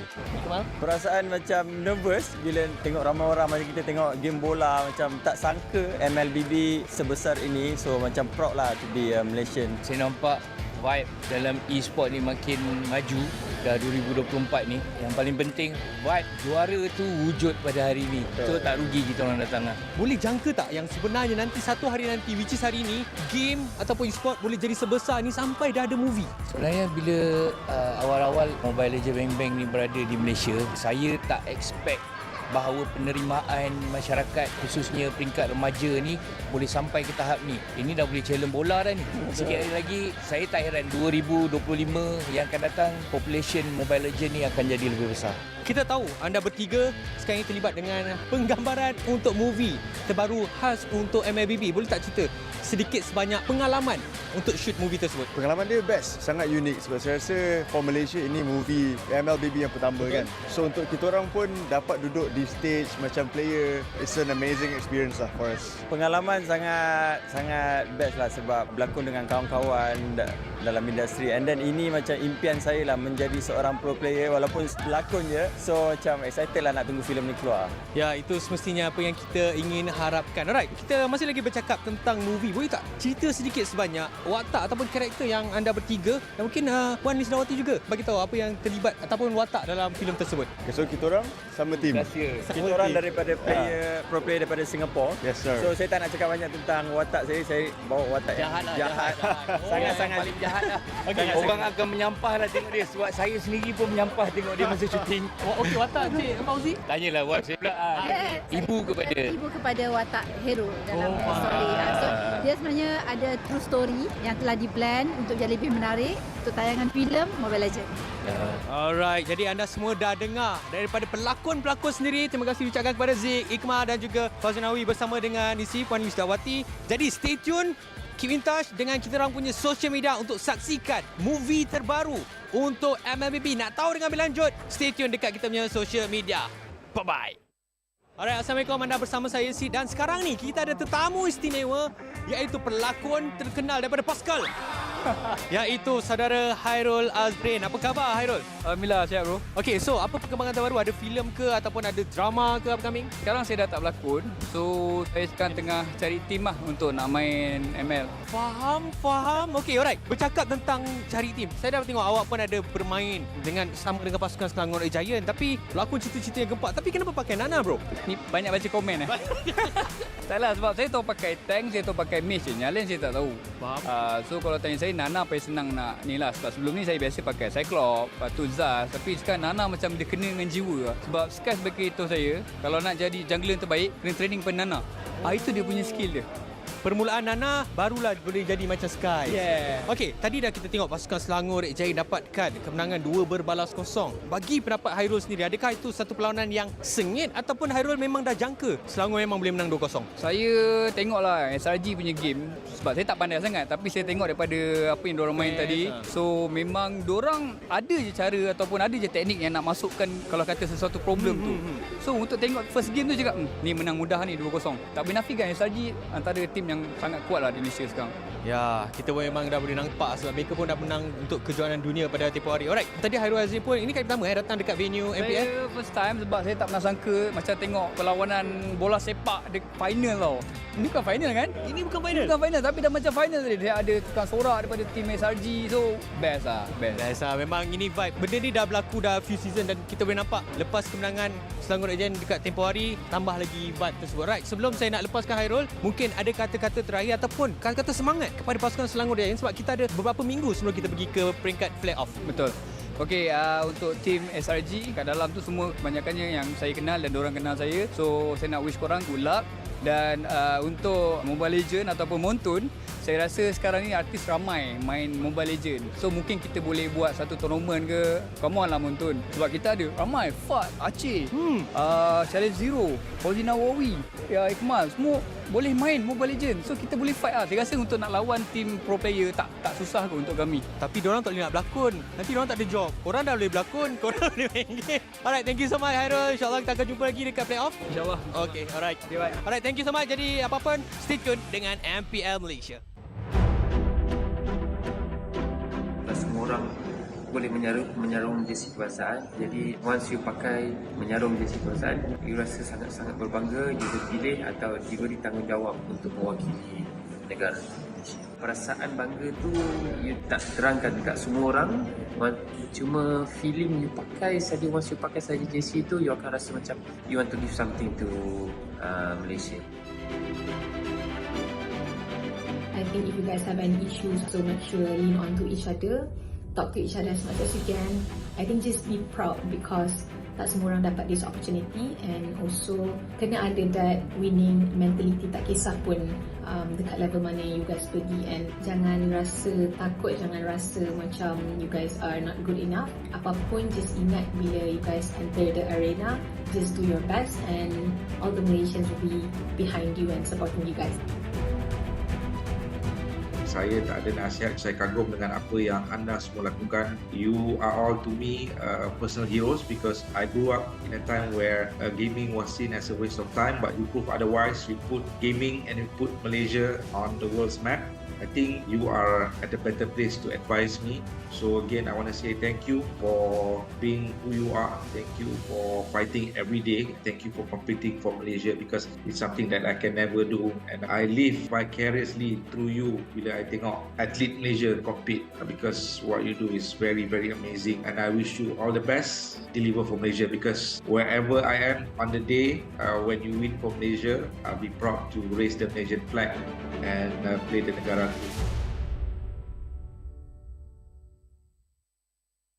Hi guys, I'm Stormy. Hi, and I'm Rose. And I'm Yum.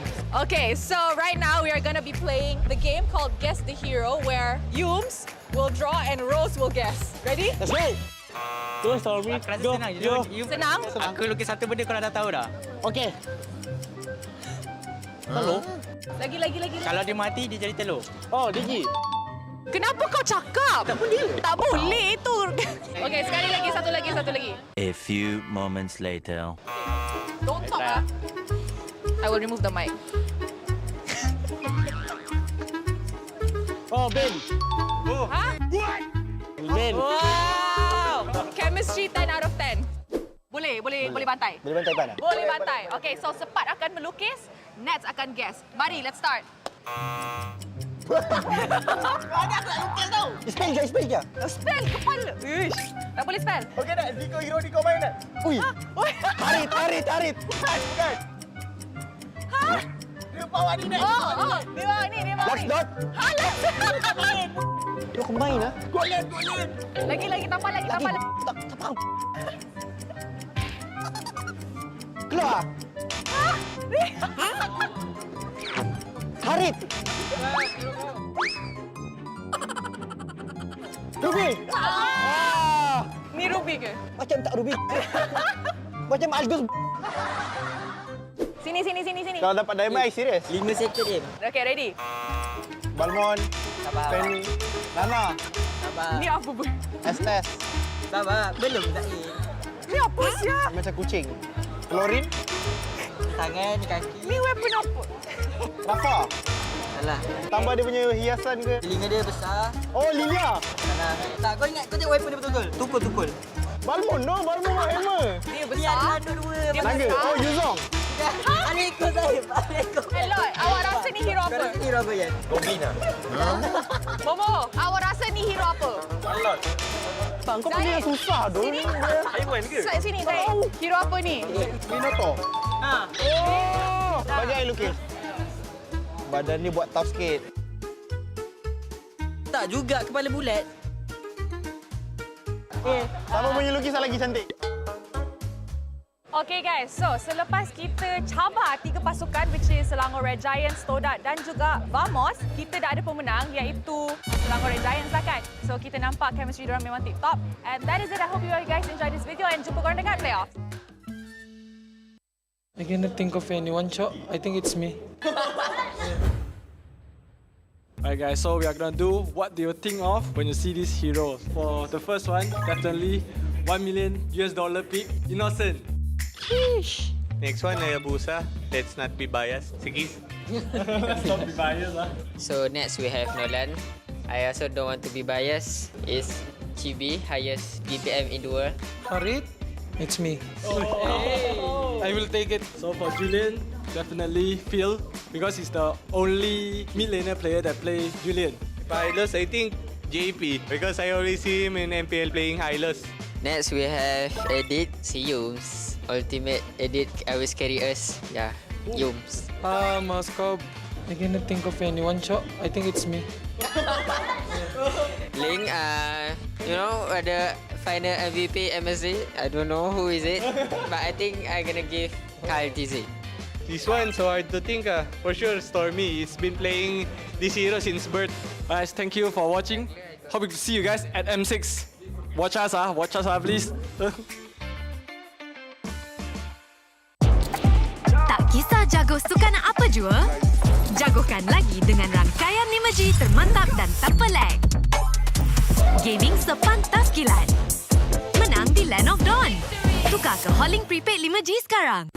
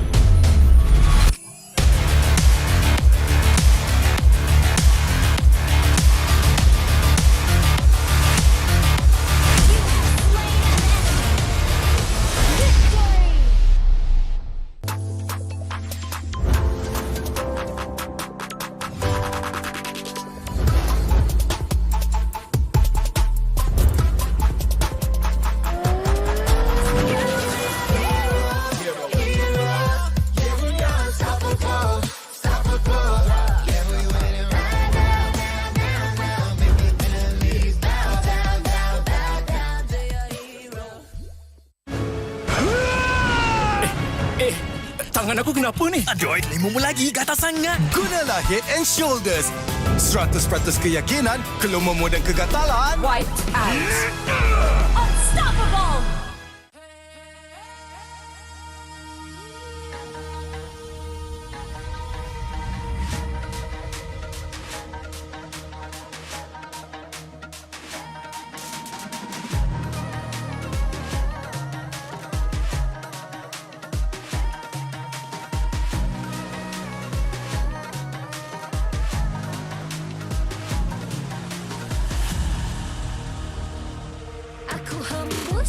Kata azimat bila terjatuh aku beringat jalan dah jauh cari titik bermula krak krak krak krak jangan patah semangat semarak api bukan calon-calon biar apa menghalang aku sambut datang 1000 daya 1000 alasan harungi semua sampai di akhir garisan Kami tak senang mengalah, kami luar biasa.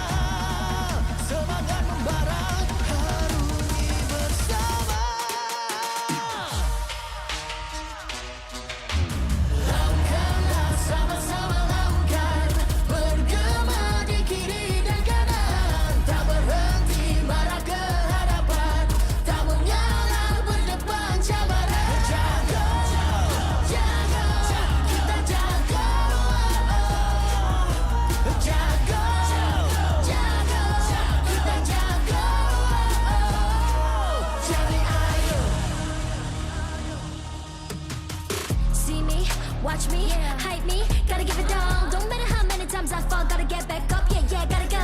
I can hear them calling, now I gotta serve. Mess with my clique, now you get what you deserve. We keep it tight, we keep it cool. They got me and I got them too. Api tak kunjung padam. Marah ke hadapan kita sehaluan. Jangan simpan-simpan, kita anak Malaysia. Kami tak senang mengalah, kami luar biasa. Semangat membara, harungi bersama. Jaga, jaga, kita jaga. Jaga, jaga, kita jaga. Jadi ayo. Yeah.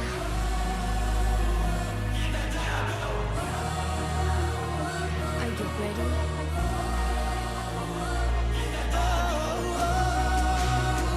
Can you feel me now? Yeah, yeah, yeah, yeah. Let me hear you say.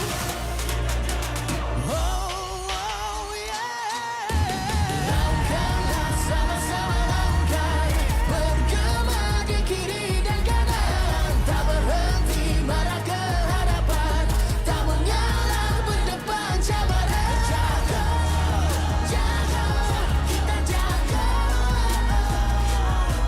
Jaga, jaga, kita jaga. Jadi ayo.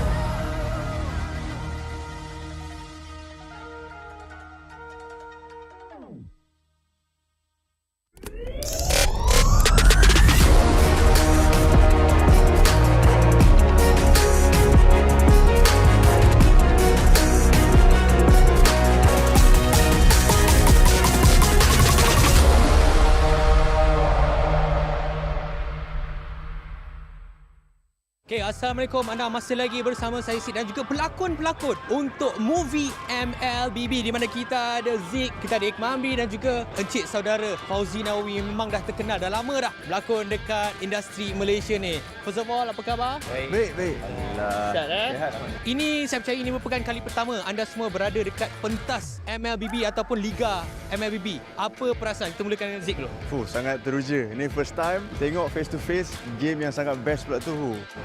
Perasaan macam nervous bila tengok ramai orang, macam kita tengok game bola, macam tak sangka MLBB sebesar ini. So macam proud lah to be a Malaysian. Saya nampak vibe dalam e-sport ni makin maju dah 2024 ni. Yang paling penting vibe juara tu wujud pada hari ni. So tak rugi kita orang datang lah. Boleh jangka tak yang sebenarnya nanti satu hari nanti, which is hari ni, game ataupun e-sport boleh jadi sebesar ni sampai dah ada movie? Sebenarnya bila awal-awal Mobile Legends Bang Bang ni berada di Malaysia, saya tak expect bahawa penerimaan masyarakat khususnya peringkat remaja ni boleh sampai ke tahap ni. Ini dah boleh challenge bola dah ni. Sikit hari lagi saya tak heran 2025 yang akan datang population Mobile Legends ni akan jadi lebih besar. Kita tahu anda bertiga sekarang ini terlibat dengan penggambaran untuk movie terbaru khas untuk MLBB. Boleh tak cerita sedikit sebanyak pengalaman untuk shoot movie tersebut? Pengalaman dia best, sangat unik sebab saya rasa for Malaysia ini movie MLBB yang pertama kan. So untuk kita orang pun dapat duduk di stage macam player, it's an amazing experience lah for us. Pengalaman sangat best lah sebab berlakon dengan kawan-kawan dalam industri, and then ini macam impian saya lah menjadi seorang pro player walaupun pelakon je. So macam excited lah nak tunggu filem ni keluar. Ya, itu semestinya apa yang kita ingin harapkan. Alright, kita masih lagi bercakap tentang movie. Boleh tak cerita sedikit sebanyak watak ataupun karakter yang anda bertiga dan mungkin Puan Lisdawati juga bagi tahu apa yang terlibat ataupun watak dalam filem tersebut. Okay, so kita orang sama team. Kita orang daripada pro player daripada Singapore. Yes sir. So saya tak nak cakap banyak tentang watak saya bawa watak Jahat yang jahat.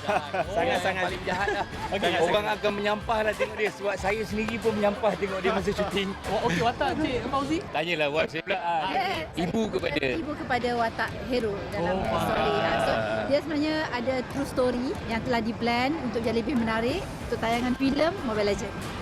Alright, jadi anda semua dah dengar daripada pelakon-pelakon sendiri. Terima kasih diucapkan kepada Zik, Iqmah dan juga Fauzi Nawawi bersama dengan isi Puan Lisdawati. Jadi stay tune, keep in touch dengan kita orang punya social media untuk saksikan movie terbaru untuk MLBB. Nak tahu dengan lebih lanjut, stay tune dekat kita punya social media.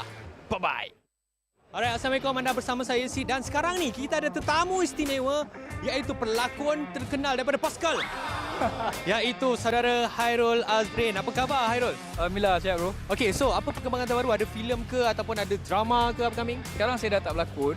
So, saya sekarang tengah cari tim lah untuk nak main ML. Faham. Okey, alright. Bercakap tentang cari tim. Saya dah tengok awak pun ada bermain sama dengan pasukan Selangor Giant tapi berlakon cerita-cerita yang gempak. Tapi kenapa pakai Nana bro?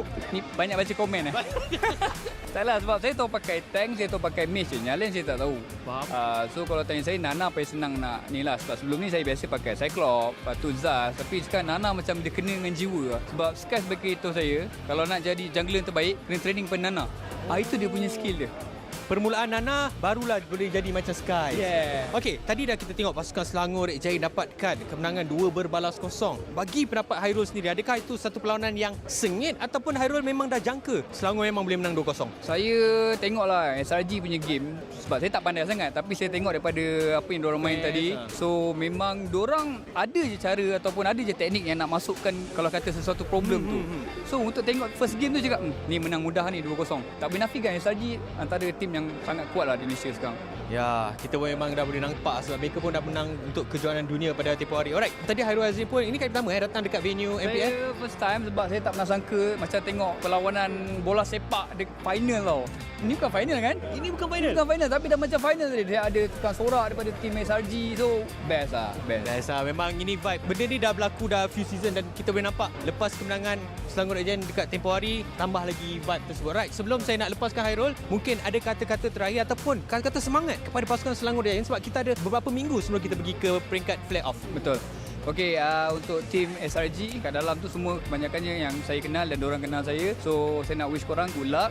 Dan untuk Mobile Legend ataupun Montun, saya rasa sekarang ni artis ramai main Mobile Legend. So mungkin kita boleh buat satu tournament ke. Come on lah Montun. Sebab kita ada ramai. Fat, Aceh, Challenge Zero, Paulina Wawi, Iqmal, semua boleh main Mobile Legend. So kita boleh fight lah. Saya rasa untuk nak lawan tim pro player tak susah kot untuk kami. Tapi diorang tak boleh nak berlakon. Nanti diorang tak ada job. Korang dah boleh berlakon, korang boleh main game. Alright, thank you so much Hairul. InsyaAllah kita akan jumpa lagi dekat playoff. InsyaAllah. Okay, alright. Alright, thank you so much. Jadi apa-apa, stay tune dengan MPL Malaysia.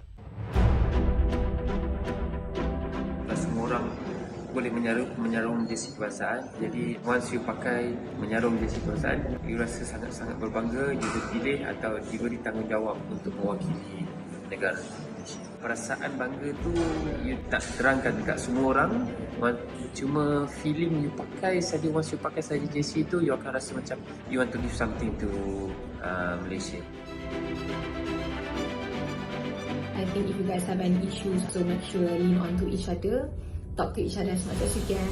I think just be proud because tak semua orang dapat this opportunity and also kena ada that winning mentality, tak kisah pun dekat level mana you guys pergi, and jangan rasa takut, jangan rasa macam you guys are not good enough. Apapun, just ingat bila you guys enter the arena, just do your best and all the Malaysians will be behind you and supporting you guys. Saya tak ada nasihat, saya kagum dengan apa yang anda semua lakukan. You are all to me personal heroes because I grew up in a time where gaming was seen as a waste of time, but you prove otherwise. You put gaming and you put Malaysia on the world's map. I think you are at a better place to advise me. So again, I want to say thank you for being who you are. Thank you for fighting every day. Thank you for competing for Malaysia because it's something that I can never do. And I live vicariously through you bila I tengok atlet Malaysia compete because what you do is very, very amazing. And I wish you all the best. Deliver for Malaysia because wherever I am on the day when you win for Malaysia, I'll be proud to raise the Malaysian flag and play the negara. Hi guys, I'm Stormy. Hi, and I'm Rose. And I'm Yum. Okay, so right now we are going to be playing the game called Guess the Hero where Yums will draw and Rose will guess. Ready? Let's go! Go, Stormy. Go, go. Senang? Aku lukis satu benda korang dah tahu dah. Okay. Telur? Lagi. Kalau dia mati, dia jadi telur. Oh, Digi. Kenapa kau cakap? Tak boleh itu. Okay, sekali lagi, satu lagi. A few moments later. Don't talk. I will remove the mic. Oh, Ben. Ha? Ben. Wow! Chemistry 10 out of 10. Boleh bantai. Boleh bantai pan ah? Boleh bantai. Okay, so Sepat akan melukis, Nats akan guess. Mari, let's start. Ada aku nak lukis tau. Spell je. Spell kepala. Ish. Tak boleh spell. Okey dah, hero Diko main dah. Ui. Tarit. Bukan. Ha? Dia bawa ni Nats. Dia bawa ni. Last dot. Halas. Dia kau main ah. Golin. Lagi, tambah lagi. Tak faham. Keluar. Tarit. Ruby. Ni Ruby ke? Macam tak Ruby. Macam Algus. Sini. Kalau dapat diamond, I serius. 5 second je. Okay, ready? Balmon. Sabar. Penny. Nana. Sabar. Ni apa pun? Estes. Sabar. Belum tak Ni apa siap? Macam kucing. Klorin. Tangan, kaki. Ni weapon apa? Rafa. Salah. Tambah dia punya hiasan ke? Telinga dia besar. Oh, Lilia. Salah. Tak, kau ingat. Kau tengok weapon dia betul-betul. Tukul. Balmon hammer. Dia besar. Dua-dua. Naga. Oh, Yuzong. Aleko saya. Aleko. Elot, awak rasa ni hero Kau apa? rasa ni hero apa, Yan? Goblin lah. Momo, awak rasa ni hero apa? Alot. Tak, kau punya yang susah tu. Sini. Haiwan ke? Sini, Zaid. Hero apa ni? Minotaur. Oh! Bagi I lukis. Badan ni buat tough sikit. Tak juga, kepala bulat. Siapa punya lukisan lagi cantik? Okay guys, so selepas kita cabar 3 pasukan which is Selangor Red Giants, Todak dan juga Vamos, kita dah ada pemenang iaitu Selangor Red Giants lah kan. So kita nampak chemistry diorang memang tip-top. And that is it. I hope you guys enjoy this video and jumpa korang dekat playoff. I cannot think of anyone, Chok. I think it's me. Alright guys, so we are gonna do what do you think of when you see these heroes. For the first one, definitely $1 million pick, Innocent. Sheesh. Next one, Hayabusa. Let's not be biased. Sige. Let's not be biased lah. So next we have Nolan. I also don't want to be biased. Is Chibi, highest BPM in the world. Farid, it's me. I will take it. So for Julian, definitely Phil, because he's the only mid laner player that play Julian. Hylos, I think JP. Because I always see him in MPL playing Hylos. Next we have Edit, si Yums. Ultimate Edit always carry us. Yeah, Yums. Moscow. I cannot think of anyone, Chok. I think it's me. Ling, you know, the final MVP MSC. I don't know who is it, but I think I'm gonna give Kyle TZ. This one, so hard to think. For sure, Stormy. He's been playing this hero since birth. Guys, thank you for watching. Hope to see you guys at M6. Watch us, please. Tak kisah jago sukan apa jua, jagokan lagi dengan rangkaian 5G termantap dan tanpa lag. Gaming sepantas kilat. Menang di Land of Dawn. Tukar ke Holling Prepaid 5G sekarang.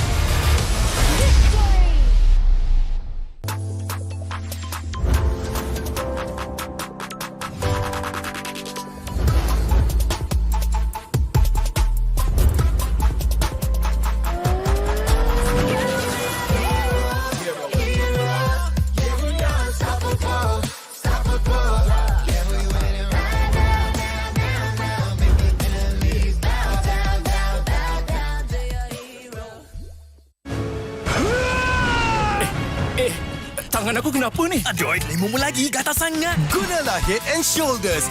100% keyakinan, kelumamu dan kegatalan. Wiped out. Unstoppable.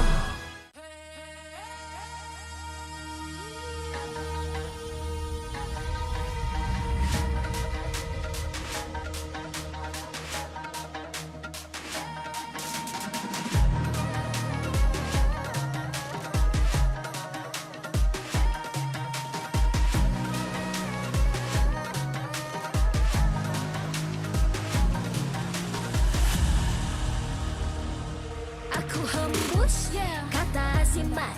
Bila terjatuh aku beringat. Jalan dah jauh cari titik bermula. Krak, krak, krak, krak. Jangan patah semangat. Semarak api bukan calang-calang. Biar apa menghalang aku sambut datang. 1000 daya, 1000 alasan. Harungi semua sampai di akhir garisan. Eo, eo. Kami tak senang mengalah. Kami luar biasa. Semangat membara, harungi bersama. Lakukanlah sama-sama lakukan. Bergema di kiri dan kanan. Tak berhenti marah ke hadapan. Tak mengalah berdepan cabaran. Jaga, jaga, kita jaga. Jaga, jaga, kita jaga. Jadi ayo. See me, watch me, hype me, gotta give it all. Don't matter how many times I fall, gotta get back up, yeah, yeah, gotta go. I can hear them calling, now I gotta serve. Mess with my clique, now you get what you deserve. We keep it tight, we keep it cool. They got me and I got them too. Dirundung terpaksa, api tak kunjung padam. Marah ke hadapan kita, sehaluan jangan simpan-simpan. Kita anak Malaysia. Kami tak senang mengalah. Kami luar biasa. Semangat membara, harungi bersama. Jaga, jaga, kita jaga. Jaga, jaga, kita jaga. Jadi ayo. Yeah.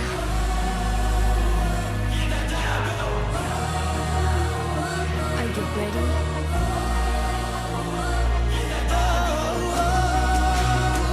Can you feel me now? Yeah, yeah, yeah, yeah. Let me hear you say. Lakukanlah sama-sama lakukan. Bergema di kiri dan kanan. Tak berhenti marah ke hadapan. Tak mengalah berdepan cabaran. Jaga, jaga, kita jaga. Jaga, jaga, kita jaga. Jadi ayo.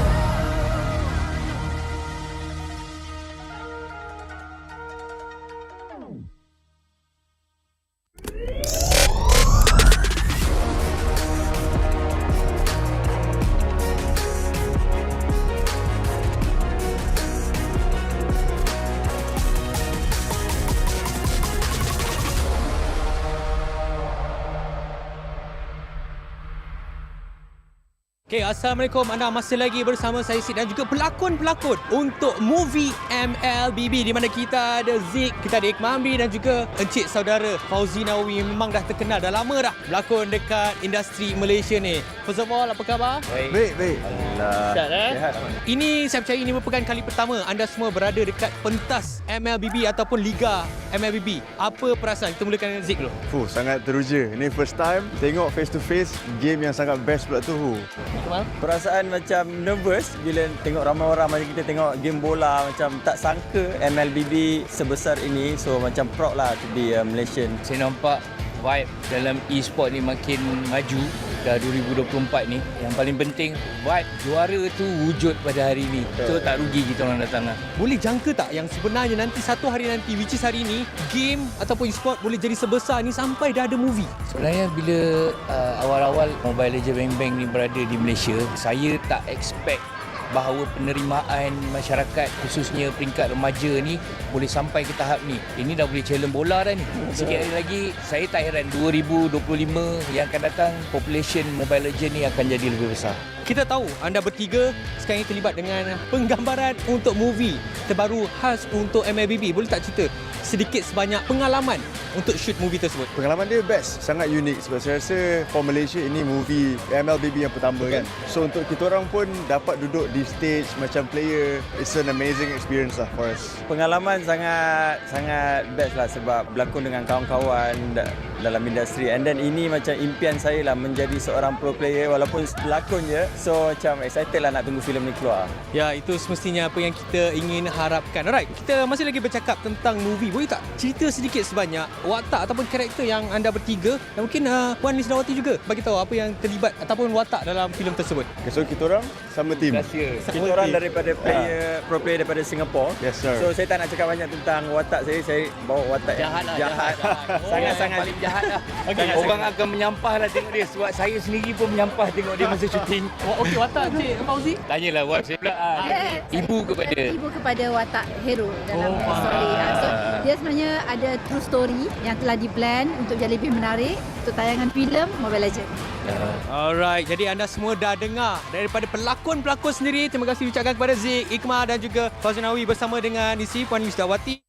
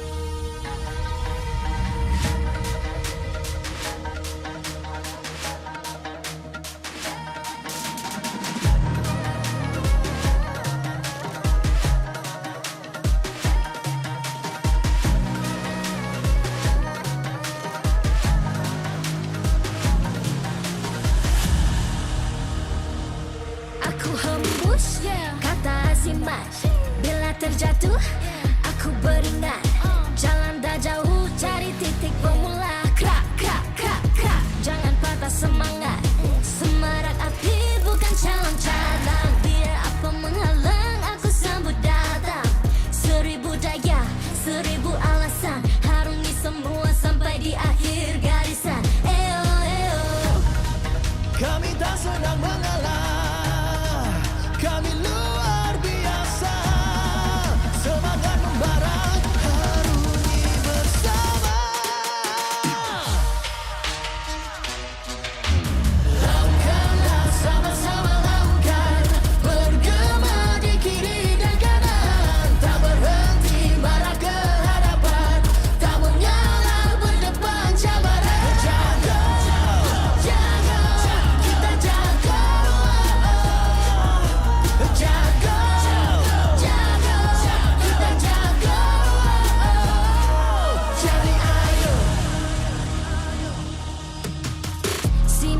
Watch me, hype me, gotta give it all. Don't matter how many times I fall, gotta get back up. Yeah, yeah, gotta go. I can hear them calling, now I gotta serve. Mess with my clique, now you get what you deserve. We keep it tight, we keep it cool. They got me and I got them too.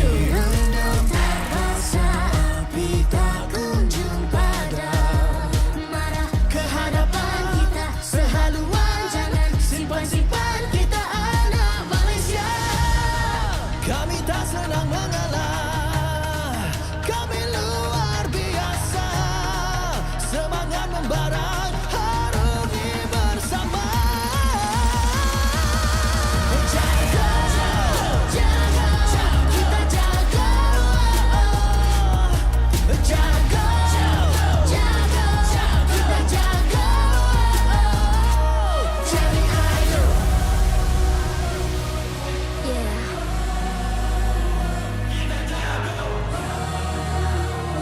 Are you ready?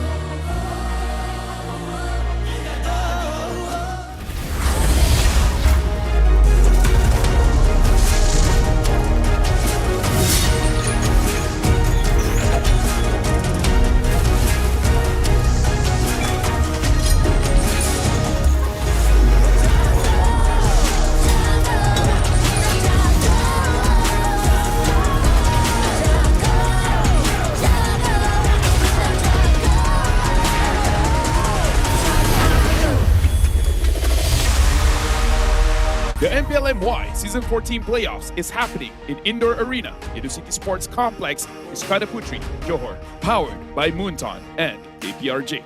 Official 5G mobile internet hotlink. Best for 5G lightning fast MLBB gaming. Official gaming phone ROG Phone 8. King of performance for mobile gaming. Official lifestyle fashion partner. Up your game with JD Sports. And thank you to all our partners in esports and strategic partners. Ke playoffs MPL Malaysia musim ke-14. Nama saya Rose, host anda sepanjang musim ini. And guys, perlawanan hari ini adalah perlawanan yang sangat-sangat intens. Tadi kita terpaksa cakap selamat tinggal kepada Red Esports selepas Selangor Red Giants dapat bangkit dari lower bracket.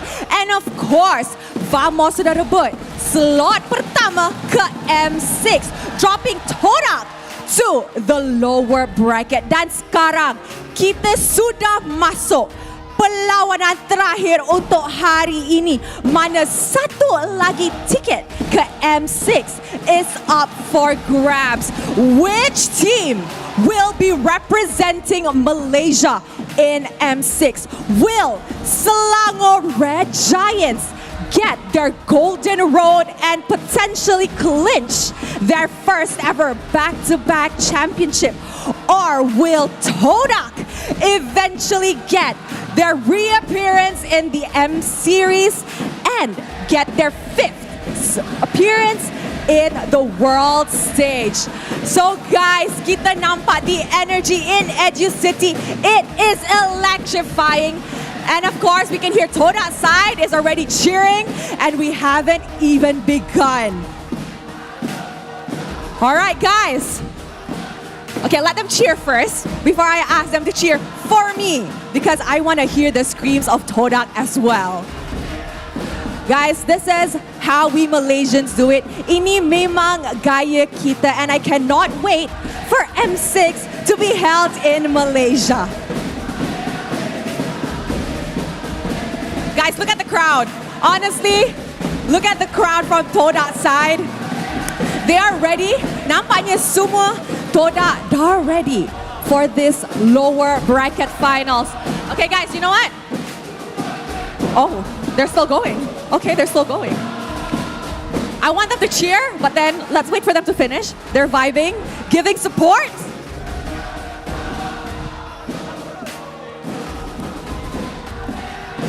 They're going.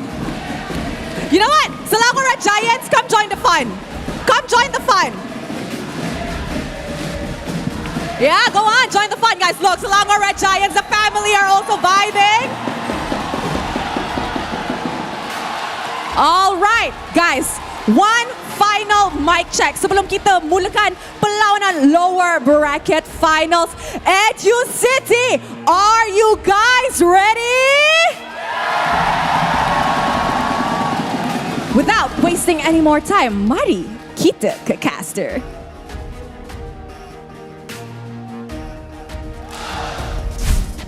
Thank you, Rose, and welcome everybody to the English broadcast of the MPL MY Season 14. This is our very final match of today, consisting of two powerhouse teams looking for a second opportunity to reach M6. Here on the desk, my name is Gideon Q. For play-by-play, we have Husky and as well as Abstract as our color, but of course, the Malaysian invasion hasn't been stopped just yet with reinforcements coming in from Singapore. Give it up for Churros here on the desk. Thank you very much for having me here. A lot of changes I've seen, like me and Abstract was in MPL Singapore, a lot of the meta shifts like we haven't seen before. The things that they're picking up, it's wild here in MY. It's crazy here in MY. A lot of upsets, and honestly, the way that the bracket has broken down, we didn't expect it to turn out this way. But let's get into the nitty-gritty as the fans are just as excited as we are here on the desk. What are some expectations? Or better yet, straight from the top, hey. Come on. Yeah. You SRG, you Todak, and be careful because we're on the Todak side of the crowd. I know. It's a lot to ask for, and I cannot hear myself over the crowd. And this is not what I'm expecting. Let me blast this out. It's just crazy. I have to like just turn it way up. Bump it all the way. Yeah, I know. Turn it off. I know, but I have to say, like, a lot of changes to see, and I want to see, like, okay, I'm straight from that. I can't even think. Get in. Don't worry. It's like if the guys can hear us, but like I really can't hear myself. Look, I'm telling you, this is how we keep up with the style here with the help of JD Sports. But let's look at the bracket here today. A lot of games have happened to get us to this very moment with our first qualification ticket to M6 going over to Vamos in a 3-1 victory against Todak. But Todak's journey from the play-ins have not been easy, knocking out both MV and even taking a series off of SRG, putting them in the lower brackets. We're expecting revenge. We're expecting a very close series. Now, of course, when it comes down to Todak versus SRG, we want to see SRG coming back with that kind of a vengeance, especially since SRG, they got themselves a momentum to ride on, and Todak, well, the opposite of momentum. Now, this is essentially what it means, the definition of face intertwine, right? When destinies collide, only one of these teams will make it out of here alive. And like Gideon said, I didn't expect this to be a possible permutation. I personally would love to see Todak back on that world stage, come all full circle, complete what the Chronicle was supposed to be. But now SRG, our reigning world champions of MSC, who has carried the flag for MPL MY, is also at stake. I don't know who to choose. Well, honestly though, coming from an outsider perspective, quote unquote, SRG has made it through like the MSC champions en route towards the Golden Road. They might be able to do it, but we have seen a lot of changes from not only in MPL MY, but the rest of regions as well. In ID, PH, maybe not Singapore. Singapore still has Team Flash, but everyone else doesn't have like their mainstay teams that like we see. FCAP is not there, Team Liquid PH is not there anymore, Fnatic Onyx ID is not there. SRG, they are one game away from losing it all. Look, I mean, for Todak and as well as SRG, with the help of lightning fast action, if you're looking to improve your gameplay just like them, or even your rank, consider Hotlink, because that's all you need. It is lower than your latency, but it improves your performance. Let me introduce to you a homestay team, a full local lineup in Todak, Zaim Senpoi, Momo, Zaid, Yanlord, as well as Chiku guys. The 5 of them coming together as the Swordfishes, they have definitely went through quite a bit here onto the playoffs, and honestly, every single one of these players have really shown what they're really made of. Especially when you have Chiku guys, 4-time M Series attendee, about to be the 5th if they make it through to this lower bracket final. He was the only one from the original Todak roster from M1, carrying a bunch of new faces. Yanlor in particular, second season in MPL, from 10th place relegated in season 13 to top 3 in season 14. How amazing is that? This is a 2-year rebuilding phase for Todak, and they were known as the Comeback Kings, but comeback or not, the current crowned princes and royalty, Selangor Red Giants, with Stormy, Cram, Sakais, Yums, and Innocent standing at the helm to hold it back. When I think of Malaysia, right now I think of Sakais. It's all about Sakais. Played a heck of a game in MSC, but not to discount them, Todak has Chico Guys. All the way from M3 until now, the face of Malaysia has been Chico Guys. Right now there are sort of like these two really strong hot shots in Malaysia coming face to face, and I can't wait to see it. Honestly, to be perfectly honest with you, I really didn't like the permutation that we got, because now it is coming at the cost of a great storyline coming in from Todak and SRG looking to break the curse. No, it's been what? Forever, actually 14 seasons we have never seen a back-to-back champion, even when we were still considered MYSG. Yeah. This is completely on a different realm. Like I said before, MPL SG 3-peat, possibly 4-peat at the point on time. Are you guys caster cursing right now? Whoa.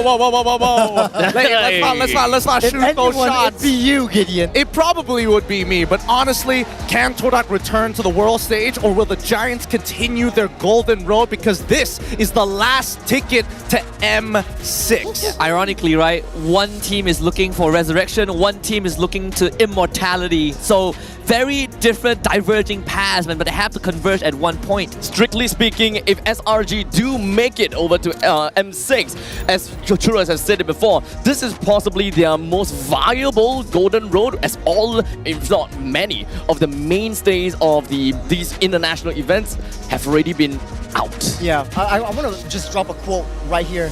The wolf on the hill is not as hungry as the wolf climbing it. Right now, SRG has tasted victory in MSC. Todak wants to achieve that back. They are hungry, but then the stress is, if you're SRG, the stress is high. It cannot be higher because the world's eyes are on them. Everyone's looking at Sakai's, everyone's looking at Krem, everyone's looking at Innocent, everyone's looking at the rest of the team because like, oh man, they are the cream of the crop, they are the creme de la creme. It's true, and even Todak, I think Todak has felt that before, building until SRG finally won their first international. Everybody had their eyes on Todak, and of course, heavy is the crown for those who hold it. But in these moments, we're expecting to see something to change, and SRG, unfortunately, were the ones who got dropped by Todak in a 3-1 series. I'm hoping that we are seeing a game both SRG as well as Todak. This is definitely a game that could go both ways, let's be very honest. And none of, I don't like either of them. I really don't. No, you know, honestly, I'm expecting a 5-game series. Let's just put it this way. I'm expecting to stay here until like 12 in the midnight because every single game is going to be like 30, 40 minutes long and everyone's not like letting each other go. I'm not too sure if whether we all want that. No, but fun fact though, MPL MY has the shortest average completion time for every single game. That's a great point. Yeah. It's easy for those of you who are currently busy right now, but putting this on the side. I ask of you right now to join the fight, scan that QR code and pick up the redemption code for some in-game goodies for y'all as we get this game on the road. Final thoughts here. What should we expect in terms of drafting? What do we expect in terms of playstyle, Husky? For me, Romans, right? Yanlor and Yums have ups and downs today, but they gotta bring that A game. What about you? I gotta say it's either Chiku guys or Innocent. Ooh, what about you? I gotta say it's either Sakai's or Zayed. All right. With that being said, let's get both of our teams onto stage. Introducing the team walk-in. Good luck to both of our teams.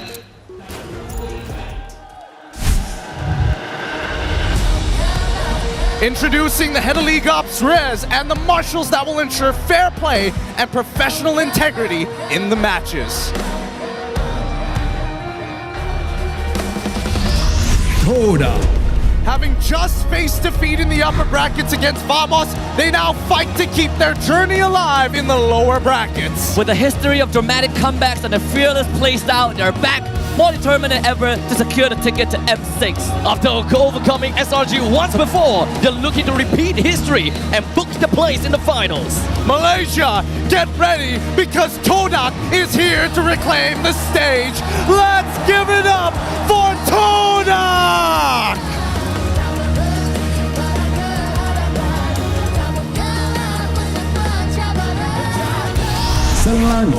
Giants. The top-seeded powerhouse now faces their final test to secure the coveted ticket to M6. With their sights set on redemption after a stunning run through the lower bracket, SRG is fired up and ready.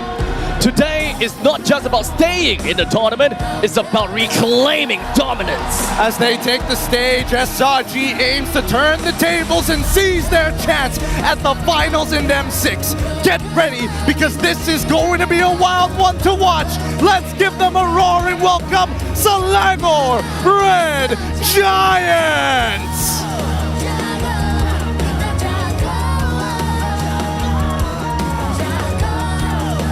Introducing the coaches and analysts of the two teams, Coach Kuja and Saiful from Todak, and also Coach Arcadia and Azora Becky from Selangor Red Giants. Let's keep it going with fifth bumps between the teams, a true sign of professionalism. This is how we roll. This is the Malaysian sportsmanship. Ini Gaya Kita. M6 bound, good luck to both of our teams. You know what, I'm not gonna lie, when I was prepping for this lower bracket finals, after seeing the results of the matchup, right, I really can't, I find it really hard to bring myself to write that conclusion, right, the ending for one of these teams, because it is such a rich storyline that we've gathered for ourselves. And you know, you watch a good series and it ends and you know there's no continuation for the next year and even beyond. This is probably the one and only time we'll see Todak in this position. It might never happen again. That's also true. I mean, 2 years of rebuilding to get to this point. And of course, by the end of it all, there will still be a certain form of sequence and continuation for the fortunate ones, whereby we will eventually see them onto the international stage for that coveted spot. Yeah, and honestly, we got to keep in mind, one of these teams will have to face Vamos, but let's have a look from... Maybe there's not much regeneration. But now, in season 14, we have a new regeneration, we have a new player, we have a new blood, and we have new ambition to win M Series. And I hope they can deliver it when they can fight in international scene like M6, not only in local like MPL ID. They can compete it global.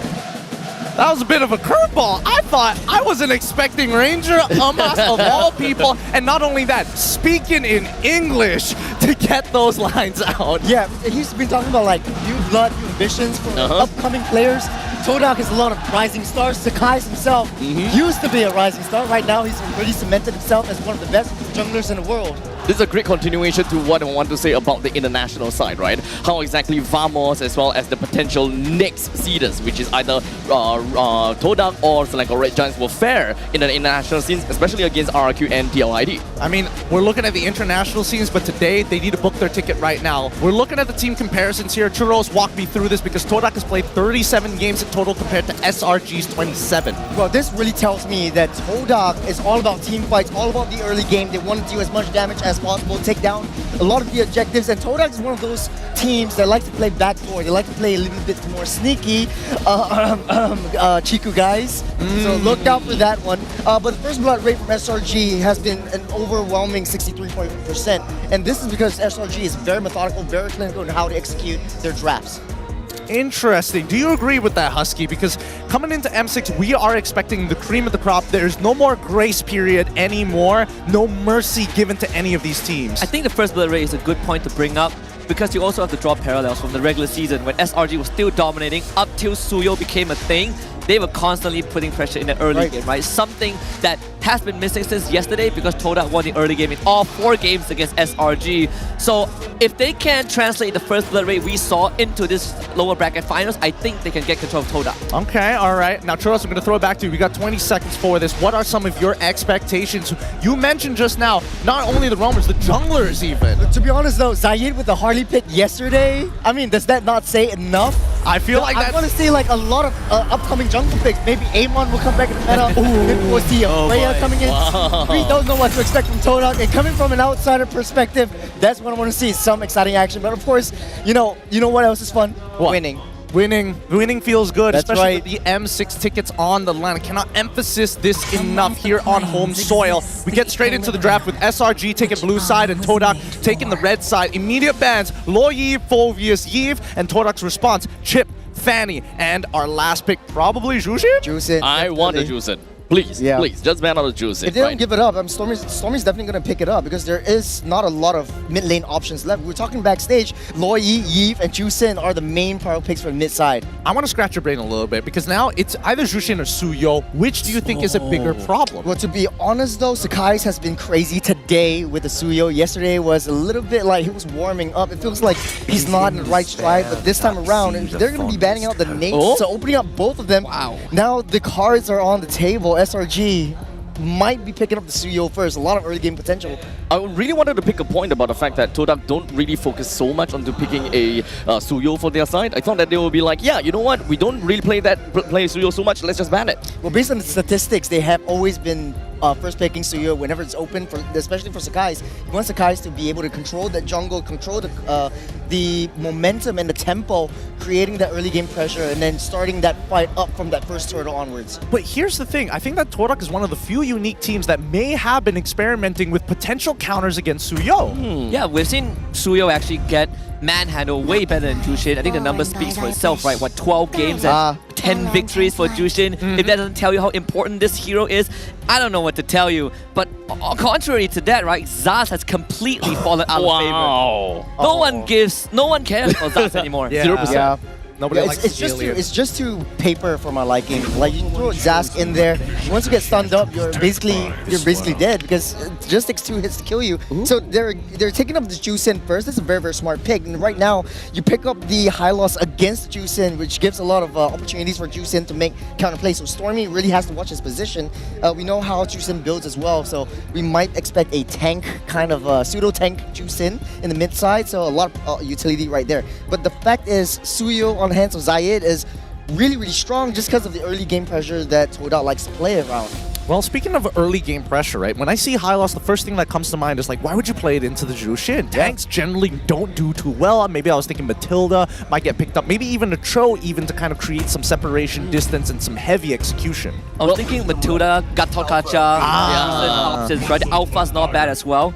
With a Jushin, you need someone to prolong the fight. It's all about making the enemy, forcing them to stay in that bubble so you can constantly proc your lantern. It really tells me that they really want to stray away from the Jushin, or perhaps Jushin is just not exactly the first thing that is in their mind. I harness it. Yeah, so the Valentina will be picked up here. I thought that Todak would prioritize the Irithel just because like you want to run it down kind of composition. We've seen that before in the Leomord and the high loss pick. So throwing an Irithel in there, there's like 3 horses running at you, maybe like 2 horses and maybe like a big cat thing. Yeah, one cheat Jaguar, right? Well, yeah, running at you. But Valentina is a very, very good option right here, just because like you want to be able to steal the gacha ulti for the escape mechanism. You could always also take like Jushin's ultimate as well, just as a secondary measure. But then it gives a lot of options for Todak to pick up whatever they want, because right now SRG has to be careful because whatever ultimates they pick up that is crucial for their team fights goes in the hands of Valentina. But come to think of it, what they're left is with possibly a roam and possibly a marksman, so I don't think that Valentina will be especially useful. There will be value in it. There are some decent ults that they could take. Maybe not, obviously the Jushin ult is probably not going to be the best other than trying to kind of move out of the way. Skyguarding the Avatar is also a great option. But Todak, interestingly enough, banning out the glue this time round kind of gives me an indication that they might want to look for something a little bit more engage heavy, the Drizzlas of this world, maybe even throwing high loss into that area too. Good to go with a CC as well.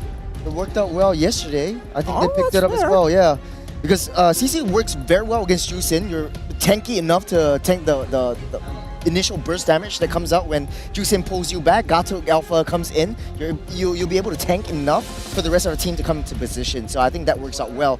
SRG looks to ban out the Lunox right now. I don't think they will be banning out the Harith at all because it's not been doing so well. But it sounds like a pretty good decent idea right here. It feels like they're pushing towards it, right? Again, one of the big topics that we were talking about was the Loi, the Yevon, as well as the Jushin. One of these three is probably going to get let through. But then the second problem is Chiku having an independent lane. And Lunox was top tier for him. Yeah, that and also we've seen how Vamos deals with it, right? You want me to go into a Harith Irithel matchup, I take the Irithel from you, and now you're in a bit of a pickle, right? I outrange you, I have a lot of damage, I'm hard to catch.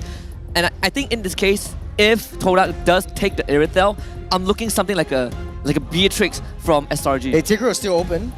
That too. Yeah, Tigro is super powerful pick. You could combo with the Gato as well as the Alpha, and Juicin basically just puts the Lantern right there, pulls everyone back. In fact, I thought that the Tigro might actually be a pretty good pick for the side of Todak. Yeah. So far, they have got great mobility, right? Especially with the Glorious Pathway coming from Hylos. Boom! We've seen that before. But in the meantime, the Irithel pick is also a pretty good thing. They are literally a composition. They can dive and jump really fast. Cho, the next follow-up ban for the side of SRG in response to the Arlet here. So I guess Todak doesn't want... They don't want sandbags. They don't want people who can find these big counter engages to slow down this fight. Now, with their very first pick on the second phase, this is an important one because they either reveal their flex pick in Hylos or they show their gold laner. And also two important heroes from Todak has been banned out, right? Todak banning out their own Arlet and also Yanlor's Cho. Those were two pivotal picks for the opening match yesterday against SRG.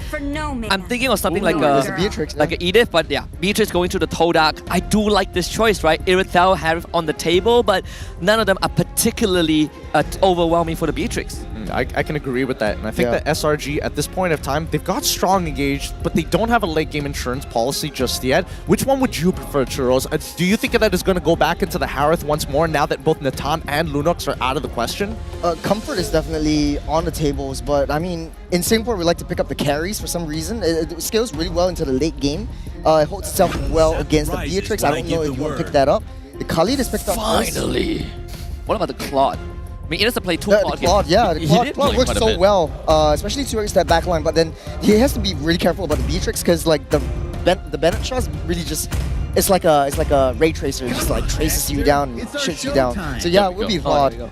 Very good calls here as we start to finish off this draft. Todak has the very final say. What are you thinking? Because, I mean, we kind of roughly know that maybe Khalid is going to be the dedicated EXP laner. There isn't much of an answer now that Fulvius is out of the question. Maybe some insight from MPLSG? Would it be too much of a stretch to go for a Hilda right now? I'm still thinking the Tigro though. Yeah, no, but the Tigro is difficult to execute just because of Juicin. You don't want to pick like two different tanks in the front lines just because Juicin will have a much easier time as well. You need someone who can check the bush. I think Brock would be a good counterplay for the Juicin. That works in MPLSG and other regions as well. Use the Brock to counterplay the Juicin. Wait, what? It will be the Franco. It's to lock down the Claude. I think that's their main sort of like their MO right here. I see. Interesting composition we're seeing from Todak this side. Really cool engage-heavy tools. Even from SRG, counter-engage. It feels like SRG's comp seems very, very standard.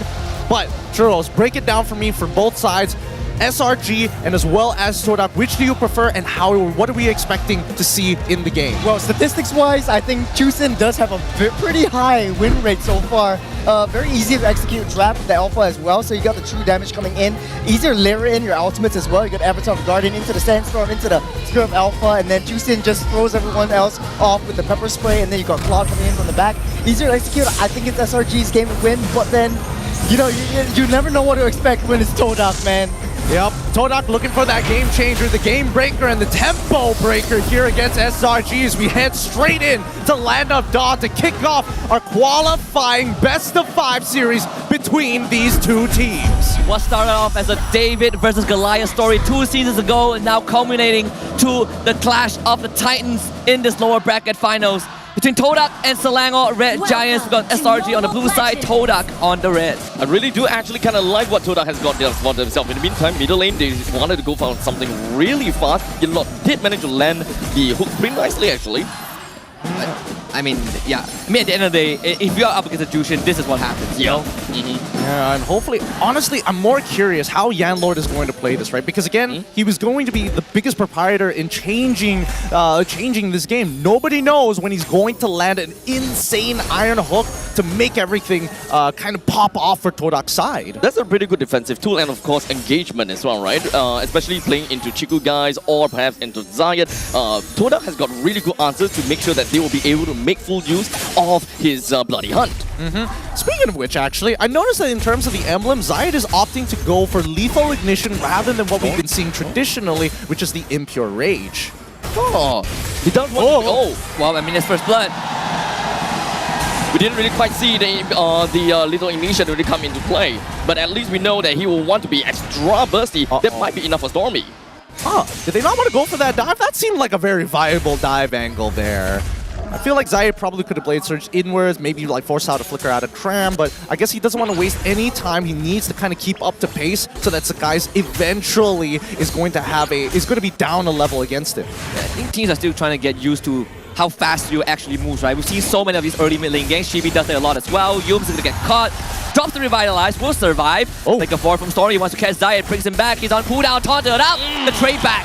Yums finds the kill. The rest of Todak arrives, try to help out Momo with his own Revitalize. Drops the Glorious Pathway. Spiral Falfa, not enough. Time set point, finds the kill. Grabs to the back. Concussive Blast. Sends a Sandstorm. Fights two of his own. Stormy as a support system. Time set point. Still the ready Sandstorm. Comes in, but could not get the kill. SRG comes out on top. Oh my goodness, both of these teams are playing a fighting game. It's about who's got better combos, who can push buttons better. Even come down to the frame data, right? When it comes to stealing away the Raging Sandstorm. Okay, this is the point in time when I gotta have to release my Raging Sandstorm.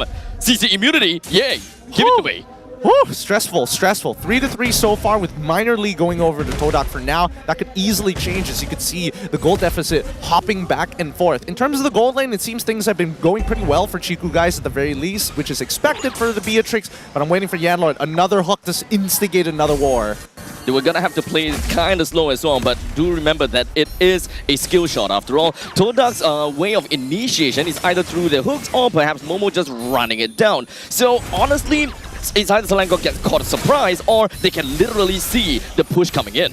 Now they do have access to the Bloody Hunt for Yanlord, so there's an extra 2 of control. The hook does not land. A good taunt to slow down Momo as Zai shows up. Cram dodges it, and now they bring Yanlord back. The 5 breaks out. Cram picks up the kill. Another stolen Raging Sandstorm. Yums will be caught in the crossfire. Sakai goes down. Good placer start from Zayat. Todak bring Chiku in. 3 for the Swordfishes. They were stacking up all these crowd controls onto Yanlord to ensure that he has got absolutely no way of just locking down the Bloody Hunt onto literally anyone. You can see that he got no way to play around all of these stacking skills at all. But it was such a decisive fight from Todak. They knew that Beatrix had first move, got into the mid lane, and they initiated the fight before Beatrix even showed herself. So Todak knew that they've got this fight in the bag as long as Chiku guys does not whiff the ult. How long can you keep the lead and extend it, right? Because they are quite far deep in enemy territory. No Momo drops the ultimate, he's gonna get away. Cram still wants to engage in. His teammate will take some time to follow up. Zai is in the bush, they will check that. The end, Todak disengaged. Oh, look at bot side though. They could be setting up for a dive. Dangerous place to be in. Stolen Spear of Alpha, so Innocent, thankfully, clears out the wave in time. Like that, Todak has generated another 1.6k gold lead. I think that Chiku guys is actually pretty significantly ahead in terms of just raw gold, right? He took basically the entire plating from mid lane. He's able to get at least 1/3 of it down on bot side as well. It looks like he's also got a level lead on towards Innocent, and I see Stormy opting to go for a Sky Piercer. So that means the rest of the team is going to be looking to chunk out, and Stormy is going to be the crux of the comp. Definitely, I do love to see the Sky Piercer onto him as well, but one thing for sure is that how are they going to revert this? Stolen Spear of Alpha, counter engage from Sakai, flicker from Yanlord. Here comes the AOD to the back, Dime Sandpoint isolated. Yanlord will be taken out, snipe from the Renner, Stormy goes down, Zai chips in, Chiku guys in the fight, Yums on top of him as the Glorious Pathway comes right through. Zai finds the assassination on the Innocent, and now Todak, they got the Giants boxed in. Sakai wants to run away, turns it around, doesn't have the help bar, and Crab will try his darnest. He finds Chiku guys, but Todak has just wiped them out. This is not looking good. This is not looking good at all as SRG, their angles are too linear and Todak is pulling attention away from each one of the members. SRG need to hook up to the Kala at this point. They need to become a hive mind. And with Stormy getting hooked, that's going to be flickered down for another 2 minutes. It's going to be a little bit rough considering the fact that the turtle is currently available for the picking. One good thing for the side of Todak at least is the fact that all three of them did use their flicker. So at least a flicker bloody hunt is not exactly something that Selangor Giants would be expecting. But at least a 2-point. Oh, there's a sandstorm. It's big crowd control. SRG refusing to yield, but a stolen AOG from Time. Step is the response. Innocent shows up. Here comes the blazing duet. BMI for Zaid takes him out. Good control. Sky Piercer execution. And the Prince finds a triple kill. Big out games. That's what we want to see from side of SRG, man. God, this game is just pumping out the clips. It's just pumping out the TikTok clips. Let me tell you that the YouTube shorts, wherever you watch your short form media. I think that right now, as much as Selangor Red Giants, yes, they tunnel vision in the previous fight. That was a statement, hey, we're not messing around here. We're going to go toe-to-toe for as long as it takes. You got no Purifier, you got no Flicker. Once I set it up for Cram, then you pretty much know that your entire team will go into shambles once the AOG comes in. Although I will say, in terms of the macro aspect, it feels like Todak and Selangor Red Giants, they're not looking to play around the map too much. They're trading pretty equally. And as much as I would like to believe that we caught up to the rest of the world, we definitely have our very signature play style. We like to brawl. We ain't like Cambodia where we brawl all the time. But God, when we do, it's no holds barred. It's bare knuckles. It's a very foreign thing to me. I've mentioned this umpteens of times that Singapore plays it in a way whereby we just look at the macro game. I go for 4-1 split, that kind of stuff. But you guys just go all the way. We like to dance a little. We like to dance a little. We like to show that we're better in many different aspects. But now Zaid going for the split push on the opposite side of the map with Cram keeping eyes. And right now, Zaid isn't strong enough to one-shot Cram. Oh wait, even getting the hold on. He's facing it. Wait. There's movement from the river. Are they actually going to commit? No. Doesn't seem like they will be able to catch up. Does seem like SRG also understood Todak's movement, and they have like this very specific time frame where if you do want to make a miracle or rather make a play, that's the only time frame that they have got. And it feels like both teams have their prize on the line and ego on their sleeves, right? It's all about the brawl, all about a show of strength. Here comes the Analyst Flicker. Brilliant hunt. Oh! That's the Winter Truncheon, but Innocent, uncontested. Chigu guys picked up in the back line to get rid of Stormy, but the fly basically sliced in half. Zaid gets out, but what about the rest of his team? Cram is on him. Time Senpoi has the Jushin out, can still use it to get away. Innocent forced it out. Cram thinks for a chase. Here comes the Flicker raging sandstorm. Momo is the target. They want to go underneath the turret, but Momo will stay alive. Ooh, T2 saves lives. This is the first time I'm seeing a T2 actually not being used for just economy at this point. What a stressful game this is going. And honestly, SRG and as well as Todak are making these team fights look like origami artwork. They are folding upon each other, trading back front line for back line, and you can see the way that they pivot into each other. The fight is just split up at this point in time, right? AOGs after AOGs, to the point that SRG as well as Todak, they gotta have to work with their own system. An attempted steal on the Lord. Sakai secures it. The Prince does his job well under pressure. They will lose out Zaid and Momo. The target has been acquired. Target has been found. Chigu guys brace it down. Cram falls.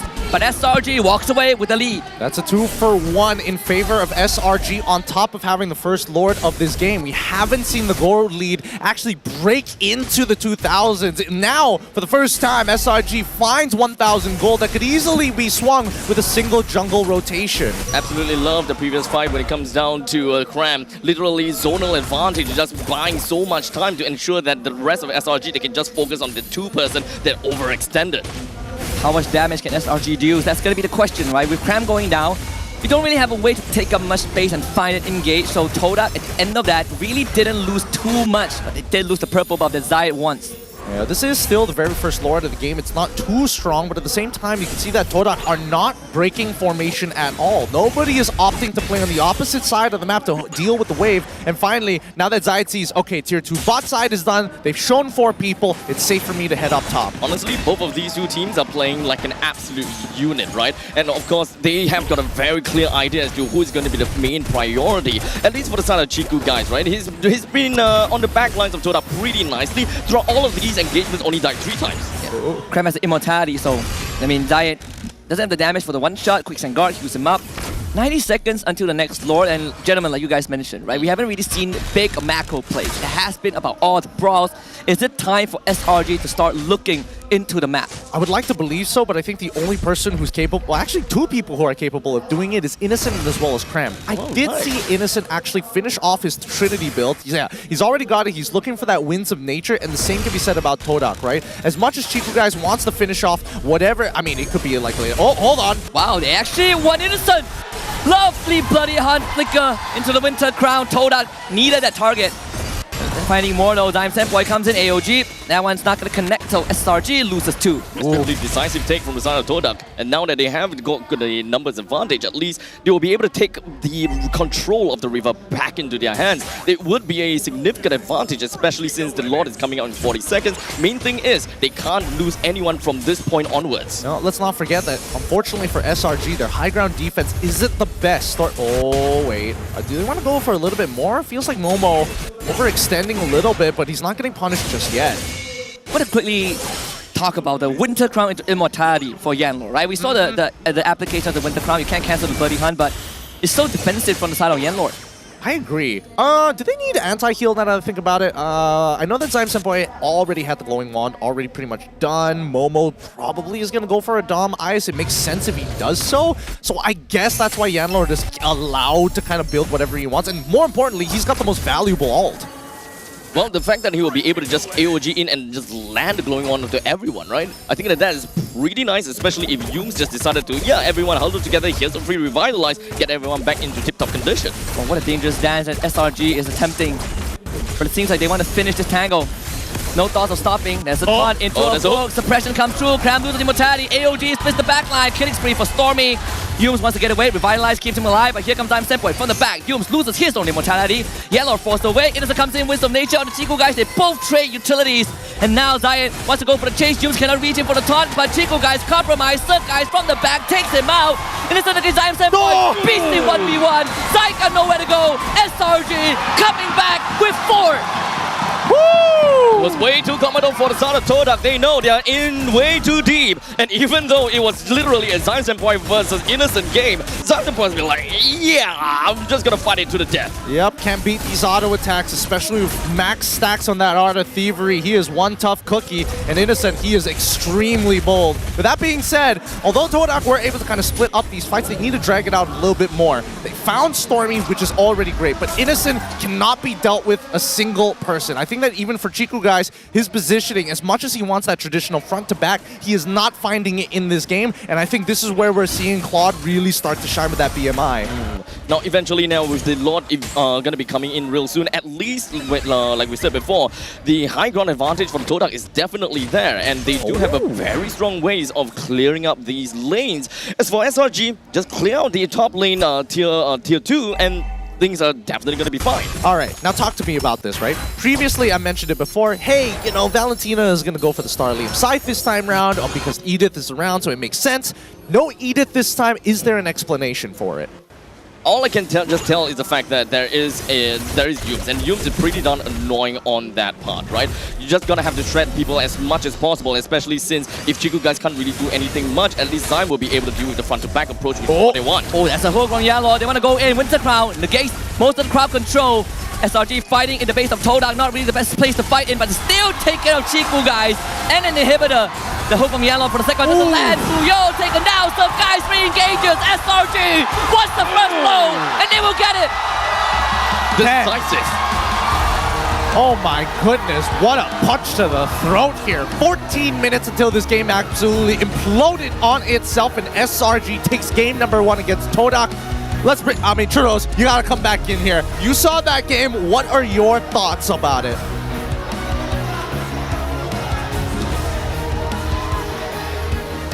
I'm gonna hold it for a moment. I know you were giving up. He was saying racial slurs and stuff. Yeah, so thank God they didn't put They censored him out right off the bat. He faces, and then he says the most outrageous stuff. How dare you? Cost me half an hour away, by the way. We're in Malaysia. Thank God Zipper is around to make sure that he doesn't go too far with his I'm statements. supposed to help him. Wait, you guys, wait, hold on. I'm supposed to help him. I'm sending him and you together. Don't worry. Okay, I'm not with him anymore. Remember yesterday when I'm ready to jump. when you almost passed away on desk, you know? Same exact thing. All right, let's bring it over to the panel one more time. Hopefully we can get our boy in to get his thoughts on this. I'm back. Hey. I was holding on my breath for too long. I can't speak. Yeah, I can okay, kind but of hear it. I've got a lot of things to say, but we can start with the first point. It's a classic case of like pickup versus team fight.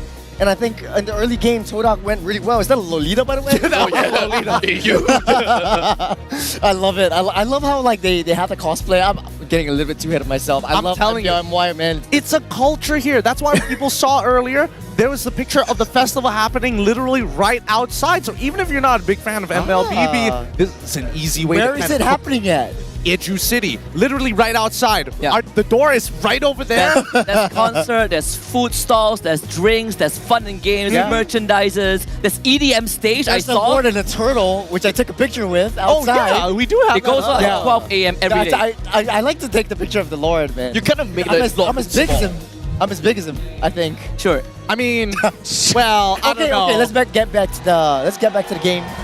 Classic is a pick-off versus team fight. I think Stormy really well deserves it. The Skypiercer was a gamble, Gideon. Yep, it was a gamble, but it just goes to show how much importance they put onto Stormy this time round, especially with an entire team of hard chunkers. They're not the big finishers. They like to whittle them down, and that Skypiercer got a lot of value. But one thing that I wanted to point out here was this brute force breastplate. This is some old tech. This is when Yves was like, man, these assassins really suck to deal with. What do? I get a brute force breastplate. It's also for the movement speed capabilities. Once you pop in the ultimate, you're able to just chase and gun everyone down with a pepper spray. You just pull them back. So it's sort of like, let's go fishing. If Franco wants to go fishing, I'm going fishing too. Yeah. Hopefully they're going to keep doing this fishing because I like this composition so far. I really hope that they continue with this idea, but at the same time, could Todak have played this better? I mean, the composition was always based about execution on team fights. I feel like there was so much macro aspects that they could have utilized too. Yeah, the thing is, it's interesting that Stormy actually bought the Skypiercer and then into the Brute Force Breastplate instead of going for a Clock of Destiny. So he got a Clock of Destiny as a third item, and I was just slowly looking at why he was doing that, and he doesn't really need to deal all that damage because the Skypiercer literally just takes out and executes all low HP enemies, and all he needs to do is just set up for the rest of the team. Because it's a classic case of team fight. In Todak, I think what they did or should have done was basically just Zayed on the offside. It's a macro play kind of a decision making that Todak needs to work with. They're putting all their fruits into one Chiku, if you get that reference right there. But I think you're just putting all their fruits into one Chiku. It's simple as that. Protect the president kind of situation. Get down, Mr. President. Abstract, walk with me with this one. Do you agree with the statement here? Do you think it's all based around Chiku guys at this point of time? Because those early fights, right? A decisive victory from Todak in those first 3 minutes because Chiku got first rotation off of Innocent. Honestly, Chiku guys, he is definitely very pivotal to Todak, and being a Beatrix, you can actually pivot yourself to many ways. This is something that we don't really see too much from the other marksmen. In this case, you are able to play around Yen Lord. Once you get the nice little suppress in, boom, you will be able to blast people into oblivion and so on and so forth. But in the meantime, we are also looking at Zayed, great burst capabilities, and we're also looking at Zyme Senpai. You mentioned about the fact that there was the, I wanted to say Calamity Reaper, the Starlium side, right? When it comes down to Starlium side to Zyme Senpai, at least even the Mage have got a pretty good capabilities on dealing with SRG themselves, even if Chiku guys is out of commission. I think 2 crucial points that we're pointing out. First one is when we look at Todak, right? Suyo Zayed is the one that can kind of play that side lane, which is something that I feel like can drag out the game, but he's not safe because there's so much map coverage. That's right. You have Cram on the Khalid, you have Yumes with the AOG on the Gatokacha. Secondly, Yanlord on his Franco, I really didn't like it as much when they picked it up because first of all, it's the complete opposite of what Yanlord likes to play, right? He likes to get active, he likes to make plays. Franco is so one-dimensional. You look at the island builds, Boots into Winter Crown, into Immortality. He's a one-way ticket, right? He flickers, Bloody Hunt, Winter Crowns. After that, he's completely useless. Yeah, I totally agree with you, but I do think that Yanlord in this particular case wasn't exactly handed out the best hand, right? Because again, it's very much so, I catch somebody with the Iron Hook, I need the rest of my team to kind of zone the rest away. And even so, big canceling effects, right? You're already dealing with like technically a semi-global alt, and a semi GOA as well with this Raging Sandstorm. So I feel like no matter what, he was going to get cancelled. I think the problem comes down to like Todak having the Franco and the high loss. You have STS, basically single target stuns that come into the game. It's sort of like a counter synergy to what Chiku guys likes to do with the Beatrix. You want to land down your Bennett's Rage, but it's not enough sort of like crowd control. You can't stun every one of the 5 members that SRG throws at you, and they like to play team fights. And I think that's what they're, you know, the straw that broke the camel's back.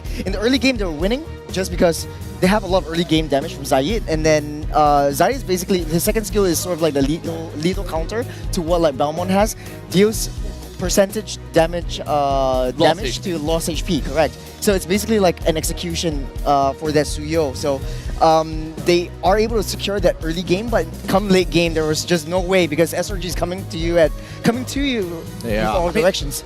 I mean, even looking at the like post-game stats, the number in terms of like damage taken compared to damage given out, there's a huge disparity there where SRG is able to tank through a lot more in comparison, despite Todak actually pumping out a decent number. So I'm thinking like what adjustments could be made for this. Husky, I'm going to throw this question to you because again, you were critical on this, Franco. If I swapped it out with maybe a Matilda for an example, could that have made the difference? I do feel like Matilda probably will have slightly more impact. You do give up the suppression, right? But you exchange it with mobility, which is something that probably would have facilitated the macro play considering that SRG has a lot of map coverage with their heroes.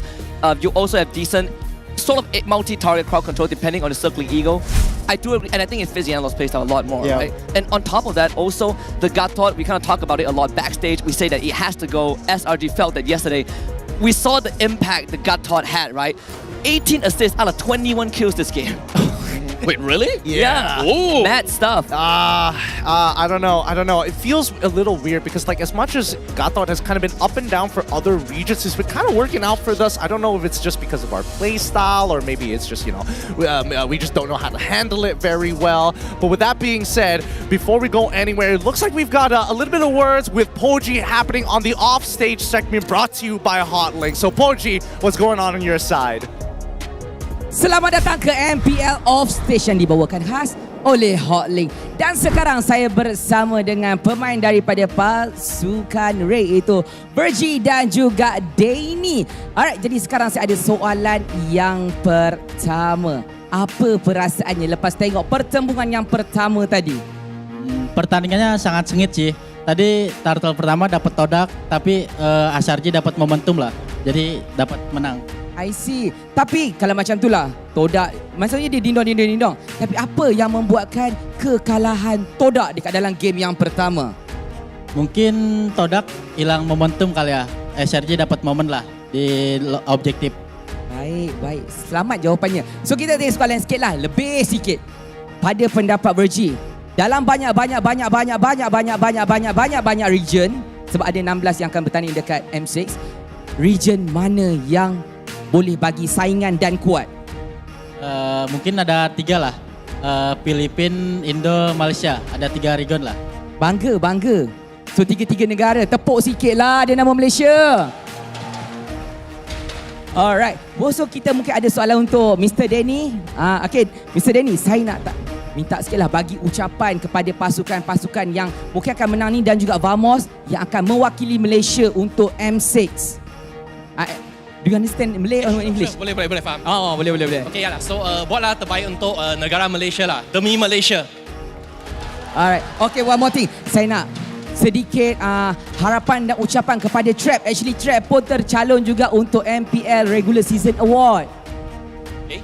Yalah, sebab kat Team Ray kan, kami tak dapat masuk playoff kan. Tapi performance kami ada 2 player yang main dengan baik lah. So, harap-harap esoknya boleh menang jugalah. Tak apa, insyaAllah dengan doa, maybe can.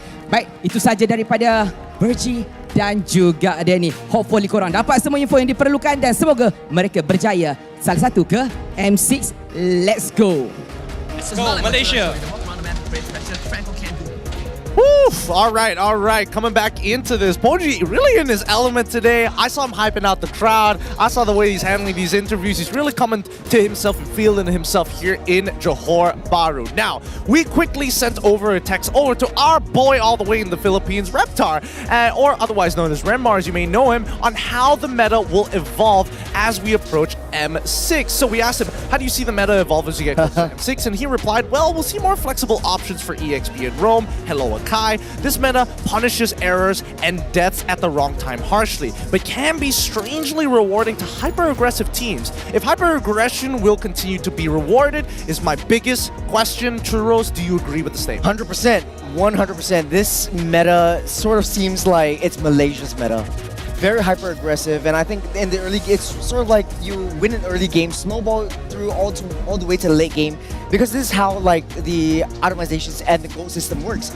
Once you get all of the gold systems, and then once you get all of the gold, you take control of the economy, you take control of the jungle, you sort of starve your opponent out, and they can't come back. It makes it that much more harder to come back, and it's easier for teams that are ahead to extend that gold lead rather than for teams that are behind to come back from a crucial sort of like base defense. And this is backed up by statistics, right? Throughout the entire MPL MY Season 14 playoffs, we have been seeing a trend whereby whenever you win the early stages of the game, you are very likely be awarded the late game. I did notice, I mean, considering that like the meta is evolving, I've already got a little bit of taste what PH, and especially firsthand what ID was able to throw out. A lot of the biggest problems that I'm noticing is that most people are straying away from high ground defense, right? Yeah. We're not seeing as much wave clear. Even SRG's composition, if you were to ask somebody, hey, which one of these heroes is absolutely great at wave clearing, the closest you would get is Claude and then even Khalid, but that's only for the early section, right? Maybe Alpha would be possible as well, but I mean, sure, you're losing out your retry, so that's like an important tool. That's right. To move fast. Yeah, fair. Now, boys and girls, keep in mind that the M6 pre-sale tickets are open now. M6 happening in Malaysia, so don't miss out on exclusive item discounts when you purchase it. Don't forget, there's also a lucky draw. Prizes worth up to 80 diamonds, and the pre-sale tickets are available from October the 31st to November the 5th. Get it now at www.tickets2u.com.my. They're gonna be spelling out the number 2. You have no idea how many dyslexic people are in this world. Hey. We have one right on the desk. I'm so sorry. Gideon? Just because I'm dyslexic doesn't mean I can't read a script, okay? Worcestershire sauce. It's Worcestershire sauce. Worcestershire. It's Worcestershire. In my defense, Singapore versus MY. I did my best yesterday, and I condemn him. Hey, wait, what? That's what did I good. do? That's good. Keep them in their place. Keep them in their place. Wait. Okay, how do you pronounce Z-H-U-X-I-N? Jushin. It's not Jushin. Jusin. Boo! I know. As a Chinese, I agree. But we're all Chinese. As a Chinese, okay, maybe except for Gideon. What? Except for Gideon. Hey, I'm yellow on the inside too, just because we're at Type C. Poor guy, dude. All this talk about Type C, the poor guy didn't even hit a bingo and he was basically guaranteed. Now, let's jump into the drafting phase. I want to hear about adaptations for this game. I'm going to assume that both teams are going to switch sides. We're expecting Todak to be on blue, and we're expecting SRG to be on red, as expected. Now, Churros, walk me through it. After the last game, if you're in Todak's position, what do you do to change? Open up the Chusin, try to prioritize something a little bit more early game, and try to prioritize Chiku guys, because the way that they're playing in the previous game kind of seems like it's 4 protect 1, 4 protect Chiku, and it's just Chiku's game to shine. They really need something that has AoE crowd control, not just the single target stuns. And they need some late game insurance, they need to watch the macro. I think that is their biggest downfall. Because all the way through, SRG was just sending Cram onto the long lane, just clearing out that waves, and then Todak has to send someone back to try to clear that waves, leaving Chiku guys quite wide and open. Interesting. Husky, does that mean that in these upcoming games, the bans shouldn't change too much? Like, we should expect the draft bans to be quite similar previously. Yeah, unfortunately, I feel like that is the case. Again, right now, you're choosing between a possible Gatot ban or a possible Yeef or Jushin ban, right? So SRG has to make a huge choice, but either way, Todak will still get the shorter end of the stick. Honestly, for my part, I really feel that when it comes down to SRG, they were very decisive with the way that they engages in battle, and of course they have very good counter-engage options coming in from the Gatot-Kaca. In fact, removing away the Gatot-Kaca might actually be something that Todak would really want, so that they will be able to engage with great precision, and they wouldn't exactly be too punished for it as well. Okay, let's see, what is it going to be? Yeah, Shin instead. Now, this opens up two options. Gatot-Kaca, yes, but Yves also another problem, and Gatot is going to be the one that they lean into. Yeah, because Gatot has an access pass straight to where Yves is, right? Every time she uses RWM, here comes Superman landing on top of you. I might not be able to stall you out too much, but I sure as heck can threaten a kill. I think SRG might go for Nolan right here, and then maybe even Loyi, just try to get that repositioning.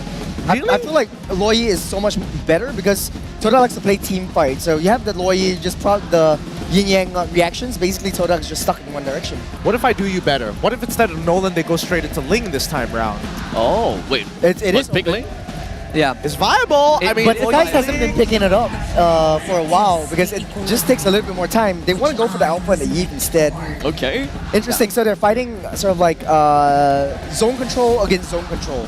Yeah, it's great, decent tank shredders, a lot of utility. Again, right, zone control, like Churros mentioned, it's essentially just, you fight in this area, you lose. I still think the Gatot can threaten Yves, right? There's nothing much you can do about it, but at least you have this alpha that can always be the one that says, if you die my Yves, you better protect your backline. You better have someone to protect the backline. Perhaps we'll be able to look for someone that can also kind of throw or kind of displace people back into the Yves out, especially if Gatot wanted to land right onto the Yves, so that you'll be able to kind of like, get a immobilization again. Well, here's the thing. They've already locked in the Valentina as well as Fulvia, so now they have like a pretty clear initiation to it, and they don't necessarily always have to throw Gatot into the middle of the mix. Not to mention they have an RWM of their own. Oh, right. Yeah, they do. So what is going to be the answer for SRG, at least from this point? Because now the ball is definitely on the court of SRG. They need to respond to this, and the only thing that they have is an Alpha and a Yves. The control denial from the side of Todak is menacing. Man, I want to say Tigreal, but looking at Valentina, it doesn't help much. I think Khalid would make a lot more sense. A lot more sense right here because they already picked up, Todak already picked up the EXP lane to SRG. Oh, Matilda also, right? Wait, Matilda. yeah. You talk about it's been a while. Zone control, you want to fight together. I think this is something that I pointed out, right? That Todak maybe should have considered in game one. You want to play around these spaces. Matilda is perfect. I mentioned about, kind of getting people into the box, but how about getting the box into them? Into the... No, you get people out it doesn't work like that. You don't drag the Yves into it. That would be broken. That's not how it works. I'm telling you, it won't be great, wouldn't it? No, but actually... Yves that takes the guiding wind just for the box is trolling. But that was the interaction between Matilda and Ixia. So Ixia opens up the barrage. Basically, get the guiding wind all the way into the base. Wait, it does happen, right? I mean, it does happen. That. Yeah. So someone asked me this interaction. Our talent manager actually asked this, right? You know, glue can stick on the people with split. Yeah. He's like, can you take the guiding wind when you're stuck onto someone? And I'm like, no, that's broken. You press the button for your opponent. Can you imagine you have a Matilda, you stick onto someone with split, your Matilda uses guiding wind, and you just take them 90 days around the world? Oh my goodness. I'd be freaking out. I mean, I wouldn't be surprised because of Kagura TikTok kind of videos that I see online. Honestly, I wouldn't mind that interaction working out as long as I get to have a skin of Jackie Chan. Then it's 90 days around the world. I'll take it. Give me Owen Wilson while you're at it. Now, the full 2 seconds lockdown. Full 3 seconds it is. Now, coming into the second phase, we are seeing Tank Buster, X-Borg, and, kind of thrown out of the picture. And I definitely understand where SRG is coming from because Zyd has shown it off before. But even the glue interaction to ensure that this Fulvius has a good time in lane. Will this cause a couple of problems? Man, I don't think that Fulvius is much of a problem because it's very, very committal. We talked about it backstage as well. Fulvius goes into the back line, and I think if Innocent is not as innocent anymore, if Fulvius doesn't land all of the stuns, he will get trapped inside. And basically, SRG is very good at target prioritization. They will go and protect Innocent. They will turn the tables. So sorry, I got sidetracked a bit. I saw this kid in the car and he's like, is Yanlord crying? I'm like, go. Dang. Calm down, kid. Calm down. I don't know. Was there actually? I actually missed it because I was way too focused on the draft. Nah, don't worry. You wouldn't have understood it if you read it anyways. But don't worry. It's gonna go on Facebook after this. Don't worry. The motherland. I know how to speak Bahasa. Okay, I hope you do because these kids are mean. These kids are real mean these days. I bet that Dash wrote it for them. have been even funnier if that was Hold the it up. case. Now, coming into the second part, Lunox once again going to get banned out from the side of SRG. They did it in the previous game, number 1, but we're also seeing a Hilda pick, which tells me that Zayat wants to play Assassins one more time. Nolan definitely would be on the tables, but do you want to risk it? Knowing Zayat, you might. Oh, Damas! We are This is coming. the first time in MPL Bringing it FY back. season 14. Nasty Cram. Ooh, I like this. Reminds me of Flap Teasy too. It does, because I feel like Cram, it suits him when he has something a little bit more lane dominant, right? Again, his laning is really, really dangerous when he has heroes that he knows that he can really abuse against his opponents, and he takes advantage of a lot of these timings. Thamos is one of those very few picks that not everybody can pick up. Yeah, you want to talk about MVP from game 1, hidden hero, definitely Cram, right? That Curly performance proves all we need to know. This Thamos has a slightly different application. The joy comes out for Zayat. I am happy. I'm very happy. It's my talk about deep favorite pockets, hero. man. Talk about deep pockets. I actually like this. They don't really have a lot of like crowd controls. The way you want to deal with the Joy is basically through a Tigreal or basically even a Ruby just to disrupt the dashes from the rhythm of Joy. But there isn't any sort of like, you know, AoE crowd control that SRG has. So the turns have tables. Yeah, it has. And now what does the gold lane play? It feels like he has to go back to Claude one more time to create that space for himself, right? Nobody can really outrun the Joy now that Irithel is technically gone, and it feels bad to take sprint. There's just so much things going on, right? Todak's side is kind of full-on run-it-down kind of composition. So SRG's final gold laner, mobility is definitely one thing that we want to look out for. Natan is out, Claude is the only one in. I don't think that Melissa is even an option per se. Yeah, It's all about repositioning for Todak, I think. Like, they have so many heroes with mobility.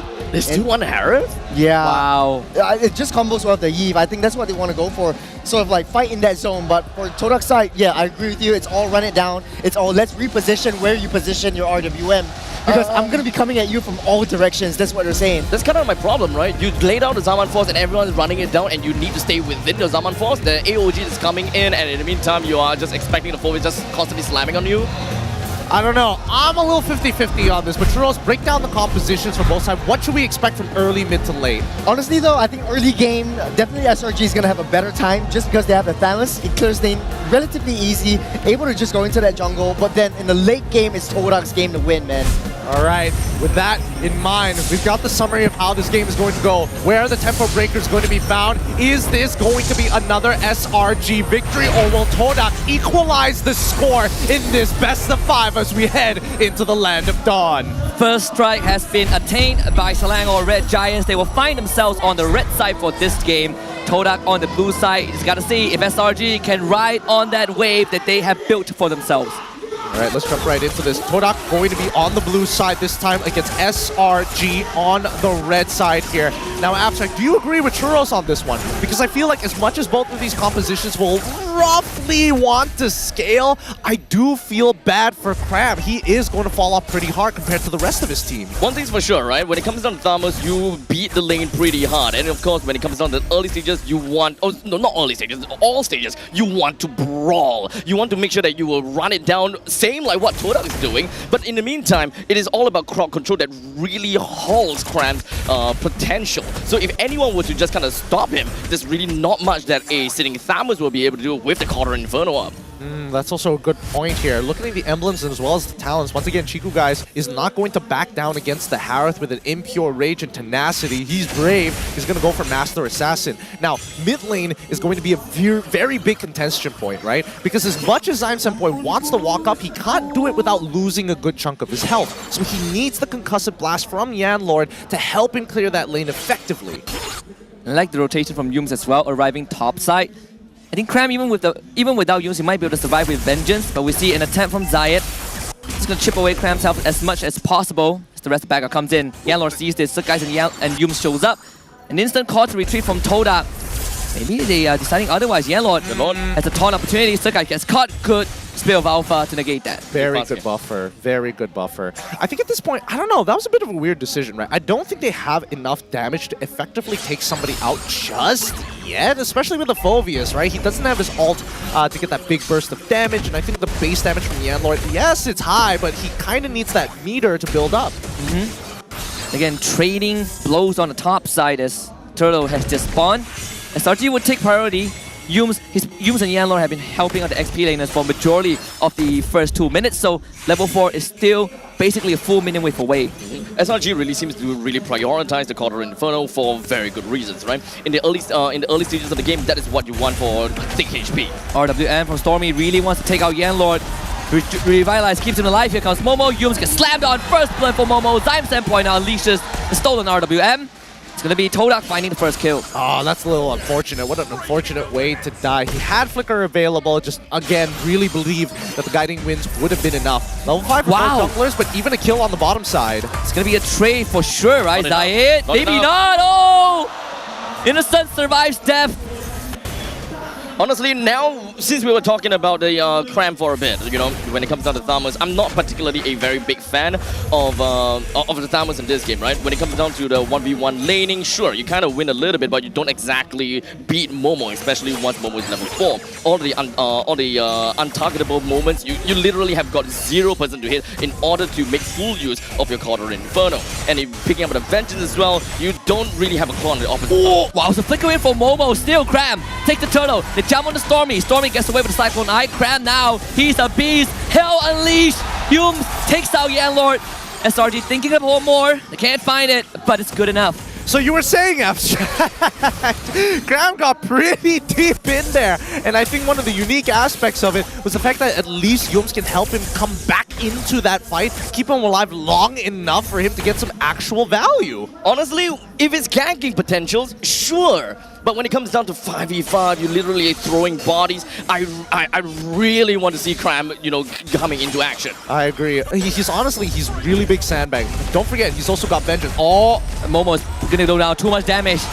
Way too much. Overwhelming. 3-man gang topside finds the kill. Yum soaks up the XP mid. Yanlord invades the jungle. It's gonna take some space up, but I want to kind of bring attention while Yum's gonna go down, but with Innocent finding their solo kill on Chiku, guys, is that going to be a tipping scale for SRG? We're gonna have to see the gold difference first. I think if there's 1,000 gold difference, yes, it's basically done for Chiku, guys, until he gets like maybe 3-4 items. But at this point, we've seen Innocent come back from deeper deficits as well. So I would like to imagine that, yes, it's pretty much over for Chiku, guys, but it's not completely over based on the game state. There's still quite a lot of time, considering the fact that it's coming close to 5 minutes into the game. And SRGs, we definitely want to see them dominating in the early stages of the game. But if whether they can even hold on to the mid stages of the game, mostly is going to be my question. Because Todak, at that point in time, I would expect that Zion has got a pretty good amount of damage onto himself. Momo and Yanlord should be able to survive pretty nicely. And of course, Innocent, the fact that he did manage to pick up a Starling Scythe itself, that is something that I don't expect too much just yet. The president is in danger. The presidential model vehicle is just not enough. That's a second kill on the Chiku, guys. What do you even do there? You know that the dive is going to happen. You can't afford to lose your wave because you're already falling behind against Innocent. Now you're 0-2 and you're losing turtle pressure as well. Now, of course, with the turtle taken down in favor of Selangor Red Giants, the lead is kind of big. And Yanlord, AOG getting himself out. I'm not too sure if Innocent can take this. They stagger Innocent a bit. Can he? With the dark wave, so Yanlord gets out. Momo, again, selfless to keep his teammate alive. Bottom tier 1 falls. SRG is starting to step on the gas. Oh, this is looking brutal. Like, Yanlord is just a punching bag at this point, right? Ooh, actually catch Zion's endpoint in the first dash. The Stormy might come in. Oh, doesn't have it. Ooh, Zion's endpoint gets away, but now Zayed might be the next target if he stays there for a bit longer. Hughes commits the flicker. He just wants to close the distance. Circling Ego. Can you dodge it? Zayed doesn't have the dash. He finds no joy. in that route to escape SRG with another pickoff. RWM on the Yelord. It's going to be immobilized at the edge, escapes the box. Man, and then Yum's coming to make sure that he can't recall and has to walk back to man, Yelord is having such a rough game. He cannot really do much in these scenarios, and this Thamos pick is really showing why it's deadly. 2 levels ahead against Momo, a single dive to end that laning phase, and now it's spilling into not only the jungle, but even the gold lane. So at least when it comes down to the aggression, SRG has got it handled. Once they have got the lead, they will be able to move along with the lead and doesn't even allow Todak to play that 5-man run it down kind of composition, because even if they do, they're so heavily behind that even if they jump right in, all 5 of them is just going to be taken down, kind of making Todak kind of think about it.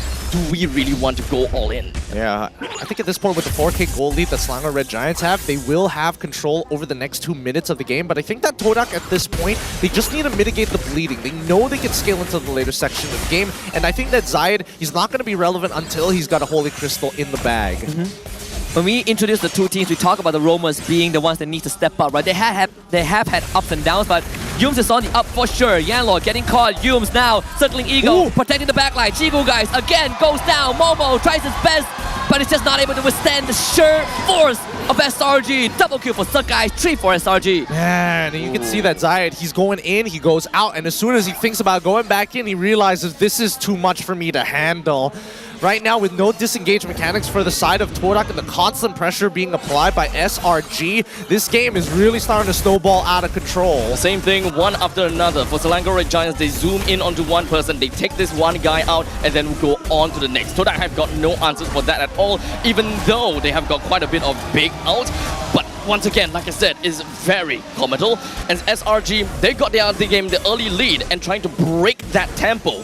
Wow, it's asking too much. AOG comes in from Yanlord as the pickup. Stormy goes down, Yums with the flicker. Momo catches up, circling Ego, buys the distance. Guy can win, Yums disengage. SRG cutting their losses.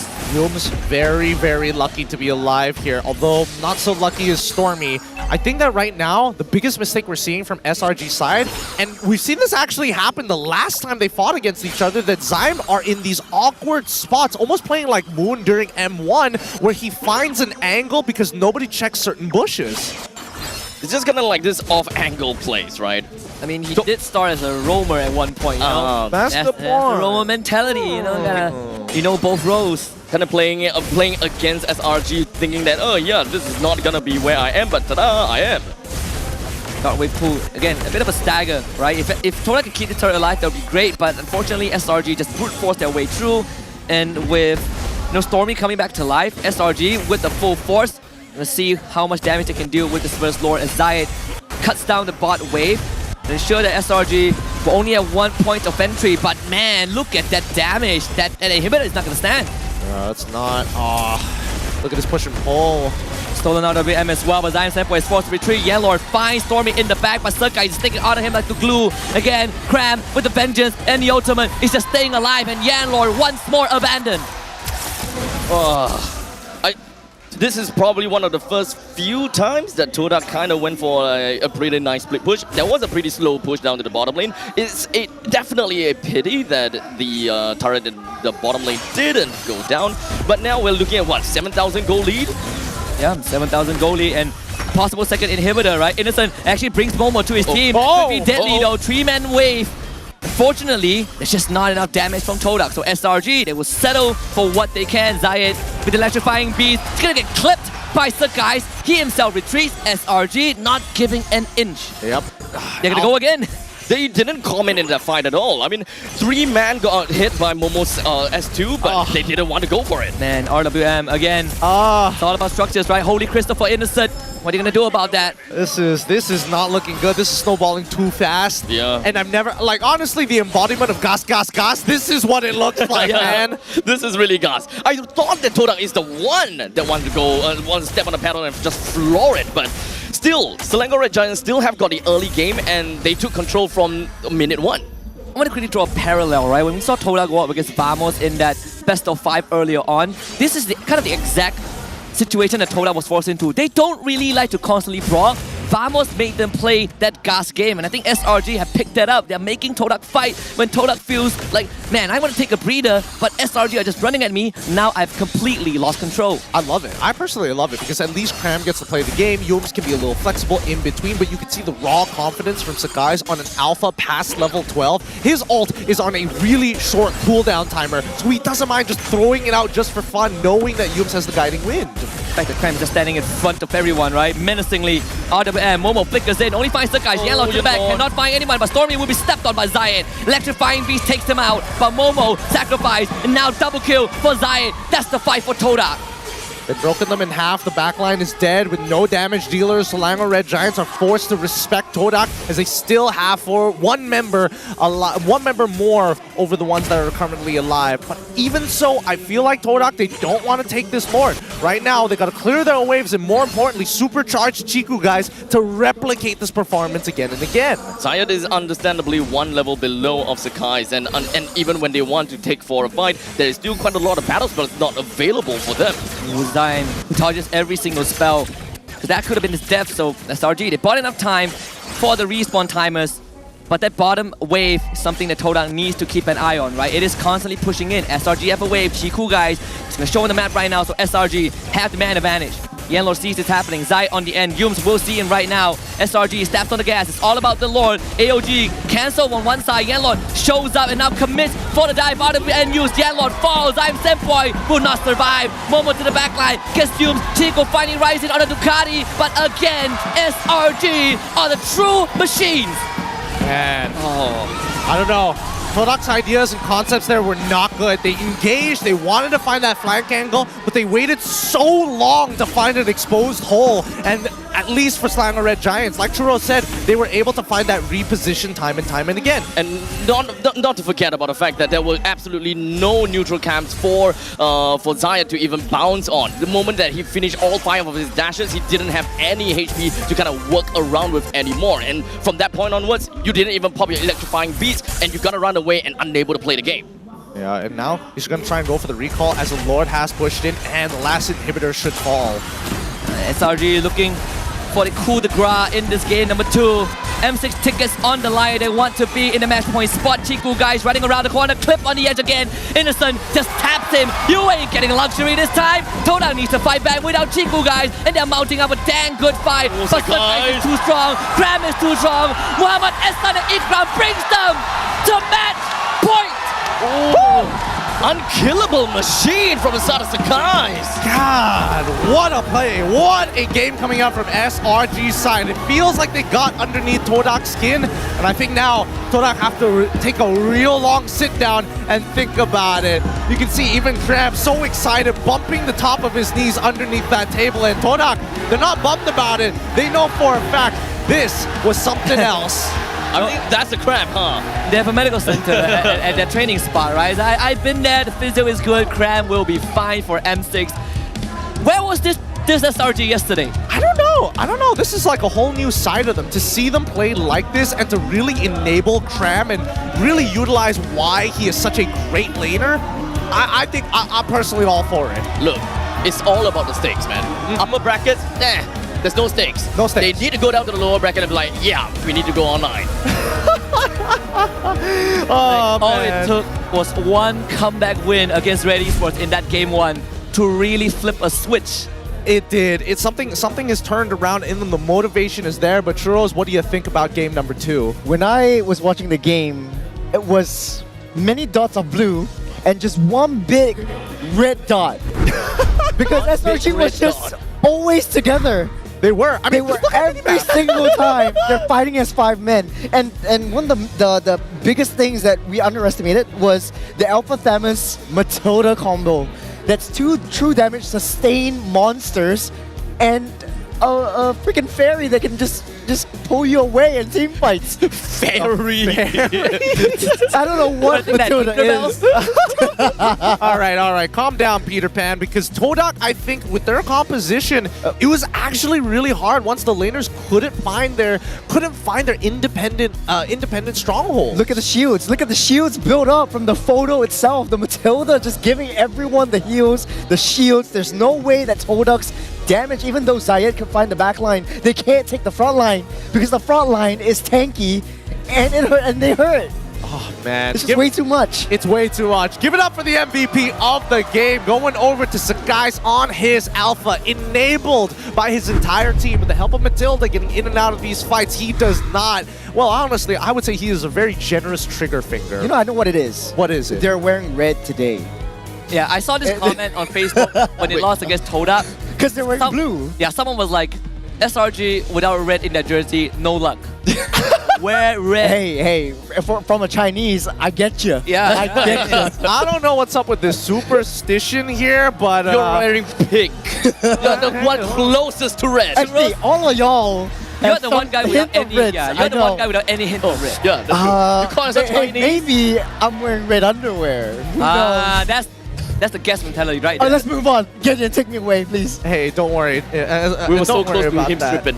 No. We are not letting this man. He is too sexy to start stripping right now, all right? Our focus is on M6 and not Churros on the English broadcast because I'm telling you, there are too many people who would turn around when that happens. Speaking of which, coming into this game, I have to ask, we're going to see the emblems in just a little bit, but do you think it was a mistake for Zyme Senpai to actually take Brave Smite in this game? Like, I get the concept. Like, there's a lot of damage on their side and you want to sustain, but that is a very long cooldown in comparison to taking Impure Rage, for example. Yeah, honestly though, I think he knows what he's doing. That's why he builds the corrosive scythe as well, Starlium scythe. Now Abstract's got me into it as well, just because of the lifesteal and the hybrid spell vamp that the scythe provides, as well as the Brave Smite, because you need some level of tankiness to come in to tank the frontline damage, especially from Sakai's and now Cram coming in as well.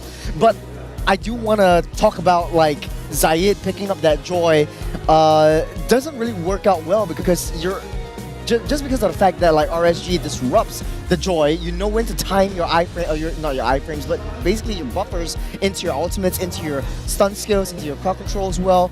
So, Joy can't proc all 3 beats, and that doesn't deal enough damage to break down that front, the backline in the early game, and that caused RSG to just snowball their way through. And of course, I think the Olympic jumpers did a heck of a job in the early game. You got the Olympic jumper? Yeah, Gatut and Phobius. What I saw was just both of them just like, you know, it's like the Bugs life. Both of them were just like jumping beetles on that back line. But they can't sustain just because like Matilda is right there and they have to tank through Sakai's, but not only Sakai's, you have to tank through Cram. I do want to okay, that's a good point, but I do want to point out that these side laners didn't get affected too much by the mid lane trio, and I'm not saying that Yanlord is a bad player. I know you netizens already, pitchforks are already out, but this Gato pick was harassed from minute number 1 all the way to the end of the game. Yanlord could hardly make an impact in the first 7 minutes. Yeah, I mean, one of the rule of thumb against Gato is what do you do when you face up against him? Don't let him punch you, right? And Matilda and Yves, plenty of magic damage. They're just tapping Gato. Yanlord walks up, eats the Voice Crystal, eats the Soul Bloom, and it's just tough for him. And I agree. A lot of times he fights the engage. Now he has to deal with Sakai's. He has to deal with Cram. You got a literal hell demon on top of you. There really isn't anything you could do. Honestly, I'm expecting that Yanlord will be doing okay against Cram because Cram's damage, it slowly adds up. What I mean, Sakai's true damage, it definitely put quite a number on Yanlord. If you put Yanlord versus Cram, they kind of go against one another. Yeah, that is a wet noodle fight. But if you put Sakai's into the equation, bye-bye Yanlord. Yeah, that true damage, a little too much to actually handle here. Rich Guy, and as well as the carry, obviously going over to Innocent with best. Wingman actually going over to Stormy this time. Sandbag clearly Yanlord on this. 7-17. If this is not a statement that SRG is ready to take on Todak, we need to see an answer from Todak. Yeah, I honestly, in the early game, I saw like at the EXP side, Todak actually sent 2 members up to try to control the Thamas. And I think they took a little bit too much time on that top side that ruined the rotations down into like maybe even the mid side or the jungle invades that they could have gotten. And I think that was one of the main reasons for their downfall. And it just caused SRG to just snowball their way through. And honestly though, it's 7-17 just because you can't take down 2 monsters running in front of you and with the help of a small little fairy. Yeah, I mean, it comes back full circle, right? Between Yums and Yanlord, we're seeing the polar opposite. Yums having a hot game after that win over Red Esports. Yanlor has been struggling, and it's not entirely his fault. He's getting targeted. Chigo guys also having a rough time. You saw the solo kill that led to a secondary gank. So many things happening that isn't in favor of Todak. They gotta have a sit down. Might be their last game. It really is, because right now SRG are currently sitting at match point. The discussion needs to be valuable from Todak's side. They felt confident walking out of the hotel today, but this may have crushed a little bit of that confidence. We're gonna be throwing it off to the off stage here, hosted by Pojin as well as Rose. Who's that? It looks like an SRG fan. Let's throw it over to them right now. Selamat kembali ke MPL Offstage yang dibawa khas oleh Hotlink. Anda bersama dengan saya, Rose, Poji, and of course a fan daripada Selangor Red Giants. So, memperkenalkan diri awak kepada fans dengan audience yang tengah tengok live sekarang ni. Okay, hi. Nama saya Ifat. Saya dari Selangor. Saya dari sana. Dari sana ke? Tadi jalan sini. Oh, okay. Sama lah. Dari sana juga. Dari talent bilik. Okay, now Fat. Rose nak tanya. Sekarang 2-0. Technically, ini adalah best of 1 dah untuk Selangor Red Giants kan? Betul. Satu lagi mata untuk dapatkan tiket ke Grand Finals dan juga ke M6. Berapa yakin Fat that actually Selangor Red Giants boleh menang 3-0? Untuk best of 1 ni, saya yakin akan jadi 3-0. Sebab macam korang tahu SRG kan, juara dunia. Wow, terus juara dunia. Bila kita dah cakap pasal juara dunia, Fat, saya nak tanya, menang ke M6, nak SRG jumpa siapa dekat M6? Okay, so macam kita tahu Indon ada RRQ, Team Liquid, tapi Onyx Philippines lah. Onyx Philippines. Boleh tak terangkan sikit kenapa nak Selangor Red Giants jumpa Onyx Philippines? Sebab diorang tak pernah jumpa lagi dekat international stage. Betul. Sebab nak tengok King Kong lawan adik. Wow. I think actually ramai orang tengah tunggu match up adik dengan King Kong. I really agree on that. Tajam melawan tajam macam tu. Yes. Okay, Fat. Maybe sebelum kita wrap up interview ni lah kan, apa Fat nak cakap kepada Selangor Red Giants, kata-kata semangat ke anything? Go on. Okay, so saya tak ada kata-kata untuk SRG sebab kita dah tahu kita akan pergi M6. Okay, so saya ada kata-kata untuk fans Todak. Ni last game. Walaupun korang kena 3-0, tapi supportlah tim korang Membina. And dia yakin boleh tutup 3-0. Bagus kata-katanya membina. Tapi sekarang ni Ros, kita tengok kan dekat sini, kat kiri dan kanan. Sebab saya nampak kat sini dah semangat, kat sana macam senyap sikit lah kan. Boleh tak kalau kita nak cheer sikit sini, cheer sana? Boleh tak? Kita nak bagi semangat sikit. Okay, alright. SRG! Todak! Tak kuat. Tak cukup? Tak kuat. Tak dengar. Alright, Todak sekali lagi ya. Todak! Alright, cuba semua sekali. 1, 2, 3. Nice. Tapi sekarang Fat lah saya nak tanya. Datang daripada jauh ke sini, takut tak semalam bila tengok kan ditabrak oleh Todak? Cuak tak? Tak cuak pun sebab saja nak tengok macam mana? Nak tengok sebab asyik menang je kan? Bagi harapan lah, bagi harapan. Sebab asyik menang je kan? Asyik menang, okey. Bosan menang macam tu. Bosan menang, sengaja kalah ke Fat? Belajar benda baru. Wow. Alright, so first of all, terima kasih kepada Fat.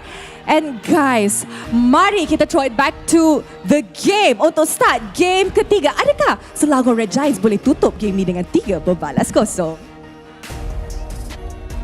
Thank you, Rose and Poji. Our cosplayers are coming back in from the festival, getting ready for game number 3. And not to miss the match, because this is something that you don't want to miss. SRG fans real confident with the 2-0 lead they have over Todak. A bit of a somber atmosphere on the Todak side, right? Like Gideon said, they started the day, Zayed in the hotel lobby was saying, today we go M6. Yanlong was saying it was a dream, felt like a dream that we beat SRG, and right now the tables have truly turned. Now looking at the stats here, Turtle Mania, this is compiled over the entire regular season, inclusive of the playoffs. So at the bottom, Sakai, surprisingly enough, at 39, one of those kills. And don't forget, SRG played the least amount of games. Then comes the Chibi, last season's and even last year's Turtle Mania monster with only 43 kills. Then we have Sensui immediately after, but at the top, surprisingly enough, is Uni. Fans are getting a bit rowdy.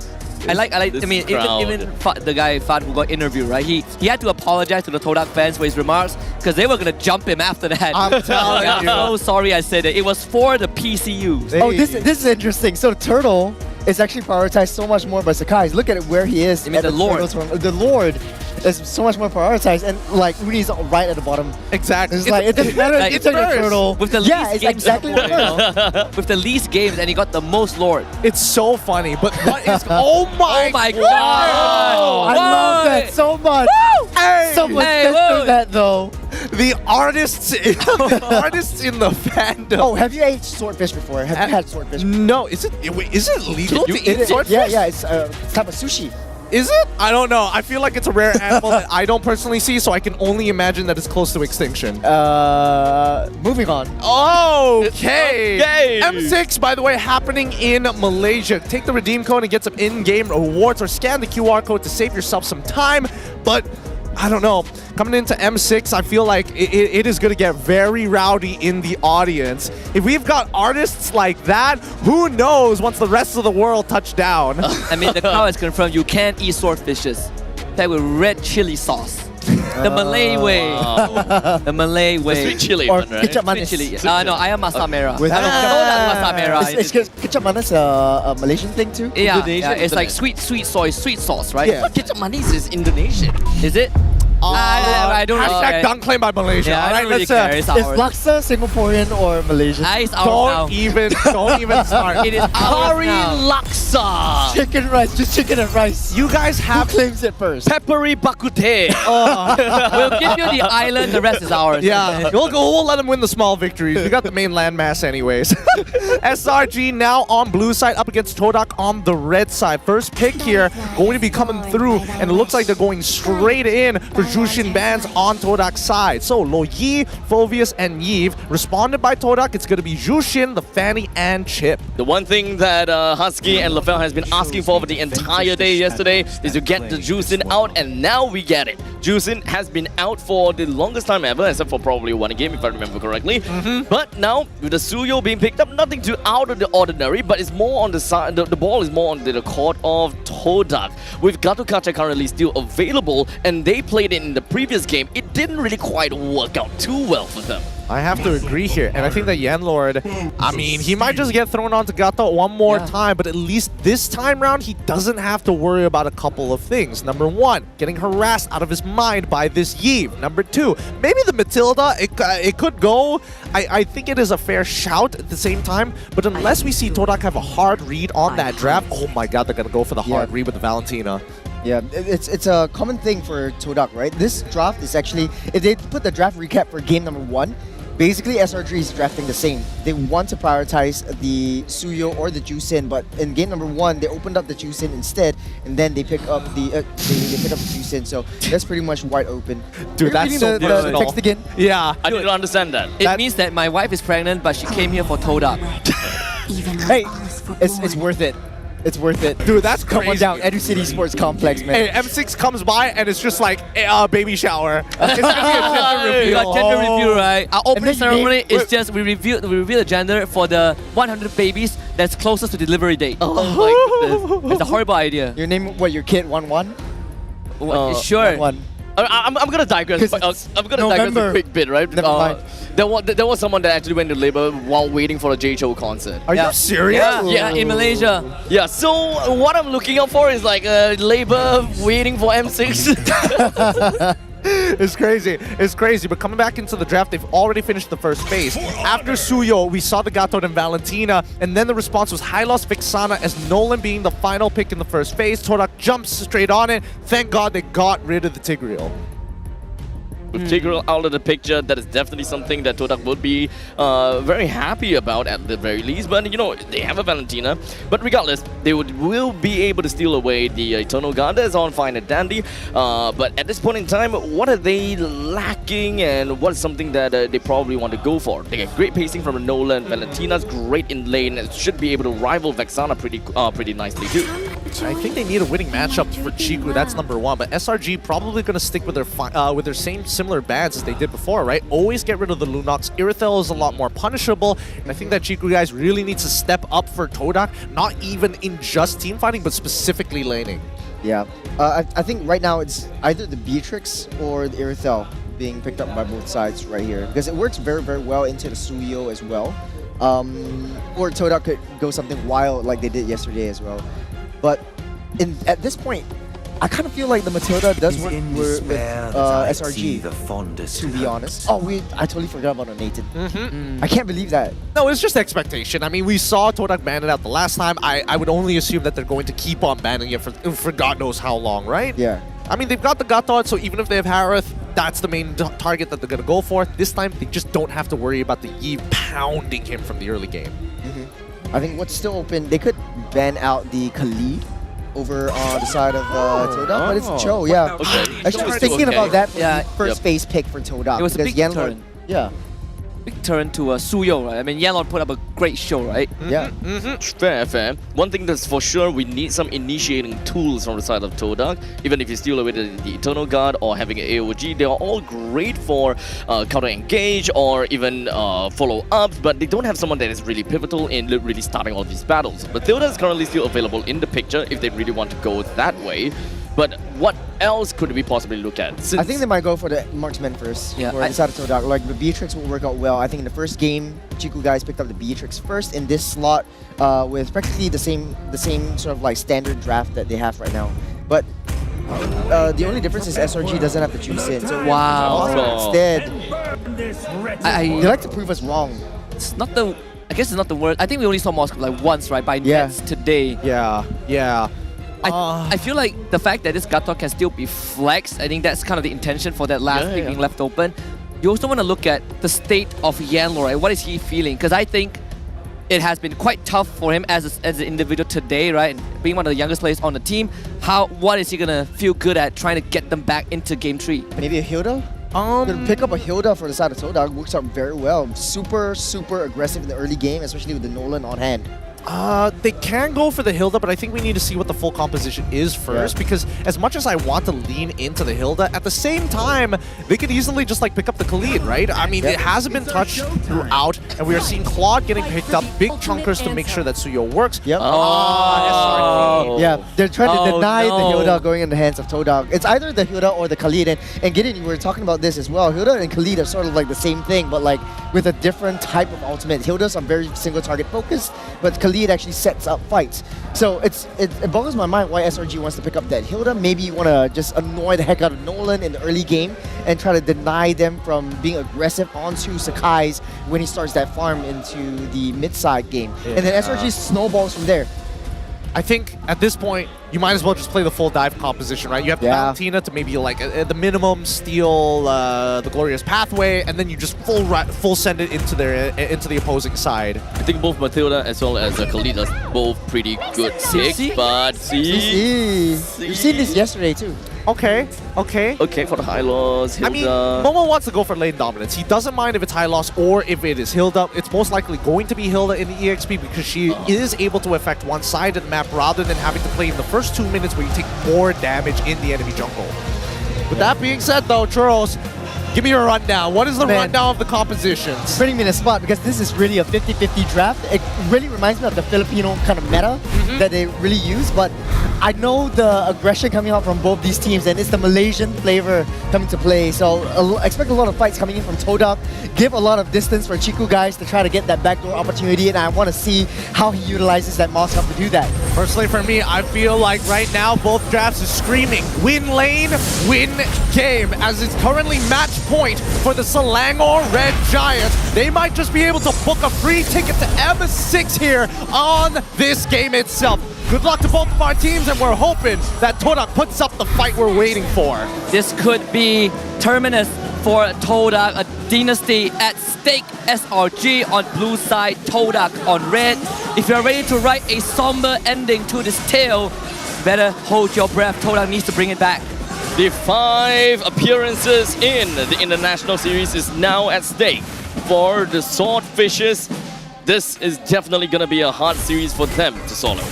Yeah, let's look at the emblems and talents straight away. I am seeing, Lethal Ignition coming out from Stormy this time. Looks like he wants to guarantee the burst. Nothing too out of the ordinary. I'm not seeing Master Assassin coming out from Chiku guys this time round. Looks like he's kind of learned his lesson. It is still a brave smite onto Zyme Senpoi as a Venetina still. It's still kind of boggles my mind a little bit onto the main idea behind it, all of that. I mean, if they want to play a full dive and you want to survive, then it will make sense. Oh my goodness, there's so much damage. Dude, I don't know. I feel like if Sakai's just tapped the Soul Sever instead of going for the Immortal Form version of it, they might have been able to force a recall. If not, at least guarantee Yanlord to drop his Revitalize. I agree, especially when you have Impure Rage. You need to proc it on the Blade Surge, but look at Cram, right? I mean, in terms of trading, I definitely think CC at one point is going to be able to match up with Cram, but still early priority given to the Hilda. I think that honestly, I think this matchup is a lot harder than people imagine, right? As much as Hilda feels like, oh, she's a little bit mobile here, especially when, running between bushes, Momo genuinely does not want to fight Cram this early on. Cram naturally is able to sustain without having to interact with his opponent. Momo must interact with his opponent to sustain. Try Dash Vengeance.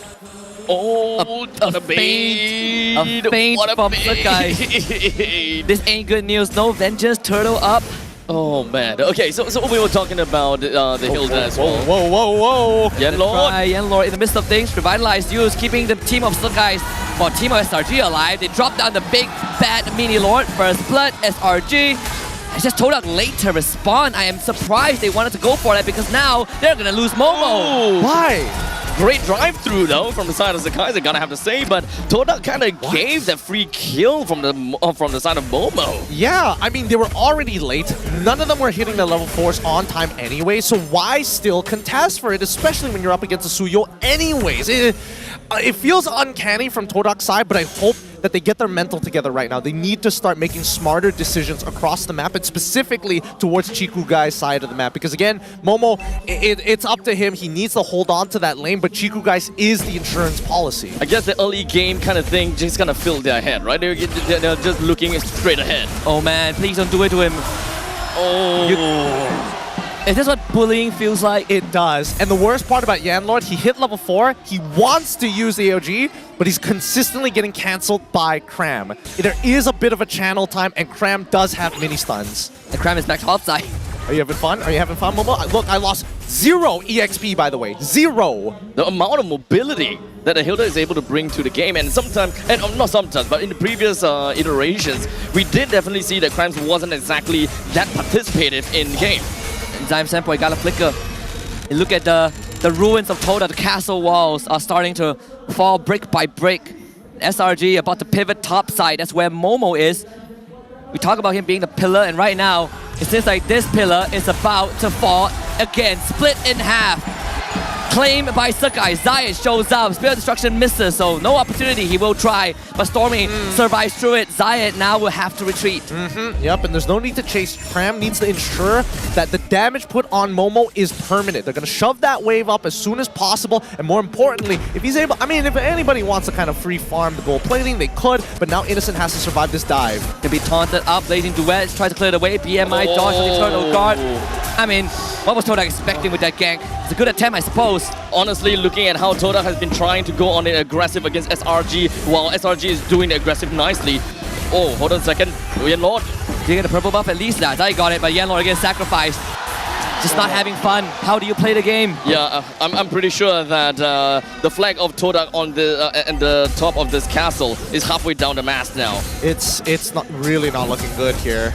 It really isn't. Innocent not having to utilize his Purifier at all. Like, Todak has lost every trade in this game thus far. Maybe Momo will be able to get a tier 1 up top side, and I think that is just the generosity of SRG. I don't think he'll get it because Cram is beelining back top. Under 5 minutes, mid-tier 1 of Todak has been basically destroyed, reduced to rubbles. This is the type of game where you don't even need a Tigreal in order to implode. Todak, honestly, at every single move that they try to do, Selangor Red Giants have got a great answer to it. And even when the side of Yenlord, 5 minutes in, 3 deaths, most of it will be the cause of the AOG. Mostly being a sacrificial lamb. I mean, I guess if you want to look for one way to break a single player, I guess this is it, right? They just continue to do so. However, there is going to be a gank on towards the top side. I do notice that Zayed is waiting in the bush, and maybe at the very least Momo is able to bait this out, but SRG on the complete opposite to set up another dive towards Chiku Guys' side. Like, it's starting to get really brutal, and unless Todak is able to make some hard reads on SRG, it's starting to look, worse yet, pretty grim. There's definitely some possibility for these reads, right? Especially since the middle lane T1 is down. Todak definitely can be for sure that Selangor Red Giants wants to invade. Yellow will get away. They want the purple for Zai, and Zai will commit everything. Doing Retribution, Momo will find a retreat. Well, essentially witnessing Todak going up against the strongest version of SRG. Chico Guys. Where you going? Yellow will come to save him. Still gets hit by Quell the Evo. The time will only delay his death. Innocent claims it, but he wants more than just one. Yellow once more. He wants to save the president, but Secret Service goes down as well.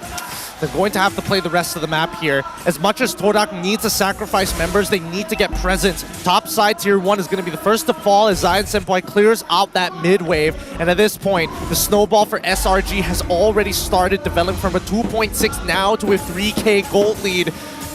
I don't know about the saving play from the side of Yenlord. At the point in time with Chiku having so little amount of HP and that pincer move from the side of SRG, you gotta have to give Chiku Guys that death, right? Yenlord going in is just gonna make that value trade from the top lane T1 going down kind of plateau. I mean, we kind of set up this grand finals. 2 dynasties colliding, right? The current one and one that is on the way to rebuild, the restoration, the resurrection. However one you want to put it, but it might be unfulfilled if this continues. We're looking at a 4K gold lead. Wow. The damage dealt ranking isn't even close. This is a new crap. Yeah, I'm about to throw up here. The difference in just damage alone. I mean, they can try, but the rundown though, they got Flicker out of Zaim. I think you just keep running. Keep running at him.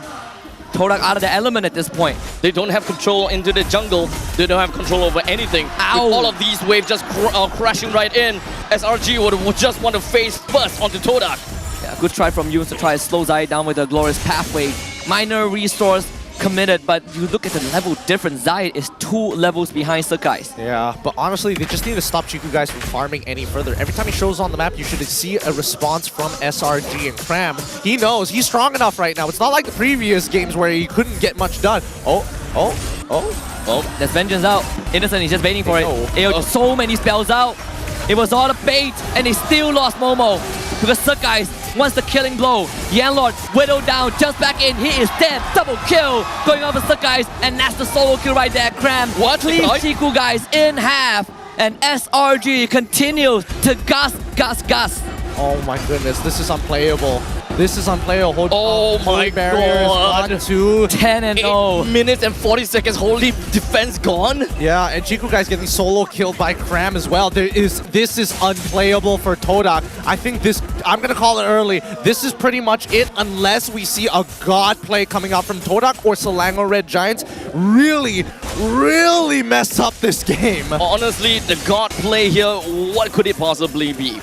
Going head first against SRG sounds kind of tough. The only thing that it would be a saving grace is Chiku Guys somehow manages to slip through the gaps of SRG, have some macro game and just farm out of his mind. There's no gap now, right? All out of the turrets are down. Yeah. You got a Hilda running around, you got a Suyo running around, you got a Lord coming in. Holy defense popped, I believe, on the bottom inhibitor. Yep. I don't know where you go if you are Chiku Guys, honestly. You just pray. You just pray that you get Trinity, and you pray that a huge combo, like a 5-man Sky Guardian Avatar, plus Zion with Mini Lore dropping down, plus maybe Zion getting some damage on specifically Innocent and Stormy and Sakai's, who all happen to be standing on top of each other. I think that's like literally the only way they can actually get out of this and allow Chiku Guys to try and clutch it. Really, that means just playing into the mistakes of SRG. Yep, basically. Okay, talk about mistakes. We ain't seeing one just yet this game. Can they do this? How can they set up this scenario? I mean, Lord is already pushing down. They're guaranteed to at least get one inhibitor. 100%. Yeah, they're guaranteed for sure because right now don't only defense. I mean, Todak is not strong enough to deal with the Lord. They don't even have a very good wave clear. It's almost a 10k goal lead, right? To find the cash, that's going to be Momo. Looking for a potential final blow. The Lord, pretty healthy. SRG cleaning up the remnants of Todak's corpses. Yeah, Lord gets away. Todak holds on just for a bit. Spear of Destruction lands, but there's no angle to take it. Sam Sempo will try. Whittle down the members of SRG, but Sakai just quells the evil again. So sever. SRG disengaged, but again, a close to 10k goal advantage with an inhibitor lead. Oh man, and even SRG making sure that they are taking away the purple buff but leaving the small camp, so you will never see that being taken by Zayed. He is purple buffless, 3 levels down onto Sakai's. Basically impossible to contest for these objectives. They have to play for fights, and Chiku guys literally just got the golden staff at the 11th minute. Not to forget the basic fundamentals from the side of SRG. They know exactly what is the condition for Todak to win. They don't have to do anything to be too forceful with their approach into the opponent's core. They just gotta have to take things one at a time.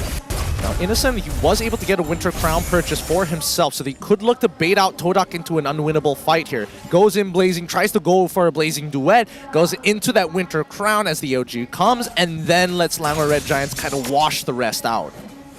Chiku guys also did manage to pick up his Trinity, by the way. I think about a minute ago with that golden staff. So at least there is that conditions unlocked, as per Gideon mentioned. So now is more onto the side of Selangor Red Giants. They need to make a very forceful push, a very desperate attempt, and try to win it down mid, only to find themselves absolutely, shattered by Todak. Man, he's a tough ass, man. It really is. How do you do with the second Lord? More like, look at Nolan at this point. Nolan is not even strong enough to deal with the Lord. Oh my god! He is 2 items, 4,000 gold behind on this Suyo. It's 12 minutes into the game. It's basically unplayable. The only hope I have is Chiku guys somehow clutching the upcoming fight on this next Lord push. Oh my god, Stormy. That's the block. Great body block. Imagine if he steals it. I mean, it could have been a universe that happens, but not this one. This one is within the graphs of SRG. Hey, look. There was that one universe when Todak won against the Selangor Red Giants. Yeah, but that was in the past. Convincingly. Yeah, it was in the past. I mean, SRG looking to rewrite that history. No, you right the wrongs. Look at this, look at this. They're not even bothering to go for like priority lane first to bait out resources. They're syncing up these waves as quickly as possible. They want to close this out, and they want to close it out fast. I mean, Todak have got no answer to this right now, so this is how they're going to open things out. Here it comes. Mid push, inhibitor. Not clear out just yet. Good. I mean, Todak does have some defense, right, with Chiku guys. They're gonna drop everything on Stormy. He will flick it away. Momo gets on top of him. The spear helps out Momo. Finds the kill. Traces life for it, but it's for the greater good. Todak holds on. Ooh, that's actually worth it. Trading 1 for 1, especially with a composition who's 9k ahead of you. I mean, the second wave is about to start pushing in. Let's see whether it changes. And they try again. Wow. Winter Crown Blazing Duet is to zone out the members of Todak. They want to turn, but they can't get it, right? The wave once more cleared out. Good attempt on SRG, but Todak is not out just yet. Okay. Does that mean that they missed out checkmate angle? 2 minutes until the next Lord actually spawns. They got the Wind of Nature out of Chiku guys, but I don't think Todak is going to walk out of their base anytime soon. No way, right? The other main thing is they gotta have to get Zayed at level 15. He's just 1 level away, and of course, if they're able to get the control of their jungle again by giving Zayed the purple buff, then I would say that there might be some possibility where Todak steals a Lord 1 at a time and hopefully just propels them over to the later stages of the game, whereby Zyme's Point is also going to be enabled afterwards. How long can they actually hold out here? Double Revitalize for Selangor Red Giants. Dom Ice going to get purchased by Cram as well to make sure that Chiku guys doesn't find the value that he needs, and even for the Brave Smite for Zyme Senpai, but that's so minimal. I think at this point, Todak, they will get the 42k mark. They should be able to handle SRG, but I think that even SRG understand that it's pretty difficult to high ground defense against a Moskov, especially when you're trying to go for the crystal, and a majority of your heroes are melee. One of the other things that perhaps I'll be looking out for from the side of Todak is once we're looking at a big 5v5 clash on the composition, Todak's CC doesn't really have got the kit to really do anything in the later stages of the game aside from being a meat shield at this point in time. Even if you throw the yo-yo out, if you throw your ultimate out, let's be very honest here. I'm pretty sure that Selangor Red Giants is just using you as more money, or they are just gonna avoid you altogether. Well, to be fair, we did see how they defended the last time, right? They sent Yanlord in first initially, and then Momo kind of snuck his way out. Once they found that separation, that's when you saw Momo go for the all-in towards Stormy's side. And I think they have to kind of simulate that situation time and time again. They expect Innocent to jump their backline, and I think that Todak must be prepared for it. So ideally, if Momo can get a lockdown on both Innocent and as well as Stormy with his ult, then we've got a game. That's a tall order, right? That's an absolute tall order. If you can defend against this Lord, I think chances will go up.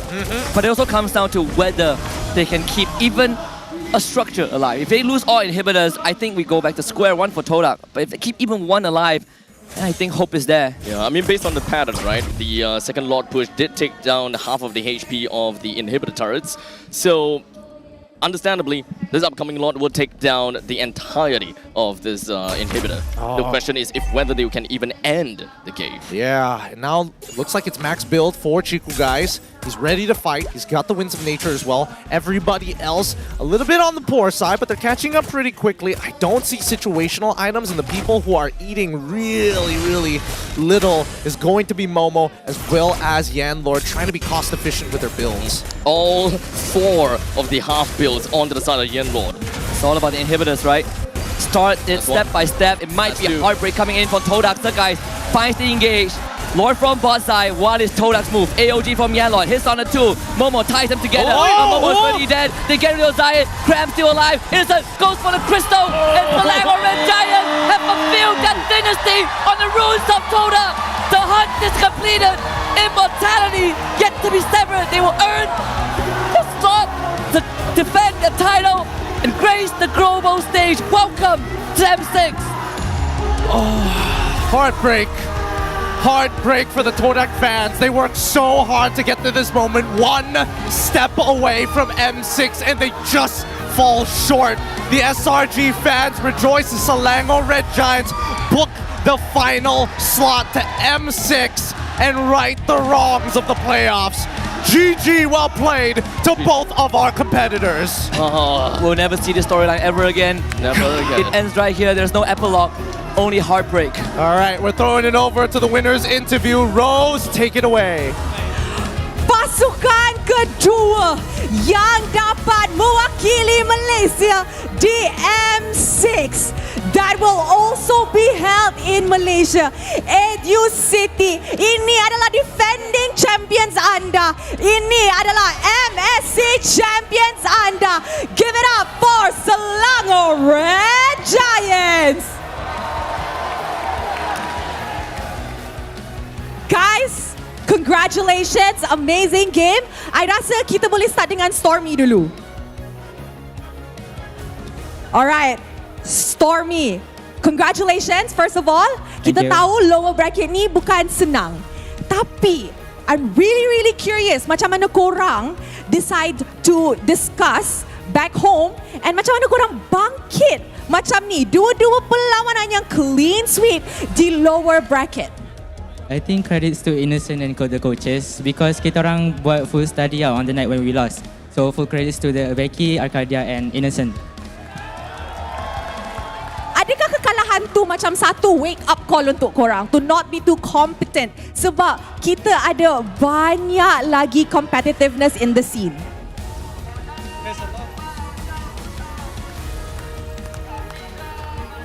Okay, maybe Becky can answer that. Was it a wake-up call for you guys, honestly? Honestly, like what we say, preparation is very important. And then MPL Malaysia is really strong. So we were very fortunate to have this lower bracket. And then sayang Todak actually did not make it to M6 because their best friend RQ is there. Yes. Actually, it's kind of sayang. So thank you, Todak, also play a very strong game in the upper bracket. They tell us that we still have a lot of weakness in our meta. That's why last day we really spent many hours. We did not sleep properly actually. Arcadia was discussing until like late 4 a.m. stuff like that. So yeah. Alright, kita boleh nampak hasil hard work mereka pada semalam. Tapi Educity, kita nampak perlawanan macam ni, perlawanan gempa. And of course, orang akan mewakili Malaysia ke M6. Tapi untuk korang, siapa yang MVP? Mari kita tengok MVP perlawanan ini in 3, 2, 1. MVP jatuh kepada Sekais. Adik, congratulations. Now kita tahu dekat MSC Adik adalah Grand Finals MVP. Dan with this title, mesti ada pressure banyak. So, macam mana Adik nak adapt dengan pressure ni to make sure that Selangor Red Giants boleh clinch back-to-back trophy korang esok? And of course, buat yang terbaik untuk Malaysia dekat M6. Actually, my teammates helped me a lot. Especially it's come to coaching staff, Becky, Akadia, Jason. Actually, yesterday I was really feel struggle lah, and I feel so bad. And they cheer me up, and yeah, today I'm back. Alright, kita dah boleh nampak adik yang sebenar. Okay, maybe one bonus question lah kan. Now, kita tahu actually selepas MSC, korang punya schedule memang back to back. Memang pack. Lepas MPL pula, korang ada satu lagi international tournament mana korang akan bawa line up yang beza daripada M6. Now, how ready are you guys for M6 actually with this lineup? Kurang preparation or are you guys just really, really prepared? Actually, I think we just follow the flow, I think. We just give our best and let's see the result. Alright, terima kasih. Maybe we can pass the mic to Coach Ark. Coach, your players, everybody is saying it was because of your hard work that you guys managed to clinch the last M6 ticket. Now, Coach, as the head of this team, what is your promise to the Malaysian audience when you guys are representing Malaysia in M6? First of all, I just want to give props to all of these hardworking guys. They really gave everything all out this season. We really had a lot of challenges, but we were still able to make it to M6 and we were really happy. And the one thing that I can promise you, everyone who's watching, is that we're gonna give our best representing MPL MY going to the M6. That's something that we will assure of. And yeah, thank you guys. Thank you again for supporting us. Hopefully, we get the back-to-back championship tomorrow. Sekejap. Sekais wants the mic back. Dia cakap dia nak cakap something kepada Todak. Depan sikit adik.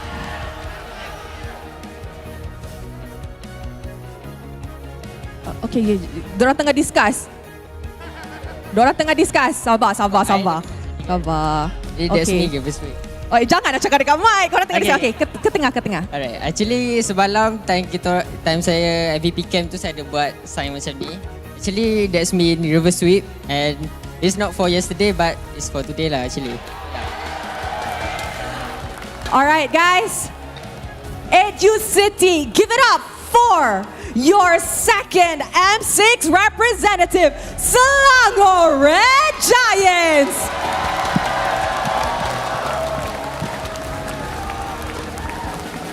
Hari Sabtu yang penuh dengan kejutan. Kita akan saksikan esok whether Selangor Red Giants boleh dapat golden road mereka ataupun Vamos will emerge on top.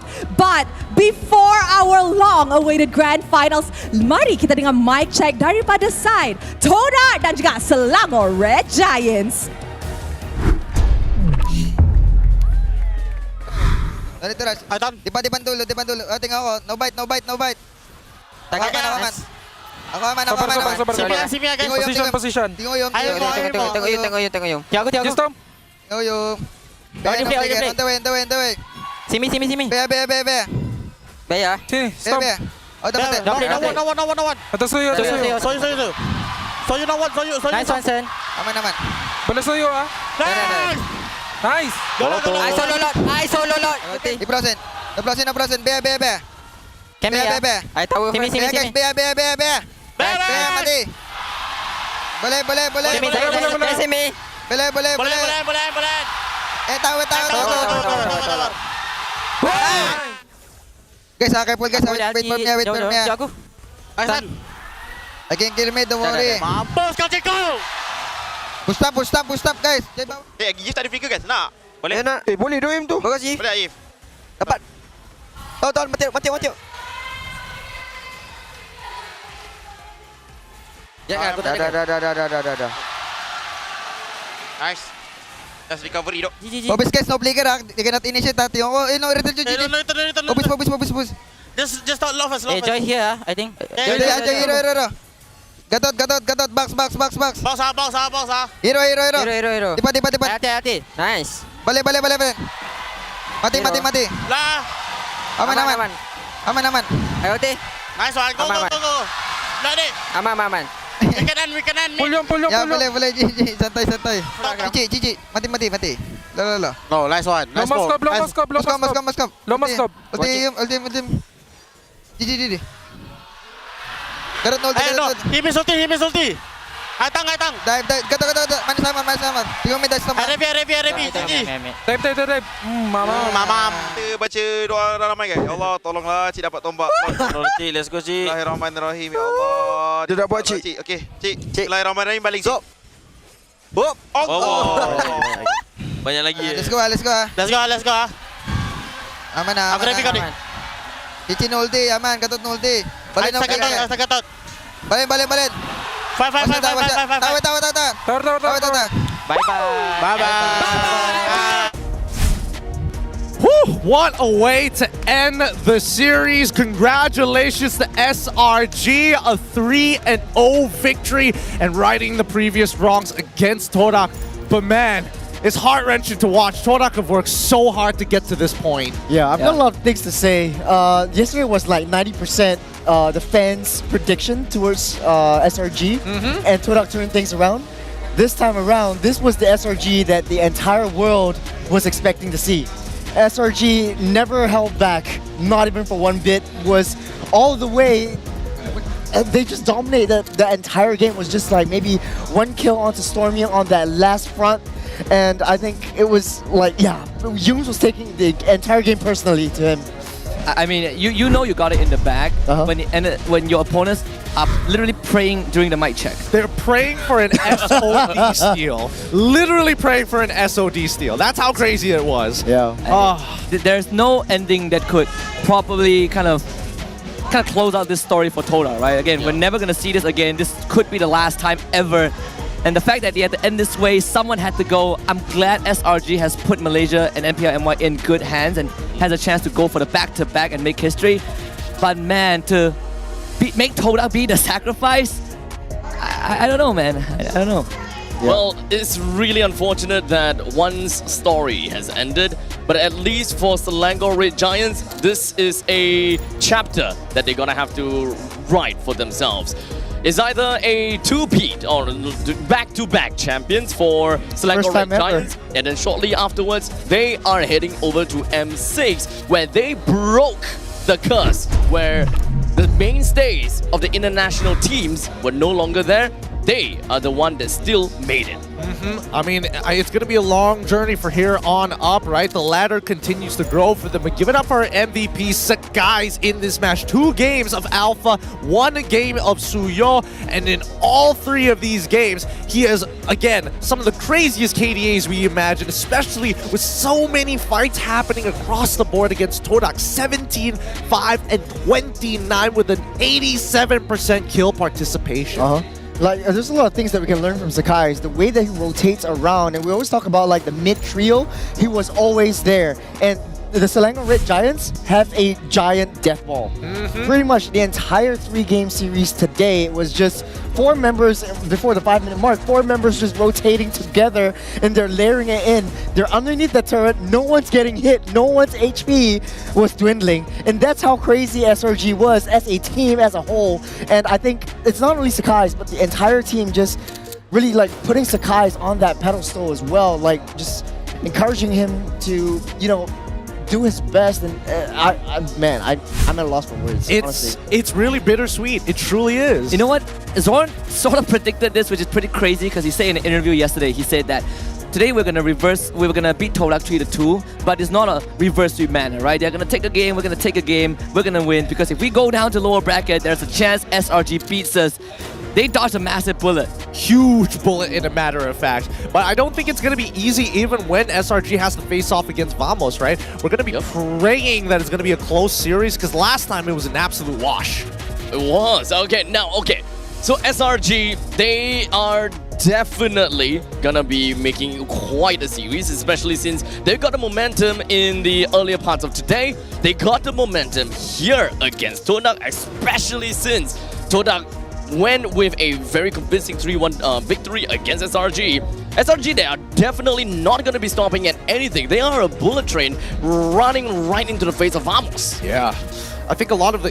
Again, I tweeted this out the last time. Sorry, I X'd it out. I got to make sure that I got to stay on top of my social media platforms. But the fact that SRG initially lost to Todak 3-1 goes to show that not only are we just dominated by two teams, but the rest of us in the region are actually building up, right? We're getting strong enough to maybe contest some of the best teams in the world, and today it just goes to show that SRG, it's all about preparation, less about execution. And props to them, man. Coach Vecchi, Coach Arcadia, it took less than a day, probably like 4 hours in the night. They slept at 4 a.m. Didn't really much sleep. But it's crazy how fast they adapted, especially the players themselves. Right? Like, they had to play an extra series, and I think basically Vamos is just resting at home or in the hotel. SRG is just, they're just watching them. And SRG, they're getting their hands dirty, they're playing the games, and they have to play an extra game onto them. So it's honestly a marathon for them. Tomorrow, a BO7 in the grand finals.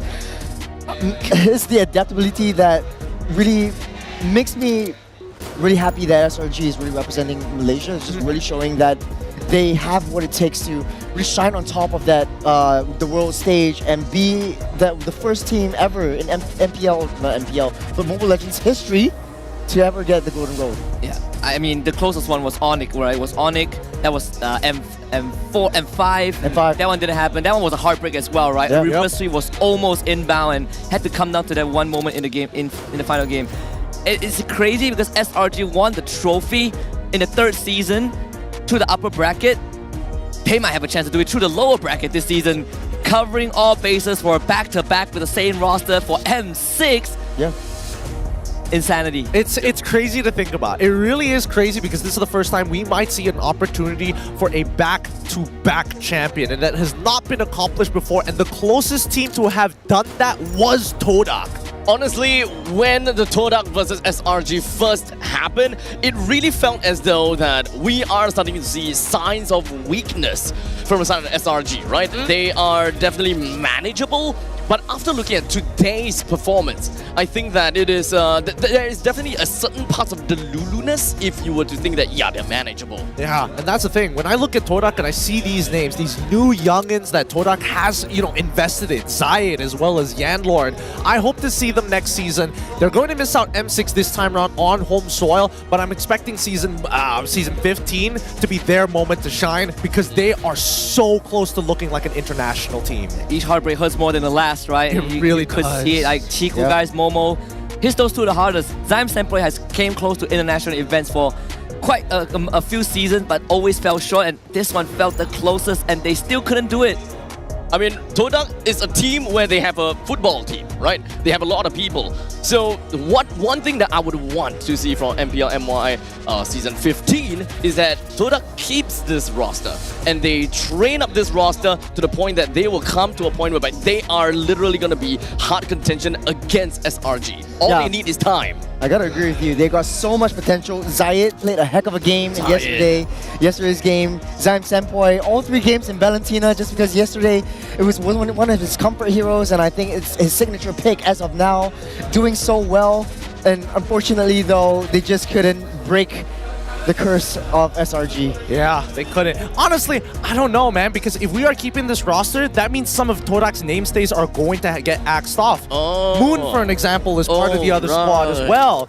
I mean, there's so many people in the other squads that I would like to see. Even Gary used to be nominated and honestly got really far with Team Hawk the last time you saw them on the international stage. Like you know the old saying of to move forward, you have to use kind of the corpses of the old generation as a stepping stone, and this is one of those prime examples. I think for Todak, the fact that they defied the odds, most people looked at Monster Vicious to be that team to make it to be in top 3. They've gone through the doubts, they've shattered all of everyone's expectations. The only thing that they fall short of was to an MSC champion. And I think that's something that they can be proud of, at the very least. This is quite the showing here from SRG. It's great to see them back in that form. The question is, when are we going to see that plateau? We saw it before, not enough motivation. We see the inconsistency with this team. The only thing that I hope for is when they go into that international that they're going to be just as fired up. Yeah, it's going to be a little bit tougher for them, especially since everybody's looking at it. M6, it's going to be a meta change. There's going to be new updates coming in as well. The end of the season, new heroes coming in. I think Lucas is, a little bit teased as well. So they have to adapt faster. Yeah, SRG is a very good team. They've shown that they can adapt, but they need to do it much faster, especially in the professional scene, especially in the international stage. I agree. Fair. I do hope that it doesn't change too much, though, because again, it might just be another scenario where the homeboys are just going to get shafted again, or in this case, Famos, where they're like, yeah, we absolutely dominated. One patch later, what are we doing, boys? We just can't do the same. We can't play the same way anymore, right? Exactly. Right. So it's all about a game of adaptability, right? It's not about upgrade in a patch. Even for SRG, right, it took them what, a month-ish to adapt to the current state of the game. Yeah. And when Suyo and Jusin became a thing, oh man, SRG, they could not catch up. Yeah. So I was saying they were talking about it in the interview. Stormy was saying like, we just didn't adapt much fast enough to the meta. We wanted to put Hilda and forced it a little bit too much. And right now, they found a way to make it work. And it's not like they're shying away from trying new things. They are trying new things, and they're making it work, just changing up their playstyle. Notice how yesterday everyone was just playing at their side, and Sakai was just doing his own thing. Right now, they're just playing as one absolute big fat unit. And that is what makes me really, really happy to see this team. They are really living up to their name. They are the Red Giant Death Balls. Yeah, and they're scary because it always feels like, at least it feels like it comes at it comes at no loss, right? No consequences, no trade on the opposite side. Now, okay, I want to put a question to the both of you, all right? Hold on, I want to look at this. Oh. Wait. Hey, what are you talking about? I just saw this. So I was talking about M6. I put like, this is like without the Malaysian teams right here. So if I had the Malaysian teams, it would still be number 2. But BTK is just the team that made me fall in love. It was like a David versus Goliath kind of situation down during M3. Where hold on, say that again. BTK what? BTK what? BTK was BTK what? Say that again. Was it David and Goliath? Oh, actually, they changed my voice. How did I do that? What? It works every time, boy. How did you do that? Yeah.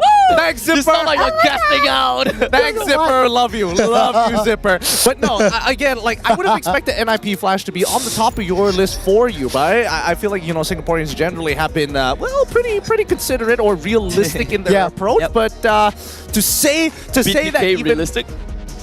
First place? I was about to get to that. Okay. I'm gonna let you finish. Mobile Zane has main character, arc. He never loses. I don't know. It feels like it's an AC honestly, they inspired me to start casting. So honestly, that's why I supported BTK all the way since they were in M3. I can appreciate that at the very least. I can respect that. Sentimental value tops everything else. But I was actually really scared that they would change my voice again. I was actually really. Oh my God! We got him! 2 for 2, baby! 2 for 2! Get him when they least expect it. Classic entertainment. Are we? Okay, there we go. So this is the perfect time for me to ask this question. Oh, yes. Well, my voice is still very chipmunky, Okay, so we talked about Sakai's, right? We talked about Sakai's and we were thinking, okay, is Sakai's really, the important guy? We saw kind of like a downfall per se. So now man of the match. Do you guys think that Zakais is, not that dominating? You know what? I think I'm going to have to double down on this. Is an interesting topic. I think yes, he hasn't been at the top of his form for a while, but he does need support, and I think Cram is his crux. If Cram does well, Zakais does well. But with that being said, let's have a look at the final bracket. The ultimate storyline here. Nobody expected Todak to get this far, especially when their opponents were MV looking to be the favorites, but they showed them otherwise. Beating MV and meeting off SRG in the upper bracket semifinals. The JP Niners had to face off against Red and were eliminated 3-0 as we saw Red show a different side of them on the flip of a coin. Then SRG did get knocked down to the lower brackets by Todak, followed up by Red Esports against Vamos, and that's where we saw Red meet their final bow. Then we go to the lower bracket finals, expecting to see something to change as Vamos beats Todak this time 3-1, sending Todak to the lower bracket finals, where we are here today to see SRG meet off against Vamos. Again, two opponents. They've done this before. They're going to do it all over again. The path to the grand finals is definitely a lot more different than we envisioned, but at least when it comes down to the top two, I believe that most of us believe that this is the grand finals match. This is tomorrow's grand finals. Vamos up against Selangor Red Giants in a best of 7. This better go for 7 games, man. I mean, if it doesn't. I mean, last time this roster met, again, most of the roster from Vamos met SRG last season. It went to 6 games. And that itself was pretty explosive, but I expect them to push it further. So we gotta shake hands with Mars at this point in time, right? I mean, he shook my hand and we go 7 games in season 12, so I should do it again, I guess. Yeah. Honestly though, I do think it will be a 7 games. Like coming from a spectator point, I think that a lot of the players in Vamos has been playing really well, especially Chibi on his Nolan. Speaking of Nolan, we have a new skin. Exactly. With infinite dimensions and infinite possibilities, the one that we're living in here today is going to be Nolan's new skin, which will be available in-game on the 6th of November, so don't miss out on that opportunity. Don't make me say that voice. No, I know you guys are looking at me. I have a question. Are you a Nolan main? Are you a Nolan main? No, I'm sorry. I'm not a jungle main. I don't play Nolan. He's lying. He plays Ranger. No. I remember we played together, and like we never met each other yet, and we played together, and he was just playing Fredrin, and he only one-trick Fredrin. Hey man, that and Granger. He plays a lot of Granger. Hey, Granger's fun. Okay, Granger is special to me because he is fun. But do we have any final words from our guests here, Churros, before we close out today? That has been fun. Thank you for having me. Love Malaysia, love MPL MY. Come on down to Educity Sports Complex because you won't regret it. Nobody's ever going to regret it. With that being said, we're going to be closing out the show here. Good night and goodbye. This is Churros. My name is Gideon. This is Abstract and Husky saying good night and goodbye with more MLBB action tomorrow.